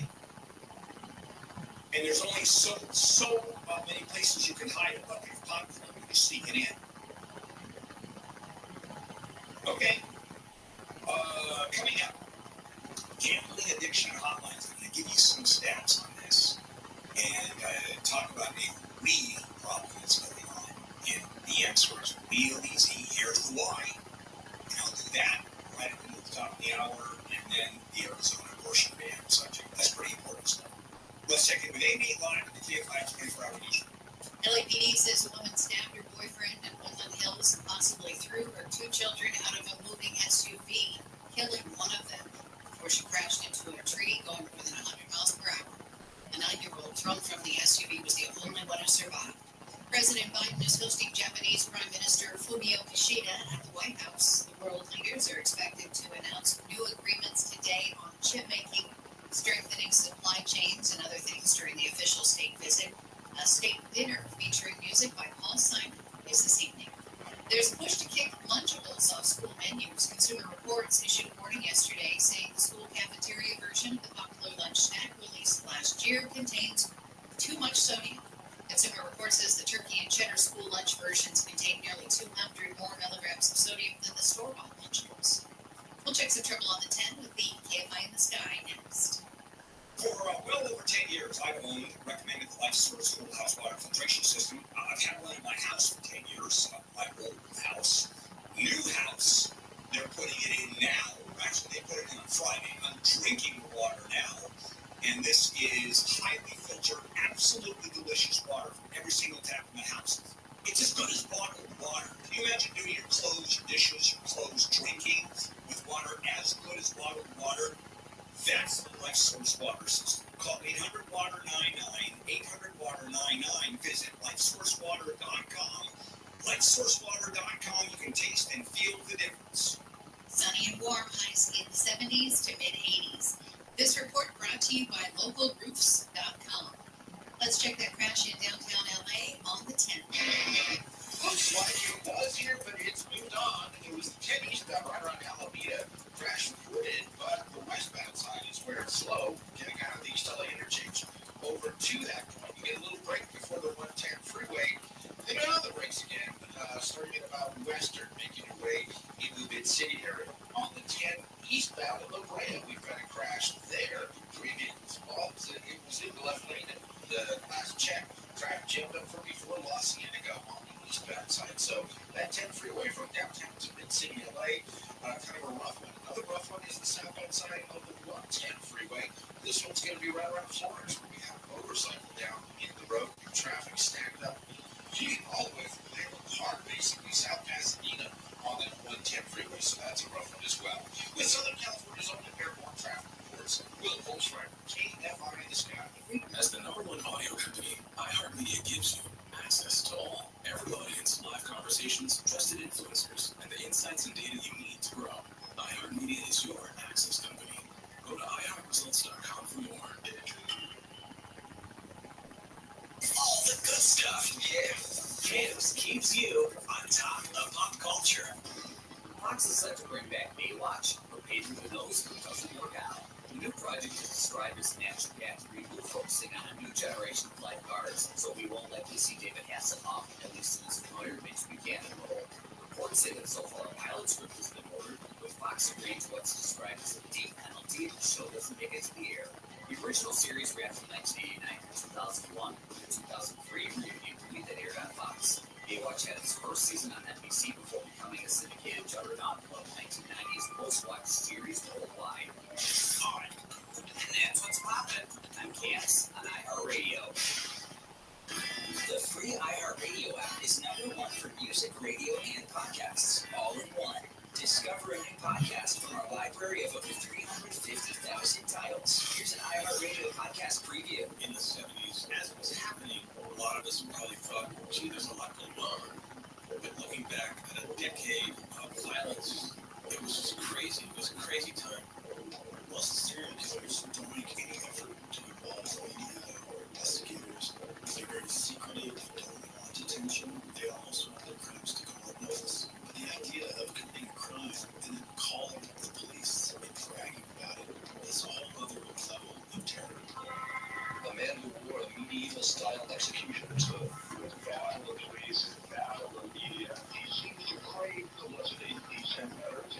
grounds of newspapers and the police. The subject stated, I want to report a murder. No, a double murder. I did it. Here we are, 50 years. So in today's world of forensics, old cases are being solved. Probably the most famous cold case in the last century or so in terms of drama and being unsolved. Who doesn't want to know how it turned out? From iHeartRadio, House of Force, and to the footy. This is Monster, the Zodiac Killer. Listen and follow this podcast for free on the iHeartRadio app. #1 for music, radio, and podcasts, all in one. Be cynical, but I'm telling you the truth. Homelessness is never going to go away. People make money off of homelessness. They'll give it lip service like they're trying to solve the problem. Politicians need homelessness to continue so they can raise money on it. The Tim Connolly Jr. Show. Sorry, that's the fact. Live 4 to 7 p.m. on KFI and on demand anytime on the iHeartRadio app. You got to know when to hold, know when to walk away. And this is KFI billion here on a Wednesday morning. Hey. And there is some news flying around. Yesterday, the parents of the teenager who killed 4 students in the 2021 school shooting, the parents were sentenced 10 to 15 years in prison. First time parents were held responsible for what their son or their child did in terms of shootings. Hasn't happened before. And convicted of manslaughter, 10 to 15 years in prison. Max. Absolute max. And what they did is so egregious. What they didn't do was so egregious. They just let him get bought a gun. They knew he was in trouble or should have known. There were all kinds of red flags. And now people think this is precedent. It is not. This is a one-off. I mean, this is so crazy, so egregious that it really doesn't stand for precedence. Except maybe the parents could be charged, and prosecutors will look at manslaughter charges under these circumstances, but they don't happen that often. Now, there's serious gambling problems that are happening in the States. The uptick of gambling and people getting in trouble for gambling has almost doubled. You've got these centers, gambling centers, 1-800-GAMBLER, for example, reporting that the uptick of addicted gamblers has dramatically increased. And it's easy, the connection's easy. Legalize sports betting. That's it. That's it. Where people, usually young men, now it's young men, usually it's older men, are gambling on sports and they can't help themselves. When you're addicted, you are addicted. In 2018, the Supreme Court struck down a law that banned sports betting. 38 states have legalized sports betting. We're talking about on apps. We're talking about the ability to transfer money directly from your account. It is so easy to do this. You don't have to go to a casino. You don't have to call a bookie to bet on an Eagles game. You do it right there on your app. How much you want to bet? $25. Boom! It goes from your account, your bank account, directly into the gambling center, into the app. And this has, you've got the calls to the Council on Compulsive Gambling have doubled. Pennsylvania's Council on Compulsive Gambling saw call volume more than double from 2020 to 2023. I mean, all over the country. And now, here is the part that I find rather interesting, right?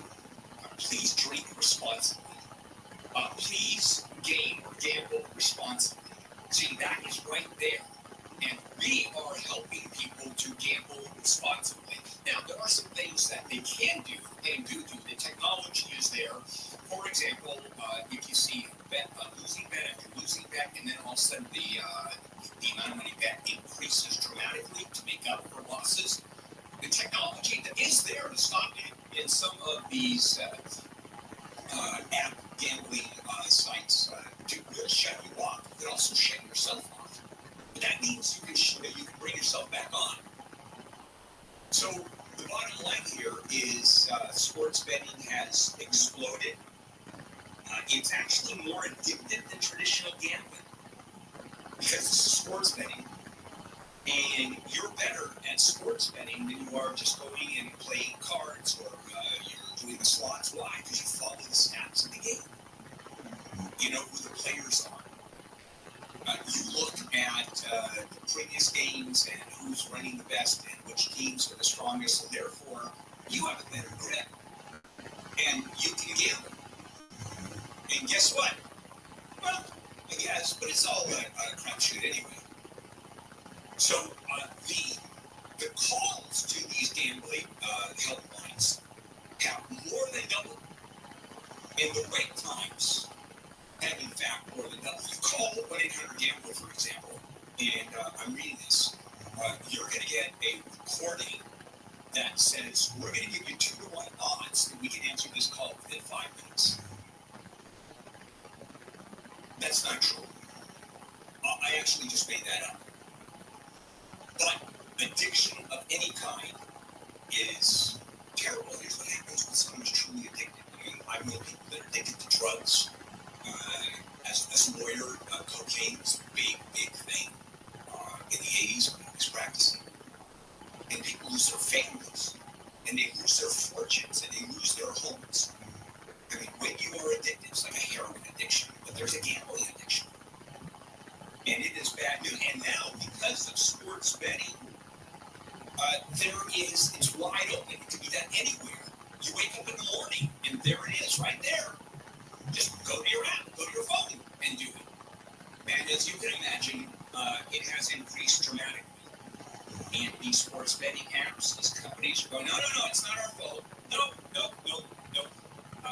The connection, well, there may be a connection, but we're doing everything we can to ameliorate the situation, to reduce the compulsion, well, not so much reduce the compulsion, but to reduce the ability of a compulsion to gamble to this extent. All right, coming up, the Arizona abortion ban, that happened yesterday, and the news exploded. But I'm going to tell you, it's not a Supreme Court in the state of Arizona coming out and saying we're pro-abortion or anti-abortion. In this case, it would be anti-abortion. It is not that at all. There's a whole legal situation here I want to explain to you. And then Disneyland at 8:20. This is where Neil and Amy join me because they're these Disneyland fanatics. All right, let's check in. Well, this is KFI AM 645 everywhere on the iHeartRadio app. We try less stimulating talk. Get editorial. KFI. KOST HD2. Los Angeles, Orange County. Live everywhere on the iHeartRadio app. A double murder-suicide. I'm Amy King. Live from the KFI 24-hour newsroom, the LAPD is investigating the death of a man in Woodland Hills, a baby on the 405, and a woman in Redondo Beach as a murder-suicide. Danielle Johnson allegedly stabbed her boyfriend during an argument at her apartment in Woodland Hills. The LAPD says Johnson then took off her Porsche SUV after the killing. Johnson is accused of ejecting her 2 children out onto the 405 freeway while her 9-year-old daughter held onto Johnson's 8-month-old baby.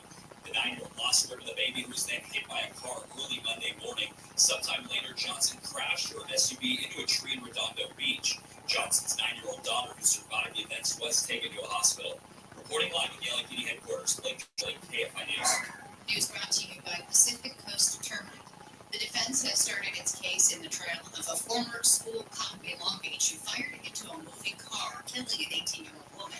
Mona Rodriguez died of a gunshot to the back of the head in 2021. She was leaving a fight with a girl at Millikan High School when she was shot. The defense claims the former officer had less than 2 seconds to figure out if he was about to be run over or how to get out of the way and stop the threat. Jurors are expected to get the case later this week. The parents of a school shooter in Michigan who killed 4 students have been sentenced to at least 10 years in prison. Brady Gun Control Group President Chris Brown says the outcome yesterday makes sense. There were really egregious factors in this case. The father purchased the firearm on behalf of the son, which, by the way, is illegal. So I think took that into account. James and Jennifer Crumley are the first parents in the U.S. to be convicted of a school shooting committed by their child. The parents expressed remorse at the sentencing, but maintained they had no idea what their son was planning to do that day in 2021. is reporting 3 sons of the Islamic militant group's supreme leader have been killed in an Israeli airstrike in the Gaza Strip. The report says they were killed with family members near a refugee camp in Gaza City. The supreme leader now lives in exile in Qatar. The deaths were confirmed by Hamas's Al-Aqsa TV station.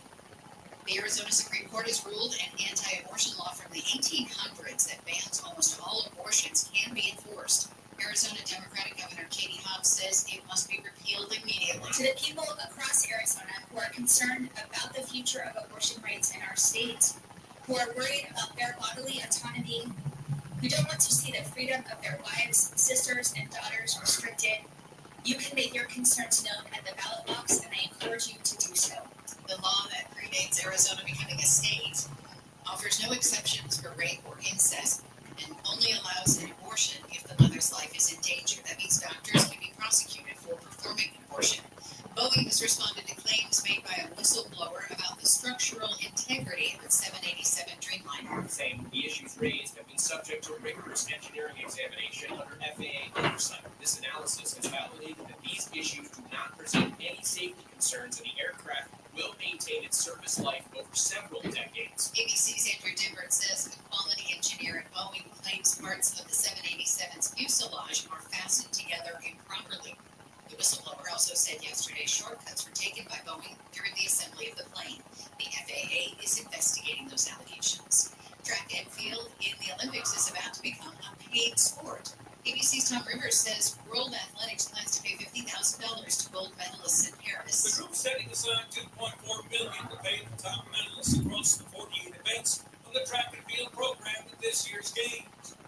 Relay teams will split the $50,000 between members. Payments for silver and bronze medalists are planned to start during the 2028 Olympics in Los Angeles. We'll check the 134 with the KFI in the Sky next. If you're a business and you don't have an EV charging station for employees and or customers, you're already losing money. Walters Wholesale Electric is a Southern California leader in commercial, industrial, retail charging stations. Now, when I drive my EV, I'm always checking out where the charging stations are. Why? Because EV owners like me, it's like, how much juice do we have left? Where's the charging station? When I drive to a hotel and I'm staying, the first thing I ask is, where's your charging station? That's sort of a mantra. And if you don't have one, you're on your way.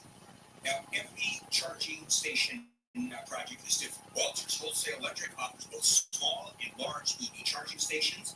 They're different because you're different cities, you have county ordinances, permitting is different, electrical and plumbing issues have to be addressed, a whole lot more. And it takes a real expert with tons of experience to pull this off. And that is Walters Wholesale Electric.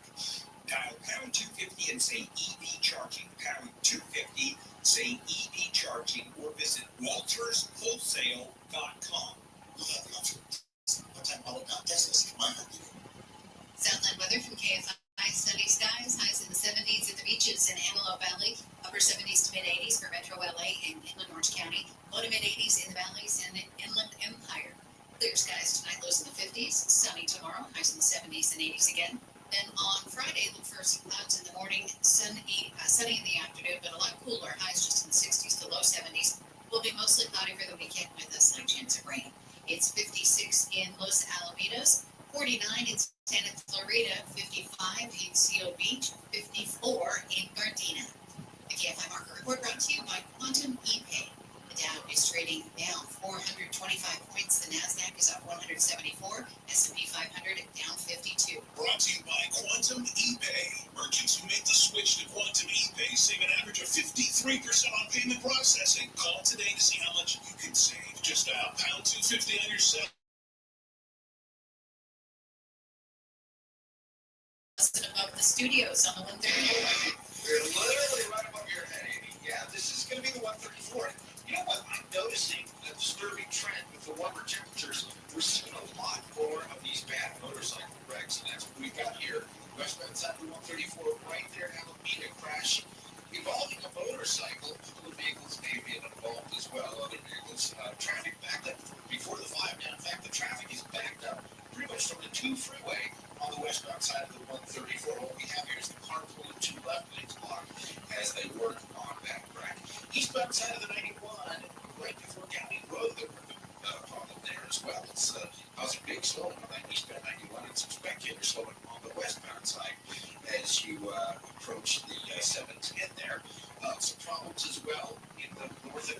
Northbound side divided, Van Nuys Boulevard crash in the right lane, causing you lots of delays there on both sides of the freeway.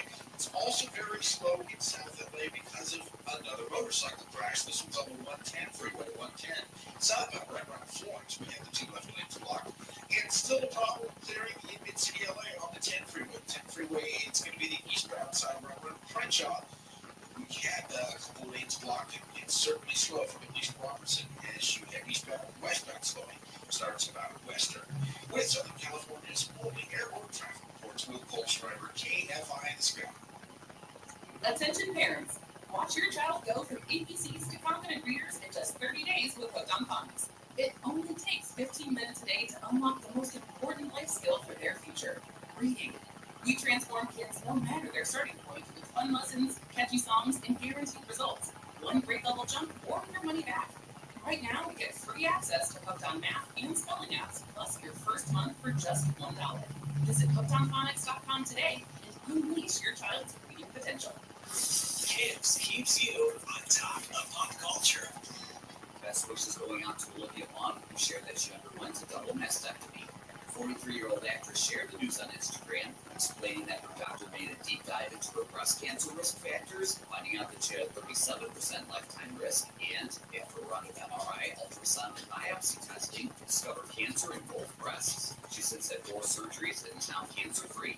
Olivia Munn expressed gratitude to her doctor for thoroughly investigating the cancer risk, catching the already growing cancer early enough to effectively fight it. She also explained that she posted her story to help others in similar situations find comfort, inspiration, and support on their own journey.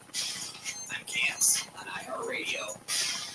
Listen on the free iHeartRadio app for all your music, sports, talk, and podcasts. Free ever sounded subject KFI AM 640. And you are listening to The Bill Handel Show.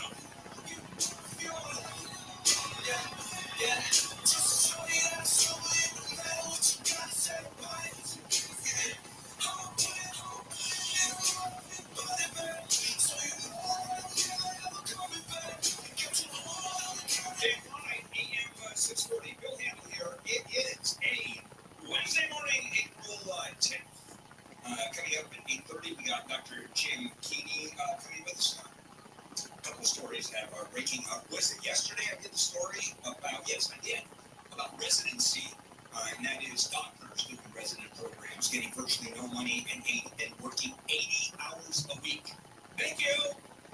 So they're unionizing at Kaiser. So we'll talk to Jim about his residency program and a few other medical issues. Now, yesterday, massive, and that has to do with Arizona's highest court upholding an 1864 law. Well, that was back in 1864, last year in the Civil War, that bans nearly all abortions. I mean, it's kind of crazy in this modern day and age. Even those people that are against abortions are going, this may be a little bit tough. And here's what it says. All abortions are banned except to save the life of the mother. By the way, we don't know what that is. Does she have to be on death's door? How about contracting a syndrome or contracting an illness that could kill her? And the doctor says we have to abort the baby. Is it going to kill her? We really don't know, but there's a good chance. Not enough. We don't know. It has to be litigated. Now, this was 1864. Arizona became a state in 1912. And outlaws abortion from the moment of conception. Here we go again. They didn't even know when is conception. No one has any idea. Certainly not in 1864. No exceptions for rape or incest. Now, until now, the abortion has been legal in Arizona through 15 weeks of pregnancy. And since overturning Roe, supporters and opponents of the rights in Arizona have been fighting in court whether that 1864 law, which sat dormant for decades, could be enforced, or whether it effectively neutralized every other law that dealt with abortion. 2020, a law was passed. However, it was predicated on Roe v. Wade. Roe v. Wade is gone.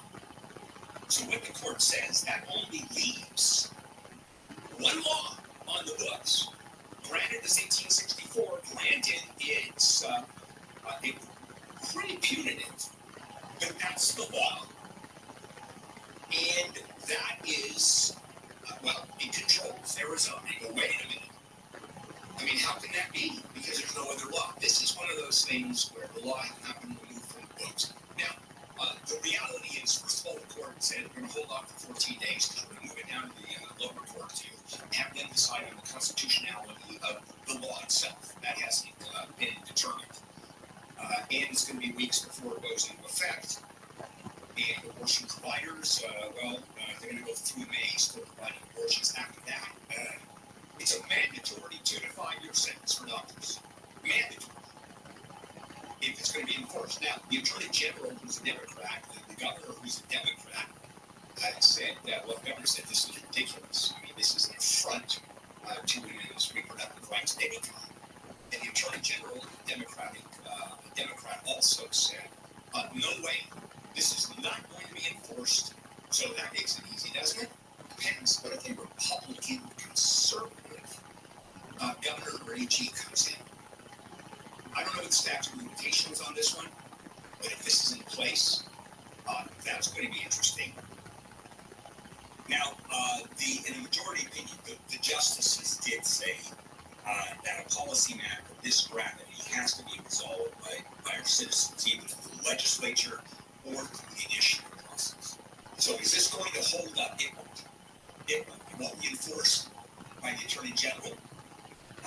The legislature is going to pass a more reasonable, if you will, anti-abortion law. That's a given. Because so far, every state in which the people voted on reproductive rights after Roe, they've upheld reproductive rights, moved towards reproductive rights. And this thing, and here's where the anti-abortion folks are missing the boat. They thought after Roe v. Wade, they won the battle. Well, they won that war. But the battle only started. Why? The majority of people in this country believe in abortion. Women believe in abortion in a big way. They like to determine what they want to do with their own bodies. Now, we have the evangelical Christians, for the most part, women who fall in line, not negatively, I'm just saying they fall in line with the concept that it's killing a human being, and therefore you should have no right to determine whether you kill a person or not. So that's a legitimate stand. I mean, I disagree with it, but that's a legitimate stand. However, the backlash has been extraordinary. They weren't expecting it. The anti-abortion folks are not expecting, we're not expecting this, and that is going to be a big issue in the presidential in November. Joe Biden consistently in favor of reproductive rights. Consistently. Has never gone off of that. Donald Trump, early days, he was in favor of abortion. Then when he grabbed the evangelical vote, he was against abortion. And a few weeks ago, he said, I will look at, I'm in favor of a federal ban. Then he turned around a few days ago and said, I'm not in favor of a federal ban. Every state should decide. That's exactly what Roe says. Is there a movement for a federal ban? It's like never going to happen, at least not with the makeup of politics today. So we're going to see what happens. It was a big deal. So keep in mind, it's not Supreme Court. It's Arizona saying abortion good. Or, abortion bad. It's saying that since the only law that is now on the books, this is what has to be enforced until there's a change. And there will be a change. All right, coming up, Disneyland. Going to Disneyland and a lifetime ban for disability cheats. And a personal story, even though Disneyland never asked to be a disabled person. I'll explain all that to you later. Amy, what's going on in life? 2 women have been attacked and knocked unconscious in Venice. Police say both were attacked on Saturday. The first was hit with some sort of hard object near the Venice canals. Police say it appears the same person attacked another woman about an hour later as she walked near the Sherman Canal. Gas prices continue to rise in LA County. The average price for a gallon of regular unleaded is up for a 23rd straight day to $5.35. That's 41 cents higher than a month ago and 41 cents higher than a year ago. Orange County gas is also up to $5.31 a gallon. Tiger Woods is getting ready to tee Georgia, speaking with reporters yesterday, said he thinks he can still win the green jacket again if everything comes together. He's been building back since that car wreck in Holland Hills Estates in 2021. Tiger has won the Masters 5 times. Jack Nicklaus holds the record. He's won 6 times. We'll check some problems on the 5 with the KFI in the Sky next. Moving out of your house is always a very big decision. It's one of those most important decisions that you can make financially. So what do you do when you do want to move? You're downsizing like I am. Dodge, you're getting out of Dodge, or you inherit, or maybe. Well, typically what you do is hire a real estate broker. I've always done that. And you pay a commission, then you're told you got to paint, clean, repair, you got to clean the place up. It has to be spotless. You expect the buyers when they come through, by the way, you can't be there. And then now let's hear off and a counter off and contingencies and long escrows. So is there a better way of doing it? You bet. DirectBuyers.com, where there's an easy way to sell your house. DirectBuyers.com. First of all, nobody walks through your house. They're going to give you a fair price for your house, even offering you a $15,000 cash advance before closing. They'll never lowball you. Visit DirectBuyers.com, DirectBuyers.com. Call 844-242-SELL, 844-242-SELL, DirectBuyers.com. Sunny and warm for the next couple of days, highs in the 70s and 80s. This report brought to you by Allstate from the Southern California Toyota Dealers Traffic Center. Let's go places. We've got a crash in Mission Viejo on the 5. California County here, it's going to be the 5 northbound Elmswell Road. 3 vehicles involved, and it just slowed back from the 73. We were looking at this crash on the 134. It's kind of bad. It's got a motorcycle involved. 134. As you head westbound, this is right there in Alameda. Crash there in the carpool with 2 left lanes. Traffic slow from the 2 now on that westbound drive.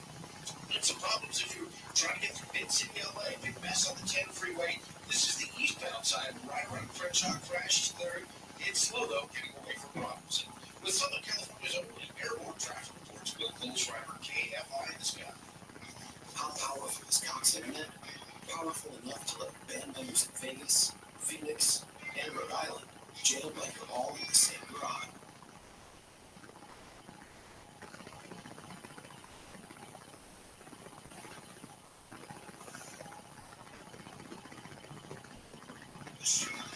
Get gig speeds powered by Vibrant from Cox. It's internet building tomorrow, today.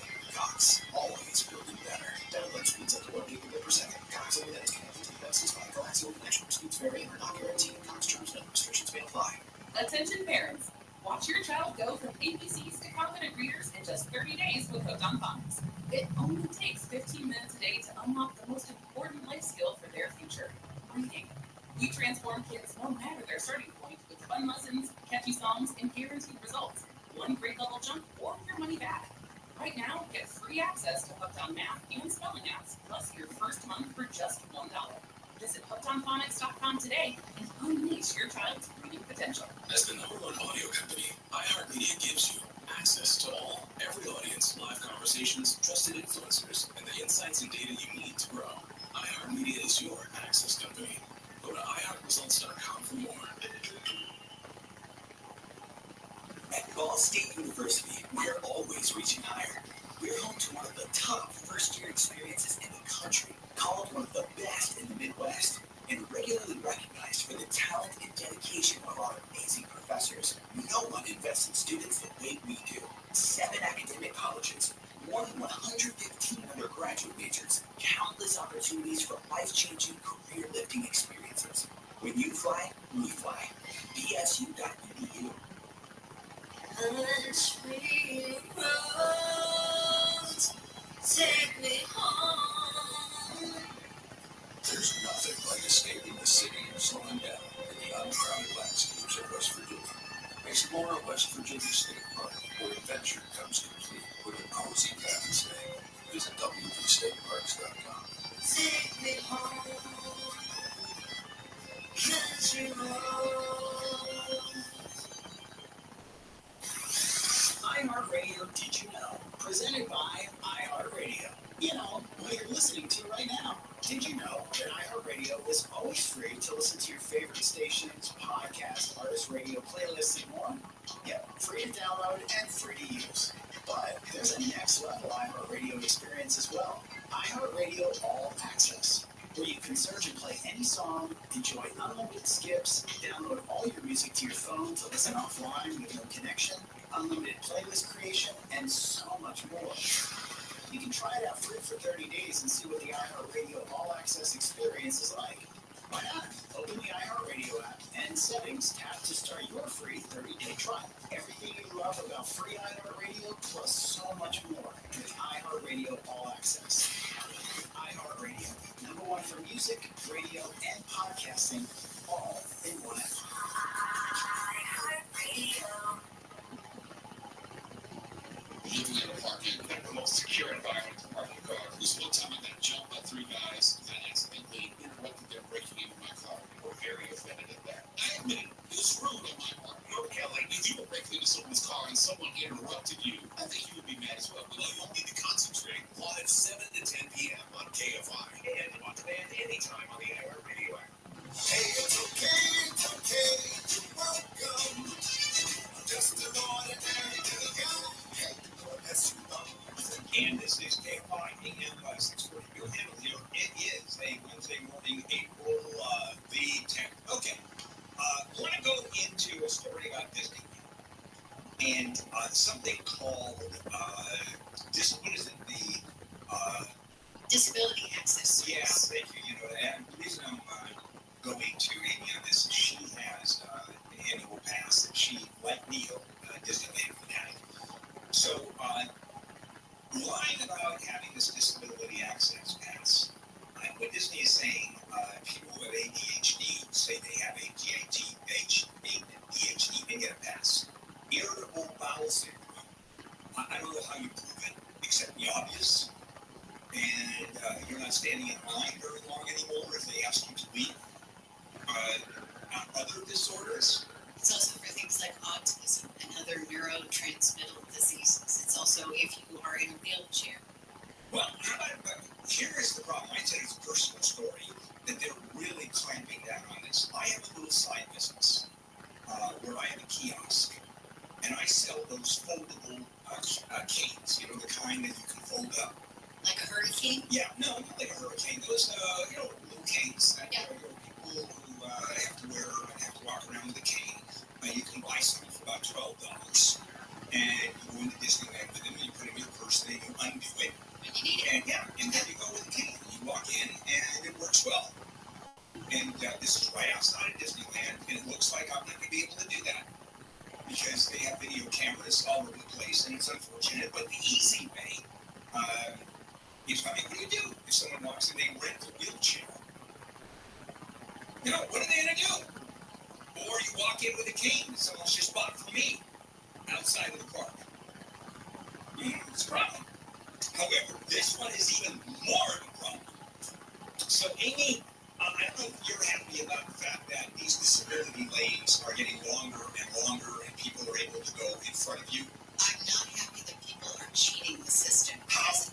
Okay. Disneyland put it in place to help people who maybe, like if you have an autistic kid and they can't sit and wait in the line, it's too much stimulation for them to wait in the line for 45 minutes or an hour.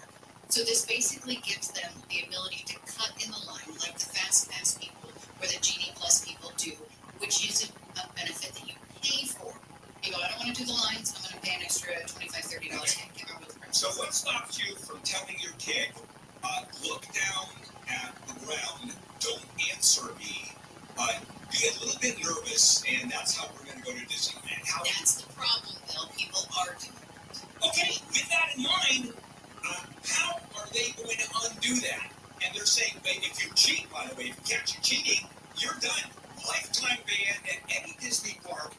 Any kind, the ticket is not refundable if you have a pass. We're canceling that.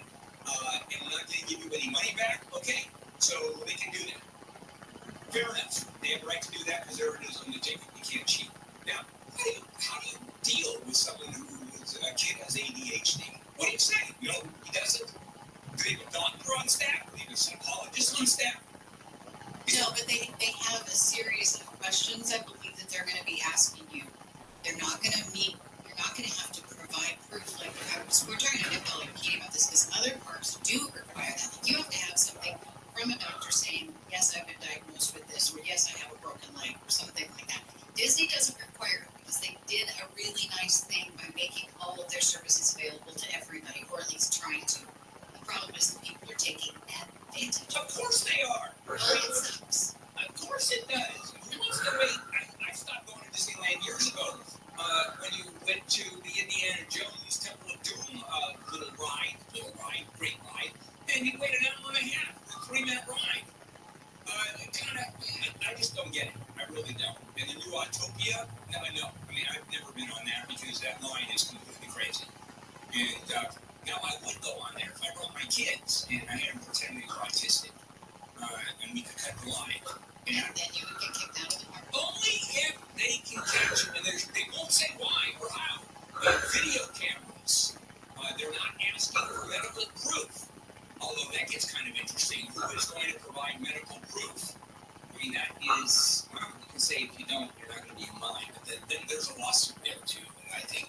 well, and you're fraudulently filling out and testifying and saying that you have something because you're filling out a form of some sort. Yeah, but it's not... get the access. Yeah, but it's not in the public version, first of all, for that. So you're not going to get in trouble other than by Disney itself. But I just don't get it. Now, it has become this Disability Access Service Pass the most widely requested service at Disneyland or Disney World. Volume tripling over the last 5 years. And they're taking steps to preserve this program only because they understand that it's valuable for a lot of people. And they're dealing, like you said, various different ways. They have videos where every single inch of the park is covered. There's no place you can go other than maybe a toilet stall where you're not being videoed. And I don't know how that translates into you have a problem. So let's say irritable bowel syndrome. So you hit the bathroom every 5 minutes. Okay, that proves it, doesn't it? I think it's more for like somebody who's got a wheelchair or crutches and they ditch them and start running around when they're not waiting in line or something like that. Yeah, that I can see, but when I did go to Disneyland, I borrowed a friend of mine's wheelchair, and this was years ago. And I had no problem. I went to the front of the line, and I went right up there and got into the ride with some help, and got out. There was a wheelchair waiting for me. And I got to tell you, that one worked. And don't forget the canes that I sell people. And this is why they're cracking down. Bastards. Go Disney, go. Bastards. No, Bill, it's great that they provide this for people. How much is your in-year pass? Can I ask you not to tell me, but I still didn't ask. More than 1,000, less than 2. Wow. Does that prove a disability right there? Even my mental disability for spending on money. No. Okay. Fair enough. It's worth it. Of course. Actually, okay. I talked to Neil. He goes out there. I used to 3 times a week. We'd go out there just to have a meal or just walk around or sit on a park bench and go there. You know what? I'm going to do a quick story.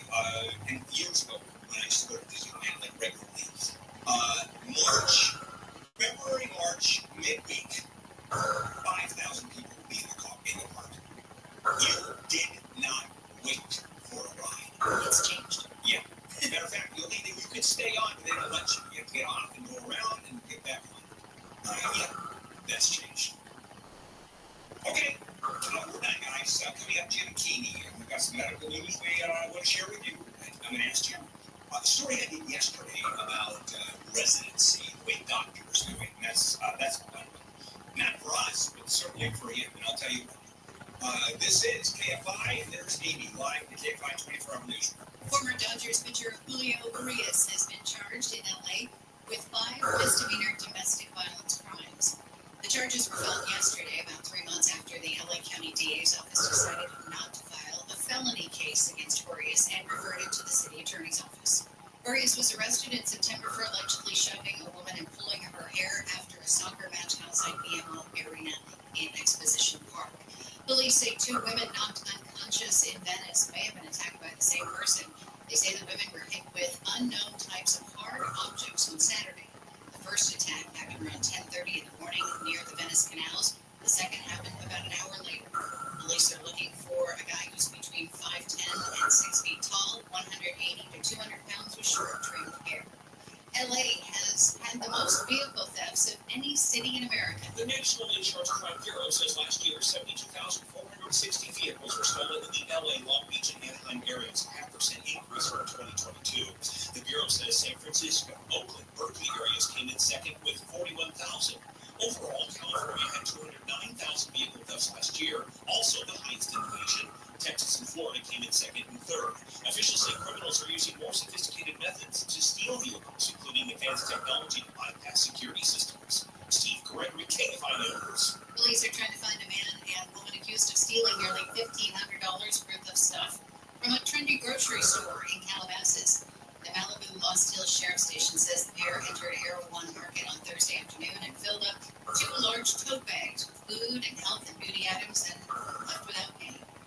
LA has decided to stop issuing permits for dog breeding. Animal shelters in the city have 3 times as many dogs as they did 3 years ago. City council members say they hope the moratorium on breeding encourages folks to adopt new shelters instead.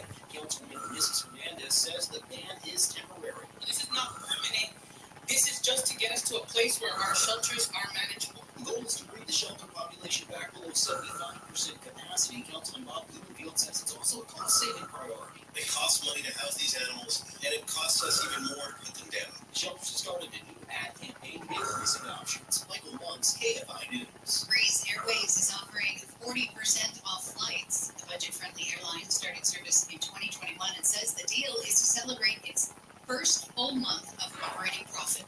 Customers can snag discounted flights for travel between April 28th and June 13th by using the promo code UNIQUE at checkout. Travelers have just until 11:59 tonight to book. We've got a motorcycle down on the 134. We'll check in with the KFI in the Sky next. Let me introduce you to Zelman's Minty Mouth Mints. This is a tiny little capsule that you swallow. It's a mint on the outside, and then parsley seed oil on the inside. And it's about your friend's bad breath. It's not everybody's bad breath. Clinically tested against the toughest offenders, including garlic and onions. And here's how it works. You pop 2 or 3 in your mouth, and you suck on the minty coating. It's pretty strong mint. That takes care of your mouth part. And then you swallow the capsule. Biting them also works. And they go down in your gut and really get to work because so much of bad breath is caused by the foods that you eat. This is where the magic happens. Free shipping if you order 3 packs or more. I know you're going to want to order more. Money back guarantee, which I know you're going to use. So go to Zelmans.com. That's ZELMINS.com. 15% off when you use the code KFI. 15% off KFI is the code Zelmans, ZELMINS, Zelmans.com. Southland weather from KFI, sunny skies, warm temperatures for the next couple of days. Highs will be in the 70s at the beaches of High Desert, 70s to mid-80s for Metro LA and Inland Orange County, low to mid-80s in the valleys and Inland Empire. We're going to cool down about 10 to 15 degrees for Friday, and then for the weekend, lots of clouds with a slight chance of rain both Saturday and Sunday. It's 58 in Garden Grove, 60 in Huntington Beach. We've got trouble on the 134 in Irving. Yeah, right outside the door there in beautiful downtown Burbank, but fortunately it's a crash involving a motorcycle westbound 134 in Alameda.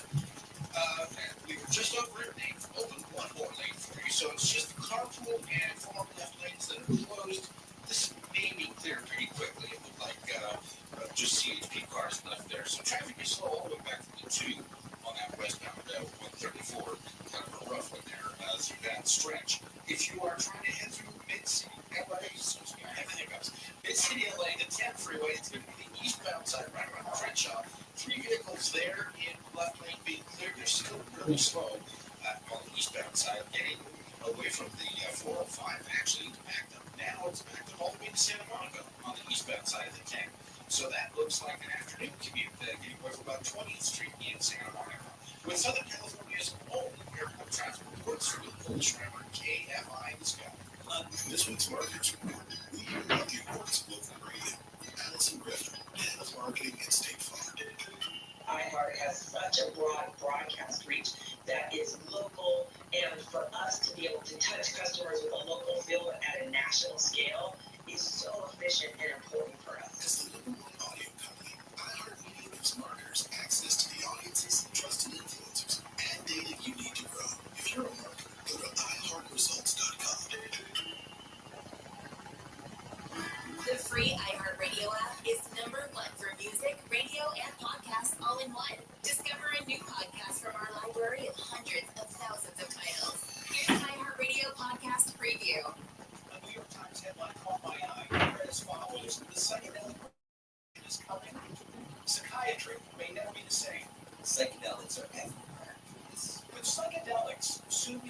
Prozac.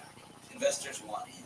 The most important IPO of the year because people believe in psychedelics. Depression, anxiety. So many desperate specialists coming to us for help. As medicine that can make us all better.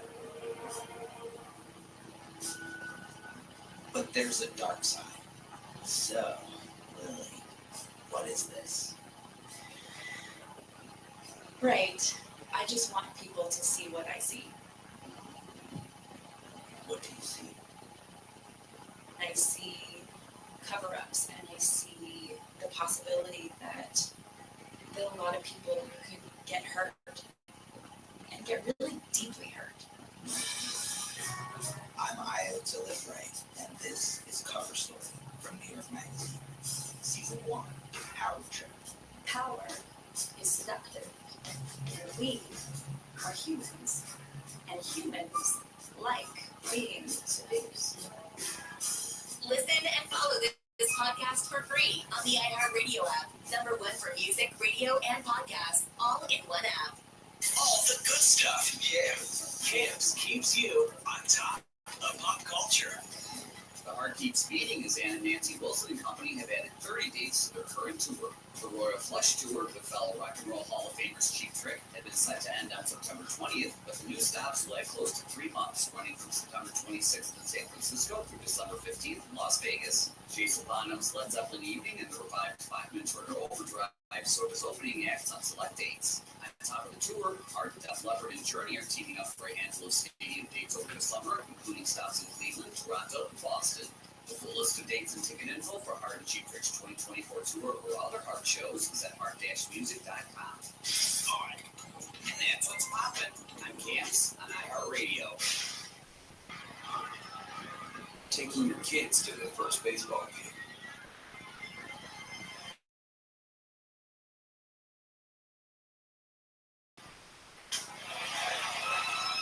Getting back to the world that's been missed starts with getting informed.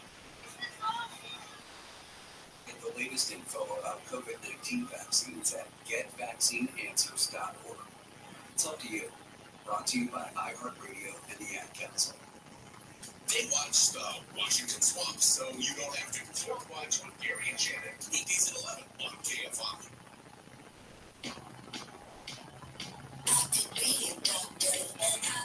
KFI AM 640 million here on a Wednesday morning, April 10th. It's Wednesday, which means it's Hump Day. And a lot of stories that were going on. Arizona yesterday upheld an 1864 law that bans nearly all abortions. That's not to say that the Arizona Supreme Court is ruling that you can't do any abortions. It has to do with, since there are no laws, or laws are being attacked, the only thing that is on the books now that can be enforced is this 1864 ban. It's really weird, but it's going to just engage all the pro-choice women taking over.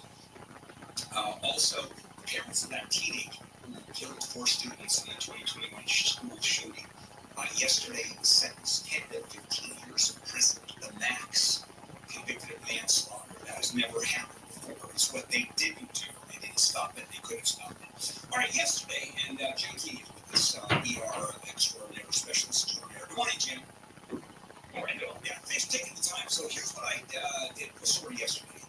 And that is, I don't know if you've been looking at it, but Kaiser doctors up north, Kaiser Community, Northern California, are voting whether to unionize and argue that one of their primary considerations, one of their primary points of unionizing is the residency program. If you go to medical school, you apply for residency, it's a couple years, 5 years, depending on the specialty, and they're saying we work way too hard, we work way too many hours, and we make way too little money. First of all, your views and a little bit of history, your history of residency. Yeah, I mean, we all went through it. It was part of the rite of passage in a way, and I think it's something we all accepted when we embarked on our medical career. So it's not something that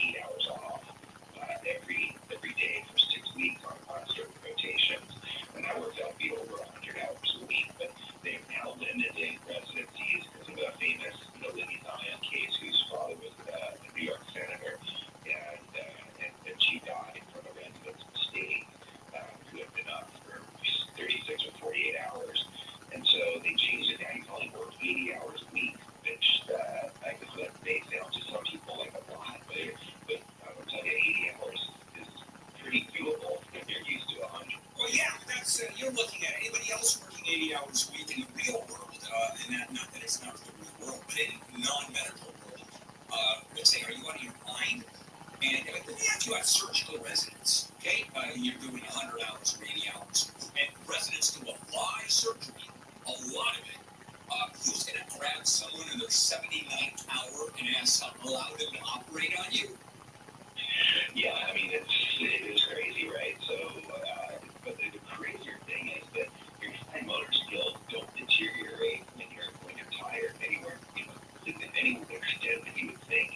It's more judgment and kind of large motor skills. I mean, driving the car home is probably the most dangerous thing you do after working that many hours for anyone. Like, not just for yourself in the car, but for the other people on the road.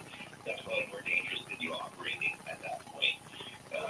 But no, it's hard because I'll tell you, since they dropped the hours, you can kind of see the difference in experience. You're getting a third less experience now when you finish residency compared to when we can work over 100 hours a week, especially a surgical residency where experience, doing procedures and getting enough time and enough procedures under your belt by the time you graduate, it makes it a lot harder. And so you either then have to extend residency programs to some insane length of time, or you have to accept that when people come out of residency, they're not really ready to do every procedure in the book. Okay, that's the other side of it. I'll bring you that. You're a board certified ER doctor. How long did you get residency in ER, if I'm not mistaken? Is that correct? Correct. And so at the time, my residency was 3 years. There were some that were 4 years, and I think a lot of them now go to 4 years. And were there any long? Well, there's also fellows after that, and sort of you start looking at your 46, and then you realize that when you call the plumber to fix your toilet, that guy makes more money than you do as a cardiovascular surgeon. You go, what am I doing? How do you feel about unionization? I probably have a research system that have a really good opinion, but I feel like nobody was surprised by this. They all signed up for it. This was part of the track for being a doctor. I think what people are forgetting too is you're not a full-fledged doctor, so it's not like you walk in and should be thinking for a doctor. But you need somebody looking over your shoulder. You need teaching, and so it is a teaching facility that requires now you're paying basically 2 doctors to do the job of one when you're in the operating room because you can't. Your first surgeries, you're not going in there alone. You're going in there with somebody with experience. Okay, so how many times do you wake up in the morning saying I should have been a plumber? Yeah, I'll call you. All right, coming back and talk about salt and how dangerous it is, and if we have time, aging linked to cancer in young people. I mean, that just came out. So we'll be back with Dr. Jim Keeney to finish today on Wednesday. Let's check in with Amy live from KFI 24-hour news. A burned body has been found on the side of the road in Anaheim Hills. Anaheim police got reports of the body along Santa Ana Canyon Road yesterday morning. Investigators have not determined when and how the person died. The LA County Board of Supervisors have approved a $25 million settlement for a man who's paralyzed after being shot by a deputy at his home in Cudahy. Parents of the man, who has autism, had called 911 for help in 2021. Deputies apparently shot the guy when they say they thought he went for one of their guns. Jay Leno has been granted a conservatorship over the estate of his 77-year-old wife who has advanced Alzheimer's disease. Leno filed for the conservatorship in January. The judge says Mavis Leno is in good care, and Leno was doing the right thing. Jay and Mavis Leno have been married since 1980. We'll check some problems on the 10 with the KFI and Sky next. My new water filter, my Life Source water filter, came into my new house last Monday, and I tested it. Yep, absolutely delicious, terrific, tasty water right from every faucet, every tap in the house. I did it from the kitchen sink. And for over 10 years, I have owned one of these. My old house, I have one, and in my new house. And why? Well, because I think it's the best filter out there, certainly the best I've ever seen. I've tried tons of them. The Life Source system delivers very highly filtered, obviously insanely safe, delicious water from every tap in the house. Now imagine, well, it's as good as bottled water. And imagine cooking, cleaning, doing your dishes in what's effectively bottled water, of course, drinking. No salt, no maintenance, warranty limitations. Do folks at Life Source at 800-WATER-99, 800-WATER-99, or you can visit lifesourcewater.com. Lifesourcewater.com. You can taste and feel the difference. Sunny and warm with nights in the 70s and 80s today and tomorrow. This report brought to you by Allstate. From the Southern California Toyota Dealers Traffic Center, let's go places. We're going to Mid-City. We've got a crash on the 10. It's really messing up your drive, headed eastbound this time. Eastbound side of the 10, right there at Crenshaw. We still got the left lane blocked with a wreck, and that's causing big delays all the way up to Santa Monica, starting from before 20th Street on that eastbound 10. If you have a chance, if you're still at home, maybe getting ready for a drive towards downtown LA and you're in Santa Monica, you might want to think about doing that. There is a train that actually goes, the expo line goes into downtown Union Station, so that might be the way to go. Get a lot faster than that 10 freeway out of Santa Monica for sure. If you're northbound on the 15, this is an Inland Empire right before Temesco Canyon. Crash there causing delays of about a half a mile. Seeing a lot of red there on the map from that one.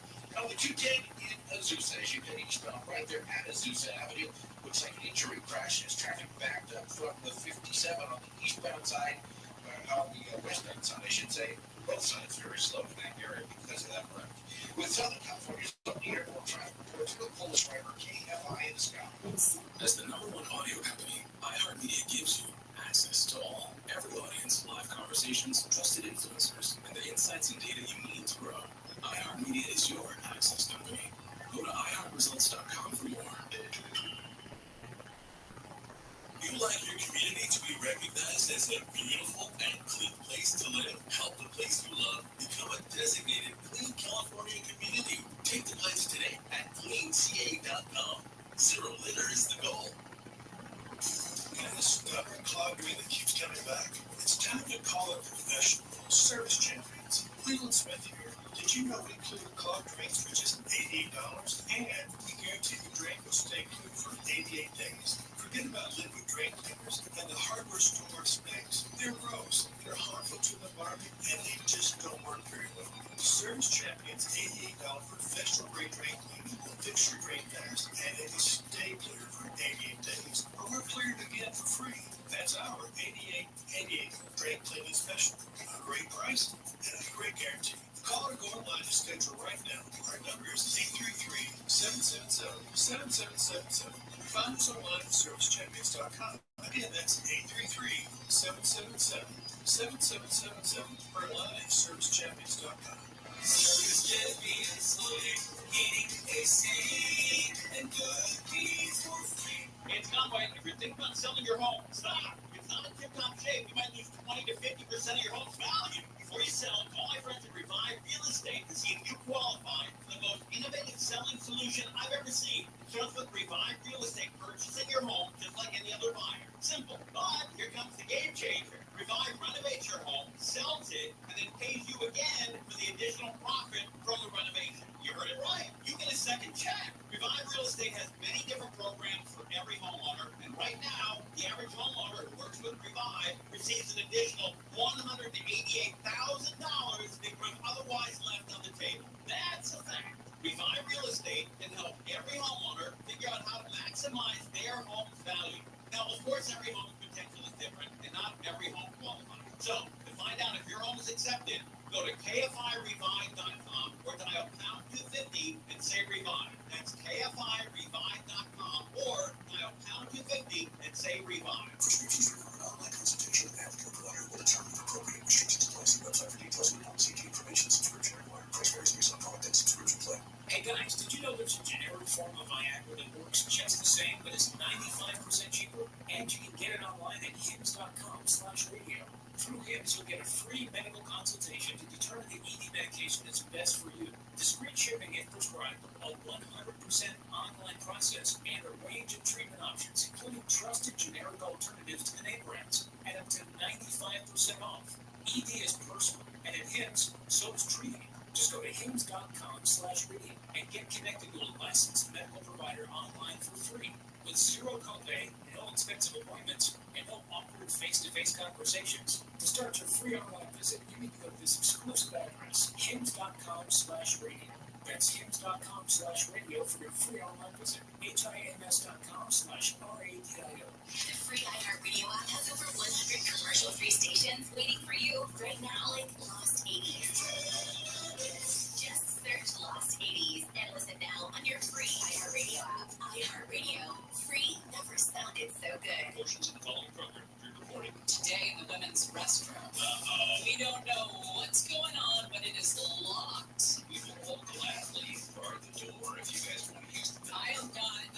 Absolutely not. You couldn't pay me enough. Gary and Shannon. Something. Live 9 to 1 p.m. on KFI and on demand anytime on the iHeartRadio app. I'm so healthy, gotta be healthy, wanna be healthy, I like to be healthy, physical health, mental health, I take care of myself, I'm so healthy, gotta be healthy, wanna be healthy, I like to. And this is KFI, Bill Hamel here. It is a Wednesday morning, April 10th, last segment of the show. Big news yesterday, Arizona's highest court upheld an 1864 anti-abortion law, which mandates 25 years in prison for a doctor performing an abortion and no exception except for saving the life of a mother. We don't even know what that is. Is that a mother about to die? Is that getting a syndrome that might kill her? They don't know. It's not going to go. It's going to go away anyway because it's so crazy. All right, back we go. Dr. Jim Keeney, who is an ER doctor, just told us about his crazy residency, 100 hours a week. Boy, that's fun. That was the story we did yesterday about unionization of doctors, residents unionizing up in Northern California. All right, Jim, a couple of other stories, and this is linked to aging and cancer among young people. And now, is this something that is happening more, or you're simply discovering a connection that's always been there? It's a little bit of both, Bill, because, there's always been a connection with biological aging and cancer, again, as people started to look into it, but we're recognizing also that biological age is advancing faster in some young people. Don't know exactly why. That was kind of the key of this article, is that they are able to now look at certain markers for biological versus chronological age, right? So it's interesting because your teaser, right, that cancer is associated with aging in young people, and that's kind of an oxymoron, right? Like, if you're young, are you aging? But chronological age is, the calendar, and everybody's chronological age is the same. You're born one year, and then you move to the next year. But biological aging measures markers, especially related to, your health, DNA function. There's things called telomeres. They're like, little plastic caps on the end of your shoelaces.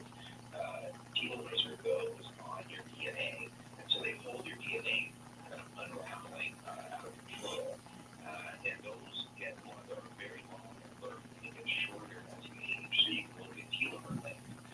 For example, as a biological aging thing, we know that DNA methylates where it gets extra chemicals that make it not function normally. We can measure that. So there's objective ways to measure your biological age. And when we look at those, we see that people who live in biological age are at much higher risk for cancer. Okay, so lifestyle versus or connected to genetics in terms of aging. Yeah, and both play a factor. You can't really separate them out. People with good genes, just tend to get away with certain things that maybe other people can't.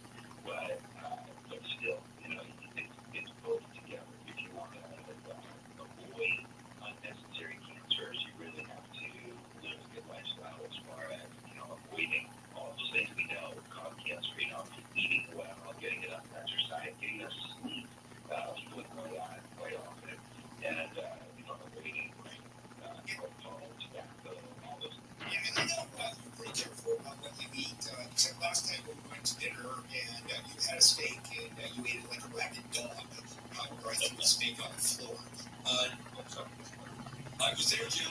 All right. That's true about me. I'm not making that up. Jim, we'll catch you next Wednesday. Thank you, as always.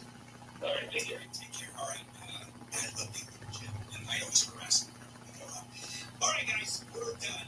Coming back again tomorrow, wake up call with Amy King at 5. The rest of us can report at 6. This is KFI AM 640 live everywhere on the iHeartRadio app. KFI AM 640, the news, what it means, why it matters. KFI. KOST HD2, Los Angeles, Orange County. live everywhere on the iHeartRadio app. The flames make way for something more sinister. I'm Amy King, live from the KFI 24-hour newsroom. A fatal crash in Bell has become a murder investigation. The car crashed on Florence Avenue near Atlantic early this morning and caught fire. Police officers who were nearby heard the crash and pulled the driver out. They tried to save him, but he died at the scene. LA County Sheriff's Lieutenant Steve DeJong says officers investigating the crash noticed bullet holes in the car. Brought to you by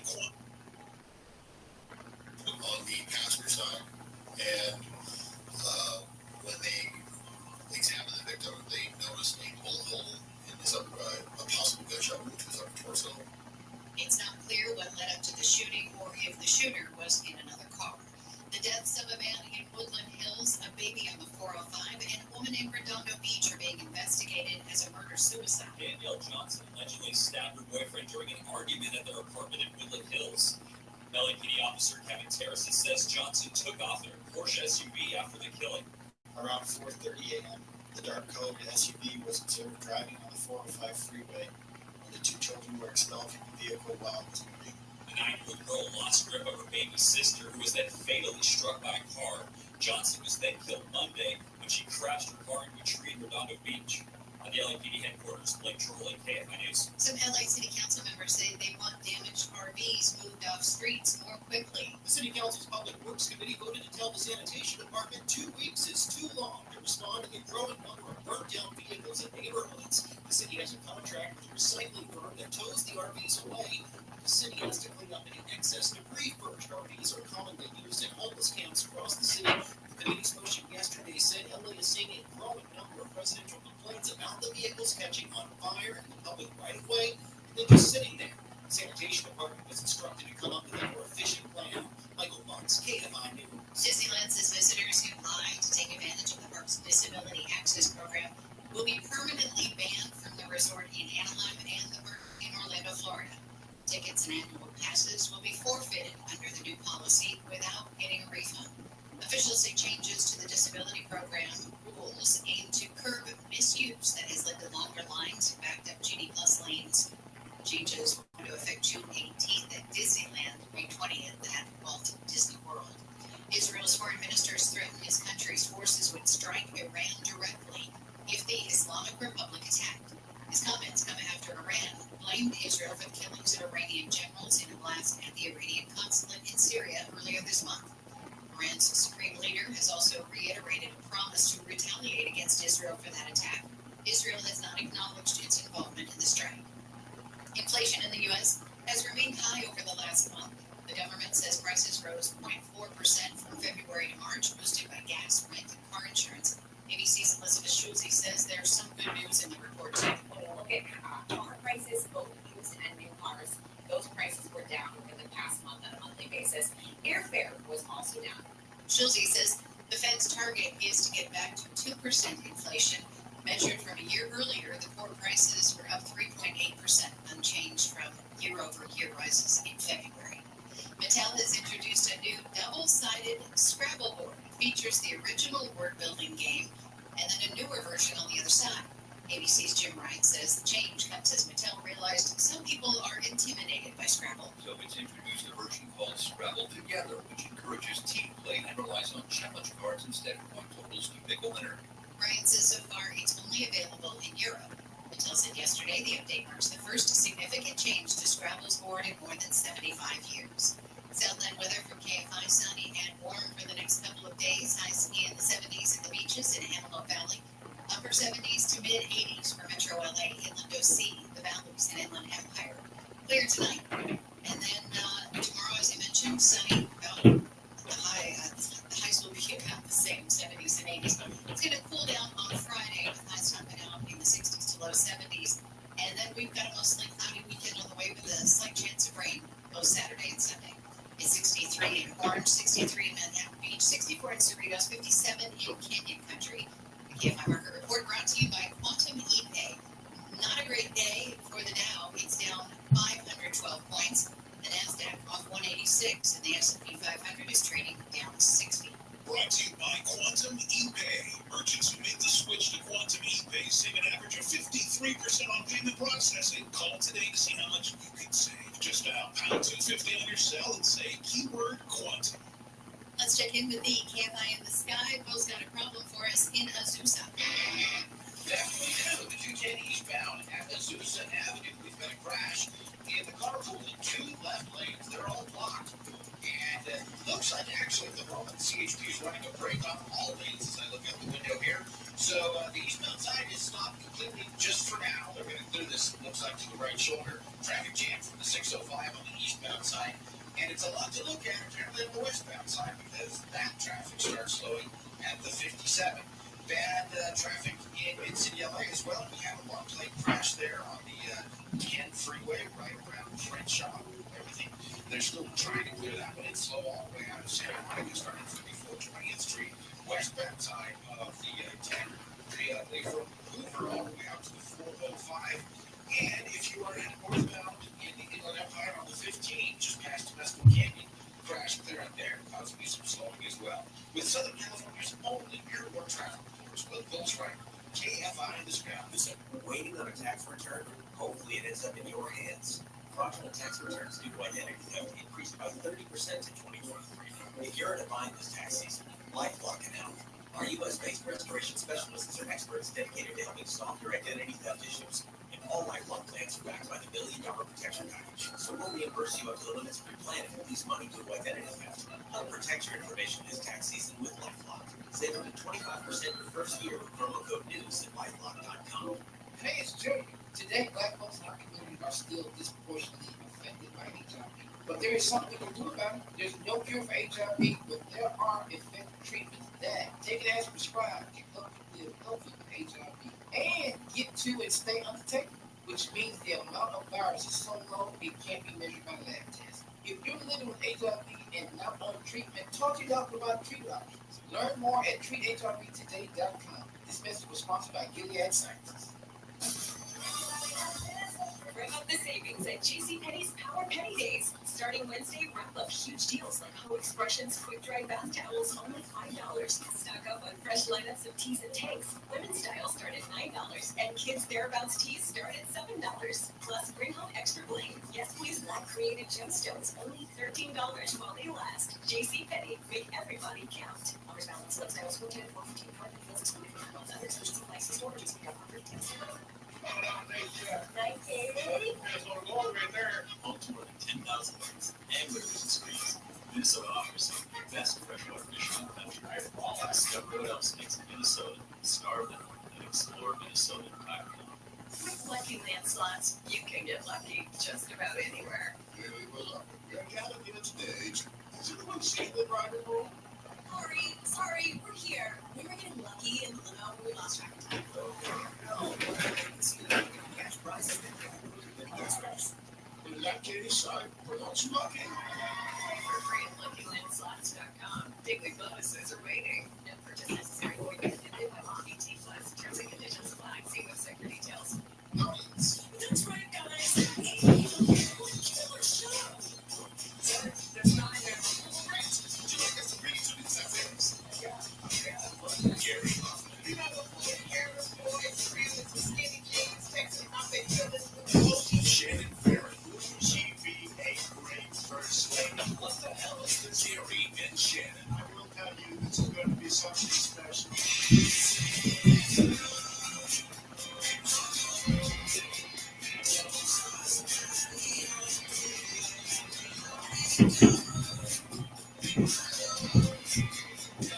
Gary and Shannon, KFI AM 640 live everywhere on the iHeartRadio app. Wednesday, April 10th, 2024. CNN had a big article this morning about what to do with your solar eclipse glasses. And it went on, and it says, you don't have to throw them out, no need. There's going to be another one in a few years. It's going to be seen in Greenland. And then the next one here is in 20 years. And all I can think of is throw the damn glasses out. Don't be a hoarder with something. You're not going to keep them for 20 years. They may not even be good in 20 years. I don't think they're going to deteriorate. They might. Where are you going to put them? Don't be a hoarder. Throw out the glasses. With enough trash, really. I don't need any more. Did you learn a lesson from cleaning out your parents' place? Like a personal lesson of maybe not hanging on to as much stuff? Yes, very much so. That is funny because the day after I got back, the most recent trip, when we figured out we hauled 10 literal tons of stuff out of their house property, I got rid of them. I went through my closet and I just was like, I don't wear some of these clothes and I haven't worn them for years. What am I keeping them for? Yeah. Give them to the veterans. What I'm picking up for free? Oshkosh Gosh overalls. Oh, you let those go. Oh, I had to. What size were those? A 6? You know what that means, whatever you just said. Like you're a 6-year-old? No, like you're a 6-year-old, because that's how young you should be in your Oshkoshness. President Biden hosted Prime Minister Fumio Kishida from Japan for a state visit to D.C. today. Also in D.C., we're going to see the National Transportation Safety Board Chair Jennifer Homendy facing questions on Capitol Hill about the ship that knocked into the Francis Scott Key Bridge. One of Trump Organization's longtime chief financial officers, Alan Weisselberg, has been sentenced again. And I don't think he gets his old room at Rikers, but he's going to go back to Rikers probably for, it's a 5-month sentence. They say he'll probably only have to serve about 3 months for good behavior.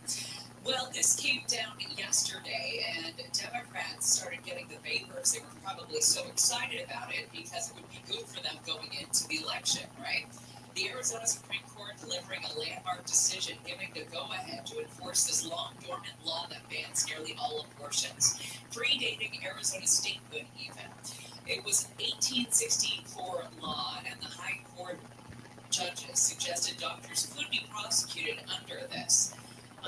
Now, the root of the matter here is that this law was put into effect in 1864 in Arizona. Then came Roe v. Wade, which basically deleted it. Now that Roe v. Wade was overturned, this thing goes back into action. However, it's going to die very quickly. The key word in the ruling is it's enforceable. But the decision also said that they're putting it off for at least 2 weeks to go back to the lower courts to get some of these other arguments figured out. This has become a massive issue for Democrats as a fundraising issue. To be cynical, this is a fundraising issue because I know here's the governor of Arizona, Katie Hobbs. To the people across Arizona who are concerned about the future of abortion rights in our state, who are worried about their bodily autonomy, who don't want to see the freedom of their wives, sisters, and daughters restricted, you can make your concerns known at the ballot box, and I encourage you to do so. Now, that's an important point because in other states, more purple states or sort of those battleground states that have had to deal with this, a lot of them, after Roe v. Wade was overturned, a lot of them did put in protections for abortion up to a certain week, depending on which state you're in. And that's exactly what it sounds like Arizona's legislature, even though it's Republican-controlled, is willing to do. That this is not something that goes into effect or went into effect yesterday. As soon as the Democrats were taking a victory lap and trying to corral all the campaign cash, Republicans, specifically in Arizona, jumped to and said this cannot stand. They know it's bad for them, and they know that they need to get rid of it immediately. Matt Kretz, Republican state representative, he said, I categorically reject rolling back the clock to a time when slavery was still legal and we could lock up women and doctors because of an abortion. T.J. Shope, Republican state senator. Today's Arizona Supreme Court decision reinstating Arizona territorial era ban on all abortions more than 150 years ago is disappointing, to say the least. And Kari Lake, a huge Trump supporter, she tried to get back into politics after she lost a couple of different races after a career as a TV anchor, said, I oppose today's ruling. She calls on the state legislature to come up with an immediate, common-sense solution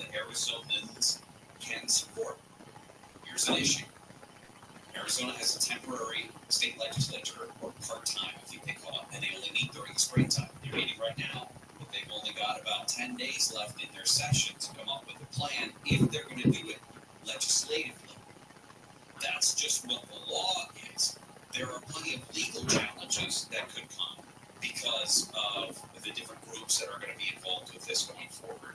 And like I said, there's already a plan for a proposition on their ballot. I think they call them propositions on the Arizona state ballot coming up in November to instate and instill in the state's constitution there in Arizona certain protections for abortion providers and abortion rights, whatever term you want to use. It's a awful headline, right? Because it makes you think we're going back to some barbarian days, but it is only ruled as enforceable. It's not in place right now. The state Supreme Court just said, because of the technicality, that it was never actually wiped off the books in the 1970s, that it is technically enforceable. I don't think it ever gets enforced in the state of Arizona. Absolutely not.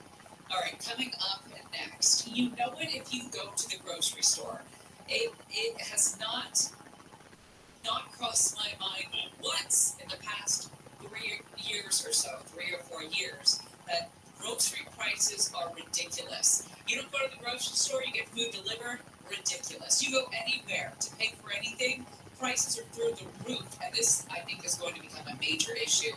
New evidence that inflation grew yet again last month. We'll get into it when we come back. Gary and Shannon will continue. Amy King is live on the KFI 24-hour newsroom. The LA City Council has unanimously approved a temporary moratorium on dog breeding permits in an attempt to address overpopulation at the 6 city-run animal shelters. Shelter operators say they've seen an increasing number of purebred dogs being dropped off. A bill to crack down on porch pirates is advancing in the California legislature. The bill that would make it a crime to enter the vicinity of a home with intent to steal shipped packages has passed in committee. Stealing packages is already a crime, but there's currently nothing in the law that prevents people from entering the area with an intent to steal.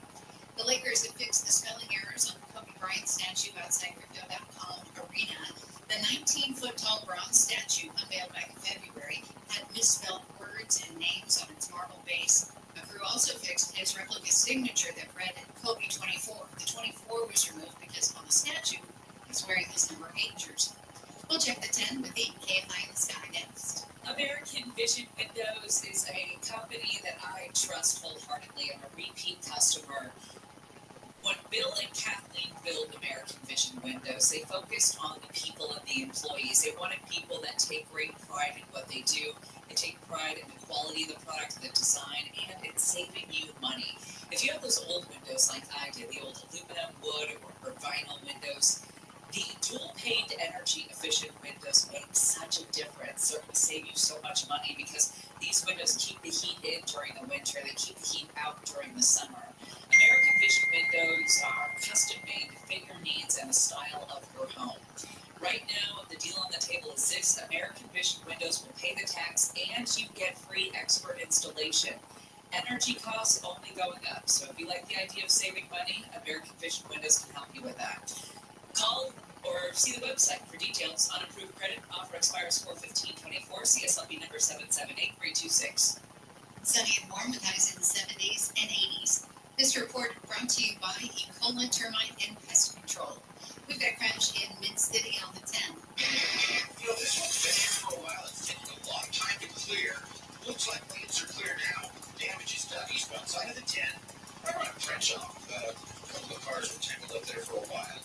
Slow out of Santa Monica, starting from before 20th Street on that eastbound drive. The westbound side, a lot of slowing there from Vermont. Pretty much over to the 405. You get a little bit past the 405. The 10, extremely busy today. Also busy, we just left this one eastbound side of the 210 freeway, headed to St. Avenue. Crash involving 3 vehicles there. Everything's off on the right shoulder now. Traffic jams from the 605 on the eastbound side and the westbound side.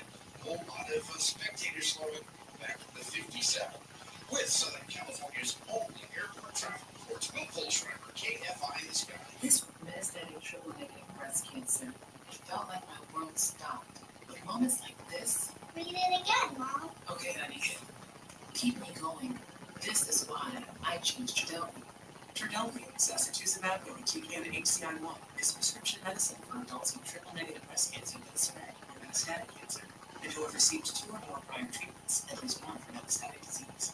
In the clinical trial, half the patients received Trodelvy were alive at 12 months compared with 7 months for traditional Trodelvy can cause severe or life-threatening side effects, including low white blood cell count, which can lead to infections, diarrhea, and allergic reactions. Do not take Trodelvy if you are allergic to it. Other serious side effects include nausea, vomiting, and infusion reactions. Tell your doctor right away if you experience any signs of infection while taking Trodelvy. If you are or plan to be pregnant or breastfeeding, or if you have liver problems, tell your doctor about all the medicines and supplements you take and about all your medical conditions. There are other side effects of Trodelvy. Ask your doctor about Trodelvy and visit trodelvy.com. In this week's Marketers Report, Angela Zepeda, CMO Hyundai Motor America, discusses measuring audio. The measurement capability within audio, I think, surprised all of us. We have seen a huge return on our investment. Seeing real numbers has helped us continue to invest. As the #1 audio company, iHeartMedia gives marketers access to the data, audiences, and influencers you need to grow. If you're a marketer, go to iHeartResults.com. At the Prof Center, Diego attends music lessons to practice his favorite instruments. Afterward, he always saves energy for a swim. That's why he's known as the community's first swimming musician. The Prof is more than a fitness center. Come with it. Get into it. Records, milestones, first, last, and everything in between. What happened today in sports history on iHeartRadio? What's happening, fellow sports fans? It's Andy West. Let's take a look back on this day in sports history. April 10th. We'll start off back in 1961. The Washington Senators played the first game in franchise history. President John F. Kennedy in attendance. They lose 4-3 to the Chicago White Sox. Baseball didn't stay long in D.C., but returned in 2005. And in 2019, they won their first World Series. Today in 1977, at the 41st Masters Tournament, Tom Watson wins the first of his 2 Green Jackets, 2 strokes ahead of runner-up Jack Nicklaus. And today in 1990, Dave Taylor, Thomas Sandstrom, and Tony Granato scored 3 goals apiece as the LA Kings pound the Calgary Flames 12-4, marking the first time in NHL playoff history that 3 hat tricks are recorded in 1 game. Now you know. Today in sports history on iHeartRadio. She's waiting in line to buy Mega Million, and then she's going to wait in line tomorrow for an hour to buy the Super Lotto. It's different luck. Guess I'll do it tomorrow. Different luck, same results, though. Wonder what a house looks like. I can't see through any of these windows. They're filthy. I'll do it tomorrow. The Tim Connolly Jr. Show. Did you pay the phone bill? I'll do it tomorrow. Live 4 to 7 p.m. on KFI and on demand anytime on the iHeartRadio app.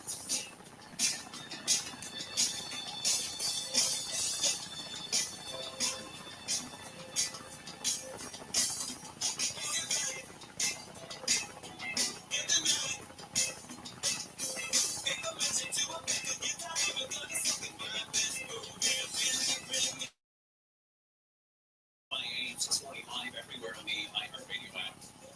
Good morning, Diane. 9:20. That's Wednesday, April 10th. The 80-degree temperatures we're going to see today. It's arguably 50 degrees cooler in here than it is outside.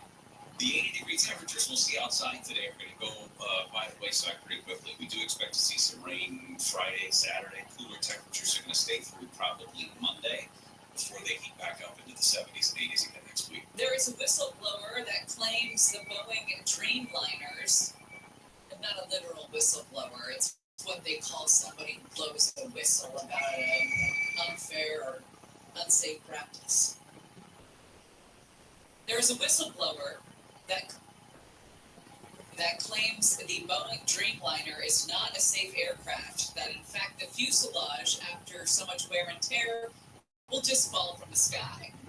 We'll get into that coming up later. And today's moron award goes to all of those Apple Vision Pro users who are wearing these headsets so long that they're getting sore necks, pain in their lower head, right, and black eyes from wearing these headsets too long. Darwinism. You just Apple Pro VR your way into the grave so that the stronger species can survive. What's about that? Yeah. All right. So inflation remained elevated once again in March. And here's the problem with inflation.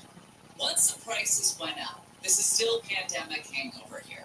Once the prices went up and the shrinkflation began, we're not seeing any movement in the other direction. Prices remain elevated. products remain smaller, and why would they reduce prices, the companies? Or would they? You have to get involved somehow, government, to reverse this course. Well, that's... I mean, I go to the market and I'm like, thankfully I've been blessed enough to where I can afford to grocery shop for the week, but I'm thinking to myself, who can afford this? This is insane. There was also an article about a viral image going around of McDonald's. I think it was McDonald's, like a 40-piece McNugget meal with 2 orders of fries going for $25 at McDonald's. Now, 40 pieces of McNugget, that's a lot. It's a family size thing, but still, $25 on a menu at McDonald's. Now, granted, they're also dealing with the $20 minimum wage increase that we saw here in California. But all of that, I mean, we just talked about abortion in Arizona and how people's heads went nuclear yesterday when that decision came down. The more common issue that people talk about is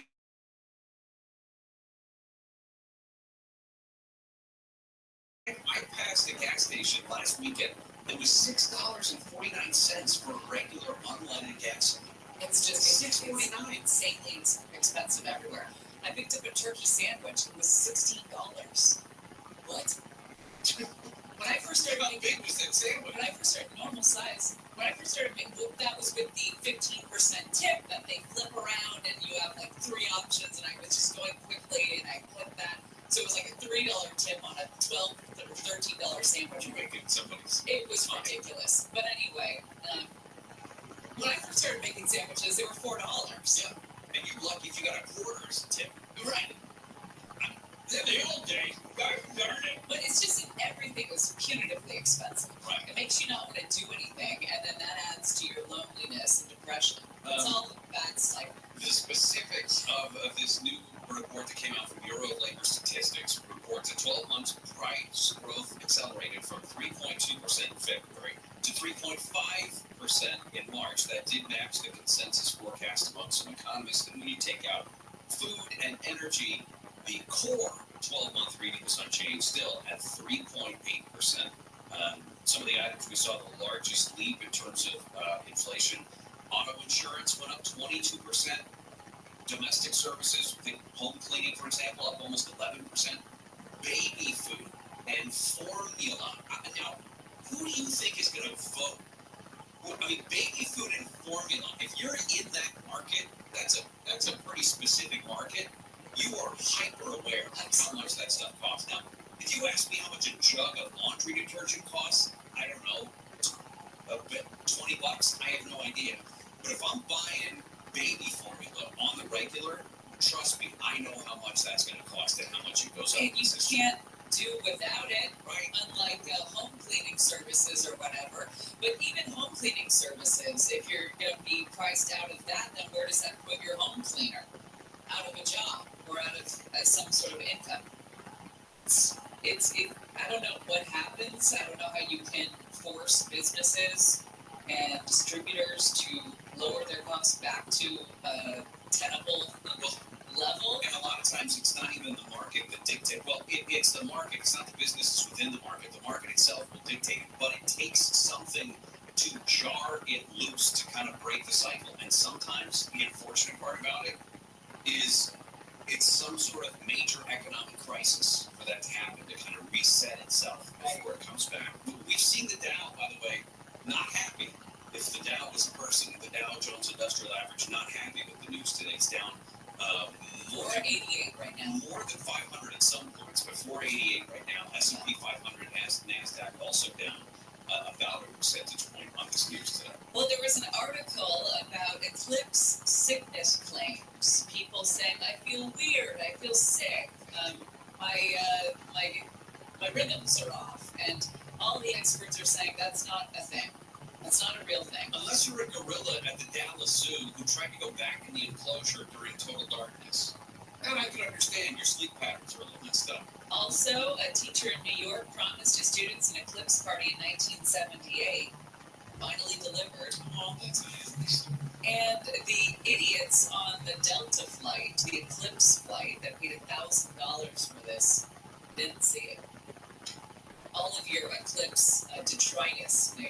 things that are left over from the eclipse. Picking up the scraps. Yes. Area Channel will continue. Amy Kane live with the KFI 24-hour newsroom. Investigators are looking for the people who stole almost a dozen historic bronze light posts in Pasadena. The city's Lisa Derderian says the thieves rammed the posts with a car to lift them out of the ground or wrap chains around them and drive away. It will create a loud noise. That's what prompted a resident recently to call 911. But we want the public to be alert. 11 light posts dating back to the 1920s have been stolen since last month. Each post will have to be replaced with a replica. News brought to you by Circus Champions. Prosecutors in Orange County say the guy who stabbed a Jewish man 28 times in Lake Forest did it because of extreme neo-Nazi beliefs. The prey the defendant had chosen was gay people. OC Senior Deputy DA Jennifer Walker says Sam Woodward admitted his hate in writings filled with gay slurs. All you f***s and fakers are in for it. Get ready to die.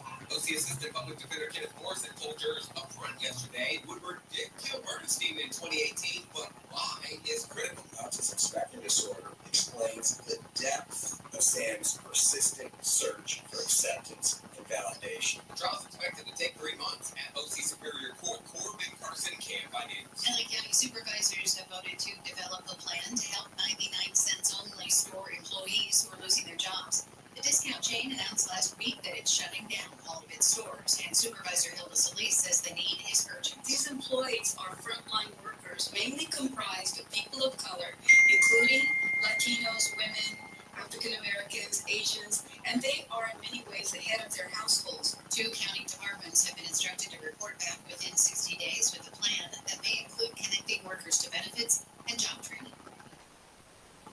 Inflation in the U.S. was up again in March, as you just heard Gary and Shannon talking about. Prices rose 4.4% from February to 3.5%. The Labor Department says they were boosted by gas, rent, and car insurance. It was the 3rd straight month of inflation ratings above the Fed's 2% target, which could kill the prospect of multiple interest rate cuts this year. President Biden has welcomed Japan's Prime Minister to the White House for his first official state visit as Prime Minister. Biden says a bond was formed between the U.S. and Japan after World War II. Whatever I need you to say, your command officer. Instead, we made a far better choice. We became the closest of friends. Biden says the partnership is unbreakable. He also thanked the Prime Minister for his leadership on a number of issues, including support for Ukraine in its war against Russia. Southland weather from KFI, sunny skies, warm temperatures today and tomorrow, highs in the 70s at the beaches and high desert, 70s to mid-80s for Metro LA and Inland Orange County, low to mid-80s for the valleys and Inland Empire. We'll cool down about 10 to 15 degrees for Friday and then look for more clouds for the weekend and a slight chance of rain. It's 64 in Irvine, 66 Mountain Valley. We've got a stall in Tustin on the 55. Let's check in one more time with our KFI in the sky. Southbound 55 right there. Get it, your stall with carpooling. You're on the bridge back from Chapman Avenue, headed southbound. Really tough drive right now on the southbound side of the 710. Seeing a whole lot of slowing starting from right around Imperial Highway all the way down to Del Amo as you make your way to Long Beach. I don't see what's in lanes there, but a few spots up there. Please let us know. Pound 250 on the cell phone. Keyword KFI traffic. We will spread the word. You know, we just flew over the 10 freeway one more time, and this thing is still here. Eastbound side of the 10 at Crenshaw, way back crash in the left lane. It is slow all the way from 20th Street in Santa Monica, the westbound side of the 10. It's still really slow from Western all the way out to the 405. With Southern California's only airport traffic, let's go to Bull Striker, KFI in the sky. American Spain's can get comfortable doing what they always do. You can get rid of this Spain's on your legs just 20 minutes approach to no doubt. The vein experts at West Medical utilize the latest state-of-the-art minimally invasive variable Spain procedure, Venus. Venus Seal is a fast, in-office 20-minute procedure that will have you back on your feet immediately and you'll be able to return to normal activities the same day. Plus, it's covered by most PPO health insurance claims. West Medical's vein specialists are leaders in medical innovation and have helped thousands of people say goodbye to those ugly veins on their legs. So call the folks at West Med at 800-WEST-MED for a free consultation. Call 800-WEST-MED or 800-561-9000. Visit westmedical.com, westmedical.com. Call 800-561-9000. 9000. I feel incredible because I called 1-800-WEST-MEDICAL. Time to get rid of old appliances? Call 1-800-GOT-JUNK. They'll make it disappear. Water damage, fire damage, burglary? Call Public Adjuster after again. This is Jacob Emron. If you've been involved in a motorcycle accident, call 844-24-JACOB. Spring has sprung in its full tilt boogie time. And give me the VIN.com. I'm overpaying for cars because I think they're going to go up even higher from where they are right now. We'll pay off your payoff. Pick your stuff up, we'll quote you quick and easy, and give me the VIN.com. America's best car buyer. Go there right now, and if it doesn't pay the CarMax off for us, you can check for $100. Sell us your car. Give me the VIN.com. So easy you can do it, and you're not doing it. It's the Marketer's Report. Today, Capital One's Chief Brand Officer, Mark Mitry, weighs in on building loyalty with customers. Capital One is really working to create amazing access moments for our customers. Anywhere from when we have a live event, there's the customer event ahead of that. We will do sound check parties that only Capital One card holders can get access to, and we can't pull that off without the relationship iHeart has with the artists, with venues to create these really exclusive events, festivals that iHeart puts on, gives Capital One the ability to create those moments. People are passionate about their favorite artists, and so we try to tap into that together. As the number one audio company, iHeartMedia gives marketers access to all, from national to local, every audience, live conversations, trusted influencers, and the insights and data you need to grow. Not just a media company, iHeartMedia is your access company. If you're a marketer, go to iHeartResults.com. Most borrowers love home equity lines of credit for putting a couple $100,000 in the bank, but still reserving the ultra-low fixed rate on their first mortgage, which makes sense. But most banks love HELOCs because they can raise your rates as high as 24% by varying what they call the lifetime cap in their loan documents. Not at the Loan Exchange. Call 855-752-9944 or visit theloanexchange.com. To get our home equity line that protects you instead of the bank, we make the start rate of our equity line equal the lifetime cap, so your rate can only go down, never up. The Loan Exchange guarantees the security in our loan documents. The first 5 years of the loan is interest only, which makes payments cheaper while you wait for the first rates to come back down to consolidate back into one loan. Call the Loan Exchange at 855-752-9944 or log on to theloanexchange.com today.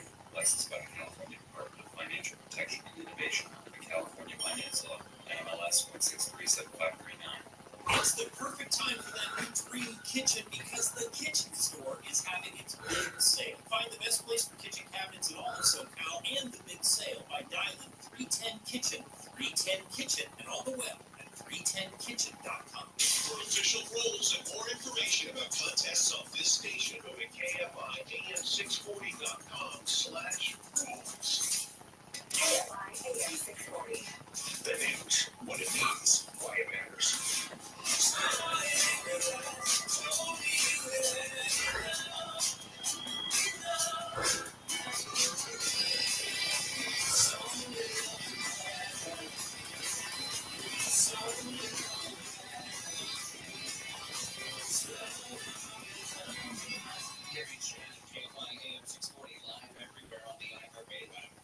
The average home in Venice, California is $2 million. One of the hidden gems of the greater Southern California area is the Venice canals, the pedestrian walkways, the beautiful bridges, the craftsman homes, and now people there are being attacked. Police continuing their search for the person who assaulted 2 women, enough to leave them unconscious in separate attacks near the Venice canals. They occurred on Saturday, about 10 o'clock at night. A woman was approached from behind, struck with a blunt object. She was left unconscious. Suspect similarly attacked another woman about an hour later as she was walking towards one of the canals. Hey, people are out there walking their dogs and everything all the time. They said the guy is 5'10", between 5'10" and 6 feet, 180 to 200 pounds, short hair, but they have no idea what he was wearing or anything like that. President Biden used an interview with Univision to send a signal that he's planning to issue an executive order to try to limit the number of asylum seekers who can cross the southern border. The provision that Biden migrants to claim asylum that does not require congressional approval. He would use the authority in something called Section 212F of the Immigration and Nationality Act. Do you know who else used that? Donald Trump. Donald Trump repeatedly leaned on that section to try to curb people coming into the country. The federal government is requiring municipal water systems to remove 6 synthetic chemicals linked to cancer and some other health problems present in tap water of hundreds of millions of people. The move from the EPA mandates that water providers reduce perfluoroalkyl and perfluoroalkyl substances, known as PFAS, to near zero levels. They said they're found in everything from dental floss to firefighting foam to kids' toys, and these chemicals are so ubiquitous they can be found in the blood of you and me and them and almost every person in the United States. Some people have claimed that the eclipse have made them feel off health-wise. It's now being called eclipse sickness. Somebody wrote on X, any of you also experiencing headache because of solar eclipse? And people responded, a lot of them. Honestly, same. I just realized it's so bad. Painkillers won't even work. OMG. Somebody else chimed in. This has left me wiped out, feeling weird. Did anyone else get their period today? I'm 2 weeks early, and I'm... What? Yeah, they're claiming that the eclipse brought on the cycle. They say people are linking headaches, nausea, irregular periods, a slew of other side effects to the eclipse. Doctors say you are off your ass. True illness from experiencing the eclipse is unlikely, according to an ER physician at the Ohio State University, Nicholas Kaman. Said it's possible that body might be affected by travel, anticipation, or adrenaline from the experience, but true illness is unrelated. There is no data or reason to think this is real. Well, I can see how it would manifest itself funny, but remember, we were pretty jazzed by seeing people in the building. Yeah. That was our excitement. It was an adrenaline spike. We were outside, and we didn't expect there to be that many people at work, and they were all outside on the balcony to watch it. We had vitamin D. We were warm for the first time in years at work, where they keep this in Arctic temperature. There's not enough equipment in here to stay cool. Yeah, we were talking about this yesterday, and nobody cares because we're the only 2 people in this room at this time. But there used to be a thing about radio stations where the equipment runs hot, so you keep it cooler to offset that. The problem with that way of thinking in the studio that you and I are in right now is we don't have any equipment in here to make it hot, so we're just left in the Arctic Circle. Very minimal amounts of heat generating equipment. But enough about us. Yes, the path of totality. There were Delta flights was basically launched from Boston to Dallas and Detroit to take, what we call the eclipse seekers along the path of totality on Monday during the eclipse. But many passengers on board these sellout flights got a worse view than everybody on the ground. Do you know why? Yes, I do. They don't have a sunroof on an airplane.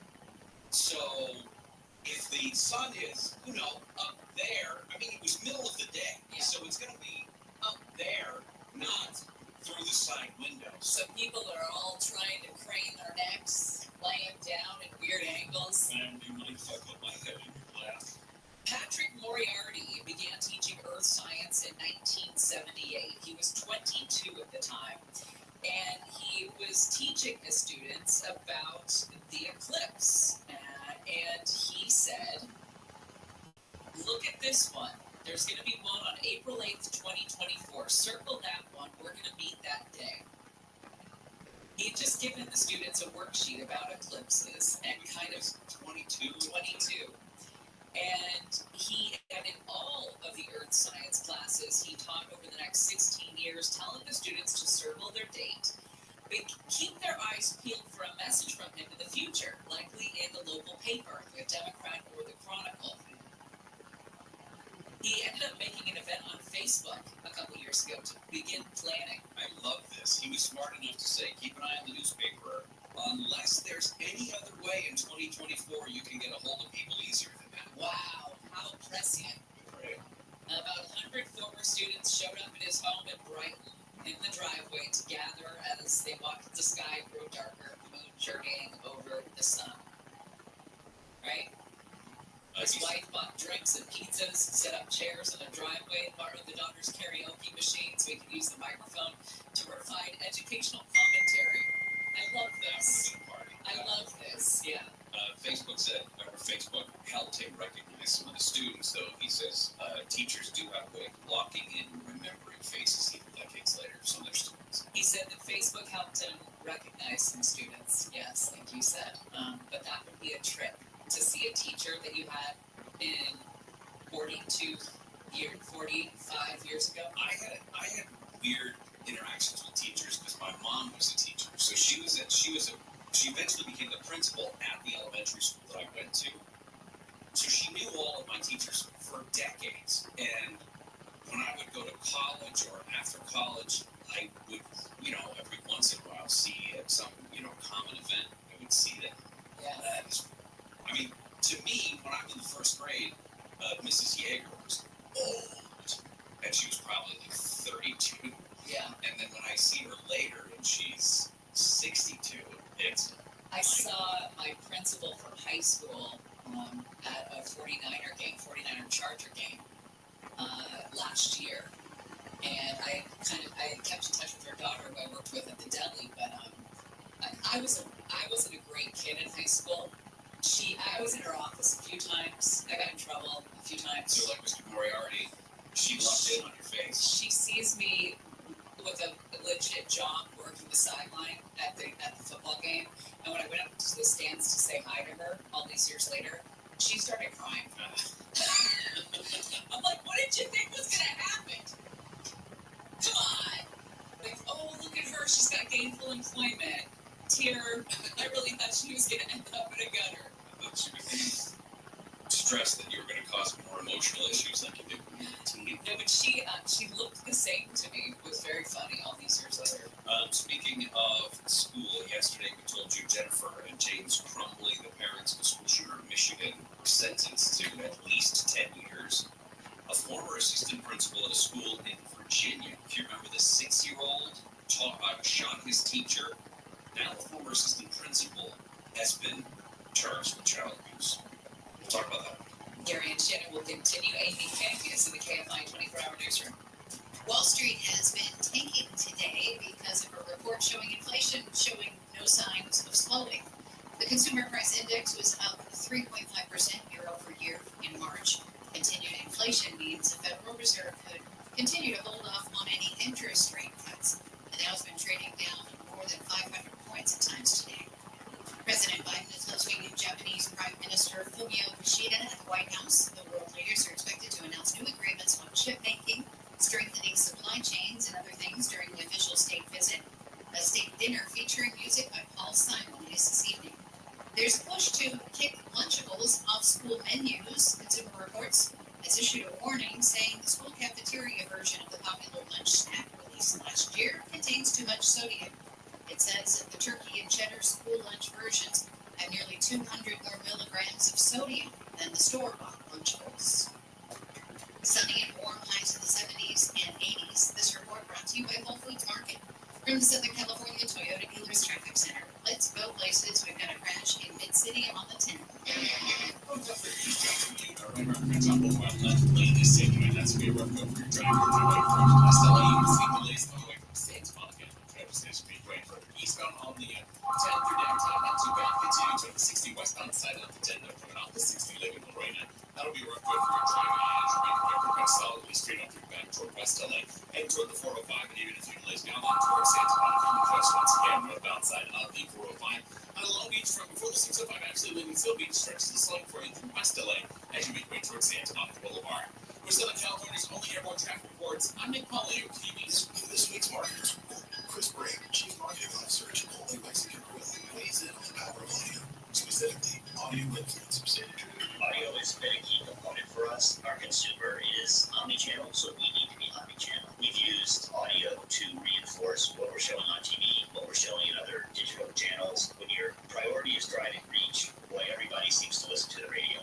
I think using the audio influencers has been a huge component for us. Working with our heart, we were able to really tease out the audio because it's authentic and because they're seen as trusted friends by the customers and the listeners, it's really been an effective strategy. As the #1 audio company, iHeartMedia gives marketers access to all, from national to local, every audience, live conversations, trusted influencers, and the insights and data you need to grow. Not just a media company, iHeartMedia is your access company. If you're a marketer, go to iHeartResults.com. Seriously, my dealership just fixed the transmission. We all know how easy it can be to go to the wrong place for transmission repair. Made up of over 800 pieces, the transmission is the most complex part of your car. So bring it to the transmission experts at AMCO. AMCO, always the right fix. AA MCO. Special financing available. Restrictions, limitations, and exclusions may apply. See AMCO.com for complete details. Find tropical favorites at Christmas Market. Save on Decapon citrus for $3.49 per pound with prime through 8 with 16. Try turning this bursting citrus into a tangy mocktail for your spring soiree. While supplies last, shop in-store or online. Terms apply. At Uline, they know firsthand the road to success is an uphill climb. Uline started in the family basement, and through hard work is now North America's most trusted shipping and industrial supplier.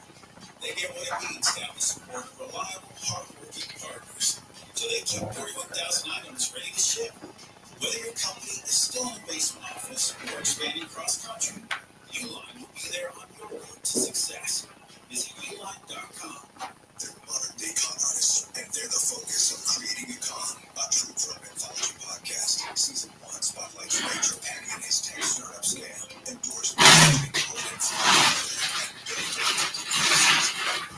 from built investors. If someone's like, oh, your best way of making money, I don't think start a business. I'm like, oh, we should start some sort of scheme. I can't help it. Listen to Creating a Con on America's #1 podcast network, iHeart. Open with free iHeart app and search Creating a Con. I am blown away. A listener at Manhattan Beach recently gained $470,000 in additional profit on the sale of their home using our friends at Revive Real Estate. Revive Real Estate is on a mission to help homeowners maximize the value of your home. Because in today's market, many homeowners are missing out on 15 to 20% of their home's value simply because it's not in tip-top shape. Revive Real Estate knows exactly which renovations to do. They oversee the entire renovation process. They work extremely fast. Most renovations take just a few weeks, and Revive Real Estate fronts the renovation cost. That's right, Revive fronts the money for the renovation. On average, homeowners are gaining an additional $150,000 in profit on their home sale by working with Revive Real Estate. If you're thinking of selling, don't settle. Call Revive Real Estate to see what your home could really be worth. Find out if your home qualifies by going to KFIRevive.com. KFIRevive.com. Don't just sell your home, maximize its value. KFIRevive.com. Another happy Save Light customer. Safe Light Repair, Safe Light Replace. There I was, driving down the highway, and a rock flies up and cracks my windshield. Are you kidding me? I asked for recommendations, and everyone was saying the same thing. Safe Light Repair, Safe Light Replace. I booked an appointment at SafeLight.com, and they came to me for free. It was that easy. Correct windshield, go to SafeLight.com now to schedule your free mobile service and let SafeLight come to you. Conditions may apply. Safe Light Repair, Safe Light Replace. The free iHeartRadio app has over 100 commercial-free stations waiting for you right now, like Lost 80s. Just search Lost 80s and listen now on your free iHeartRadio app. iHeartRadio. Free never sounded so good. They claim they put 2,100 into interim housing and 402 into permanent housing. Now, I'm pretty good at math, and I had 2,500 people. Where's this 21,000 people were running off the street if you only put 2,500 people into interim or permanent housing? John Coach. Well, what happened to the other 19,000? Live, 1 to 4. Now by Anakin Sam. Anytime on the iHeartRadio app.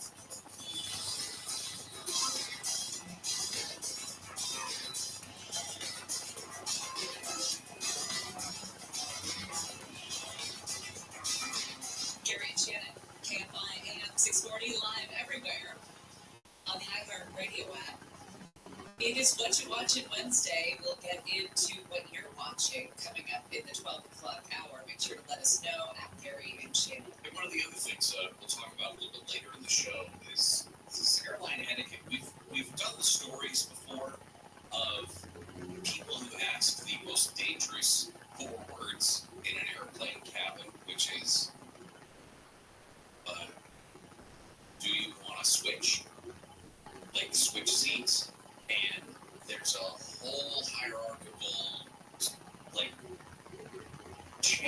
of if you were sitting in the aisle seat, the middle seat, or the window seat, which ones, which are you most likely to give up, or would you ask if you were separated, even though everybody gets assigned seats now almost all the time?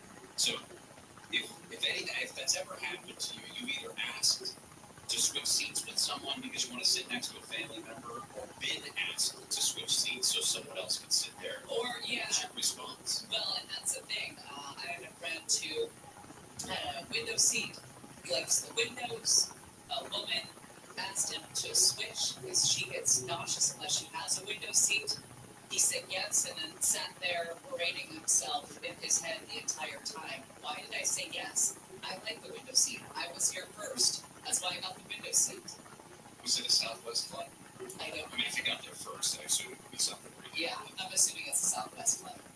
We were talking about the Eclipse flight from Delta. Yeah, it doesn't matter if they saw the eclipse come. They were not on the Delta flight. What matters is did they have sex in the bathroom with more than one other person? Because if they had, they would have been in a very exclusive group. Total eclipse of the sun, path of totality, mile high group. Out. That's what people think about when we do this. All right. The former assistant principal of that Virginia elementary school where the 6-year-old shot his teacher last year has been indicted. Indictment came down yesterday. Her name is Ebony Parker, faces 8 counts related to the day of the shooting. Each count carries a maximum sentence of 5 years in prison, and a warrant has been issued for her arrest. This is a crazy version of it because the teacher who was shot, Abby Swerner,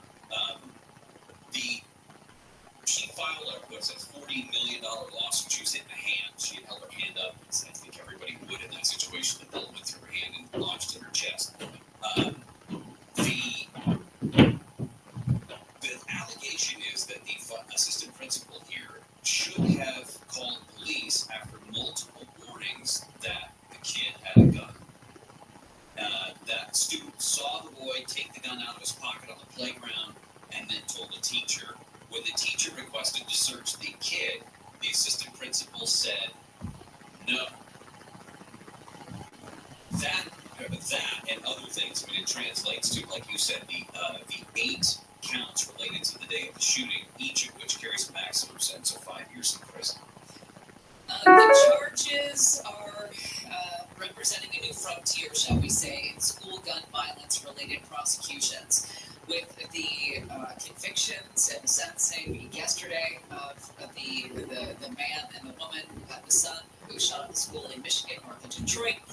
And NBC News legal analyst Danny Savalos looks at this and says, yep, we're plowing new ground. That cases like this are about sending a very clear message that school shootings are so horrible, we are willing to depart from the traditional rules and hold people responsible that really historically have not been held responsible before.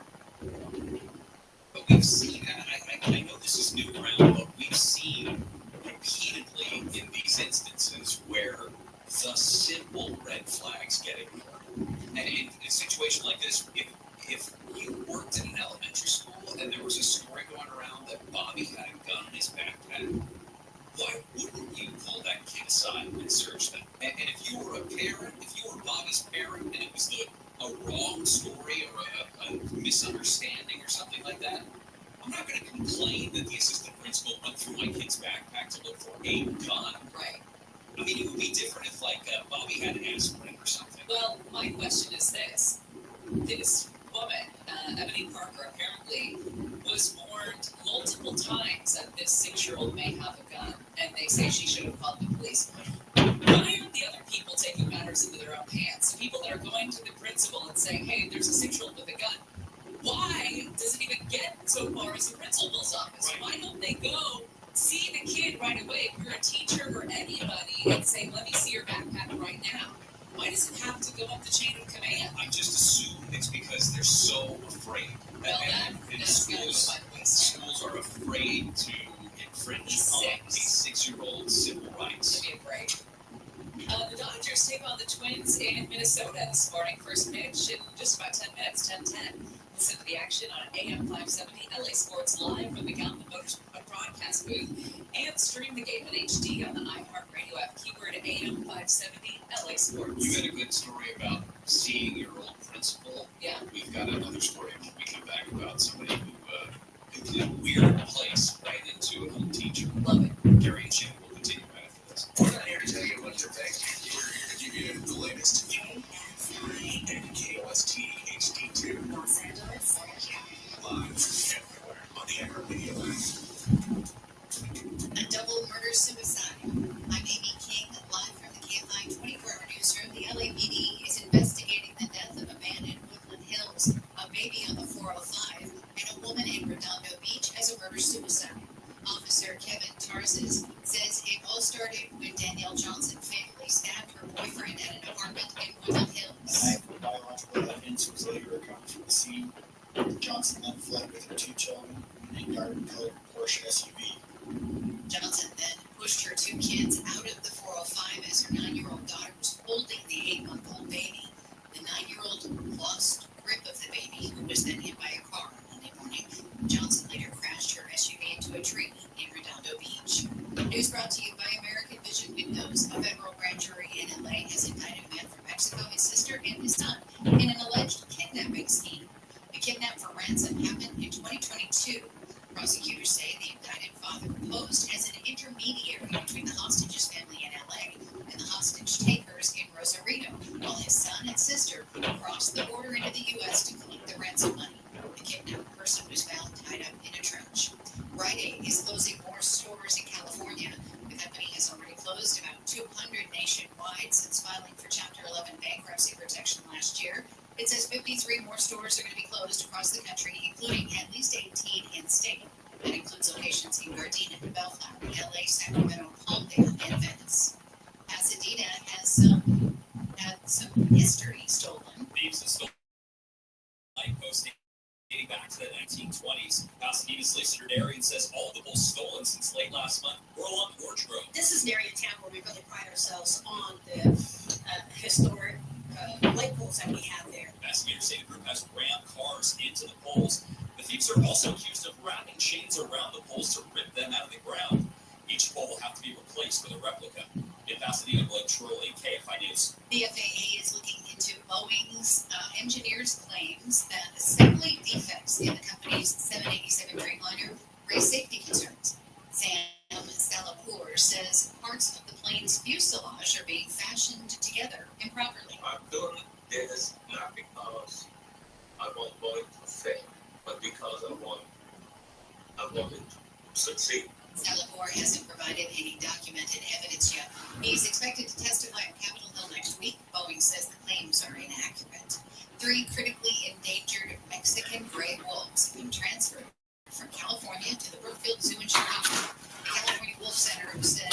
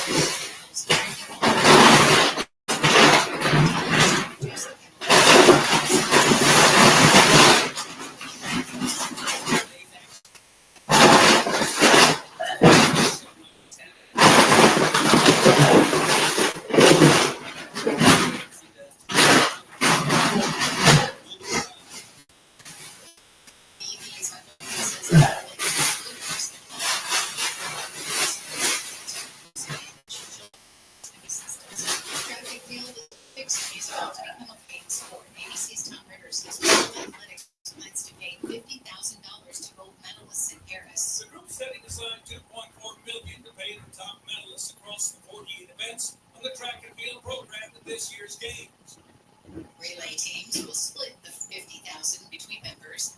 Payments for silver and bronze medalists are planned to start during the 2028 Olympics in Los Angeles. We will check some problems on the 101 next.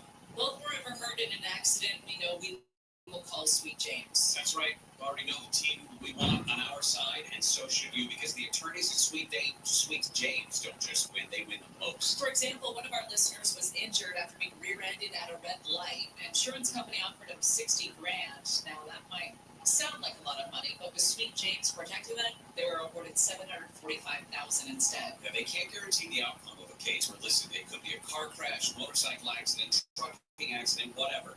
The attorneys at Sweet James are unstoppable in their pursuit of justice, and you pay nothing until they win. So if you or a loved one is hurt in an accident, call Sweet James, 1-800-9-million for a free consultation. Easy number to remember during what could be an uneasy time. And don't wait, because waiting could be the result of you waiting. You know what? Why don't you stand down? Don't wait, because waiting can hurt your case. Call Sweet James, the firm that wins the most. 800-9-million. 800-9-million. That's 800-900-0000, or go to sweetjames.com. Southland weather from KFI, sunny again, warm again, highs in the 70s in the beaches in Antelope Valley, upper 70s to mid 80s for Metro LA and Inland OC, low to mid 80s for the valleys and Inland Empire. It's going to be sunny again tomorrow, highs in the 70s and 80s again. And then we're going to cool down on Friday with some clouds in the morning, sun in the afternoon.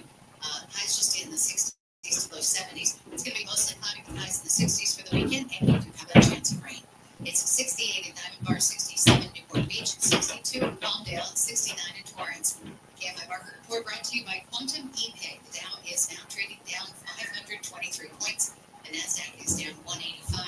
S&P 500 is down 65. Brought to you by Quantum ePay. Merchants who make the switch to Quantum ePay save an average of 53% on payment processing. Call today to see how much you can save. Just pound to 50% save. We've been slowing it with the bits.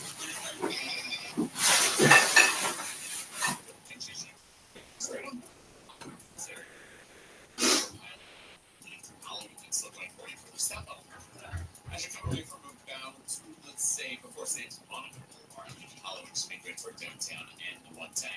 And then there's something slowing you down, pound to 15 yourself. The key word is KFI traffic. Head to the Orange County area, got an early red in South Orange County, cleared for lanes on the northbound side of the Vine. And as you make good toward the Trail Road, so it could be in the Lake Forest area. And that early right has cleared from lanes, but still seeing a busy one for you on the 5 northbound. Actually, no, I think about looks like delays are all gone. Good news for you there. And down to the Inland Empire, Riverside through Corona, and to make way toward the St. David Canyon. There will be heavy stretches of slowing for overall from this far back into Buren. Quick delays further westbound coming through the St. David Canyon out of Yorba Linda through Anaheim Hills before Imperial to 55. West of California's only airport traffic reports. I'm Nick O'Keefe. Attention parents. Watch your child go from ABCs to confident readers in just 30 days with Hooked on Phonics. It only takes 15 minutes a day to unlock the most important life skill for their future, reading. We transform kids no matter their starting point with fun lessons, catchy songs, and guaranteed results. One grade level jump or your money back. Right now, get free access to Hooked on Math and Spelling apps, plus your first month for just $1. Visit hookedonphonics.com today and unleash your child's reading potential. Waiting on a tax return? Hopefully it ends up in your hands. Fraudulent tax returns due to identity theft increased by 30% in 2023. If you're in a bind this tax season, LifeLock can help. Our U.S.-based restoration specialists are experts dedicated to helping solve your identity theft issues. With all LifeLock plans are backed by the $1 million protection package, so we'll reimburse you up to the limits of your plan if you lose money due to identity theft. Help protect your information this tax season with LifeLock. Save up to 25% your first year with promo code NEWS at LifeLock.com. Rev up the savings at JCPenney's Power Penny Days. Starting Wednesday, wrap up huge deals like Home Expressions quick dry bath towels, only $5. Stock up on fresh lineups of tees and tanks. Women's styles start at $9, and kids' thereabouts tees start at $7. Plus, bring home extra bling. Yes, please, black created gemstones, only $13 while they last. JCPenney, make everybody count. Ours balance next styles 14 to 415 visits. All vendors, which is the nicest stores.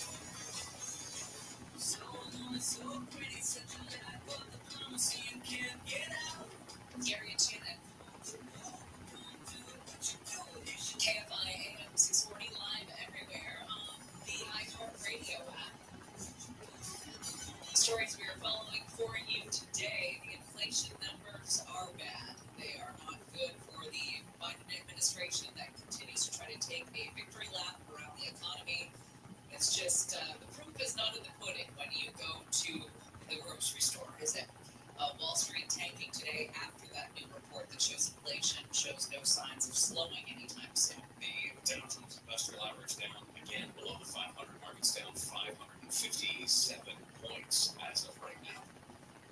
One of the stories that we also saw was that retired Trump Organization executive Alan Weisselberg has received a 5-month jail sentence for lying under oath. In the lawsuit that was brought against Donald Trump by the Attorney General there in New York, Weisselberg had previously been the chief financial officer of the real estate company, but he pleaded guilty last month to perjury, was sentenced, and led away in handcuffs. It will be his second time at Rikers. He served 100 days in jail last year for dodging taxes on his own company perks. Trump's lawyers have accused the DA, of course, of deploying strong-arm tactics against an innocent man. Weisselberg admitted that he lied about how big the Manhattan penthouse was. Before we get to the bad things going on school campuses, The good things, you were talking about having a moment of recognition between yourself and a former principal. I was working at a clothing boutique, and I put the lady in the sitting room and told her, if you need to tell us, to ask. And I gave her her name, and she said, wow, that's a unique name. I've never had anybody with that name except for one of my students years ago. Anyway, it was my fourth grade teacher, and that was pretty cool. Shout out to Mrs. Russell if you're listening. Mrs. Russell. that's very cool that your fourth grade teacher would remember your name like that. Yeah. Okay, so we've talked about this before. Parents, look at your kids' phones. Stop pretending that they have autonomy. Stop giving them all the room to make all the stupid mistakes. They are literally going to put themselves in trouble that they cannot get out of. In this case, the LA Unified School District is once again investing allegations that inappropriate images were created and shared by students at a high school, in this case, Fairfax High School. They said that the inappropriate images were allegedly circulated on a third-party messaging app unaffiliated with the district. And who cares? That part I didn't understand. Why does it matter? It does not matter where they were distributed. It was not revealed if the images were created using AI, like the rash of instances we've seen of that at local schools, including middle schools. Beverly Vista Middle School in Beverly Hills, 8 students were expelled this year. Again, we're not talking about little consequences here. This is not a slap on the wrist. And there are chances that your kid, depending on where they are, could literally be charged with distribution of child pornography. There is a bill in Sacramento that is trying to crack down on AI-generated child porn. It made it past an early hurdle in Sacramento yesterday. It's going to go before another committee next week. It's designed to close a loophole in California's current child porn laws that ban making, distributing, or possessing child sexual abuse material as long as it is an actual child, overlooking the fact that computer-generated images may look like a specific child. Yeah, and I don't think they wrote in the original law to carve it out so they could make it. Just they didn't see this coming. They didn't anticipate. Yeah. Supporters of the bill said that AI-generated material often uses the faces of actual children. That's the problem, and obviously victimizes them when those images are then distributed. I am not kidding when I tell you that simple distribution land your kid in a lot of trouble. A 16-year-old Calabasas high school student has been charged with possession of child pornography after distributing naked photos of a classmate that she secretly took. This looks like Mean Girl stuff to the nth degree. The girl, who was a former friend of the girl in question in the shower, took the photos of her friend while she was showering and then airdropped the photos to other schools students without consent. Mom of the victim in this case, and even though the girl's been charged and all of that has happened, this is never going to go away from my daughter because these images could be circulating forever. Terrible. She said that her daughter is relieved, said that feels like the student is finally being reprimanded, but the whole thing started 7 months ago when this happened. You know, one of the tips from the author of the book about rewiring childhood, or how childhood has been rewired, whose name I can never remember. Jonathan Haidt. Thank you. He says, you know what, if you want to fall for that argument that you want to get in touch with your kid, is that you? Flip phones. Flip phones are great. Yo, what's up? Yeah. The whole, I deserve a smartphone because everybody else has Not much, man. Dealing with that bullshit y'all seen from the race last night. In still for the this benefit morning. of your kid. It's not no other reason. But that backbone is going to expose kids to things that they are not even mature enough to understand or get. Damn, y'all went on a story this morning, didn't you? And you're never going to be able to protect God, Showtime. Show looks like a fucking fucked up Michael Jackson. they're going to get in trouble. But if they Oh, man. your story, teachers are likely to be stupidity by 5%. You know, 10% is not worth it. I never said that. Don't make shit up. I do have. You don't do it again. Child news. You don't think America would be different. America, we got so many fucking five would be like. Feelings earlier in the week. Whose house is that? Is he at that girl's house still? You probably asked for another shower with his daughter. Baby King is shower with his daughter. Opening statements are set to conclude today. Yeah, that lady that leaked the thing, they just put her 2 years in prison. For that Joe Biden's daughter's diary. That lady got put in prison. But the courts admitted that it was true that he did molest his daughter. So the President of the United States has been found that he did molest his children. Oh, that's fucked. Yeah. The ruling came down yesterday from Whichever one. State Governor would help get it straight. Are you interested? Like, no, I'm not. Like, I couldn't do it. Getting started, I don't couldn't do it. Really talking about nothing. I don't know if I could get hard. 41 cents higher than a month ago and 21 cents higher than a year ago. You feel like it's I'm fortunate. What else is this? Yeah. Yeah, we're trying to get more. No, the is going like. From the Southern California Toyota dealers traffic She asked to report. She wanted you to report. Oh, yeah, that's different. Yeah, I didn't do it. Yeah, but see, I was going to ask, is it for the degree on themselves? Is this something like you get like? I mean,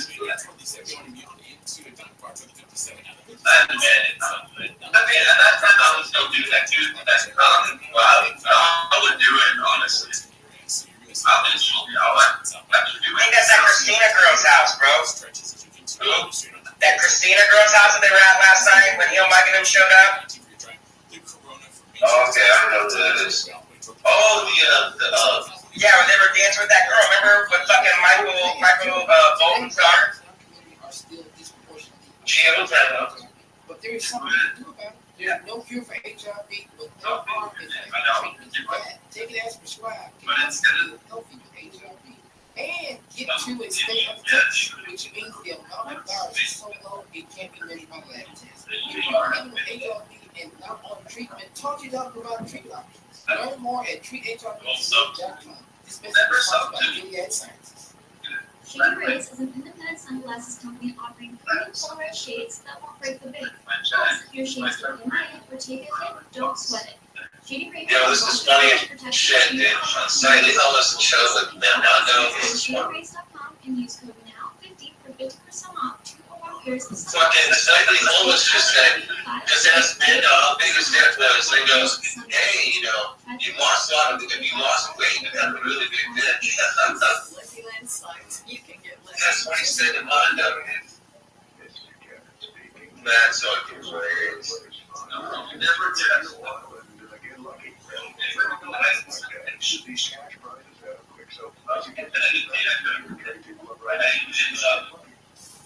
Play for free at LuckyLandSlots.com. Feeling lucky? No purchase necessary. Prohibited by law. 18 plus terms and conditions apply. See website for details. As the number one audio company, iHeartMedia access to all every audience, conversations, trusted influencers, and the insights and data you need to grow. iHeartMedia is your access company. Go to iHeartMedia.com for more. Oh, God. What's up? Of pop culture. Over a year after its first season finale, Interview with the Vampire has a return date. Gothic sci-fi horror drama starring Jim Anderson, Sam Reed, and Eric Bogosian is named the best horror season 2022 by Rotten Tomatoes, where it has a strong 98% certified fresh rating. Season 2 picks up where it left off, with spoilers and promises a trip to 1930s Europe, which introduces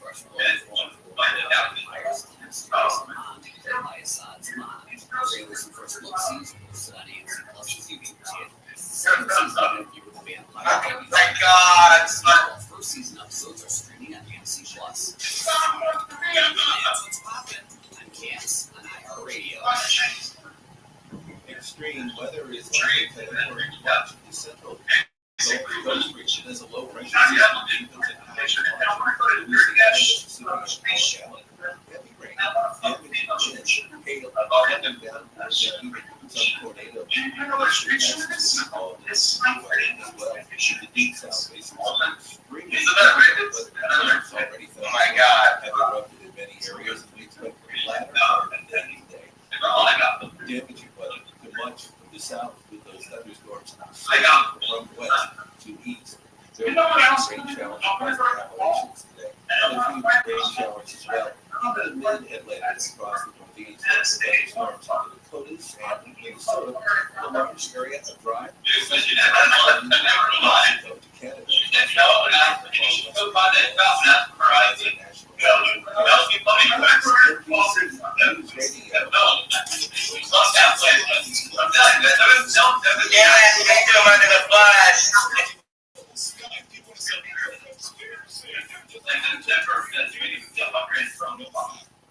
They're just opening up the closet and the skeletons are tumbling.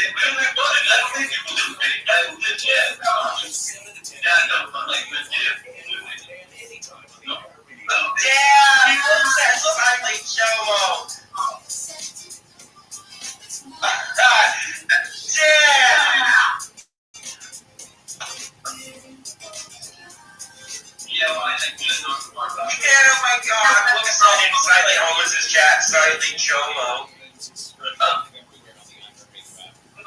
This morning, the Index celebrated at a faster than expected pace in the month of March, and pushed inflation higher. Probably means the Fed Reserve is not going to be cutting interest rates anytime soon. I'm not that very tuberculosis. I just think that it comes upon you suddenly and you don't see it. The allergies are The Arizona Supreme Court ruled yesterday that a 160-year-old near-term abortion ban still on the books in the state is enforceable. The Arizona Supreme Court said it's going to put its decision on hold for a couple of weeks while they send the case back to the lower court so that court.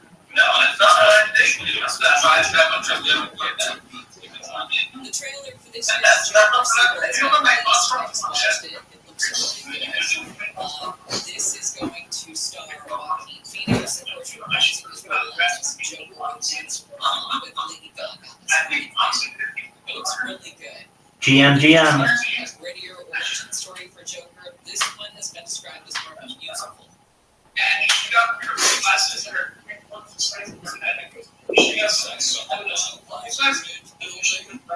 Am I? 6 to 8 weeks, they say, every single lane of the 101 through Florida is also going to be closed overnight starting the middle of this month. Continuing for 6 weeks. Dude, Justice and Michael Bolton will favor you! Annenberg Wildlife Crossing. We know in our hearts that we went hard and did it all. And came out here. Oh, you just broke that down. But if you got the chat, we broke the news to me, so now let's go. My public didn't say anything. He got it. I don't think there's but if you're not like, then you can actually do it. Deep-seated issues there. How many have you done? It is weird to see a teacher. Apparently, God was talking bitches at the Holy Man's house. Yes. Before we get to your response,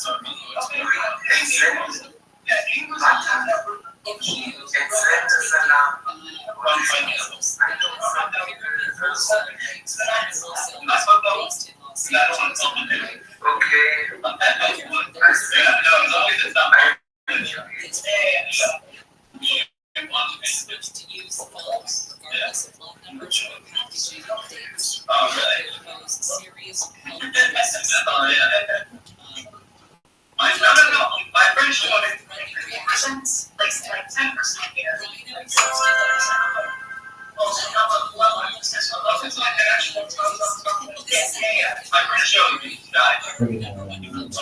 Radio station is to keep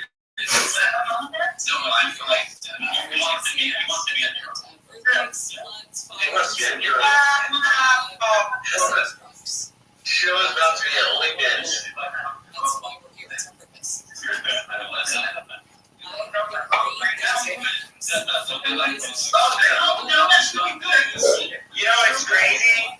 You know it's crazy? These motherfuckers are just ruining themselves because now, when he goes back to Asia, they're going to say, what that shit you were talking. If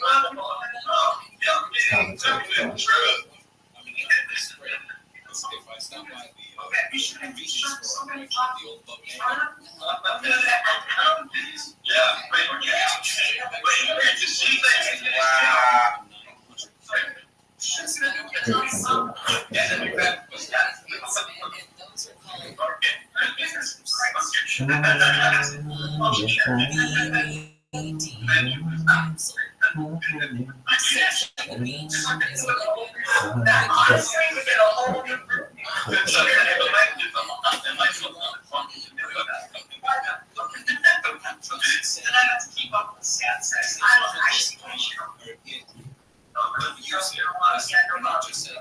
If you see these products on the shelf, you're supposed to call the Department of Public Health. I'm going to go to my local liquor store on the way home, and I'm going to look on the shelves for these and tell the nice Russian man who works there, sir, you cannot be peddling your Oh my God. They could kill someone.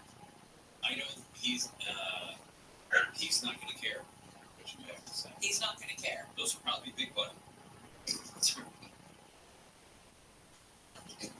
Big money makers. Big money makers. I almost said big money makers. I kind of stand by my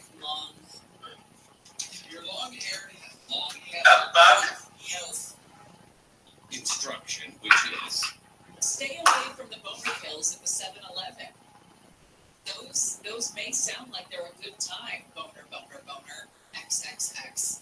But I think that they are not good for you. I think you should go to your doctor and go that route. I don't know what chemicals they put in these things. Not everybody makes all the money that you do and can afford a medical professional to advise them on sexual health issues. Right. I mean, that's the thing. I mean, The rabbi must be up and cleaning and changing his clothes. Acid plants, they got to go to Reseda to the Motel 6. Right, exactly. Now you see the problem. And then they stop at the 7-Eleven on the way home and they pick up their boner. Morning, Hellcat. How are you, baby? I'm alright, buddy. Excellent. Any early morning driving you're gonna do? Oh man, I've got so much to do. My daughter's got to go probably in the surgery today. Doctor lied to my wife last night, so. Oh, that's very serious. I'm very sorry to hear about that. And she got her door slammed last night in the thing and the door, her finger, and they said it wasn't broke or fractured. And now my wife found out this morning she got lied to. Oh wow. How's your daughter doing? Yeah, she's all right. She's here. She's all right. So I said, can't do some things around today. I don't know yet. If I do it, it'll be through Discord, though. All right. Well, we'll keep an eye on it. Okay. Best wishes to your daughter. Yeah. Let me know if there's anything you need. Oh, I'm good, man. All right. I'm good. Yeah.